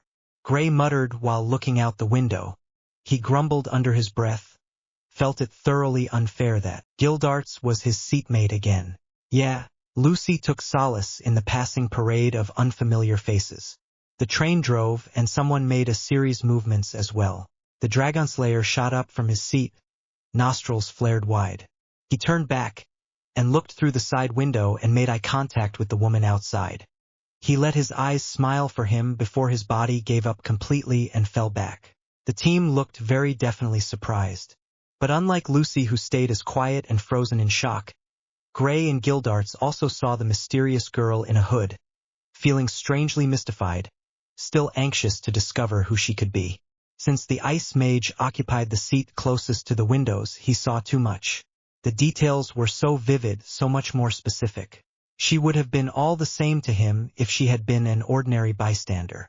But the Dragon Slayer coming to life because of her surely meant something definite. Black eyes, brown hair, fair complexion, Gray listed in his mind. Who is she? Black eyes looked up, staring indifferently at the buff blonde. Though he mimicked her image of repose, Harriet Potter proved to be a better silent schmuck with her indignant mask. She distinctly remembered his power, and even though she proclaimed herself a conqueror and doubly superior, his lightning speed was something that should never be overlooked. Wait, you know this kid, Laxus? From the corner stepped forth a ginger, eyeing her intently through the silver spectacles. The degradation ticked her off. Laxus was thinking on those lines. He snorted, but nevertheless answered. She sometimes visited the guild with her mother when she was younger. He saw her flinch and compose herself, and he nodded his head as though understanding. How come Gray and the others don't recognize her? Weren't they also coming to Fairy Tale since they were kids? Freed was gauging her strength, checking for muscles that would tell him she'd be able to fight back. It was long before Gray, Urza, and Mira joined. I could say some of the older members might identify her, but only vaguely. So she's like, your age? No offense, but she looks a full 10 years younger than you, Laxus. Bixlow's tongue stretched out toward her direction. The small of Harriet Potter's mouth twitched, directly expressing her annoyance. But she didn't ignore them, like what the greenhead did. She openly glowered at them, feeling their magic. She settled her gaze on Laxus. I suspect Makarov had already made a convincing case to you. The tall blonde smirked. But here came the spectacled female butting into the conversation. We're the Thunder Legion, and we were notified by the master himself that you were looking for a group. She stood at the head of a nearby table, grinning as she posed with a strange glint in her eye. You're very welcome to join us. The greenhead's hand went to the hilt of his sword. But I was wondering if maybe we could test your abilities. First, what Freed said, Both sides sighed Harriet Potter in annoyance, Laxus in merriment. You're either blind or want your ass kicked. He crossed his arms over his muscular chest, looking across at her unfazed face. He was not surprised, however, to see her unrelenting attention to his body. I don't really mind if you wish to join us, whatever, but I also know you'll regret it if you let this chance of fighting slip away. Sighing, he looked over to the window. It's nearly midnight and definitely dark out there. And I'm not really in the mood to fight. Digging deep into his pocket, he pulled out a golden coin and thrust it forward. Harriet Potter's stare narrowed. Remember this? Darkness or daylight? I'm prepared to fight, Laxus. Freed tried to act in direct opposition, but Laxus extended an arm, halting him in his tracks. For just a moment he melted. I hate to say this, but I don't think she's interested in you. The Legion stuck their heads out and took a peek. Indeed, the brunette didn't even spare them a second glance. Well, what do you say? Laxus lifted the coin to eye level. Harriet Potter glared at him in cold fury, but then to his surprise detected a glint of genuine amusement in her eyes. Fine, I accept. The Dragon Slayer led the group to the center of the hall, feeling fortunate to have the room all to himself. He ordered his team to the back, then occupied the space opposite Harriet Potter's proud and steady figure.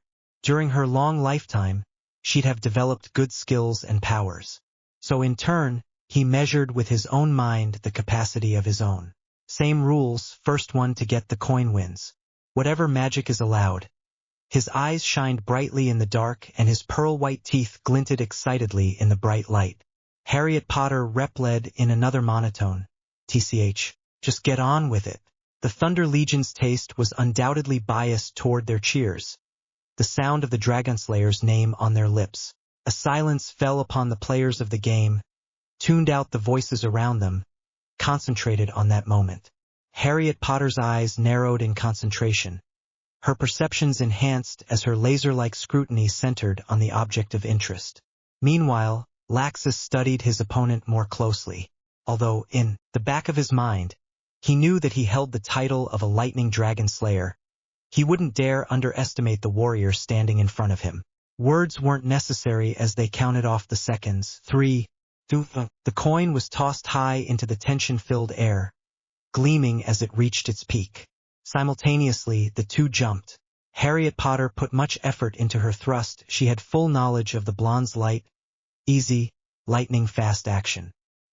He came into closer view, and at the sight of his smirk, her forehead creased as he passed only a centimeter away from her. By reflex she twisted and turning downward, sent the man sailing downward with a vicious kick. Laxus winced at the rough sting and he'd no chance and was sent reeling an inch away from the coin. Though he'd known her before, her magic remained a mystery to him. But if she'd delivered a devastating blow, then he might as well do the same. Strong sounds of high frequency emitted from within and in a flash light. Yellow lightning bolts started from his open palm as he reached for her arm. He used his magic to propel himself along. Then with a silent grin, ferociously expressive, his large tan hand made contact with the pale skin. The Thunder Legion gasped as the lightning encased the brunette's body. Like a cage they wore a face of slight remorse. Getting hit by one of those pale yellow streaks was comparable to being blown by 100 million volts of electricity, and if Laxus ever wanted to, over a billion. They flinched as the smell of burnt flesh wafted towards them, but did not let it worry them since they trusted their leader's judgment well enough. With twinkling and triumphant eyes, Laxus eyed the spectacle. Harriet Potter became wrapped in his lightning, and this time he tuned the knobs to an even higher, more painful shock level. He looked up into her eyes and watched the black orbs widen, the skin of her forearm becoming a ravaged landscape of wrinkles. His smirk grew, waiting for her arm to call retreat. But it never did, and in the shortest point of his triumph, the arm reached for the shiny gold coin spinning in the air. Craning her neck, Harriet Potter readied her glare. She clicked her tongue loudly, and with a repressed thump, she landed on the jagged, splintered flooring. Her eyes were immediately drawn to her bruised, burnt arm. As silent as the night outside, the Legion stared at her wide-eyed. The number of volts in that one attack was powerful enough to induce paralysis, and yet, she didn't even wince. Not a bit. Laxus landed a foot away from her. He was surprised, but he hid it well. You've truly dissociated yourself from that loser you were back then. She threw the coin at his head before stepping away from the mini-arena. He called over, "You'll be joining us, I take it?" "No, I already made up my mind." Freed and the others quickly sprang over next to the blonde. A faint beam of moonlight came and went as the guild doors opened and closed, the feminine figure coming out and crossing. The greenhead had a hard time closing his mouth. "How did she do that? Did you lessen the ferocity of your attack, Laxus?" The buff man shook his head. Upon his simple gesture, the only female in the group stumbled back in surprise. "Then does that mean she's immune to lightning?" The trio exchanged looks between them. "No, she could just bear the pain. It will still hurt." Laxus whisked around and headed for the door, a meditative expression on his face. His loyal team followed behind. If she didn't want to join in the first place, why did she agree to your little coin fight? Bixlow was still just as stumped and had his mouth hung wide open, even wider than before. The disbelief and awe he felt were apparent in his voice. Laxus gave one of his rare chuckles. That's just how she is. Mess with her pride and she's sure to accept anything. He opened one eye and his gaze followed the disappearing figure of Harriet Potter. He let some distance grow between them before he started in the same direction. "Just how far has your training advanced?" After traveling for nearly 2 whole days, Team Natsu finally made that turn leading to the guild. Breaking into a sprint, Natsu and the others busted through the doors. Their expressions ranged from pure excitement to nervous, anxious looks. But as they were met by the same violent banter, they became lax. "It's about time you guys made it back," the redhead greeted from her seat at the bar. Mira Jane waved them over and they sauntered over and slid into the bar stool next to Ursus. Lucy simply came over to give a hearty greeting, then waved goodbye, saying she needed some rest. "So, how did your mission go? I hope Gildarts looked after you well?" Gildarts gulped down a breath as she looked him over with her authoritative stare. Immediately, he excused himself to go upstairs and do homework. Natsu greeted her question with a foolish grin. "I actually caught a glance of who the scent belonged to. Her face kinda looks like Harriet Potter if you ask me." Ursus' eyes narrowed in suspicion, but the Dragon Slayer didn't seem to notice. "Speaking of, where is she? She must feel stumped to be stuck here, doing nothing. I saw the girl too, dimwit. Now that we're back home, it would feel more natural to beat you to a pulp." Ice breath. "Bring it on, idiot." Urza didn't even concern herself with the enthusiastic brawl up front. Her head still wasn't clear. Busy putting two and two together, recalled what had resurfaced in her mind while she'd carried out her S-Class mission. She remembered. During her stay in the Tower of Heaven, there was a group of henchmen talking amongst themselves. She remembered the exact words one of the masked men had used even after all these decades. "It's finally done, done, done." The younger Polmos had finally left its nest. It was deeply interesting in the dearth of other information, but it was better than nothing. Urza sighed. All this thinking, it made his head hurt. A reason she deserved a nice big slice of cake. Only inches away from her own 2 feet, the two rivals eventually ceased the bombardment after landing a few punches here and there. They were pale and breathless, sweat trickling down their foreheads. Natsu shouted his question again. "Has anyone seen Harriet Potter? Ain't no way you gonna tell her first." Gray started running around the guild, looking in the windows and pounding on the doors, calling the brunette's name. "I'll bet you another fight I'd find her first. Oh, it's on." With his never-failing nose, Natsu sniffed the air, then marched to the center of the guild, where a large crater-like indent was located. He raised an eyebrow, finding a concentration of her scent there, but then turned away, continuing his search. Elfman approached the two, declaring the person of interest was his friend, but they simply swung him aside. Urza and Mira Jane glanced at each other, the same person lighting their interest. Favorably to their side, Natsu contained answers to Harriet Potter's questions. But the only thing that the curious pair could do now was wait until the brunette returned. From the outside, the Dark Guild looks pretty normal. People were daft enough and tend to overlook this and or not care. The local townspeople regarding it as if it was a measly decoration. At first glance, a very quick first glance, one would think it looked like a pretty average hash house. Unless, of course, someone actually felt for the magical power thriving inside. Harriet Potter gave a silent nod to the spy kneeling opposite her. With his incredible takeoff speed, Owl loped away, headed for the nearest window. Through the slim eye holes she witnessed the commotion inside in fine detail, and she stared condescendingly at the trembling underlings. The sound of a whip tore through the air, followed by a scream. After a final glance at the captives, she too moved into position. "We kept our end of the deal. Now change him back. That's just part of the unspoken part of the deal. Silly boy." The three spies with their trained talent watched the onslaught with a blank stare. The red-hooded male they tailed before appeared to be just an easily replaceable member rather than a deva that the council made him out to be. The buff master just chucked him aside as if he was so much filth, and the moment the leader brought a large tattooed fist away for another swing, that was when Harriet Potter made the signal. Jumping from the arched window, itself 2 stories high, the brunette ran past the group of fags, and made a beeline for the head chair. The master was completely surprised, and even before he tried to divert his attention, she used the several lengths of beaded necklaces he wore as a rope and tied it tightly around his thick neck. The same went for his bracelets. They became like cuffs. "What the dash? The council? Who are you?" The wind whipped through her long black hair as she swiftly glided. Then she stood tall and straight at the bottom steps of the throne. The buff man, right in front of her, tried to peep under her mask, but the dog's countenance gave nothing away. With their slow reflexes, the surrounding swarm members strived to approach. The instant they took one step forward though, they were knocked out by Boar. Owl joined the party after a little while, the extra group members caught inside his gum-like powers, tailing after the caster.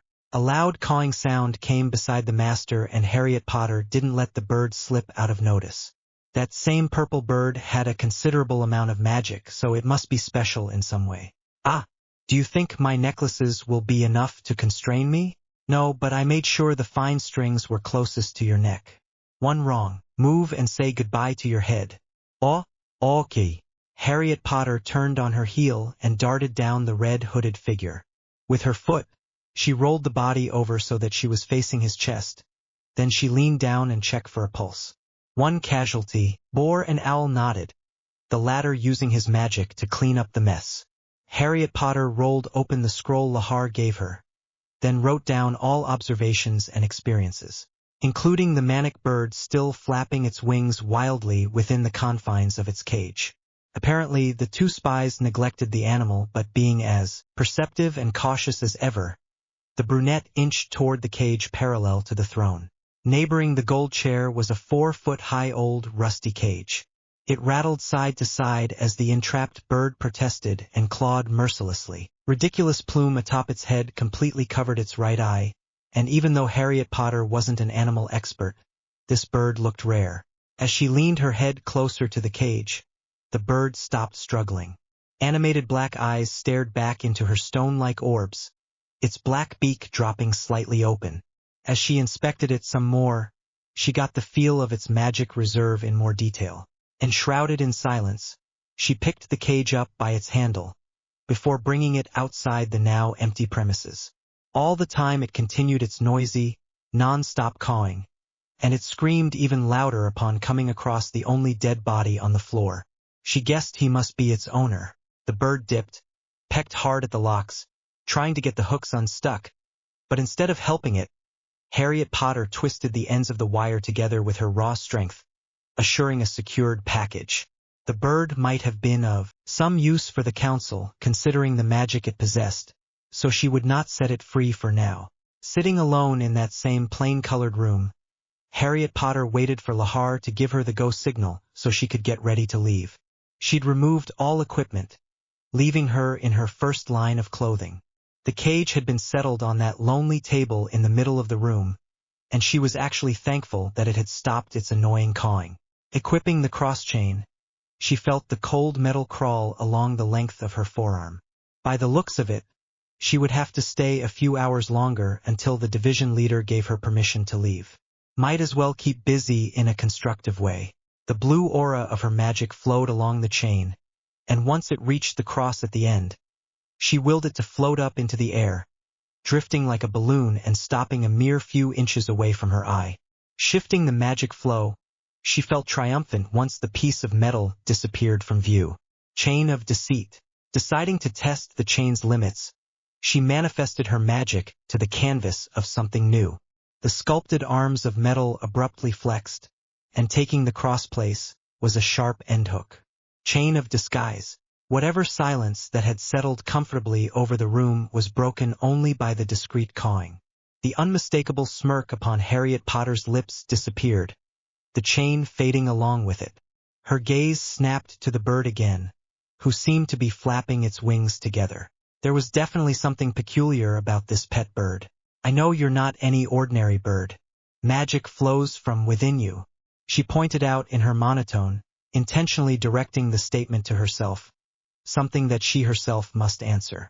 But strangely enough, the bird froze in mid-flap, its eyes weirdly enlarged. Harriet Potter cocked an eyebrow, but she held her tongue, detecting a person approaching the door. A short time later, the heavy steel door creaked open, and in came the familiar division leader. His eyes drifted back and forth between her sharp gaze and the bird's scrutiny, and for a moment a glint of humor flashed in his eyes. A job well done. It's a shame we weren't able to move through it with 0 casualties, but I bet you don't mind at all. Lahar commented in a sardonic tone, smiling foolishly through the hostile glare. You're free to go now. Have you given thought to the team system the council lodged? Ignoring the question, the brunette stood up and tilted her head at the bird, pointing the leader's attention to the cage like an arrow. Have you read my report on this bird? Lahar brushed her off with his gloved hand. I do my job right. I don't care about that thing, set it free or something. The council is against keeping pets. The sneer never left his face as he took a pair of keys out of his pocket. The council has already prepared your apartment. The address is clipped inside. Just slip the paper out. He threw the keys at her feet, but she caught the pair midair with the greatest of ease. You should be more than glad that you're under a precious family name. 'Cause the council is not usually hospitable to scum like you. There was that impudent, teasing glint in Harriet Potter's eyes that served as her mocking response. Suddenly, the man grew alarmed, recoiling as if from danger. To the enjoyment of her triumph, he whipped around until his back was to her glare. Your next mission is in 2 weeks. And just like that, he was gone. A clicking noise caught the brunette's attention, and with her usual indifference, she carried the cage with the unusual bird in it. She stood corrected. People were sometimes too daft and often just choose to overlook certain things. Twisting the key in the lock, Harriet Potter stepped into a well-lit and well-furnished apartment. Tables, chairs, a TV set, a bed, kitchen cabinets, a great deal. More than she had expected. Setting the cage down on the table near the bed, she grabbed a slice of food off the kitchen counter, then threw it to the crying nuisance. She'd already attempted to set it free, bending back the rusted metal clasp that held the cage closed, but the bird seemed confused and stayed put inside. Ticked her off. She'll definitely get rid of the bird at dawn. Situating herself on the single bed in the corner, the only bed in the little room, Harriet Potter stared out the window into the night sky. The brat should have been back by now, she thought. Then she could retrieve her wand of answers. The charred strip of her skin that rubbed through the thin sheets made her eyes widen, drawing her attention to her injured arm. Powers of the elemental dragons were always so potent, and to her unfortunate luck, she didn't have any trump card against lightning. The gentle fanning against her bare skin caused the red-flecked obsidian-colored pools to watch the bird so intently. The purple featherball landed on her wrinkled arm and started to make twitchy, scratching movements with his claws. Harriet Potter raised her free hand to swipe the bird away when suddenly, she noticed the scarred, damaged skin gradually fade into healthier tissue. A swirling green aura engulfed the bird's claws, and for a moment she remained stunned. After the light died down, her skin was back again. No trace of injury, like normal. She paused and looked at the bird. It was squawking unintelligible gibberish with its head tilted back, as if inspecting her for any injury. Maybe it would make things a little easier for her if she didn't get rid of the bird. The request board had so much to show right now. There were so many good jobs available, and to Lucy's delight, many of them required little effort, like catching a royal cat, but still pay well enough to pay 2 months of her rent. Plucking the notice which appealed to her creative eye and interest, she turned around and scanned the area for her own team. Urza, Gray and Natsu were nowhere to be found, so she approached the only member she could find. Wendy sat at a table farther toward the center of the room, with Carla standing opposite her. As the blonde neared the pair, she felt a sinking feeling in her heart and pit of her stomach after seeing the child and her cat's condition. The huge bags under their eyes indicated little or no sleep, and she knew it must pertain to the visions they'd seen before. However selfish it may sound, Lucy was glad that she didn't have the power of precognition. Wendy, Carla. Hey. Turning at the cheerful greeting, the child's tired face was instantly replaced by a smile, though it was a bit on the wan side. Of course, the blonde saw through the facade. Guys, you've been acting awfully strange lately, and I know it's because of those horrible visions, but don't worry about it, Lucy. Carla immediately cut her off. The Exceed looked worse than ever, the dark circles under her eyes telling their own tale. You shouldn't concern yourself about it. And Wendy as well, don't think about it, child. But, I'm sorry if this will sound a bit rude, but I believe you're here for a reason. Lucy? The white Exceed faced Lucy, and although the blonde felt a bit rueful over their inner struggles, she managed a mute nod. She didn't want to seem intruding on another's affairs, and she trusted the cat enough if she didn't want to come clean yet. Okay, I found this request and I was going to ask you two to join me. Holding out the poster, Lucy tried to give a wide, carefree smile, Exactly, like the one Natsu usually wore. The pair skimmed the sheet of paper and she tilted her head to one side, studying them with concern. Well, what do you guys think? Wendy should go on this one. But what about you, Carla? I don't want to leave you all alone. Wendy gripped the edge of the table, eyes moist, pleading. I'll just rest here, child. Don't worry about me, as if to emphasize her point. Carla raised a paw to her forehead. Wendy sat up and reached forward and hugged her, holding her a long minute. Now go, you need to take your mind off it. It's not your burden to carry in the first place. No. As your friend, I share your burden too, Carla. The Bluinette muttered against the top of her cat's head. In turn, the Exceed smiled a small smile before pulling away. That's a pretty easy job anyways, so don't worry none about me. You'll be back in no time. Lucy knew the smart Exceed was only trying to allay the child's worries a little, for Wendy's own sake, and she appreciated the pair's friendship. Carla then turned her attention to her. Natsu and the others will be accompanying you, right? The blonde replied with a quick nod of her head. Now if you'll excuse me, I'll just be in the infirmary, sleeping. Let me at least accompany you. Wendy insisted, getting to her feet and regarding her Exceed through worried eyes. Carla sighed, but nevertheless nodded okay. The child called over her shoulder. I'll meet you at the entrance, Lucy. Lucy watched the pair retreat. There was definitely a substantial amount of fear inside her so far. Every vision of the Exceed had come true. Long ago she'd learned from her mother that it was easier to redirect her thoughts away from worries about the future and focus on the present moment instead. She learned to enjoy life that way. Sighing, she opted to once again look for the two rivals. Suddenly she heard a sound behind her, and in came the answer to her problem. Gray and Natsu stumbled inside. Dirt covered them, and every inch of their bodies seemed sore and bruised. Both were breathing heavily, leaning into each other for support. Lucy rolled her eyes at their harmful antics until something caught her eye. A flash of color, a small red mark.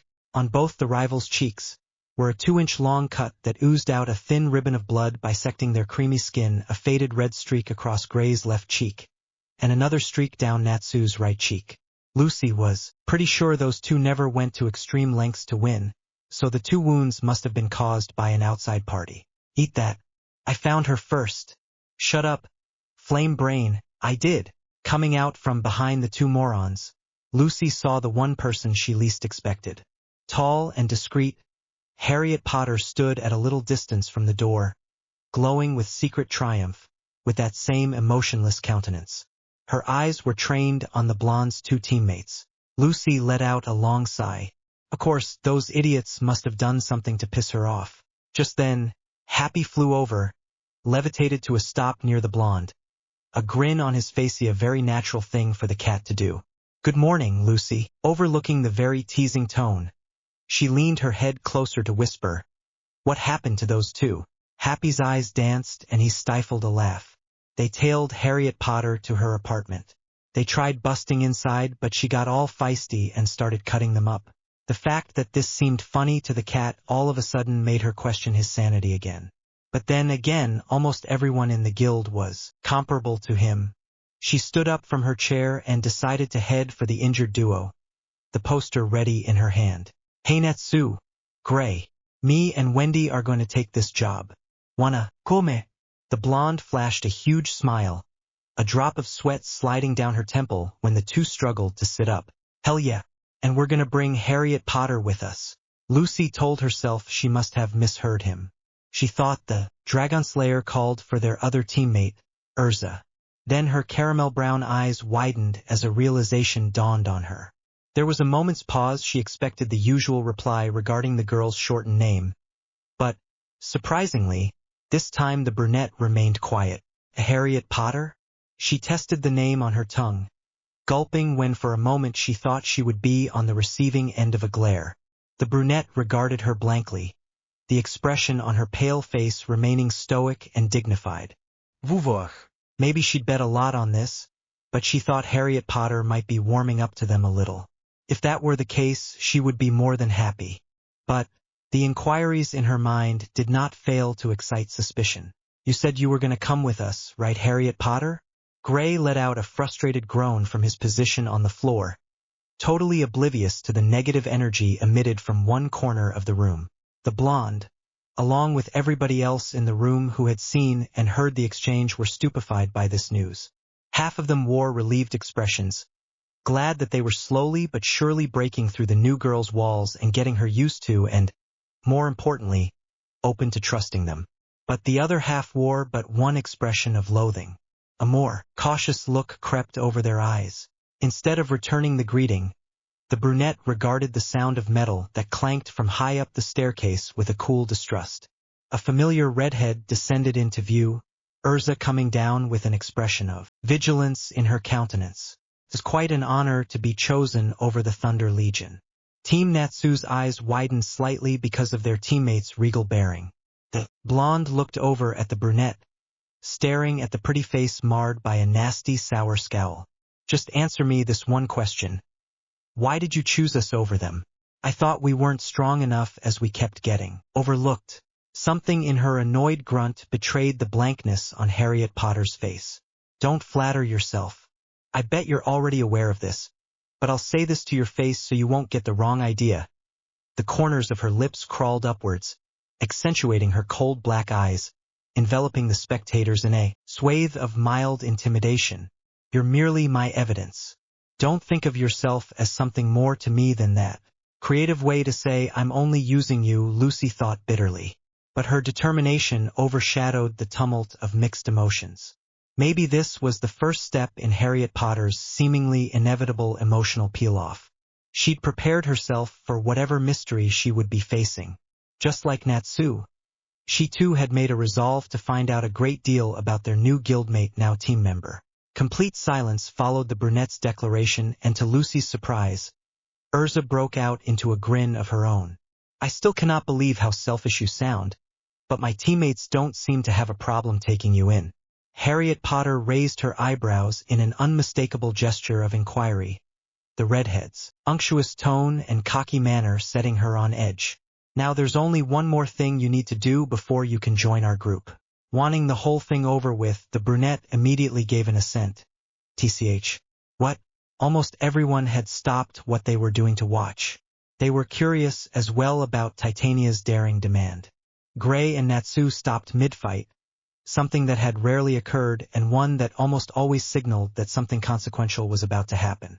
The haughty smirk disappeared, replaced now by a sweet smile that lightened Urza's face. I want to hear from you yourself that you want to join us. I already told the brat that, if you're going to tag along with our team, you've got to respect each one of us. The redhead crossed her arms over her chest and lifted her chin. I've got all day to spend on your pride, Harriet Potter. The mere twitch of her eyebrow could solicit from anyone an unwelcome fear. Harriet Potter didn't look faintly bemused or crack a glimmer of a smirk, but instead maintained an annoyed look that anyone from the guild could safely say in this matter, the only emotion they could elicit from her. If she wanted to obtain assistance from the group, she would have to tamp down her pride and actually act with a supportive intent by playing a role. She sighed. That girl was definitely pushing her luck. Now you're pushing it, but fine. Can I join your stupid team? Say it nicely. With her pale hands, Harriet Potter reached up and gripped the top of her hood, pulled it down below her eyes. Lucy stared hard, rubbing her eyes in disbelief. She thought she saw a spasm of embarrassment cross the brunette's normally stoic features. Whatever. Can I join your group? Just as easy as that, Urza nodded. Natsu along with Happy shouted a chorus of ayes while Lucy just stood there in stunned silence. The equipped mage approached the blonde, and, as if to arouse her from her torpor, laid an armored hand upon her shoulder. Lucy, I believe you already have a job waiting? It took said girl a while to come out of her stupor and recover her breath sufficiently to speak. Why yeah, it's this one. With a renewed enthusiasm, she handed the redhead her paper, stuttering out the details. It's in Margaret Town, actually not that far from here. It's a very simple job. Surprising the group, Harriet Potter took a confident step and stole a peek at the slip of paper. Lucy fidgeted on her place. What do you think, Harriet Potter? I didn't know you would be joining us, so I just picked a lame job. I could choose another one if you like. The brunette stared at her before turning around fully and heading for the door. Lucy didn't know what the hell that meant, but she didn't hear any complaints, so she guessed it was okay. Looking over to her side, she inspected Urza and found that she had lost her smile of triumph. A few feet up the path to the non-existent front door, she heard the redhead mutter frustratingly through her teeth, "At least I dominate her in ruling this team." Sighing, she went to the attractive woman behind the bar. As per usual, the famous model gave her a sweet smile, stamping the request notice, and bid her a safe trip. Waving her hand, she walked through the entrance archway. Every one of her groupmates were already outside, her lips parting just before they tilted upward in a nostalgic smile. She came up to where Harriet Potter was waiting, made up her mind to make the bold move, and took her place beside the Polmos. "Hey, Team Natsu is hardly on the smart side, so I guess with you on the team it's now compensated." The brunette didn't even so much as look. She simply walked past, as if the blonde was invisible. Lucy sighed. Well, so much for thinking it would be easy to induce the girl to more dynamic emotions. Natsu ushered the group ahead, and just after reaching some distance away from the guild, Lucy took count, and sure enough they were short one person. Wait, where's Wendy? I think I saw her run back to the guild." Gray answered simply, crossing his arms in a nonchalant manner in front of his bare chest. Knowing what had happened, Lucy broke into a sprint. Before she could leave, however, a strong hand grabbed her just above the wrist. Her eyes trailed up the length of her arm until they met familiar brown ones. Urza shook her head, giving a sympathetic look. "Let her go, Lucy. But we can't force her into something she isn't ready for." With a reluctant nod, Lucy matched her pace to the redhead. She couldn't help feeling her head whipping back around to the direction of the guild. Were the visions so horrifyingly bad that Wendy couldn't survive in Harriet Potter's presence? She knew the brunette was hella powerful. Her personality lacking in color, she was glad she and the guild sat down a small distance closer on her good side. Speaking of suddenly filling her vision was the hooded female's clean-cut, clear, and perfect face. Her tall, proud figure replacing the rambunctious view. She remembered one scene from earlier. She didn't know if it was her imagination or not, but did she just saw the great Harriet Potter blush? Unexpectedly, the flowing, blonde hair was attacked by a bird. Lucy coughed in surprise when the featherball hit her on her forehead. She screamed, flailed, until she looked down and located the bird. Apparently, she knocked the bird out onto the cobblestone floor. With the goodness of heart, she felt pity for the bird, picking it up, and with both hands held it at eye level right in front of her face. "Sorry, I wasn't looking where I was going." She didn't expect it to respond, and she found herself a bit chagrined at the thought that she was talking to a bird, so when it ducked its little head down, she stumbled from the shock. The purple bird caught at her before flying over her shoulder, landing on Harriet Potter's hooded one. "You escaped?" The brunette's cold tone rang out. Natsu grabbed Lucy by the shoulders and jerked her roughly to his and Gray's side. Huddled there, he began speaking his thoughts carelessly. Who knew Harriet Potter was a bird person?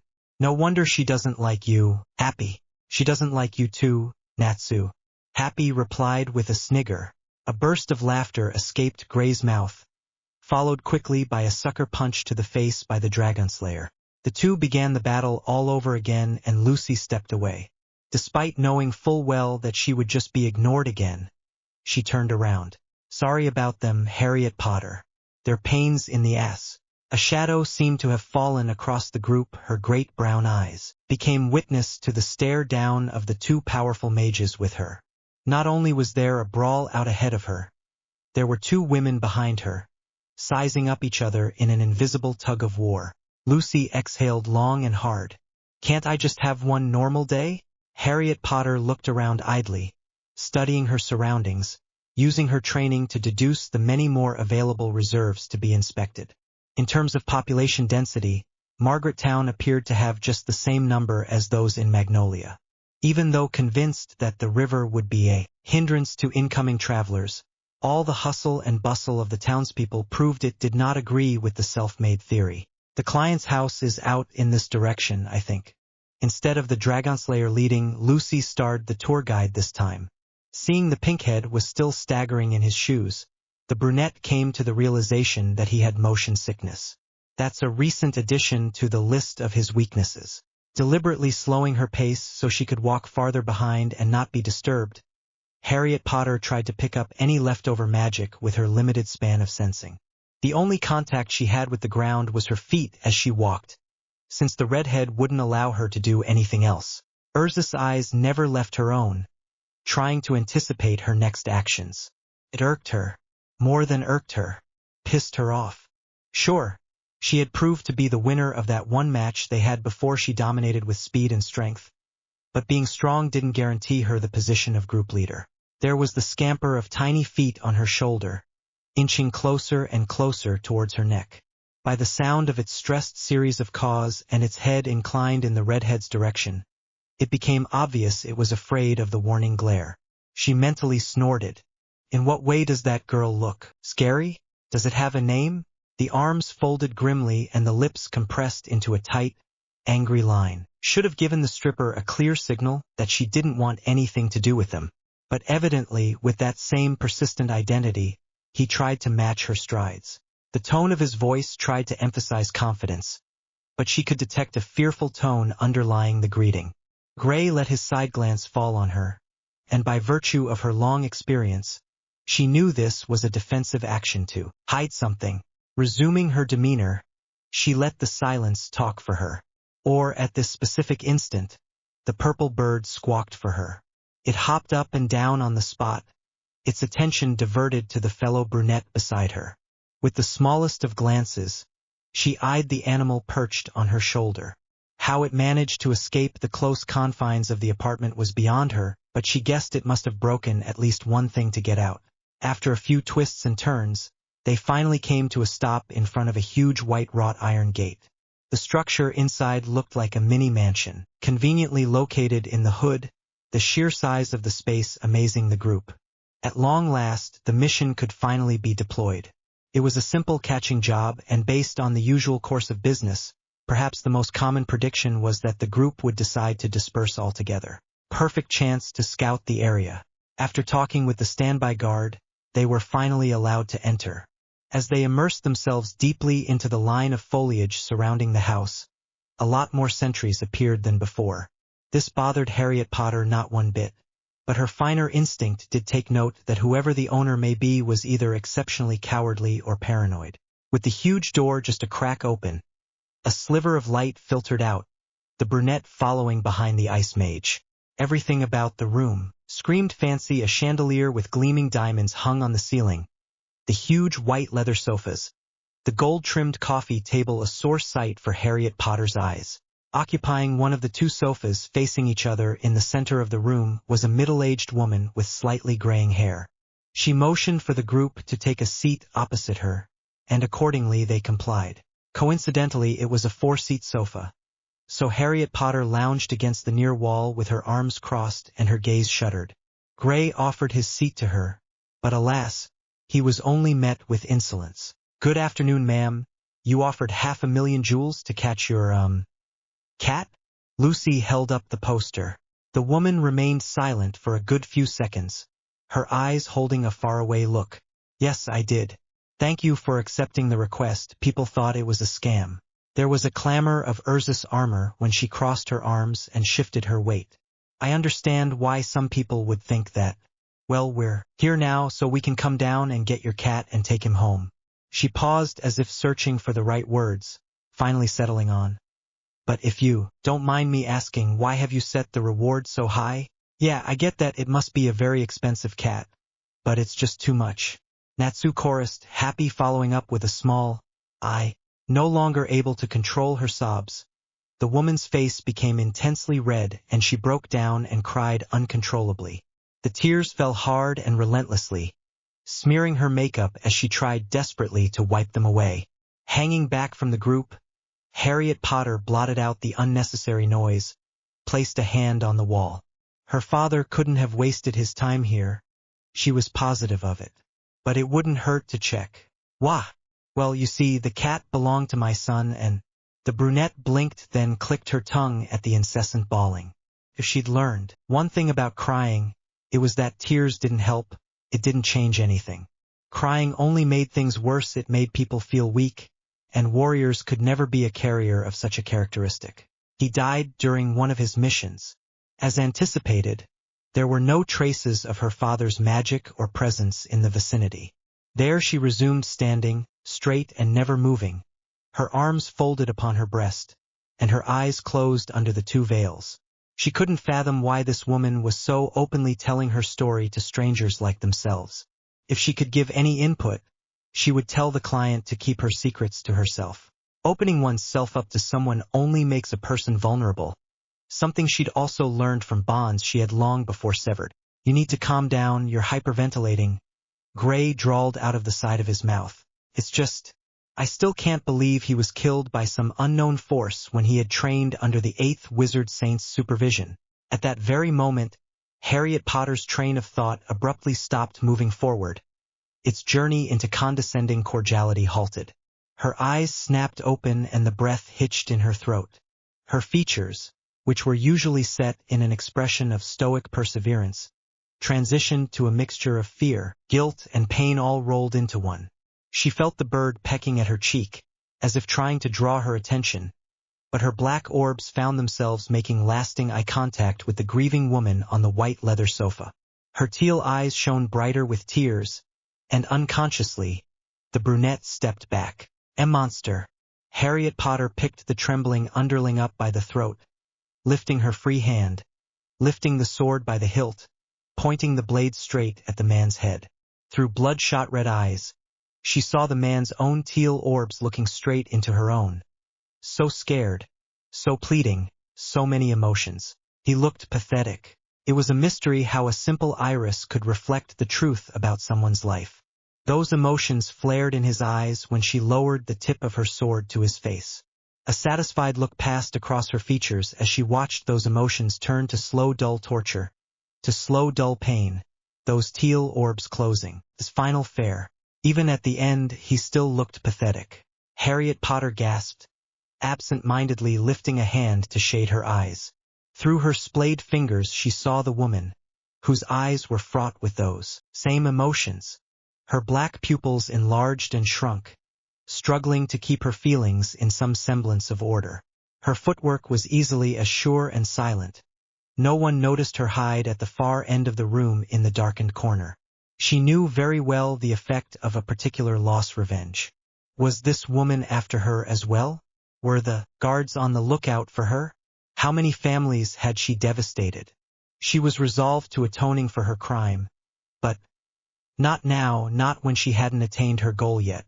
She needed something to occupy her mind so she could stop wondering about the people holding grudges toward her or getting vengeance. Harriet Potter. She froze, her blank eyes meeting his brown ones.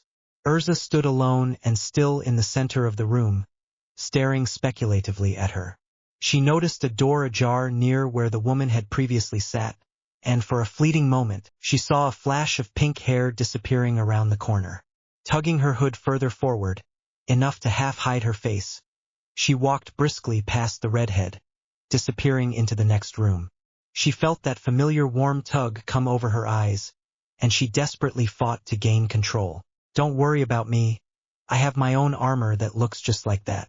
Do we really have to wear these? Oh yes, Kite is a pretty smart cat and only interacts with smart-looking cats like himself. Harriet Potter stared blankly at her two female teammates. Both of them had changed into new outfits, complete with cat's ears and tails. She ignored the Dragonslayer whining behind her, having just hit him a fierce blow on the top of the head because of his intrusion. Idiot, you wouldn't be in this situation if you didn't get all up in her face. Gray scratched his cheek with an index finger, a small blush on his cheeks. He kept adjusting his red headband and was waving his hand wildly in the air in shy embarrassment. She looked like she was constipated. I had to ask. Natsu's hand lifted up to the back of his head and rubbed gently against the happy-sized lump. He pouted when his headband made contact with the bump. Well, sweetheart, aren't you going to get changed soon? The woman extended an array of clothing to Harriet Potter, a sweet smile on her face. The brunette did her best not to look the grieving client in the eye, her gaze focused intently on the mission equipment. As coolly as she could, She reached for the simple peach headband sticking out of the pile. She examined the cat ears in her hand, the expression on her face indescribable. "Well, Harriet Potter, aren't you going to put them on?" Lucy told her in a companionable tone, leaning into her field of vision. The blonde waved a hand in front of her unblinking eyes and she scoffed, pushing the band of fabric away. When the brunette opened her mouth to object, Urza's voice cut in, held a hint of amusement. "Appearance should not be a hindrance in undertaking a mission, Harriet Potter.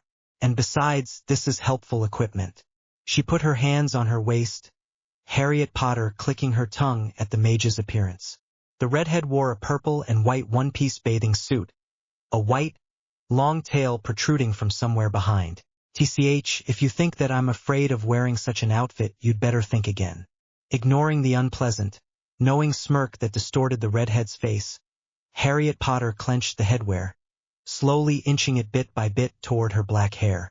She groaned inwardly, her hands twitching in an impulse to rip the thing off. "Is everyone ready to go?" Natsu was already waiting under the archway, itching to get a move on. His eyes along with his rivals scanned the large room, nodding when they spotted the girls in their respective coordinated outfits. Gray opened his mouth to give the go signal, until his attention was drawn to the deadpan brunette in the corner.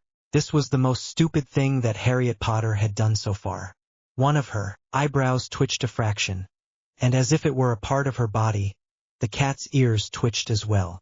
She grunted, disregarded the woman's gentle persuasion of her completing the suit. If the headbands were enough to complete the male's attire, then the band alone would have also done enough for her. Besides, she didn't want any more nonsense to play with her dignity. Become aware of the contents of her team's thoughts, she clicked her tongue, more loudly this time, and marched grumpily out the door. As expected, the redhead proposed a dispersion tactic, and she had been more than glad to approve of it.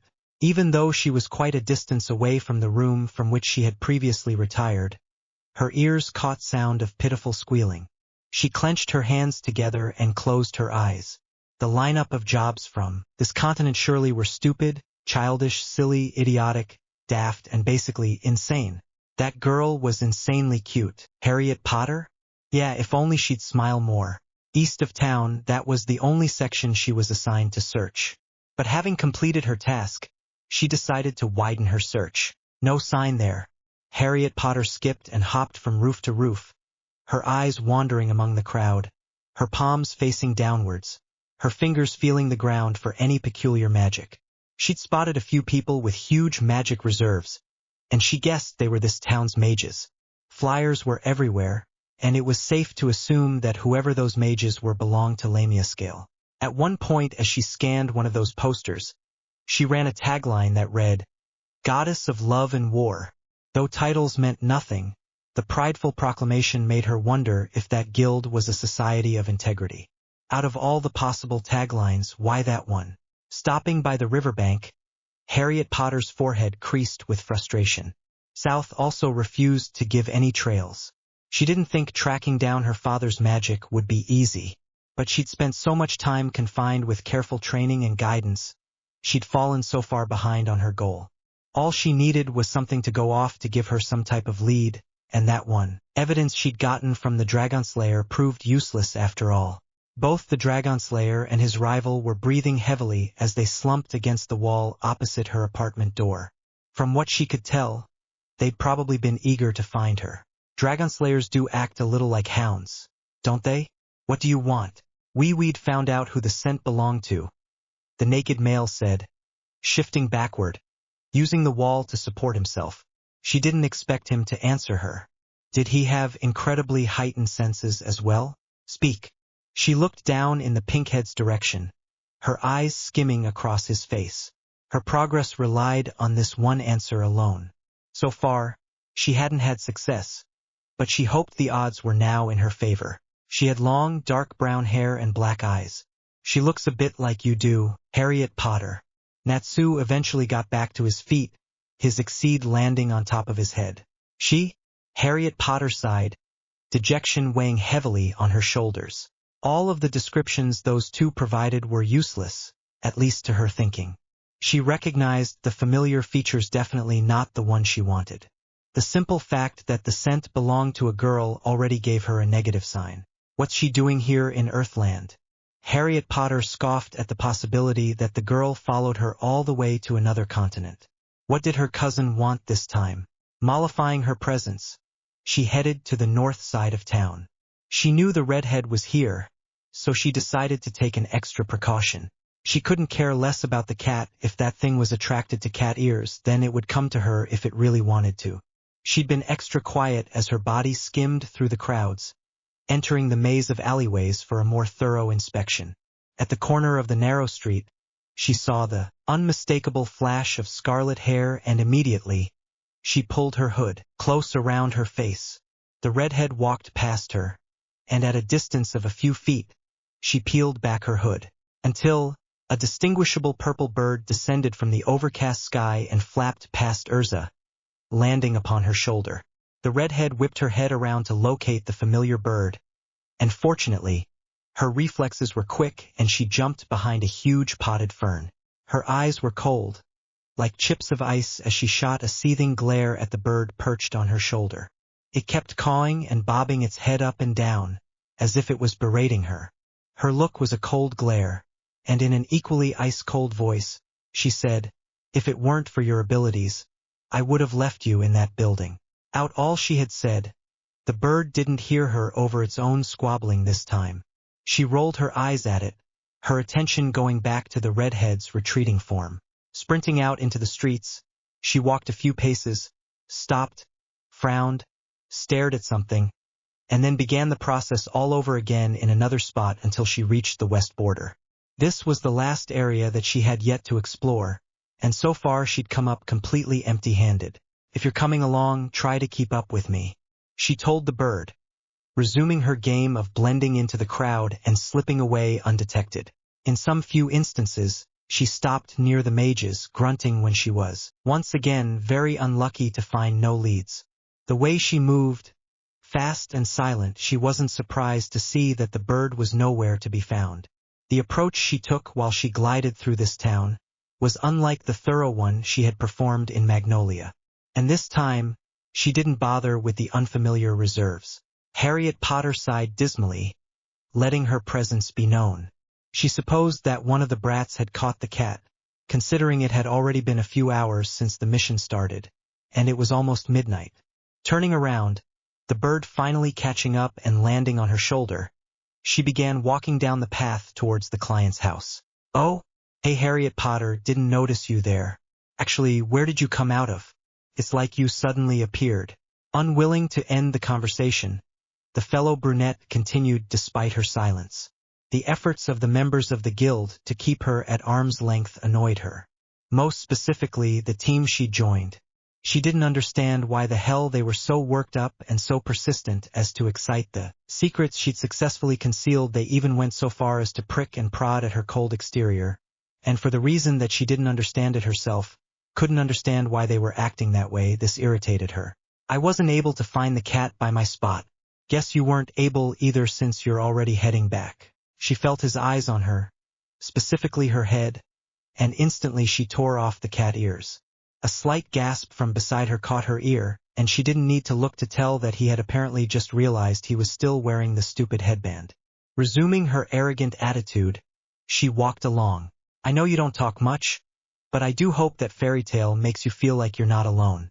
I've seen your bio and we felt bad that you don't have any family left." So the council was really serious in keeping her identity secret. When she barely grunted, she didn't mean interest, and so as he went on talking about the family's urge to care, she sighed. Well, I didn't expect to see my rival here tonight in my town." A new voice piped up. Harriet Potter narrowed her stare to where the sound originated and saw a gray-haired male built like Gray, blocking her path in the street she was in. He held one of the reserves. Lion. The mage beside her let out a sigh, placed his hands into his pockets. "If you're gonna look for Juvia, she's not here." "How do I know you're not lying to me right now, His voice came out smooth and casual, sounding pitiful to Harriet Potter's ears. She purposely taunted by letting her hard black eyes rake his body, sizing up his aura. As if feeling the force of her gaze, he turned in her direction, his eyes meeting hers. The G-girl in the picture, she held his gaze, unwilling to let him think he could intimidate her. But Lion quickly averted his eyes. The sight of his flaming cheeks made her and Gray simultaneously scoff. Walking past the nuisance, she effortlessly dodged the creamy hand that desperately tried to reach out to seek her own. Be beautiful, give it up, Lion. She's never interested. When his rival didn't give him another saucy retort, Gray's eyes widened a fraction. Before he had gone a dozen paces, however, he stopped and looked back at the still-dazed mage over his shoulder. A bit creeped out, he hurried over to the slatted path, hoping to reach his teammate before she disappeared. He ran his hand through his hair, a thought in his mind. Geez, talk about creepy. There was one thing Harriet Potter tried her best to ignore during her trek back. She didn't pay any attention to the mage walking beside her. But she did, however, at the repeating sound of cawing on her shoulder. Kept pecking at her hair, cheek, sometimes even scratching. For what reason, she didn't know. Its actions intensified when she was standing closest to the front gate. What? Its purple wings extended sideways, and that's when she saw it. An orange-furred cat trotted out and leaped towards her, the three brats hot on its tail. She definitely would have paid more attention to it if it was the same as the bird. But sadly, it didn't have anything special to offer. Turning her body sideways to enter the gates, she was halted by the pawing at her leg, precisely at the tip of her sheathed sword. The cat peered about, wrinkling its nose, its whiskers twitching, and then it seemed to smell something else, whining and rubbing its body against her equipment. Ah, Kite likes Harriet Potter. So cute, Lucy murmured dreamily. Harriet Potter seemed to attract animals like a magnet, Happy commented. The redhead had a soft look in her eye, completely oblivious to all the cat's action. She could tell they were thinking the same thing, but that was never the case. Harriet Potter stilled. Its master's scent still lingered on her blade. Slowly, she pushed the cat away with the edge of her foot. She watched the dragonslayer closely for any reaction, closing her eyes in relief when he didn't give her any. Being the placid, reserved member, she waited until she was the last in line. One down, plenty to go. After the train had arrived at Magnolia Station, Team Natsu headed back across town toward the guild. After hopping off the transport, Natsu's condition immediately improved, his eager personality undoubtedly rubbing off on his rival, who breathed a contented sigh of relief as he stretched his arms out.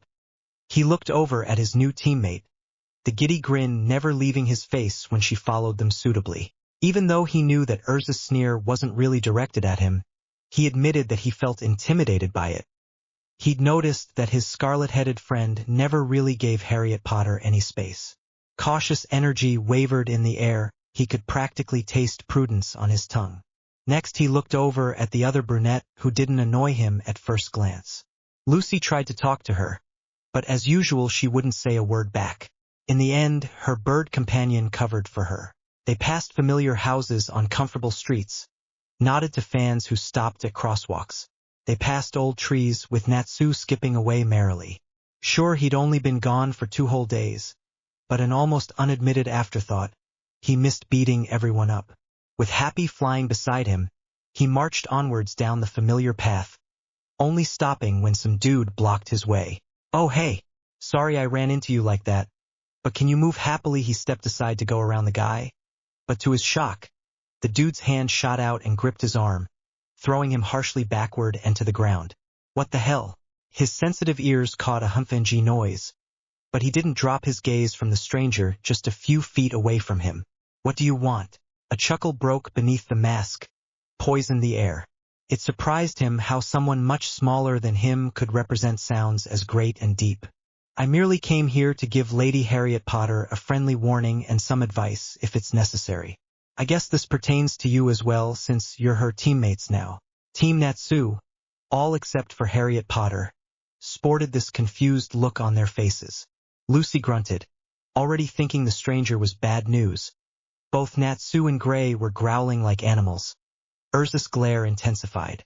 Her eyes traveled back and forth between Harriet Potter and the stranger, her sharp mind drawing conclusions of her own. Lady Harriet Potter? The celestial mage rolled the title across her tongue, reeling back as she noticed the masked man finding amusement at her confused frown. She stared at Harriet Potter with a question in her eyes. What does he mean by that, Harriet Potter? By now, all eyes were fully on the silent female, demanding an answer of some sort. The expressions on their faces ranged from mildly suspicious to simply curious. Natsu was one of the two who exhibited the latter, his anger slowly rising and directed toward no one but the stranger up front. Urza strictly ordered the brunette to spill, but she merely knit her eyebrows into a furrow, her eyes narrowing at the masked male. What do you want now? She was fully aware of the bold step the redhead took, and for a moment her gaze flickered. A bubble of laughter escaped from the man's mouth, his covered hands flying down to his sides. The group eyed him again, more warily this time. Their bodies were tense, their blood stirred, ready for a fight, for action of any kind. How can you be so rude, Lady Harriet Potter? I thought they were your friends now. Wiped the invisible tears from the eye holes. He took his time containing his mirth. The Dragon Slayer looked about ready to punch the crap out of him, so he raised his hand out in front of him like halting traffic. I didn't come over here to fight with you. Like I said, I just have something to share with you. What? Where did the path go? A panicked voice resounded from behind, causing Natsu to spin around with a start. Lucy looked around fearfully, her hand already on its way to her key pouch. The group double-checked their surroundings, and indeed, it looked like they were somewhere else. All the original straight paths were replaced by wet marsh, and the few isolated flower beds were simply deemed obsolete and changed into tall shrubs. Hey, bring us back. Stepping forward, Urza equipped a double-edged long sword, the blade gleaming in her hand. The four original members of Team Natsu assumed their fighting stances, poised with what seemed to be their own assortment of primitive magic. The masked male closed his eyes briefly and heaved out a heavy, dramatic sigh, turning towards the observant brunette. Why don't you tell them, my lady? Shut your trap. I'm gonna beat you to a pulp right here and now until you bring us back home. You hear? Fire was crawling out of his body from deep inside, his mega punch just about ready for deployment. Calm down, moron. This is just an illusion. Everyone was so reluctant to let their guard down. But Harriet Potter went on, her voice ringing in its arrogant monotone. As I've told you countless times before, weaklings like you will never reach your goal. The lot of you are persistent, but consistently stuck at a level of mediocrity you would never surpass. And with that, the masked man broke into loud laughter again, snorting through his nose as Natsu attempted to punch him, the fiery fist passing through him as if he were nothing more than air. You never change, do you? Okay, now that we're on that topic, I'll get straight to the point. I'll skip the introductions. Okay? Gray also leaped out, thrusted his hands towards his direction, sending a stream of ice towards him. But similar to the previous attack, the long ice shard only went through. There is an idiotic someone of mediocre ability in Silverfall that persists on paying your guild a secret visit. He's nothing more than a snarling brute, and honestly, I'm ashamed to call him a part of my freshly organized association. So I guess what I'm saying is, don't get your hopes up about this one. He's openly opposed to my underhand tactics, and prefers to push through our plans by force. My expectations of you have long since diminished. You're not even worth the price of an illusion to a Polmos. The group could practically feel the brunette smirking next to them, choosing to pursue silence and just observe while she continued to exchange words. Her calm look morphed into one of bad-temperedness as she called out, Oi, Natsu. To say the Dragon Slayer was surprised would be an understatement. Though his face was a mask of anger and suspicion, a burst of joy spread throughout his body. In a way, this was the second time she'd initiated conversation with him, but the first time she'd ever called him by his name. Yeah. He let a sly smile cross his lips, one that he hoped his rival could see. Taking up the space beside Harriet Potter's tall form, he looked sideways at her, eventually breaking out into a full grin.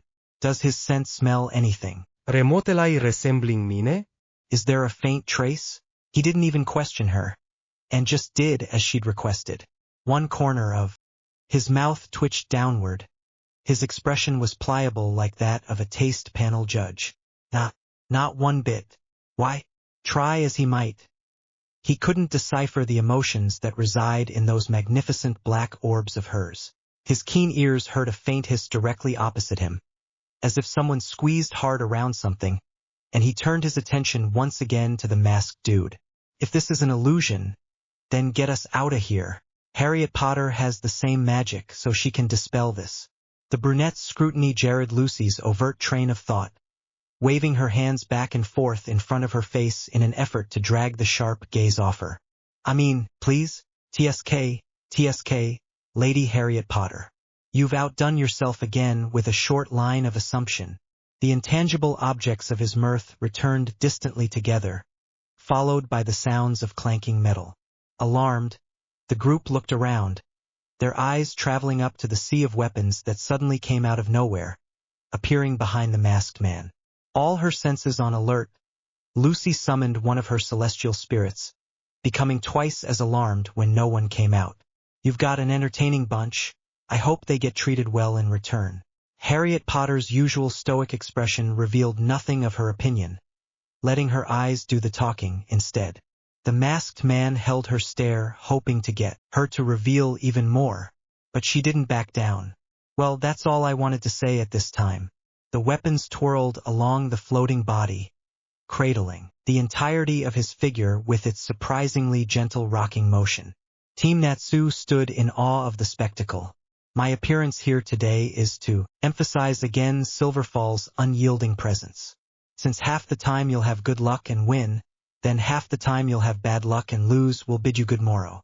Till we meet again, Lady Harriet Potter. As the swirling slowly came to a stop, Team Natsu's attention was immediately diverted to the brunette pushing past them. In the ever-present dimness, they couldn't read what was in the dark eyes, but they watched her. As she crossed the area, the fleeting feeling of her hand brushing against their skin filling their mind's eye, they all immediately noticed how their surroundings faded into monochrome, several familiar structures coming into view. Natsu shook his head after he snapped out of his daydream, quick eyes darting around to spot any sign of the masked punk who'd pushed him back. He smelled the air, his brow furrowing in confusion when he found absolutely zero traces. Damn it, he's gone. I was itching to give him a piece of my mind. Idiot, we swiped at him but our attacks went right through him, remember? But that was only in the illusion. I'm gonna beat him till his breath smelled like your sorry soap in reality. Expectedly Natsu found Gray's droopy face clashing with his, a fire lighting his eyes at the thought of slamming his fist against the tip of that stripper jaw. Wanna go, Pinhead? Lucy watched the violent exchange with a deadpan expression, felt her eyes drawn to the intense, focused redhead beside her. Urza's brown eyes seemed to laser through the brunette walking ahead of them, her brows mopped together in deep concentration. Harriet Potter, does illusion magic come in different forms? She pushed the fighting duo aside, waiting anxiously for the girl's reply.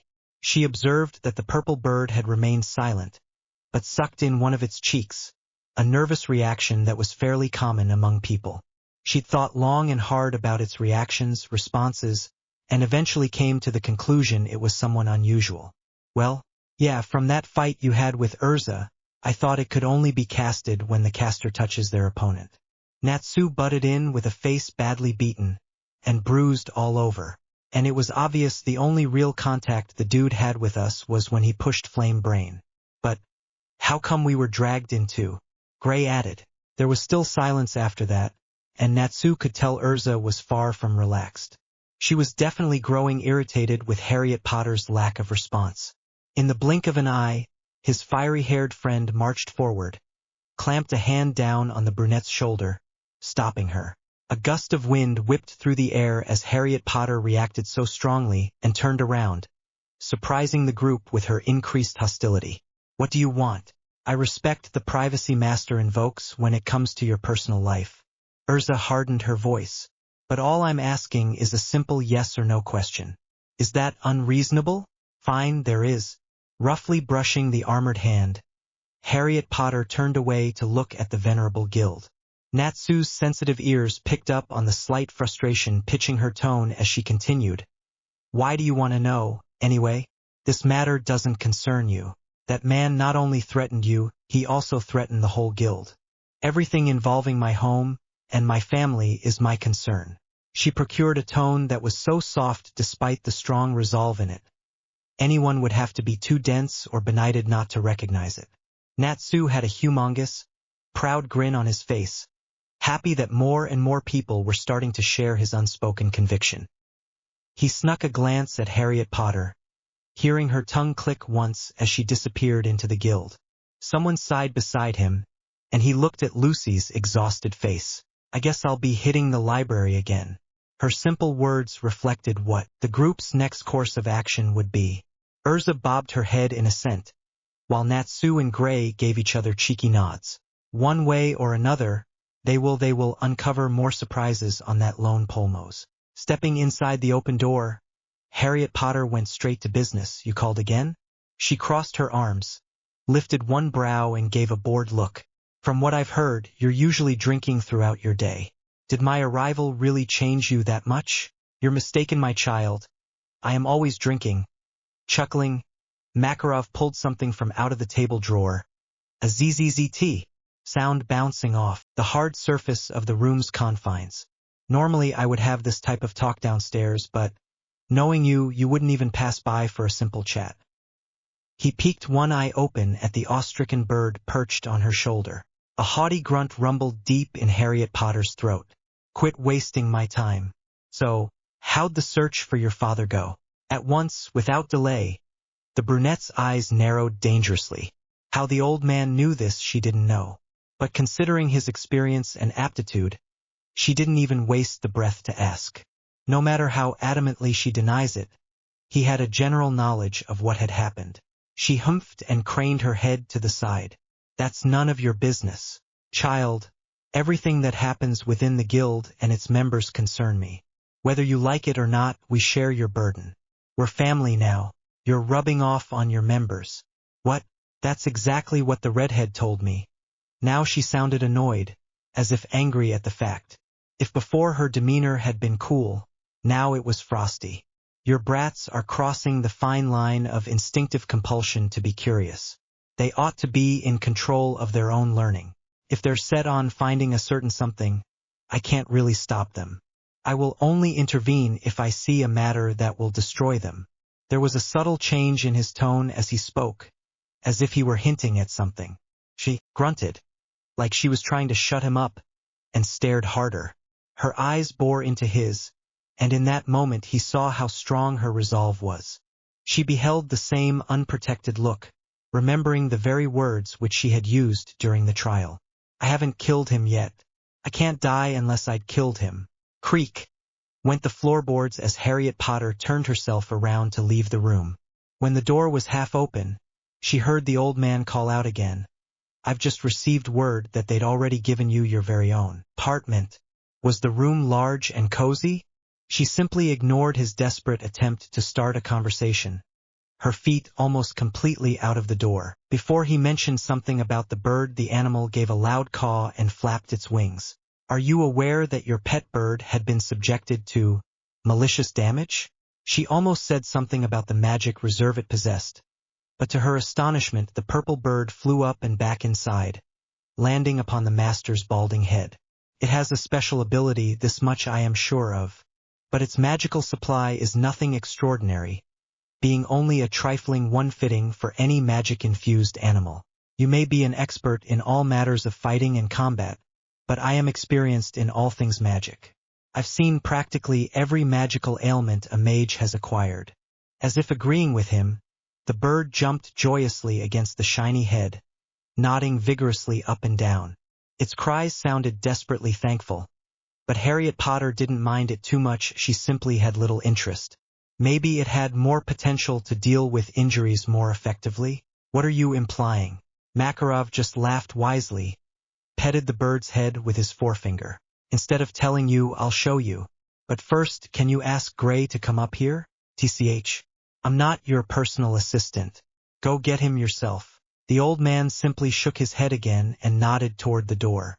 Trust me, you'll benefit from considering this one. After staring the old man down for a moment, Harriet Potter clicked her tongue before doing as told. She stepped down the rest of the stairs, scanning. Reaching the brawl with white puffs of smoke and tangled bodies, she called out with an impatient tone, "Gray." Even though her voice hadn't been overly loud, it still echoed around the hall. Her voice, strong and authoritative, carried easily into the chaotic night, and all of them, every surrounding pair in mid-fight, halted. Huh? During that pause, Natsu looked up and offered her a smile. He opened his mouth to say hello, but words of greeting caught in the back of his throat as an ice-engulfed fist suddenly punched him in the gut. "Dumbass. She called me, not you." The ice mage got to his feet leisurely, dusted off imaginary specks of dust from his leftover clothes. He had the usual bored look on his face, that disappeared right away once he turned around and saw Harriet Potter looking at him, standing within a few feet of him, speaking to him. "Harriet Potter?" said girl regarded the surrounding crowd before her, noticing that the redhead and the blonde were nowhere to be found. Turning her attention back to the fellow brunette, she gave one curt nod. "Come with me." Perplexion dropped over her features at how fast the stripper had jerked his clothes on, even had the time to fix the collar around his neck. She ignored the audience's open mouths. "Yeah, sure. Anything for a teammate, but where to exactly?" She heard that same distress underlying his tone, his hands swinging stiffly above his head to somehow relay confidence. She snorted over his failed attempt. The old man's room. Before she could see a glimpse of the bloom on his cheek, she turned, the short extension of her cape flowing out behind her. She walked past the stricken mages as if they were invisible, finally turning the corner leading up the flight of stairs. To her far right she felt a negative aura directed at her, and she let her glance slip to the dark-haired, blue-eyed woman whose hatred was oozing from her pores. Harriet Potter huffed with a sly tone. She had no idea why the brunette disliked her, but nevertheless, the woman's attempt at intimidating went horribly awry. "So, what are we going to do in Gramps' room, exactly?" Gray scratched the back of his head, his dirty mind wandering elsewhere, which caused him to let out a discreet cough. Harriet Potter led the anticipating mage to the splintered door, claiming the spot right next to the window. She crossed her arms. "Here's your brat, Makarov." She raised her eyebrows at the happily chirping bird on top of the old man's head, pulling a face when it pointed one purple wing at her. "Gramps, Harriet Potter said you wanted me." A questioning look befell Gray as he saw the acquainted bird, wondering for a moment why in the world his old man was talking to it. "Ah yes, I want you to do something." With closed eyes Makarov sipped from his cheap beer, wiping foam from his lip with the side of his hand. "Strip down for me, boy." What the hell? Gray's face washed into a blush, this bright tide of red coming down his neck and flushing his whole body. He put his hands in front of his chest as if defending herself from some harassment. There came a snort from beside, and he felt even more embarrassed over the fact that Harriet Potter was and will be watching.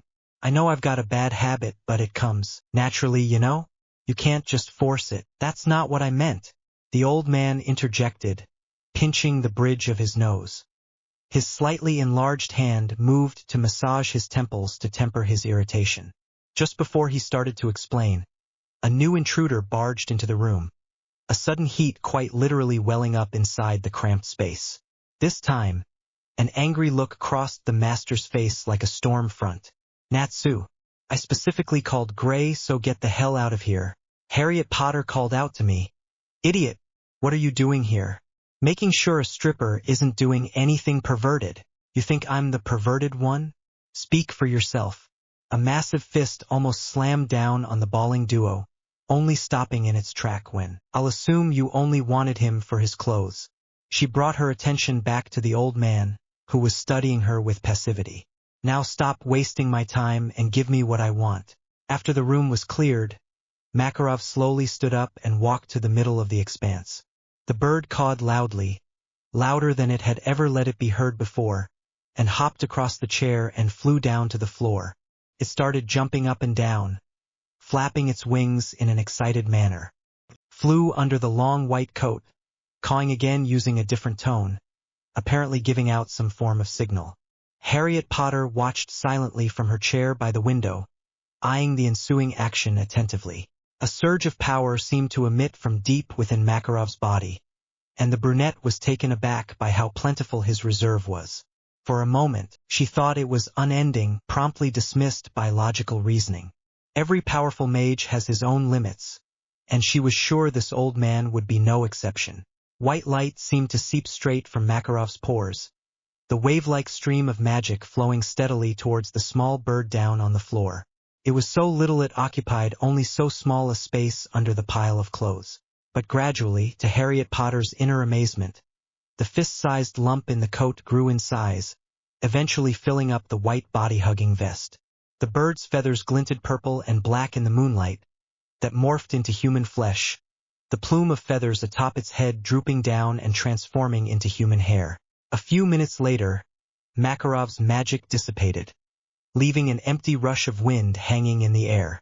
Though the display was a bit fogged by the old man's commanding exhibit, she made out the silhouette of another person, her senses picking up a great resource of magic. The magic type and nature appeared the same as the one she'd detected before in the bird, but now it was more pronounced. It definitely does not surpass a summoner's energy per se, but it was more than enough in any case. When the white fog faded into nothing, her black orbs saw, opening to her view, an average height male, just about the same size as her. The new presence wore the stripper's white coat, zipped the front up completely to cover himself. That purple plume was now a shoulder-length cascade of soft purple gentle waves, the long bangs conveniently hiding his right eye if he ever had one. His one visible eye was the same color as his hair, the violet of his eyes shining in the dim light of evening. Makarov breathed out long and slow as if exhausted, then stared up at Harriet Potter, who was focused intently on the scene. "Child, the magical bird you've brought with you is but human. I guess you could say you're his savior." Averting her gaze from the old man, she frowned at the emerging figure, studying him for a long moment. The young male gave her a smile, tipping his head down in a way that showed deference. "I am so glad to be able to talk to you now. Words cannot describe how grateful I am to you. It's nice to finally meet you." 36th chapter. Crimini Noimacini. 36th chapter. Crimini Noimacini. The hour was late in the evening and dark outside, so Lucy opted to just go straight to her apartment and try to find her answers there. There was always her other means of getting information, and all she had to do was sit there and settle comfortably in her huge pink bed. Crux levitated just a few inches from her after one swing of his silver key. A small bubble formed inside his right nostril as he slowly drifted off to sleep. Yep, this was Lucy's other method of obtaining information besides the library. "Crux, you there?" she asked, cocking her head to one side. "I haven't asked my question yet, so why the heck are you already asleep?" After a few snore-filled seconds, the Southern Cross finally flicked open his eyes, giving her his full attention. Yes. What would you like to know, Miss Hartfilia?" Her large brown eyes slanted thoughtfully. "I know your knowledge is limited to celestial spirits and their masters, but I wonder if you've ever heard of a family named Polmos?" Immediately after her inquiry, Crux slid into slumber. She didn't want to get her hopes up after all. The spirit's information offered only a limited area for exploration, but she took her chances. She wouldn't lose anything by trying. She waited patiently for the old spirit to wake up. After a while, a couple minutes longer than usual for him to search, those droopy eyes at last bolted wide open. His flared nostrils twitched and a sound close to a low, deep grunt escaped his lips. She'd half expected he would come to her empty-handed, but he didn't. Yes. The Polmos are an infamous clan of powerful warriors. They are legend. Faint shadows fell over his face, his lips receding into a grim line. His voice was its usual calm, but Lucy could tell there was a thread of worry in it. "I'm sorry, but I can't reveal anything more. The user's decision in these matters must be understood and respected." Lucy's pupils became enormous, startled by this news. She couldn't believe her ears. Crux actually disclosed a small piece of information. Leaning forward in her crisscross position on the bed, she put her pleading skills to the test again. That's the basic information, Crux. Do you perhaps have anything a bit more? She batted her lashes, a coy pout puckering her lips. Useful? The celestial spirit grumbled, and upon sensing a battle raging in him, she clasped her hands together, sulking it all up in his face. Please, Crux, there must be at least one thing you could say that is not an invasion of the user's privacy. Crux took a moment to think. Rubbing his mustache that sprouted inside his nostrils, he sighed, gave a faint shake of his head. Yes. Sorry, miss, but I have restricted myself to telling more. He gave a short nod, disappearing in a puff of smoke. Lucy sighed noisily, staring at the space where he'd been. It wasn't her place to whine since she never really expected to get even the tiniest bit of information. Besides, with what she knew of how the contracts work, it was plain as day that she would put 2 and 2 together and come up with 5. The little detail that Crux had knowledge of the clan meant the spirits had somehow formed a contract with Apolmos. But, do her spirits even recognize the name? More importantly, were they even aware of this fact, and if so, did they care? Collapsing onto the bed, she stared up at the strong wooden beams of the ceiling in a trance-like state. Not much would be revealed tonight, it seemed, but she planned to hit the library tomorrow. She pondered over Crux's words. He kept talking about the user's privacy. At first she thought he knew the clan because of their reputation. It was only 2 words, but these 2 words changed everything. Then that means Apolmos therefore had summoned a celestial spirit before. Her eyes widened. Urza followed Gray and Natsu around the busy streets. After going over some old reports she'd dug up near the back of a century-old specialty shop, she'd found a small strip of an old newspaper that scarcely answered her many kind inquiries. She hadn't been lucky enough to pick up info about Harriet Potter's clan, but she did, however, find out about that dark guild named Silverfall. In the conversation the masked man had with her teammate, she'd heard it all. And it turned out Silverfall was a long-lost organization. Supposedly they had been disbanded and captured decades ago, but apparently they felt like planning a comeback. So, I heard Harriet Potter called you personally. Into Urza's face slipped the customary grin as she interrupted the rivals' bickering arguments, and saw Gray a little flustered. What did she tell you?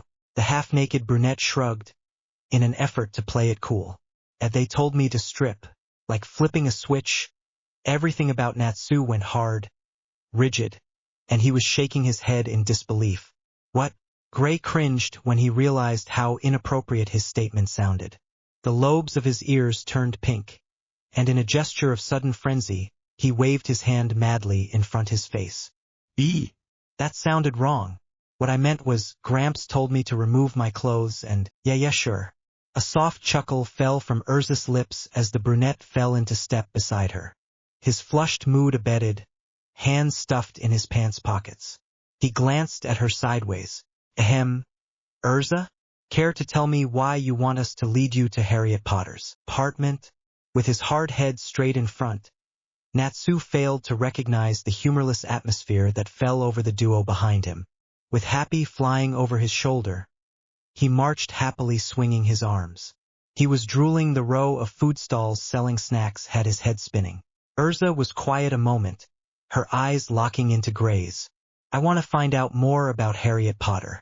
And if it means having to force my way into her life, then so be it. When she lifted her lashes to look at him, he was sure he could see the wistful melancholy behind her smile. His eyes widened momentarily, as he himself heard the resounding thumping in his chest. She reminds you of, she nodded, myself. At least the first time that I had joined in. He looked away to hide the redness in his face. Then why do you act so wary of her? You never let her out of your sight. He tried losing himself in the lure of every delicious stall that he passed by. Couldn't help it. Admit it, you can't either. There was such a knowing tone to Urza's voice. It took him aback. She looked at the ice mage triumphantly, but he just humphed. Yeah, I guess you're right. Gray looked ahead and saw the familiar building about a few blocks ahead. He scoffed at his rival who was strutting his way down the street. Sighing, he closed his eyes. So, when you said that we'll stop by Harriet Potter's apartment, you don't mean that we barge our way in. What? Are you joking? No. Do you actually think she'll let us in nicely? Urza's flat tone matched the deadpan look on her face. Gray remained silent and she snorted. Yeah, didn't think so. Harriet Potter didn't so much as answer the mail, only looked him up and down, sizing him up with a hard stare. Even though she would never admit such a thing, she was quite surprised to find that the bird was actually some type of cognitive human being. Meaning whoever he was saw, heard, and remembered everything beyond the point where she'd adopted him. She narrowed her gaze speculatively. Hello, child. Do you have any recollection of being in your, previous form? Makarov was careful with his choice of words, not wanting to offend the young man with the kind face smiling at him. To his startlement, the purplet ran up to him, giving him a quick hug. Thank you so much. Pulling away quickly, the young male rubbed the back of his head sheepishly upon seeing the master's slightly awkward posture. Sorry, I'm just so grateful to you. And he gave the brunette a quick bright side glance, and her for helping me turn back to normal. Me and my friend have searched long and hard for the remedy for my ailment, and finally, I'm back. So you do remember then, I have another mage who had the same problem, but it didn't seem like she could remember her time as a snake. The old man chuckled at the boy's ever-growing smile, setting his mug down to study the purplet for a long moment. The boy had brought his head down, a gesture expressing his unending thanks, and Makarov waved a hand to him. If it weren't for Harriet Potter, I wouldn't have known anything you. It's not that big of a deal, boy. Khalil. Makarov raised a hairy gray eyebrow. Call me Khalil. Khalil Sirona. The purplet's face lit up with a bright, enthusiastic smile, the corners of his eyes crinkling in a way that said he smiled often. Well then, welcome to Fairy Tale, Khalil. Me and Harriet Potter have been able to sense your magical signature, but can we ask what it specifically is? From the corner, Harriet Potter remained utterly still and observant. She knew she'd revealed very little to the bird, but if news got out that she was doing anything underhand, especially for the council, her sentence might become convoluted, and she can't afford for that to happen. Before answering, Khalil turned in his place toward the brunette, scratching his ear during the process. I specialize in healing magic. I even healed Harriet Potter's arm at one point. Oh, Harriet Potter, when did this happen? You were injured by who? The old man's tone didn't indicate he was attaching any blame to anyone. He was far from professing a total disbelief. Harriet Potter scoffed at his lame attempt to pull her into the conversation. The purplet answered for her instead. I've learned that she doesn't like talking that much. But to answer your question, I've healed a part of her arm that had been grazed by what appeared to me lightning. Khalil flicked his thumb on his chin. His other fingers splayed open. He raised his eyebrow to denote his contemplation. Healing magic, eh? How did you manage to learn such a spell? Makarov asked, a little bemused himself. As far as he knew, only the Sky God and Sky Dragon had the ability to heal. He snuck a glance at Harriet Potter. No wonder she'd let the bird stay far longer than she'd intended. Oh, I learned them from my mother. A sheepish look flitted across Khalil's gentle features, shrugging off the man's stare. She taught me how to mold my magic into a complete replica of hers. She was the best healer in town. His eyes held the softened look of fond memories. Mother, you say? Scratching his mustache, the old man racked his mind to recall some distant memory. Then he nodded once, as he finally remembered. Sirona, I think I've heard that family name before. The purplet didn't seem the least bit startled, like he was used to seeing that reaction on people. Yeah, you've probably heard of my father. I want to apologize on his behalf if he'd ever caused you any trouble in the past. Unlike my mother, who was known for her gentle spirit, my father was known as a tyrant. He laughed quietly. Makarov went silent as he contemplated, a look of disappointment crossing his face as he picked up his mug again and sipped from it. I knew your mother. There came a point in time when she was the talk of the town. He smacked his lips, then slammed down his empty beer mug. He sucked air between his teeth before lowly mumbling, I never thought she'd marry that brute.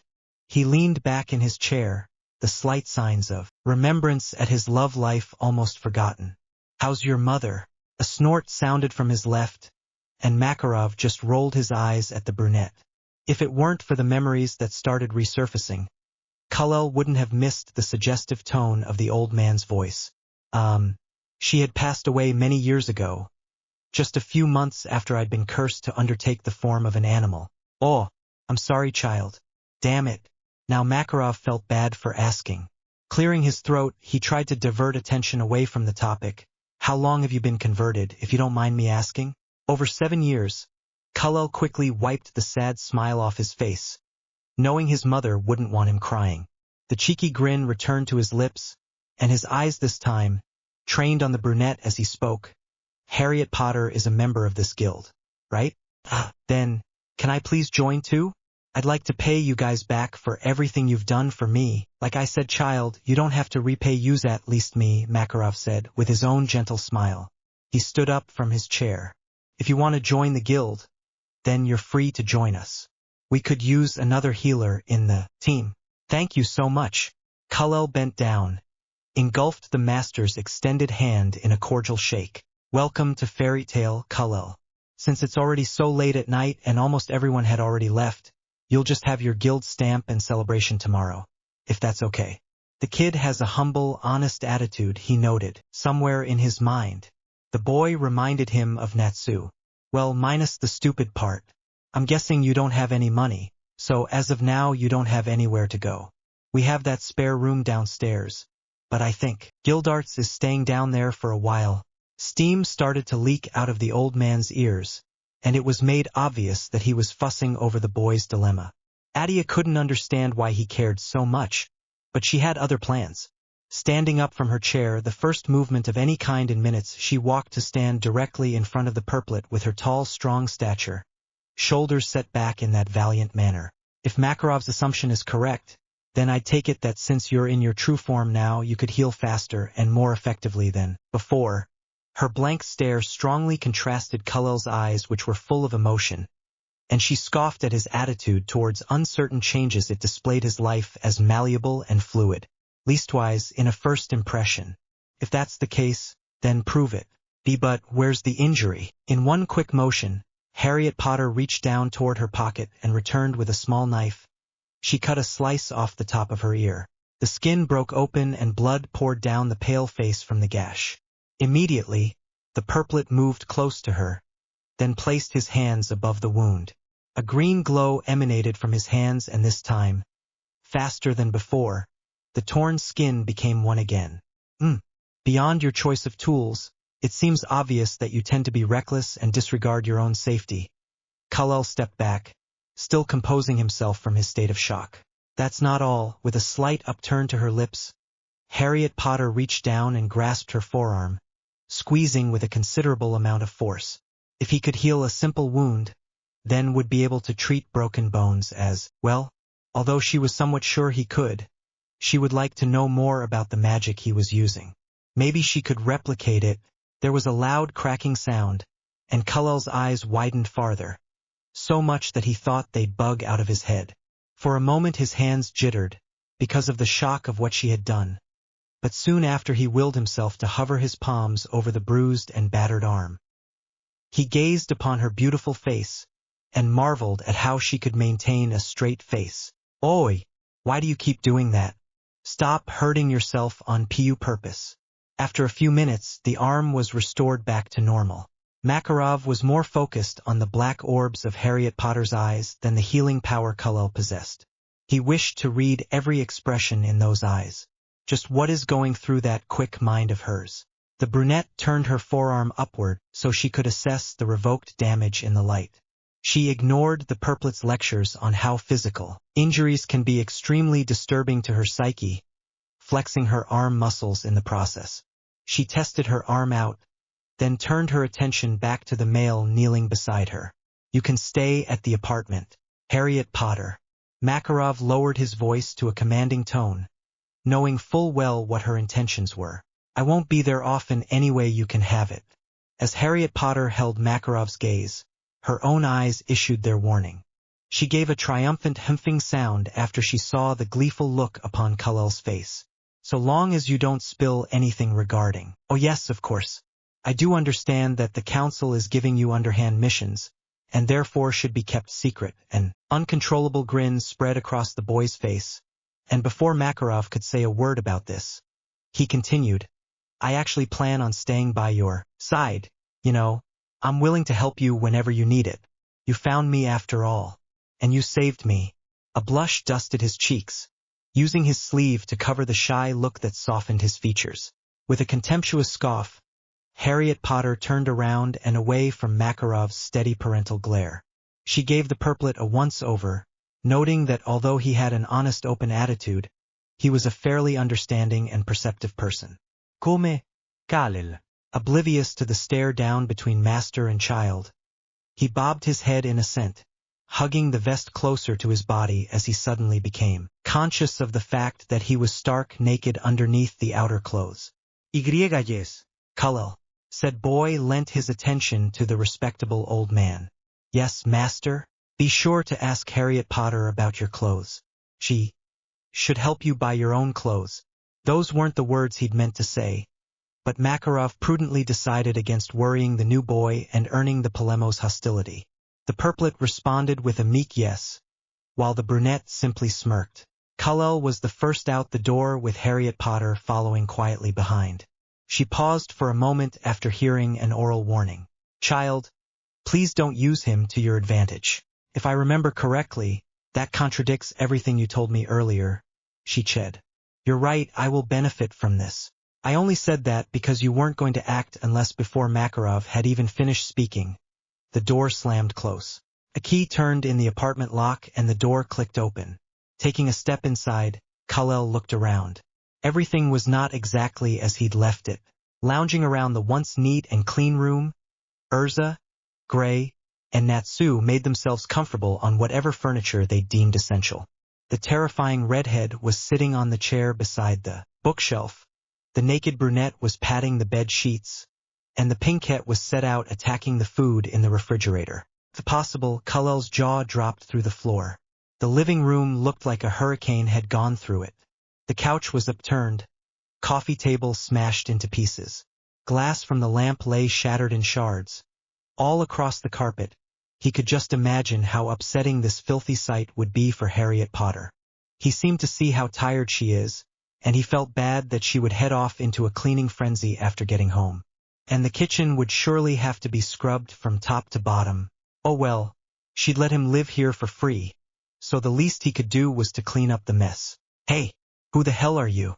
Natsu peeked his head out of the kitchen, small bits of food flying from his mouth. Gray lazily looked where his rival pointed, while Urza lifted her eyes from the book before her. "Burglar." Suddenly the redhead was running towards him, a powerful aura of masculinity surrounding her body. Kalel's visible eye widened. She stopped a foot from him and raised a hand, and instinctively, he shielded his face with his arms, stumbled back and closed his eyes. Wait. Stop." No burgla.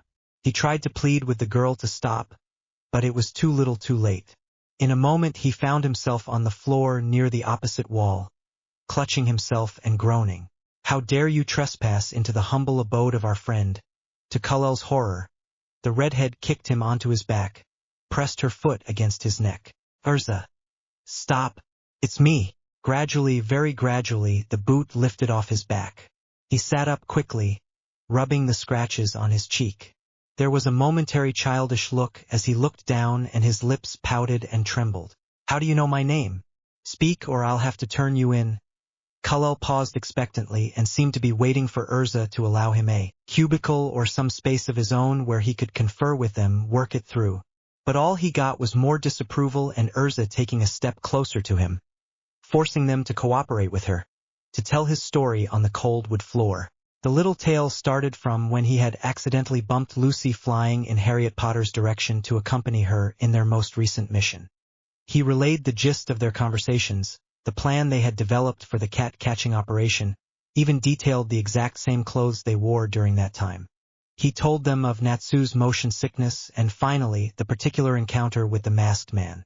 Kalel took a huge breath of air, carefully awaiting Urza's reaction as she stared him down.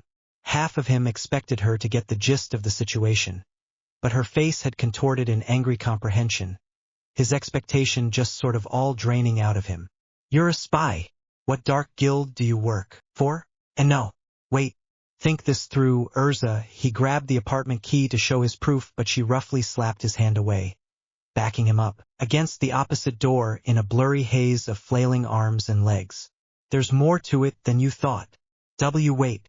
And so he continued, telling them the very same story, but from another point of view, from a little bird's perspective. From his attempts to strike up a conversation with them, to the low-pitched raucous squawks he made that filled the void created by Harriet Potter's silence. Despite his gentle but insistent reassurance, the redhead still didn't seem convinced, so he decided to use his poor excuse for an ace in the hole and said aloud his keen observations of the group, each and every one of them, including Titania's obsession with cake. Then, after a while of talking, Kal-El lifted his spine from the door he had relaxed against it, rubbing a sore spot in his neck. This time he was sure that Urza had a good insight into what had happened to him, but he could only hope that the other two would come to the same realization. But then all of a sudden, his face was down in the dirt with his arms pinned behind him and a knee in his back. The purplet struggled hard to get away, but in vain, and on seeing the armored hand shot out aiming for his jaw, the classic KO punch, he shouted, I was the purple bird. Urza, that was me. I flew right past your face. Remember? Stunned by the terrifying sight, he could only watch as the punch neared him. He held his breath in preparation for the impact, but nothing hit him, letting him drop with a thud. He slumped against the wall and slid down to a sitting position in a pile of his own fecal matter, his eye searching the female's face, completely opposite to the hostile glare she had bestowed upon him in the entryway. She looked at his face with this recognition. Though her eyes were still narrowed as something clicked into place, he could see her muscles starting to relax. When the information finally sank in, Urza brightened momentarily. You're the bird that always came and settled on Harriet Potter's shoulder and tweaked gently at her ear but corresponded roughly to ours. I had a hunch, but I couldn't say for sure. I already told the whole story, but you still didn't catch on. Kal-El sheepishly rubbed the back of his head, a rather teasing smirk on his face. As if she had read his mind, the redhead gave him a pointed frown. Didn't Harriet Potter know? She took a few steps back and then whirled around, a signal for him to stand and follow her deeper inside the apartment. He shook his head without thinking, an involuntary response to her question. She just knew there was something she should recall about me. She thought I was something special, but never as someone special. He smiled as he remembered Harriet Potter's acknowledgement of his suppressed power. For the first time in years, someone had thought maybe he actually was different. Urza's different tone grunt hinted that he should perhaps feel most of this bitterness, but he just couldn't bring himself to. His voice took on a softer tone. I don't mind her not knowing and not understanding. After all, if it weren't for her, I wouldn't be where I am now. I wouldn't have met your master, who, thankfully, helped me go back to normal. Oh, so Master already knows about you then? He vigorously nodded his head. Yep. He was really easy to talk to, and actually lets me talk. Then he sighed. I wonder why Harriet Potter doesn't talk to him that often. He seemed pretty cool. This seemed to make Urza's ears perk up. Her eyes got all shifty, and she seemed to give him her full attention. Exactly how long have you been with Harriet Potter anyway? Just the fact that Natsu's not complaining about your sense speaks volumes. But even though we now know for sure who you actually are, that still doesn't explain why you're here. He tilted his head, looking heavenward, and rubbed the back of his neck. Well, not for a while. She had saved me from the streets and my previous owner. His pleasantly simple answer was maddening. But there was nothing the redhead could do about it. He wasn't lying, he just settled for a vague truth. He understood the consequences if Harriet Potter's affiliation was leaked, and he didn't want to add more to the brunette's burden. Which still doesn't explain why you're here? Gray's voice called out from the corner with his back facing them.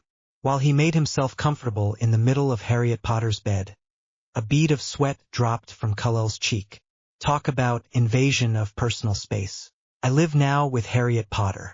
She was nice enough to let me stay here since I don't really have anywhere else to go right now. He explained humbly with a voice of extremely soft and grateful tone. Then he cocked his head, confused by what he seeing. The stripper's body immediately became soaked with sweat. The redhead stiffened, a light red hue coating her cheeks. What? Is there something wrong? Damn. I miss a heck of a lot of stuff, and now you two live together? Natsu said through a mouthful of food, disbelief all over his face. It was the way the Pinkette said it that made Kal-El turn beet red. Faster than fast, he began waving his hands in front of his face and shaking his head in a gesture of strong denial. I never thought about it, and stop making it seem like that. And it's not like she would be sleeping in the same bed with me. Here Urza only chuckled, the action causing a deeper shade of red to settle on his face. He ran behind her like a little child. I'm gonna sleep down here on the sofa. Okay. And she said she won't even be here often, so, saving him from further embarrassment, Natsu walked over to where he and the redhead were standing, a chicken leg in his hand and a wiggling fish in Happy's paw. Speaking of Harriet Potter, where is she? I mean, isn't she supposed to be with you since, you two live together? Kal-El threw a weak glare in the Pinkette's direction, folded his arms over his chest. She told me she'll just go for a walk, take care of some business.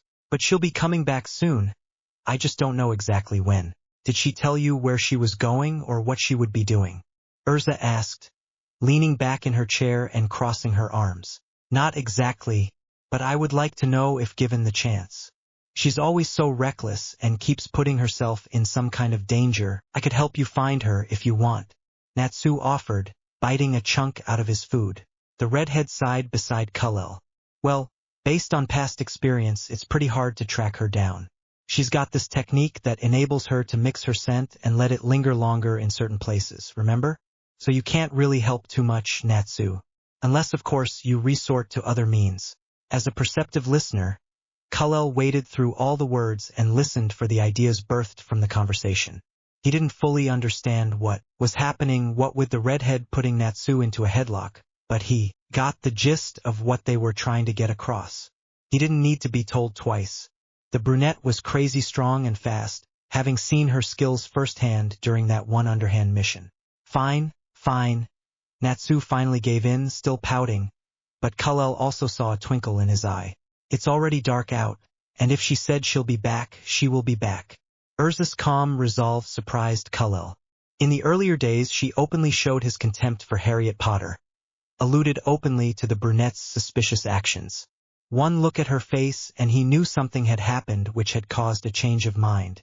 Then she stopped, turned to face him as if awaiting his response. The purplet could only nod meekly. The atmosphere felt light, as though something had been resolved, until the redhead pointed down. His eyes followed.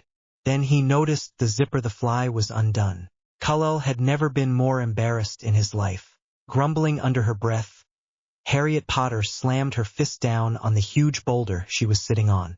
Dents formed in the rock plate, with the clipping sound of rock breaking on impact. But she didn't really mind. There were other pressing things that needed her attention. Despite having the assurance that the masked man didn't belong to her clan, she couldn't get over the fact that he wielded the power she did, the one that were determinately kept from outsiders. Illusion magic, in all its 3 different forms, had been designed to play the same role, to plunge the victim into a fake reality under the caster's manipulation. But even then, the 3 types indicate the different possibilities that it can be utilized. And to Harriet Potter's irritation, she was at a true point of disadvantage. She'd only managed to practice the basics, just the first phase before she'd left the clan and went rogue. Touch and cast, that was the rule of illusion that only applies to the first 2 types. If the caster doesn't have any contact with the victim, there would be no way to put the target under the influence of the illusion and manipulate their senses under the pretense of the spell.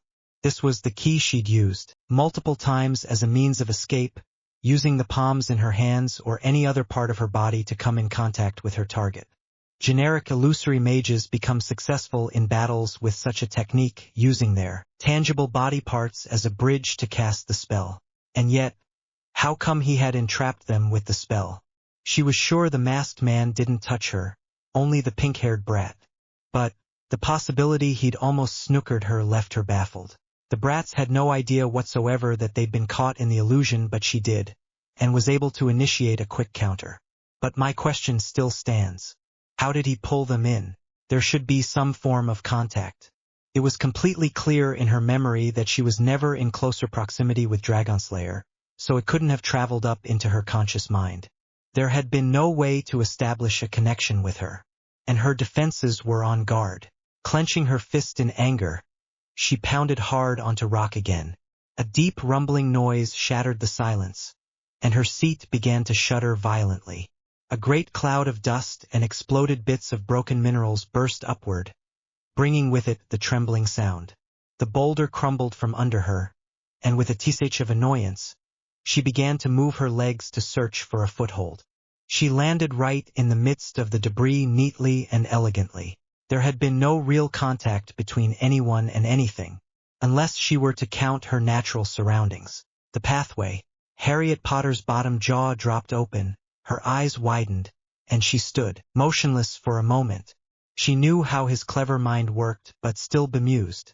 The second stage of the illusion magic, manifesting the illusion into reality.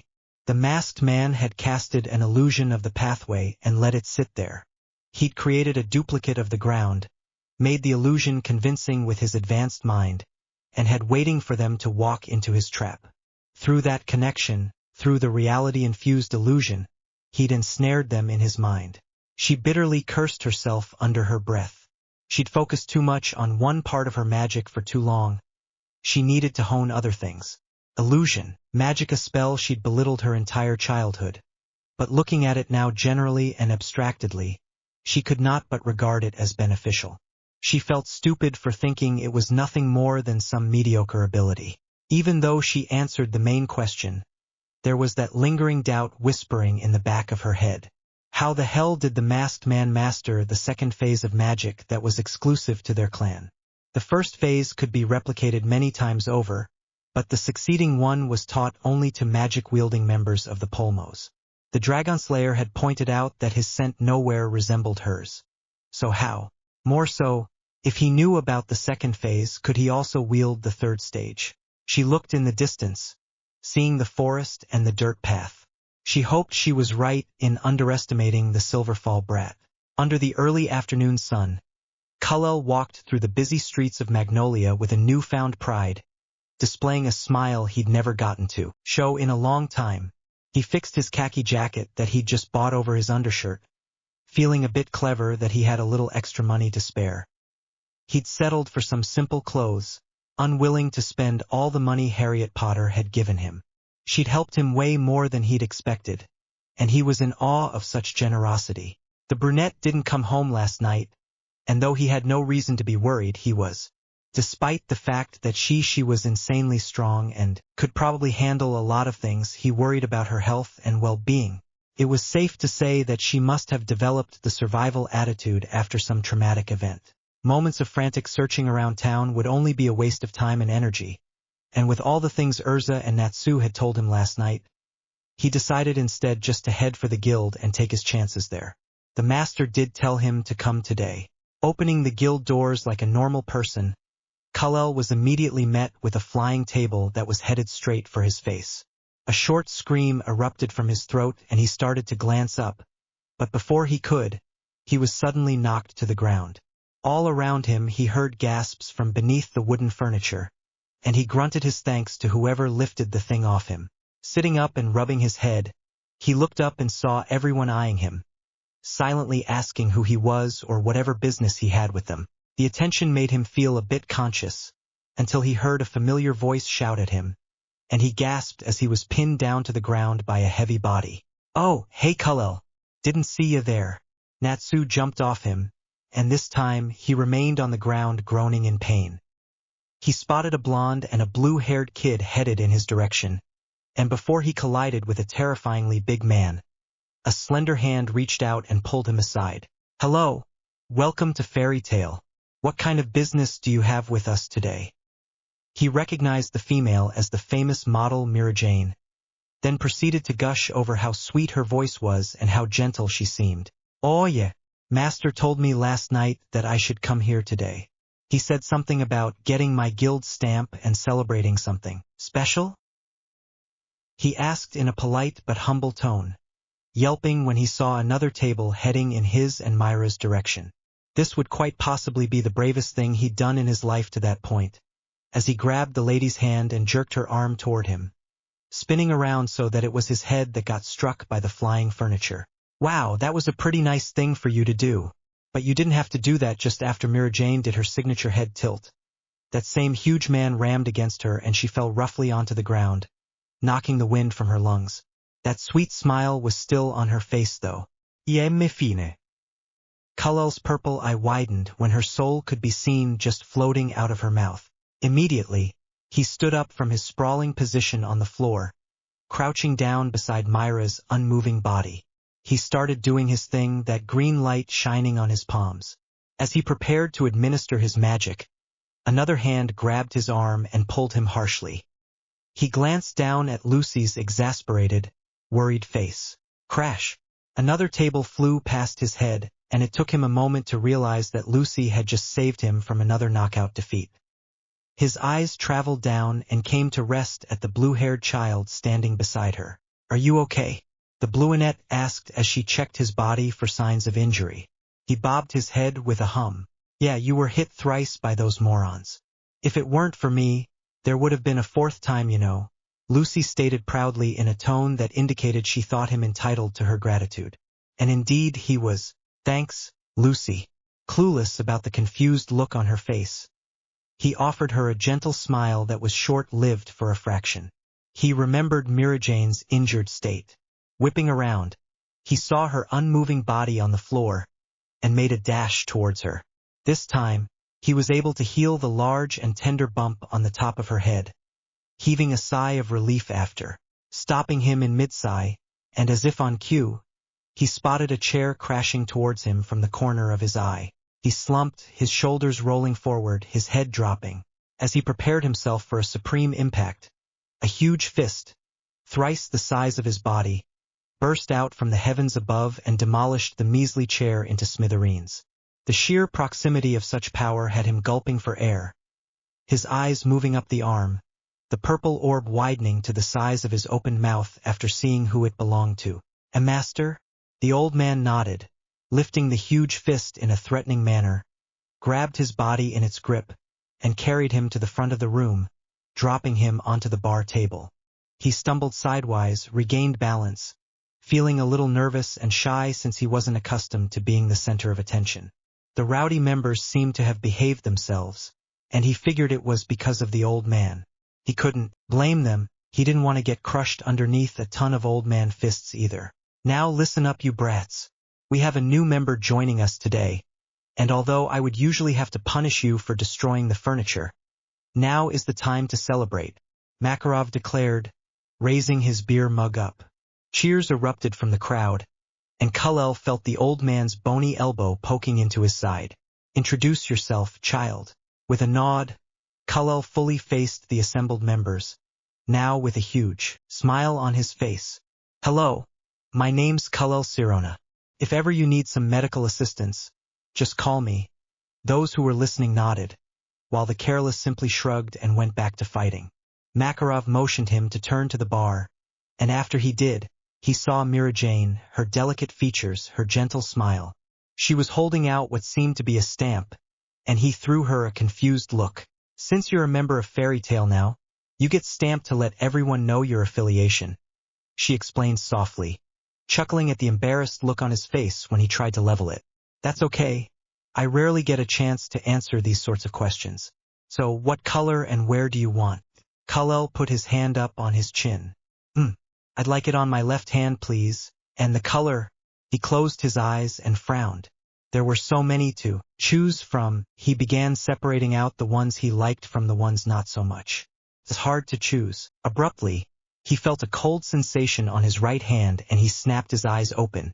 Mira Jane had been pushed towards him by that same massive, tanned man, ending up with her hand holding the stamp pressing onto his skin. She withdrew herself to reveal a dark blue Fairy Tale insignia, tattooed onto the back of his hand. "I'm sorry, that was an accident. Would you like to change the color?" For a second he thought he saw her shoot the tanned man a lethal glare, who, for some reason, kept bumping into her. She readied stamp to mark him again, but he simply shook his head. No, no. It's fine. You seem stressed enough with work and the constant fighting in this house. I appreciate you taking the time out of your busy schedule to speak with me and give me my guild mark. He raised his left hand in the air, getting a full view of the stamp. He slid into one of the stools down at the bar. The loud and rowdy bunch of members were hard to ignore, and Kullel found himself watching them with amusement now that he was so blissfully detached from his cursed form. Natsu was peeling some dudes off him, like he was wrestling calves, and Kullel winced at the sucker punch the Pinkette received. Even though he wasn't the one on the receiving end, he could feel his pain. Ooh, that's gotta hurt. Hey, Kullel. Turning his head on one side, he acknowledged Lucy's presence with a smile as she dropped into the seat next to him, the blue-haired child following after her. How do you know my name? You said it earlier, and I can't help but wonder how. Why yeah, and you also said something about medical assistance. The child said shyly, her big eyes shining bright. I saw what you had done to Mira, and I can't help but question what kind of magic do you use? Oh, hey, call me Wendy. Well, Wendy, nice to meet you. And to answer your question, I use healing magic. Then he directed his warm smile at the blonde, completely missing the look of surprise on Wendy's face. He opened his mouth to answer the question from the blonde, but a new presence announced itself and a third voice joined in. Where's Gray? Still asleep? Urza piped, pushed herself into the seat at Kullel's other side, crossing her arms. He gave Lucy an apologetic look before mouthing, I'll tell you later. He faced the redhead. He was when I left, he replied with a chuckle, shaking his head along with Urza. He noticed her demeanor had changed slightly as she met his eyes. Has Harriet Potter gone home already? Not yet. I couldn't just search for her, so I figured I'd just wait until she got here. I see. Urza then crossed her legs, a radiant smile lighting up her face as she reached a hand out and clasped his. Welcome to Fairy Tale, Kullel. Why didn't you tell us you were joining the family? Oh, and sorry about last night. It's okay. Kullel scratched the back of his head, grunting when Urza pushed his face into her thick armored breastplate, slipping across the shards of broken glass that made the angry teeth of the window frame, which Harriet Potter supposed was the thing the bird had broken to escape. She walked through the kitchen and received the apartment's impression. Every chair and table and other article of furniture in the room were, if possible, even cleaner than usual.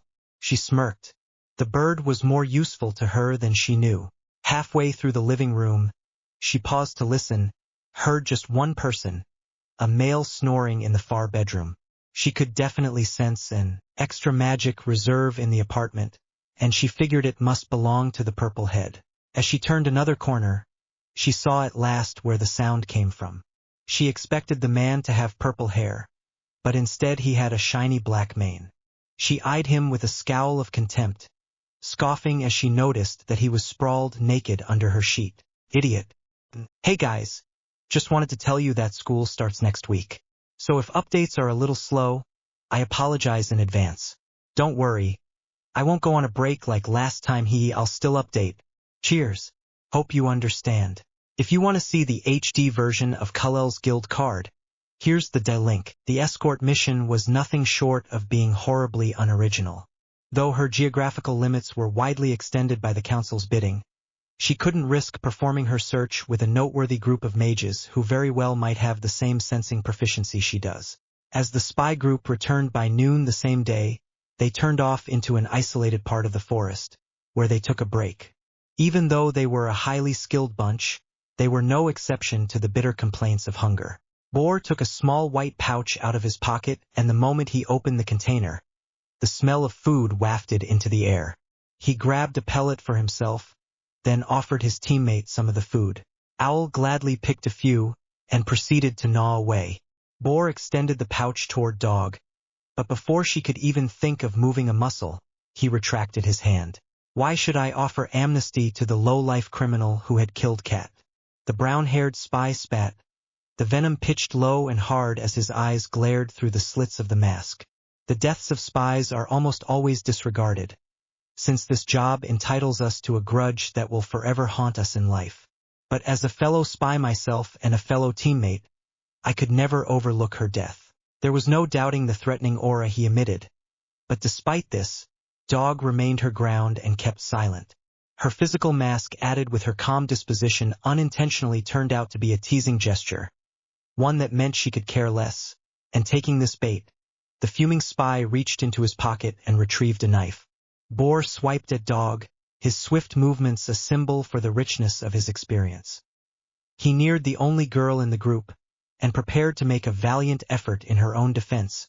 She grabbed the hilt of her sword. A piercing clang reverberated in the otherwise silent forest. Much to Dog's surprise, her sword made contact with something, but it wasn't Boar. Instead she clashed with one of Owl's two blades, his other weapon actively parrying the resentful blow. He stood a mere inch away, with his back turned to her, and she could sense the man's urge to smirk. Be civilized, Boar. As spies we shouldn't have any connections with anyone at all. Ties could only reveal past and present vulnerabilities. Through the slanted eye holes, Owl's eyes glinted dangerously, daring the adversary to oppose him. There was silence as the tension mounted. Boar stared Owl down a moment longer, and finally yielded and retracted his weapon. But not before he pointed the tip of his knife threateningly toward the brunette protectively shielded by his teammate. Keep this in mind, Dog. If you so even think about turning against the council, my grudge will personally deal with you. The brunette female simply clicked her tongue. Her onyx eyes stared at the blade pointed toward her, moving higher, taking in the maroon eyes staring back at her, raking them so boldly. Owl blocked her view, and she shifted her gaze to his tall figure. Here we go again with your up and down, back and forth grudge talk. How many times do I have to tell you that it's not the fledgling's fault Cat had decided to go on her own? Owl's voice was full of teasing mischief, his aura disposing itself as purposeful and malicious. As the old saying goes, curiosity killed the cat. Boar gritted his teeth at the smart aleck comment, his anger growing more tangible by the second.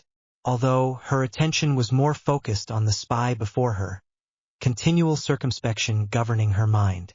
Owl inclined his head towards Dog, the visible skin around his yellow eyes crinkling in smile lines as he threw a food pellet at her and chuckled. Really sorry. I didn't mean to bump into your face like that. I've told you before, haven't I? It's all right, really. Lucy leaned forward in her seat, then placed her hand beside her mouth as if telling a secret, but did not speak in a whisper. What I want to hear is, how's life living with Harriet Potter? Huh? Which side of the bed does she lie on? Oi, I've already told you guys, it's not like that.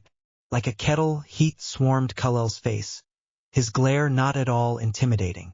How many times do I have to tell you I sleep on the couch? Okay? And besides, she rarely comes back home.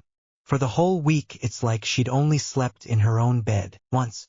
And it's not like she acknowledges my presence any more than she absolutely had to. It's even safe to say she talked to me more when I was still just a bird perched on her shoulder. A cold hand clamped down on the purplet's shoulder and he shuddered. He looked at the redhead with appreciation. Don't let this pull you down.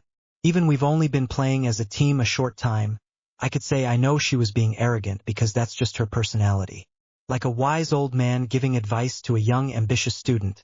Urza nodded knowingly with a smirk Kullel knew all too well. The fact that she'd let you stay at her apartment shows her willingness to open herself to you, little by little.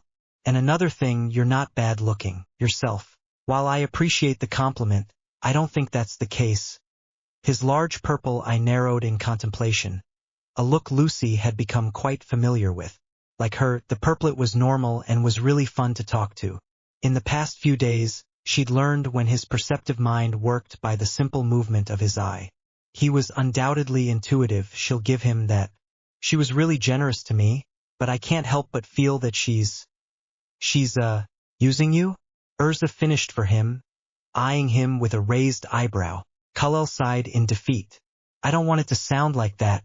I just, The pressing look he received made him give up, and he suddenly found the table in front of him interesting. It's just, when we're inside the apartment, she only talks to me about my powers and nothing else. I can't bring myself to judge her so easily, since I haven't got a clue what she's going through. He looked up determinedly. I can't bring myself to think about her in the way that people generally do. If anything, I want to sympathize with her. Lucy genuinely smiled at her new friend. She was really in awe of how thoughtful and understanding Cullel was, silently grateful to the gods that Harriet Potter had someone like him to look past her cold exterior. Although her and the team were also there for the brunette, they were slightly guilty of letting her demeanor fool them. You know, Cullel, Harriet Potter's really lucky to have you. Cullel sent the blonde a humble, thankful smile that quickly turned to one of pain as Urza shoved his head toward her breastplate. He became aware of her hand petting his hair, but it didn't help much to soothe the pain. And don't ever think for 1 minute that you are alone here, because us Team Natsu feel the same way you do. Thanks, guys. The purplet murmured against the armor, giving the blonde a pleading look, willing her silently to help him ease out of the strong grasp. Not really having any say in this, Lucy just smiled apologetically at him. Oh hey Wendy, where are you going? Urza called, finally letting the struggling purplet go. The Bluinette's anxious behavior also caught Cullel and Lucy's attention, a frown pulling their faces into tight lines of concern. Oh, I'll just go visit poor Liusica for a while. Wendy shyly excused, before casting a quick glance at Cullel and started walking briskly and soon was running down the corridor to the wide doors. Although it only happened for a second, Cullel's eyes widened a fraction in response to her rapid action. A sullen frown creased the space between his eyebrows. What did I do this time? He looked downward at his open palms. What do you mean? Lucy adopted an expression of confusion, a look of deep concern in her eyes. I've noticed it too, Urza said in her low, authoritative voice, crossing her arms in front of her as she elaborated. Ever since Cullel joined, Wendy's apprehensions skyrocketed, especially after seeing what he can do. I tried to talk to her once since I heard she could also cast healing spells, but immediately after I had called her name, she just ran off. Lucy rubbed the sulking male's back comfortingly, a single sweat droplet forming on her temple. Did I ever do something to scare her away? Do I have bad breath or something? No, you don't. If that were the case, then you would have scared us away, too. The blonde interjected as she clambered back to her own seat. Now that you've said it, Wendy had been acting more and more strange since Harriet Potter had joined. Is she usually like this to newcomers? No, she isn't. She's shy, but she's usually really friendly. As a matter of fact, she was even thrilled when she saw your kind face swim into the guild. Cullel bashfully rubbed a hand against his cheek after the redhead paid him an unintentional compliment. But that all changed after she saw you heal Mira Jane. Wait, how do you know all this? Lucy asked aloud. I got eyes everywhere, right? But anyway, now that I think about it, she did mention something about you, Cullel. The boy eagerly looked at the blonde, his purple eyes shining with an intensity, an earnestness, pleading with her.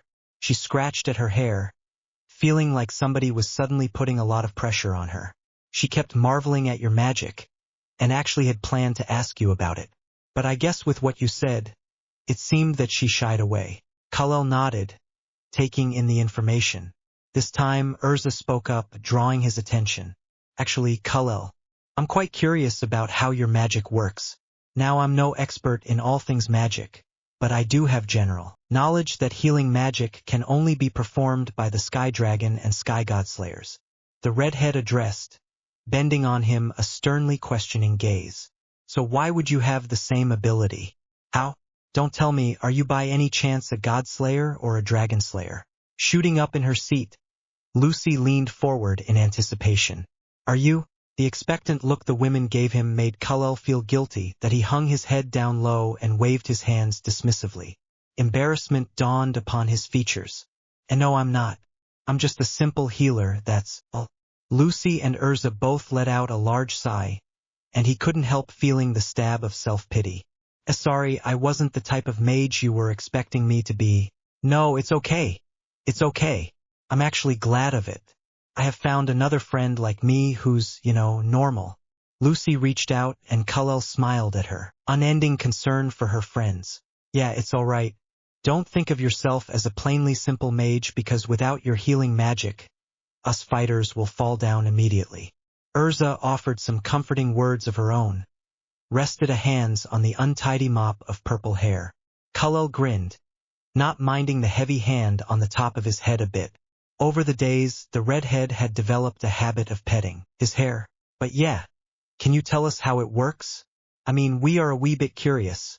The purplet chuckled at the high pitch Lucy's voice took on, causing the latter to turn away, blushing with embarrassment. We're just curious. Okay, well, my magic exhibits this regenerative property. Whatever injury or illness someone has, I can fix it by returning the deformed tissue back to its original form, duplicating the parent cell's genetic material if, for example, a range of cells went missing. Kal-El held out his palms where a dazzling green light emitted, feeling a small swell of pride when they looked with complete and utter awe. I myself don't have any idea how this magic came to be, but I've learned all this from my mother. She used to be the best healer in my town. He gave a bashful smile. This was originally her magic, and I just copied her, so it's only fair that she gets all the credit. Wow, regeneration. That's awesome. The blonde gushed, her eyes wide as saucers as it all sank in. Your mother's pretty awesome too for coming up with such a wonderful magic. This is genius, Kal-El. Yeah, I agree with Lucy. That really is a very handy ability. Urza praised, a small smile playing on her lips. What's your mother's name? All the praises his mother received filled Kal-El with a deep and genuine joy. A wistful smile spread across his face. A warm feeling settled into his chest. If it weren't for the new commanding presence filling the room, he would have answered the simple question and made it known the brains behind the clever ability. With a loud creak, the giant door swung open, and Harriet Potter stepped in with her usual frown. Kal-El knew that she undertook a mission earlier today, and immediately his eyes raked her body from head to toe, checked for any signs of wounds or injuries. That same worry settled like a rock in the pit of his stomach as his attention glued to her pale face, more specifically, at the small cut on her cheekbone. His scrutiny, however, was mistaken by Lucy for something else, and immediately, she poked at his side with her elbow, a sly smile on her face. You like her? A red blush tinged Kal-El's skin as he froze, sending the blonde a chiding glare for a moment before returning his attention to the brunette. She made her way towards the table on the farthest corner of her room, then sat in the chair nearest the window. As if due to sudden reflex, his legs stood him up. With sure steps, the purplet made his way toward the isolated brunette, halting in his tracks when she gave him her regard. He stood by the table in front of her, and she opened an eye and looked directly into his.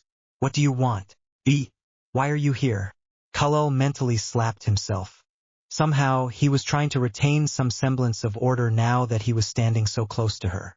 Even in the apartment, their proximity to each other were nowhere near what they were like today. Stupid.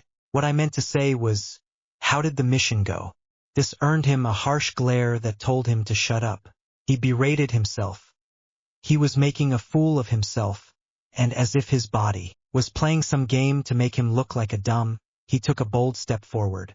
Harriet Potter narrowed her eyes at the purplet as he leaned close, his fingers reaching tentatively for her cheek. What are you doing? Her jarring monotone rang in his ears. Your cheek. You've got a cut there, was Kal-El's simple answer as he worked his magic, stumbling back after the skin returned to normal. His entire face took on a dark red hue, and daringly, he tried to meet her great black eyes. He didn't know what he expected. Really, he thought he'd see a flicker of some emotion in those dull pools, and it confused him even more that he felt a bit disappointed not being able to see anything reflecting in her eyes. After fully realizing what he had just done, the purplet backed away a few steps and froze, waving his hands in front of his face.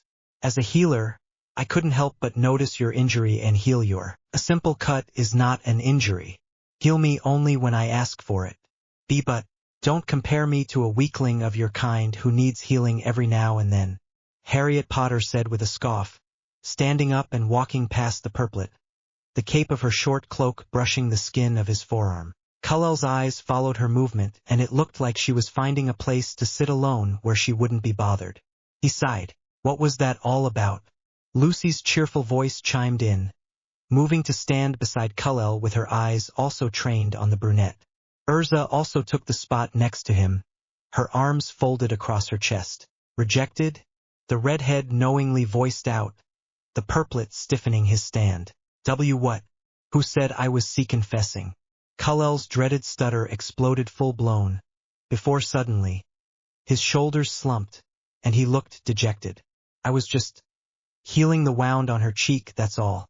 At least it's better than finding out she has a fiancé. What? Nothing. But it sure looked like you were confessing with your hand cupping her cheek. Cullell didn't understand Urza's nonchalant attitude toward these sort of matters, and he just sighed, knowing he won't be going anywhere with the redhead's persistent character. At least she allowed you to move any closer to her. Lucy tried to buoy up his spirits, patted him on his wide shoulders with a nod.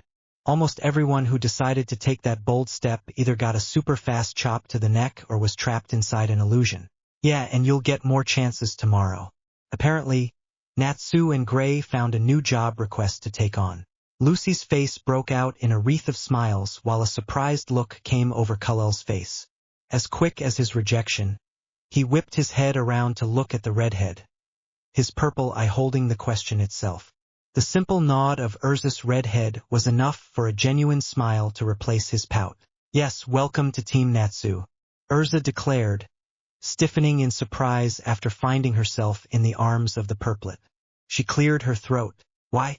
I thought your team was already running at full capacity? Cullell ignored the large lump that had formed on his forehead when he hugged the redhead, pulling back to show her the appreciative smile on his face. We were. But since Carla and Wendy decided to take a little break, we only had Harriet Potter to temporarily replace one of the 2 vacant spots. The redhead explained, returning the male's smile. They were the healers of the group, and we became short of a medical mage when they left. Thanks, Urza. A tender look softened Cullell's sculpted features, Urza only nodding her head at him. He felt Lucy poke his arm, and he looked over to see her with her right hand brought up.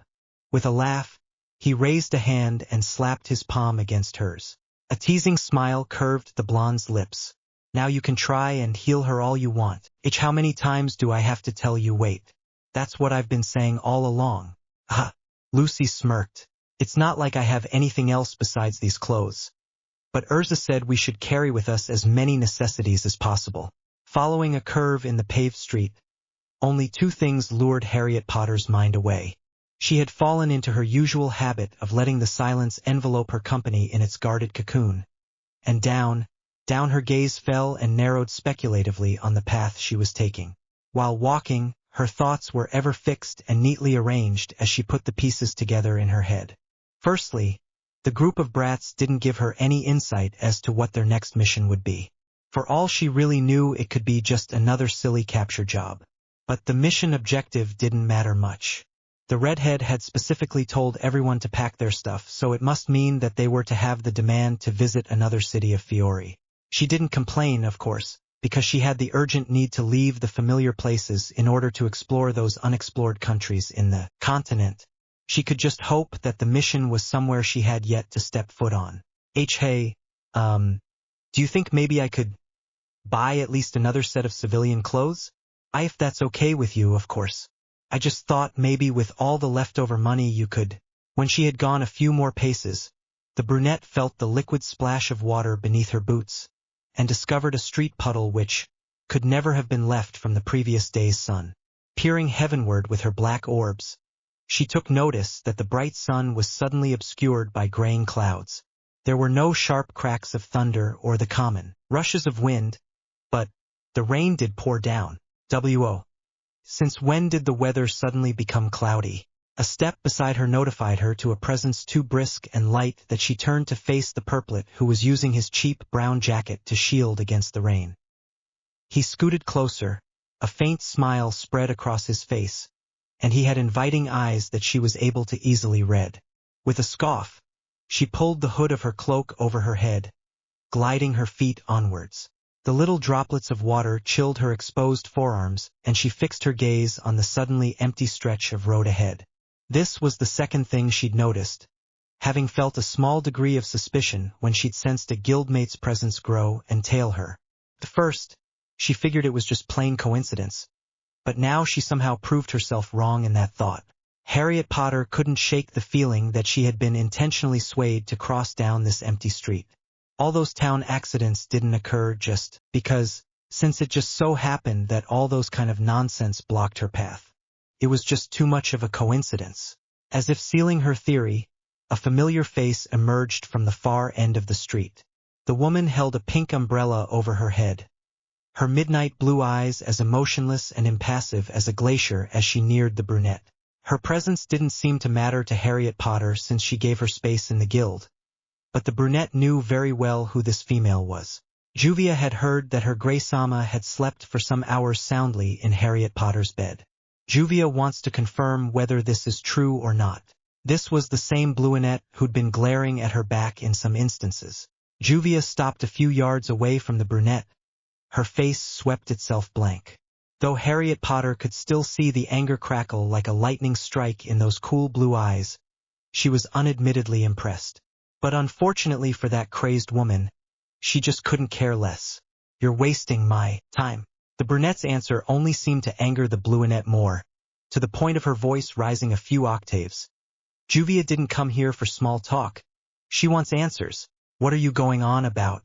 A spark of magic radiated off the angry female, but it didn't even faze Harriet Potter. She could sense that spark trying to flare up, but she saw no need for the woman in front of her. She had almost decided just to walk past the talking obstacle, but something cold touched her. Something cold and wet. A bullet whisked past the side of her arm, and she didn't need to look twice to recognize it as something very uncommon. The damaged state of her apparel went damp from the impact, and it took her just about a millisecond to figure out that a moving body of water had hit her. With wide eyes, she lent her full attention to the woman before her. Confirming her suspicions, the brunette brought into view her waterized arm. "Water magic?" Harriet Potter unconsciously muttered. "Harriet Potter, she's strong. I could feel it," Kal-El commented, his tone thin and indicating he wanted to step down. The brunette sensed him hesitate, but impressively, he held his ground. "Juvia is a proud water mage of fairy tale and the future wife of Grey Sama. Now she demands to know if she's got a new love rival to worry about." From the raised forearm, a barrage of small water bullets emerged and readied themselves for the unloading attack.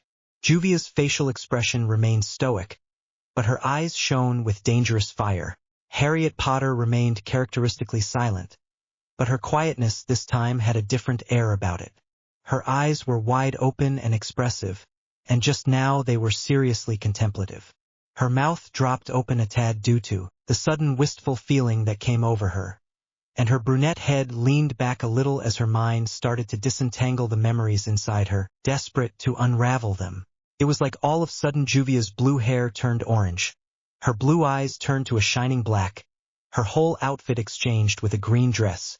A gasp flew from the brunette's lips, leaving them parted, and she suddenly found herself very transfixed by the woman standing before her. In Harriet Potter's great eyes, she saw a person who was none other than her sister, Alcippe. "I've already told you countless times, dear sister, you won't be able to defeat someone who uses elemental magic like me." "Oh yeah? Well, why don't you fight me and let's find out, shall we?" A grin formed on Harriet Potter's lips as she changed her fighting stance. The wooden, practiced sword clutched in her grip slowly being engulfed in a bright whiteness. She saw Alcippe's orange brow knit with confusion as she raised the new weapon high above her head. "Unless you're afraid of me now," he. Without warning, the little brunette charged forward, slashing down the fiery sword at her sister's waterized arm. The blade cut through the body of water with a precise smoothness, making the ginger gasp in surprise and the brunette to humph in triumph. "How did you get that?" "Mother gave it to me." A child's smirk crossed the child's face. A look of perplexion shadowed the older sister's countenance as she dodged the younger's continuous sloppy onslaught. Harriet Potter came close to cutting off her ear, and after seeing an opportunity for a counterattack, she kicked the brunette square in the chest, allowing herself some space. She sighed. "That's cheating, you know." Harriet Potter coughed, then blew some of the dust away before picking herself up. "No, it's not. Fight me. Come on, just try.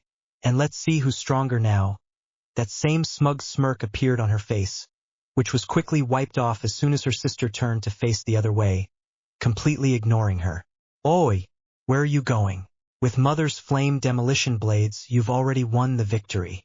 Water is my only magic, and with that weapon, you will slice through my attacks with ease.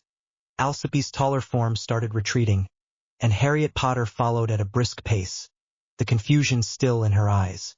Come back and challenge me when you decide to spar with just pure skill. You're just gonna leave me? Just like that? Yes, just like that, Harriet Potter. After narrowly avoiding a huge water bomb aimed directly at her, Harriet Potter equipped her water armor and called forth her 2 fiery blades. Effectively slicing the water attack in half, she stepped back and became a spectator at her sister's impassive face. Her black eyes narrowed. Several seconds of silence passed until Alcipe broke the emotionless stare down with a smirk. You've got both of Mother's Selene water armor and dual flame demolition blades in you. But the smirk stretched into an ugly caricature as her head tilted in a taunting manner. Why not use his power instead? Just the mention of the accursed power seemed to ignite a fire in Harriet Potter as she felt the familiar burning pool in her eyes, her voice coming out an octave higher than it had earlier. Shut up. I'll defeat you with my own magic. Since you have that decrepit water armor and those awful blades, then you have already won. You're immune to most water damage, and water is my only magic. Alcipe shut her eyes and lowered her head. It was an act of surrender. For a moment a look of wistful confusion flashed across Harriet Potter's face. But as soon as her sister chiseled out her next words, she once again became vigilant. Why don't we settle this like when we were young and defeat the other without any magic?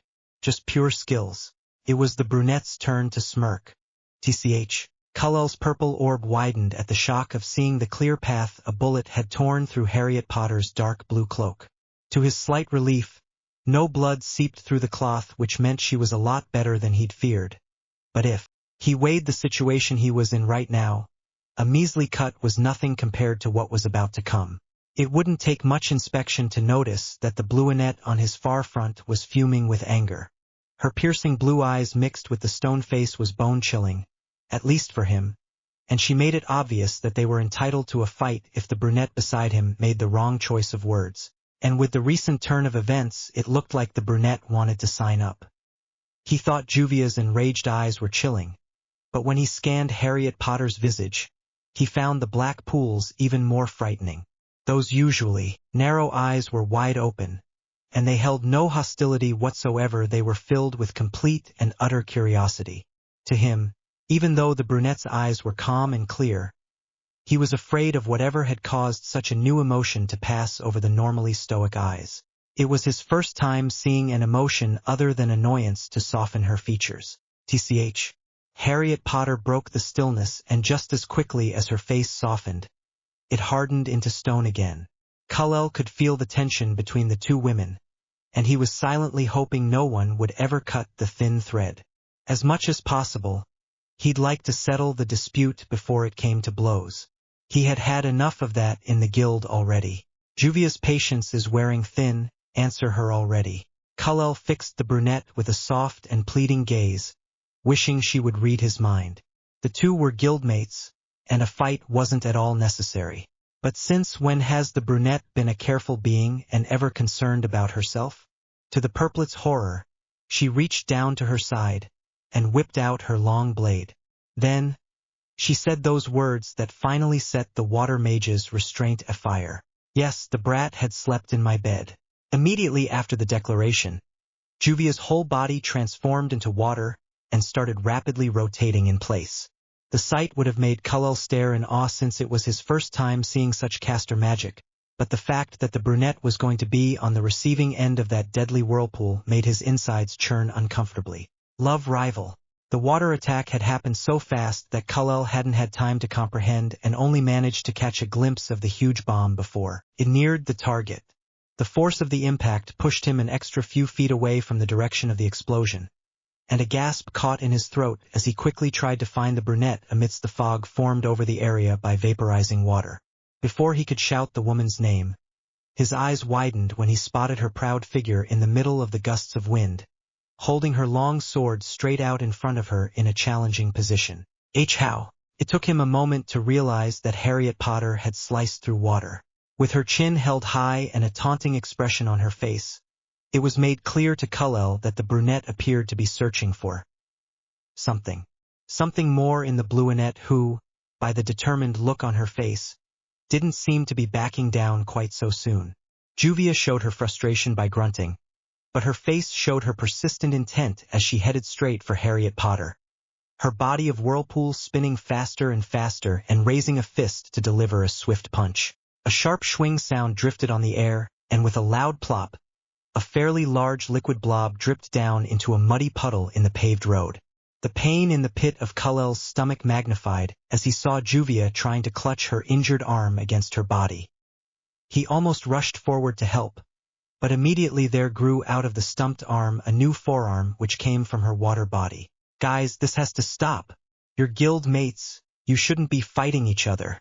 The purplet tried to reason, but his shouts fell on deaf ears when the brunette opted to speak her resistance. "I've cut through your attacks. I've shown you I'm immune to water, and water is your only magic. So why do you still fight me?" Harriet Potter interjected before Juvia even had a chance to spout any more of that nonsense. She dreams in her sleep. Through frightened, worried eyes, Kullel made out the brunette's confused frown of desolation in her expression he'd never before seen. Juvia seemed able to see past her anger, and by the face she pulled, she was confused herself with the brunette's sudden question. The instant she grew out the full length of her arm, she sprinted once again to try another attack. Juvia doesn't care if you could slice through her attacks so long as she keeps Gray-sama safe and to herself only. She will fight. The onslaught of water attacks continued unabated with Harriet Potter just fighting back in self-defense. The commotion surely affected the surrounding property, and Kullel looked around, thankful that no one seemed to be occupying the now damaged buildings. Juvia rained a massive barrage of water needles, like shrapnel in Harriet Potter's direction, and when it came down to it, Kullel also had to dodge a few stray needles airborne. Knowing that the fight would only lead to nothing and he didn't really have the power to stop the powerful women, the purplet decided to run and look for help. With one quick glance at the brunette, he silently wished her safety before he sped off, going to the one place he knew he would receive genuine aid from, the guild. As expected, Team Natsu were nowhere in sight, undoubtedly preparing for their next mission. So when he told the listening members the disaster already happening just down the block with two of their members, a different team responded to his plea. Surprisingly, once he uttered the brunette's name, a tall, rugged man gave his full attention and refused to waver. Kullel knew this man to be one of the usual victims of roughhousing, so it startled him when the taller male actually stopped whatever he'd been doing to long enough listen. After explaining the brief details, Kullel was able to add the rugged man to his lone party. "Damn it, I told that woman to let it go." The blackette cursed loudly, his black cat flying close behind his shoulder. Kullel smiled at how cute it looked, but made a mental promise to himself that he'd never forget Happy was even cuter. "Let go of what?" the purplet asked politely, intimidated by the man's appearance and bearing. He had multiple face piercings with rings everywhere and a face carved with a scary frown, not the friendliest face when it came to first impressions. "Of her little boyfriend, you purple shrimp." The blackette smirked. The nickname caused Kullel to bristle and voice out his disagreement. "I'm not a shrimp." "Why you, what?" the male dared, one eyebrow raised. Kullel gulped, his extended index finger shriveling under the glare. "That's what I thought. Call me Gajeel and nothing else, purple shrimp." An irk mark appeared on the side of the purplet's head, but not really having any say in this argument, he barely grunted, then turned his attention to the cat flying about near him, who suddenly spoke up. I'm Panferlili. "You'll get used to my partner eventually, don't worry." Kullel just smiled. Turning the corner, Kullel saw a huge water fountain appear from over the rooftops. A huge sighing shout followed, and immediately he ran after the duo who had, unknowingly, went ahead of him. Well, those two are insanely fast. When he reached his destination, panting, Kullel looked up to examine the destruction the fighting women had caused. In one glimpse he had over Gajeel's shoulder, he saw the surrounding buildings were reduced to a ruin, the furnishings and pathways soaked in water. Cautiously coming to stand beside the rugged male, He finally saw the two women he'd been worrying about. Half of Juvia's body was submerged in a puddle on the sidewalk, the road to her knees, dirt sticking to her dress. She still had that determined look on her face, but with her tightly clenched fists, the purplet could tell that she wasn't the victor. Her eyes were fixed intently upwards and on the woman opposite her, and Cullell dared shift his attention to the standing brunette. Harriet Potter was in a perfectly good condition, and thankfully, she had no visible injuries. But her face told her secret, Cullell noted. It contorted into knots of complete disappointment. One of her black eyebrows dutifully pulled down in an expression of dubious intent. Her black eyes slanted narrowly in a hot glare. Her mouth was hard, savage, an appearance which didn't befit a victorious fighter. I don't care about love. You should know that it's what hinders your own progress. You don't deserve what you have. You don't deserve the potential of that water magic of yours.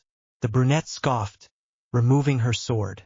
She became keenly aware of the sudden audience she had, and she turned herself around so she could face the purplet and his company. Cullell memorized Harriet Potter's features and catalogued her expression before it disappeared. She walked toward his direction, stopped a full 2 feet away, then addressed Gajiel in a warning glance before continuing her way. Cullell wanted to assure that she was all right, but she walked past him just before he uttered a single word. Gajiel and Panther Lily approached the sunken female ahead, while Cullell followed after the brunette. Harriet Potter's clothes were a bit damp and wrinkled during the fight, but other than that, she was in perfect condition. He stared at her back, his own curiosity wanting to ask some questions, but knew he wouldn't get any answers out. In this single instance, the purlet began to see subtle inklings in the brunette. The air of certainty in her irritated voice made it seem as if she were talking from personal experience, almost as if something about Juvia had triggered Harriet Potter. He hadn't got a single clue as to what it was, but he was hoping that somehow, someway, it didn't have anything to do with Gray. It took a few minutes of walking before Cullell could finally see the roof of the apartment building. Not really caring now if she replied or not, he wanted to break the silence and marched forward, so he fell in step with the brunette. He opened his mouth. Who knew Gray was such a ladies' man? Foolish to think she would be like her. Whipping his head around, the purplet voiced the question his mind had already asked. What? But just like before, he was answered by silence. Dragging her giant pink suitcase behind her, Lucy's sweat dropped at both its weight and the story Cullell had just told. In that moment he cursed herself as a fool for allowing Natsu and Happy to pack her stuff. But right now she found Juvia's overreaction to Harriet Potter more deserving of receiving the honorary deadpan. The blonde's large brown eyes flickered to the brunette's back a moment, before settling back onto the purplet beside her. Poor Cullell looked like a mess of emotions, and though it would be a rather blunt way of putting it, Lucy could tell he was traumatized. I didn't know you were such a chick magnet, Gray, Cullell concluded, tying a makeshift knot with the straps of his rucksack, slumping his shoulders. Lucy and Natsu both gave a look of incredulence, while the said male simply groaned. Gray looked just about done with life. Yeah, I don't understand myself where her creepy comes from. I'm guessing you've heard some pretty weird crap. So I pity you, Cullell and Harriet Potter. The stripper shoved his hands in his pants pockets, using a discreet side glance to look at the brunette walking in step with him. On the other side of Harriet Potter, Natsu was marching toward the fullness of his energy, and his fire-eating grin made Gray turn his head and look the other way with a sigh. Oh, by the way, Gray, said Male, stopped in his tracks, patiently awaited the purplet to approach him.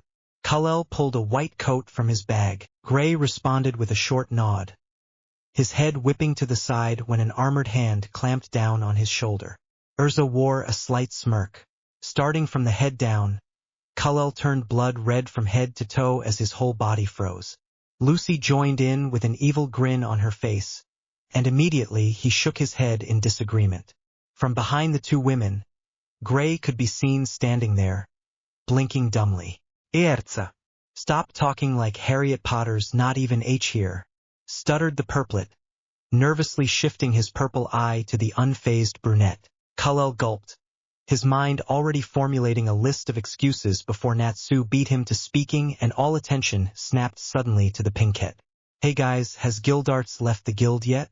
Lucy, Kal-El, and the remaining lot of Team Natsu blinked once, Urza answering the query. Before I got here I saw him standing across the strip club. So, it would have to be a no. The redhead shook her head, looked at the pinkette speculatively. Why do you ask? Natsu only nodded his head, a grin on his face. Oh, Harriet Potter just wants to know. Thanks, Urza. And with that, the pinkette continued his silly and childish conduct right alongside the stoic brunette. Happy went on as if nothing unusual had happened, and Lucy didn't know if her imagination was working overtime, but did the Exceed just offer Harriet Potter some fish? That had everyone stumped, and only then had they noticed that Natsu had not been fighting, nor was he interacting with them, but instead with the beside her. Lucy saw a proud but somewhat sad smile pull at the edge of Kal-El's lips. Being no stranger to the expression on his face, Lucy could tell immediately how he was feeling. She patted him on the shoulder. Don't be so down. I'm pretty sure she opened herself to Natsu more because he'd been pestering her since the day she joined. The blonde gently smiled. With your caring and understanding nature, I'm positive she'll do the same to you in just a few more days. Just then, Gray returned from having just spied the duo directly in front of him. He graciously shook his head. Nope, she's still not yapping. Flame Brain was just talking to Happy, so it's safe to say she'd only asked him once before. A deep sigh caught Lucy's ear, and she picked up on its subtle distinction between relief and disappointment. She turned over to see Kal-El looking straight in front of him with longing. She didn't know whether he was focused either on Harriet Potter or Natsu, but nonetheless it seemed that he was the one bothered the most by the brunette's distant behavior. The blonde wanted to do her best to comfort her friend, but suddenly, Natsu stopped and held his green burgeoning cheeks, his body weakening quickly as he buckled and slumped down on the floor. Oh crap, I see it. The train. The Dragon Slayer looked like a ration of wilted vegetables, and the sight made Kal-El a little worried, but still caused him to stifle a laugh. Lucy smiled at Natsu's unpredictable and childish behavior, genuine appreciation warming her heart and easing her anxiety. I don't know how he does it, but Natsu seems to have the natural ability to cheer someone up. I would like to shout out a huge thank you to each and every one of you for being patient and had since tuned in to this ongoing series. This story has reached over 600 hearts, and to celebrate this, I wrote an extra chapter. I felt the fluff while writing this part, and I hope I'm not alone with this XD. Anyways, stay awesome guys, and I hope you like this one. 600 heart special. Staring up at the fairly normal entrance, Makarov released a breath through his old rusty chapped lips, then raised his fist to the door to announce his presence. Knock knock. There was a great shuffling and a disorientation on the other side of the door, and as he waited he positioned his hands behind him. Is this the house? Yeah. A split second later he heard a sound from within the room, a wild kind of a tumbling all over the place, and not long after, the door swung open. With a sweep of his gray lashes, he looked up at the kind host, before looking past the young male and around the apartment as if searching for someone. He blinked once. Where's Harriet Potter? A master? Kal-El blinked his wide eyes and copied the old man's expression. Makarov was sure, if the purplet didn't have a nice-looking plate of tacos in his hands, he would have rubbed his purple orb. Oh hey, good evening, master. What brings you here on this fine evening? Without any doubt whatsoever, the infamous guild master made his way past the bewildered purplet into the fairly furnished room. He tilted his large balding head upwards to consult the ceiling. His nose, packed with a bushy mustache, flared at the scent of food. Light chuckles erupted behind his short stature. Since you're already here, why don't you join us for dinner? I'm only halfway through cooking though, so you'll have to wait a little bit longer. There was a bright twinkle in Makarov's eyes as he whipped his head around. So kind. Thank you, child. I didn't really know what to expect when I got here, but a little bit of food wouldn't hurt. That beatific smile wreathed Kal-El's face, and he was just about shut the door closed behind him. But it banged back open again, startling the purplet. He almost dropped the 2 tacos dash. Makarov sighed with relief when the young male's grip held, and he was able to gain his balance. Did someone say free food? Almost half of the guild, with Natsu leading the front line, barged into the one-bedroom apartment and began filtering directly into the living room or dining room or into the kitchen. A cold sweat broke out on Kullel's forehead as he watched his guildmates walk through the archway. One by one, Mira Jane was the last to follow, and as she approached, she sent the aproned purplet a grateful smile. I didn't know you could cook, Kullel. Then she tilted her head to one side. I hope you wouldn't mind serving extra, 'cause we will be joining you for dinner too. From his cross-legged position on the kitchen counter, Makarov bobbed his head in a wise nod, called out to the young male in the pink apron. I had planned to visit with Team Natsu only since they knew where Harriet Potter lived, but Mira and the others insisted on tagging along. Hope you don't mind. Of course, with his natural tender kindness and affability of manner, Kullel conceded with a smile. For all the help you've given me, and no doubt for Harriet Potter too, I wouldn't mind cooking for you all. He set the plate with the roasted tacos down at the coffee table sitting in the middle of the living room and then returned to the kitchen to continue cooking. From the looks of things, he needed to bring another load of food. Harriet Potter always gives me too much ingredients to use, and in turn I cook a whole meal which has always been way too much for just the two of us. The purplet chuckled, grabbing a wide frying pan and setting it on the back burner. He grabbed something under Makarov's seat, then plopped a whole stick of butter in the pan before turning the burner on low. I don't know the reason for it since she has a small appetite and the same goes for me. The old man peeked an eye open to look at the focused young male, taking in his satisfied smile which brightened his one purple eye. Makarov opened his mouth to reply, but a sudden crashing noise from the living room, a shout, and a grunting gasp cut him off. He sent a spiteful glare to the kitchen archway where Lax's tall back could be seen peeking out from the living room. Man, I wonder how long it takes for Kullel to cook. Me and Happy are so hungry. I hope it's fish. Yeah, I have to agree with Flame Breath on this one. Am starving. I as well. You guys might want to think about being a little more patient. We're only visitors here, remember? Oh, come on, Lucy. Aren't you even the least bit hungry yourself? See, even Mira has fallen captive. After a deep breath, Makarov shouted, Will you all shut your traps? The last thing I need is another brawl in my hands. He could hear the clink of a pan on a heating plate and he assumed that Kullel flinched at the coolness of his tone. A period of quietness ensued, and he sighed silently, letting his old breath out. So, what brings you to visit us, master? Not that there's anything wrong with that, but I just ask so that Harriet Potter doesn't have to when she gets home. The purplet shook the frying pan with one hand, stirred a concoction in a large stainless steel bowl with the other, and as the old man watched, he paused, dipped his finger, and then sucked what looked like delicious dressing. Makarov was genuinely impressed. I just wanted to check out the place where Harriet Potter is staying. I haven't gotten my invitation to the apartment blessing, and I was surprised to learn that Natsu and the others have already set foot here. Discreetly, the old man watched the purplet very closely, the way his hands worked and seasoned the food with pepper, spice, and catsup. Great at cooking. Kullel looked up and immediately he lifted his hands and averted his gaze. He cleared his throat.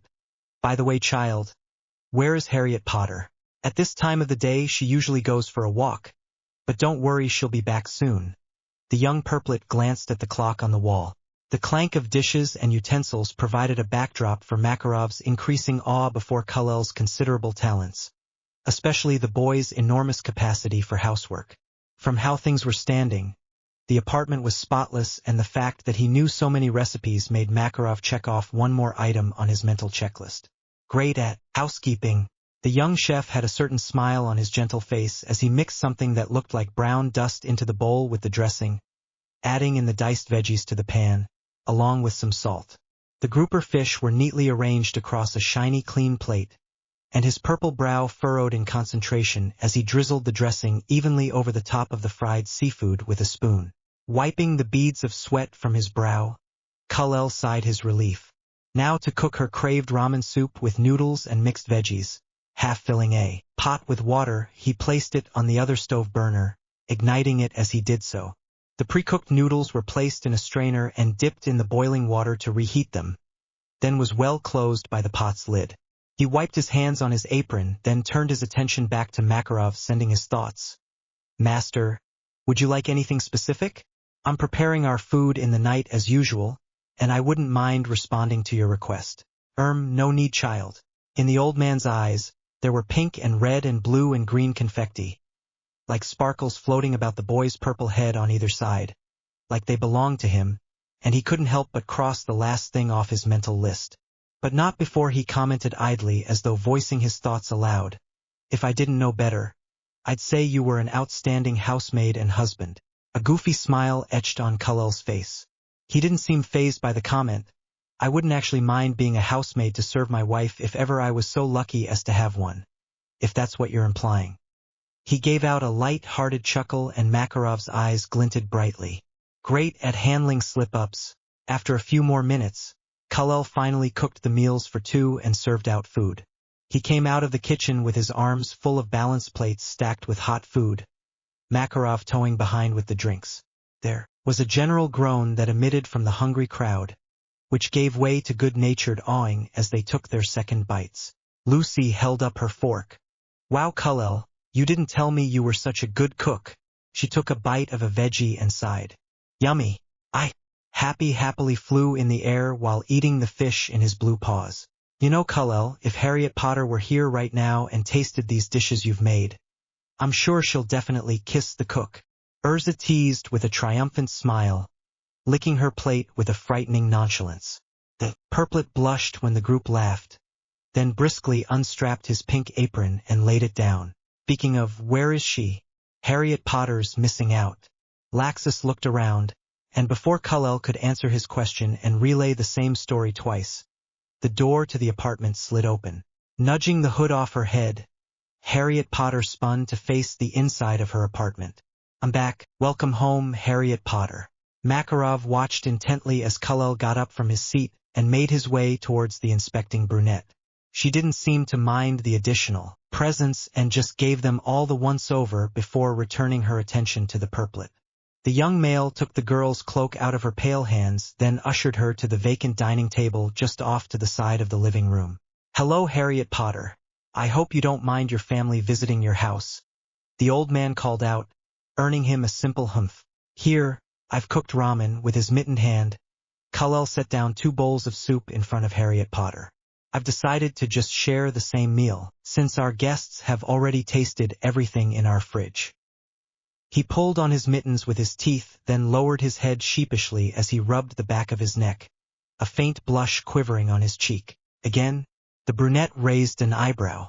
Well, I've noticed that you really like the ramen I made last time, so I thought, why not make soup for the next meal? Harriet Potter remained silent, looking with a blank face, but began slurping down the food along with everyone else. Khalil finished his own bowl, having short conversations with the rest of his guildmates. Occasionally he tried to bring Harriet Potter into the conversation, but she preferred to keep silent and observe. Once the brunette was done eating, she stood up and made her way to her bedroom despite Urza and Lucy's inviting cries. Khalil reached across the table and picked up her empty dish and glass as well as everyone else's. He put everything in the sink, then started to wash them. From the armchair on the sofa, Makarov studied the exchange with a speculative eye. I'll be in my room. Okay. Just be sure to hand me your dirty clothes so I could take them downstairs and put them in the laundry. Makarov felt someone nudging him on his good shoulder, and he looked up to see the redhead smiling knowingly, but for the most part she looked straight ahead.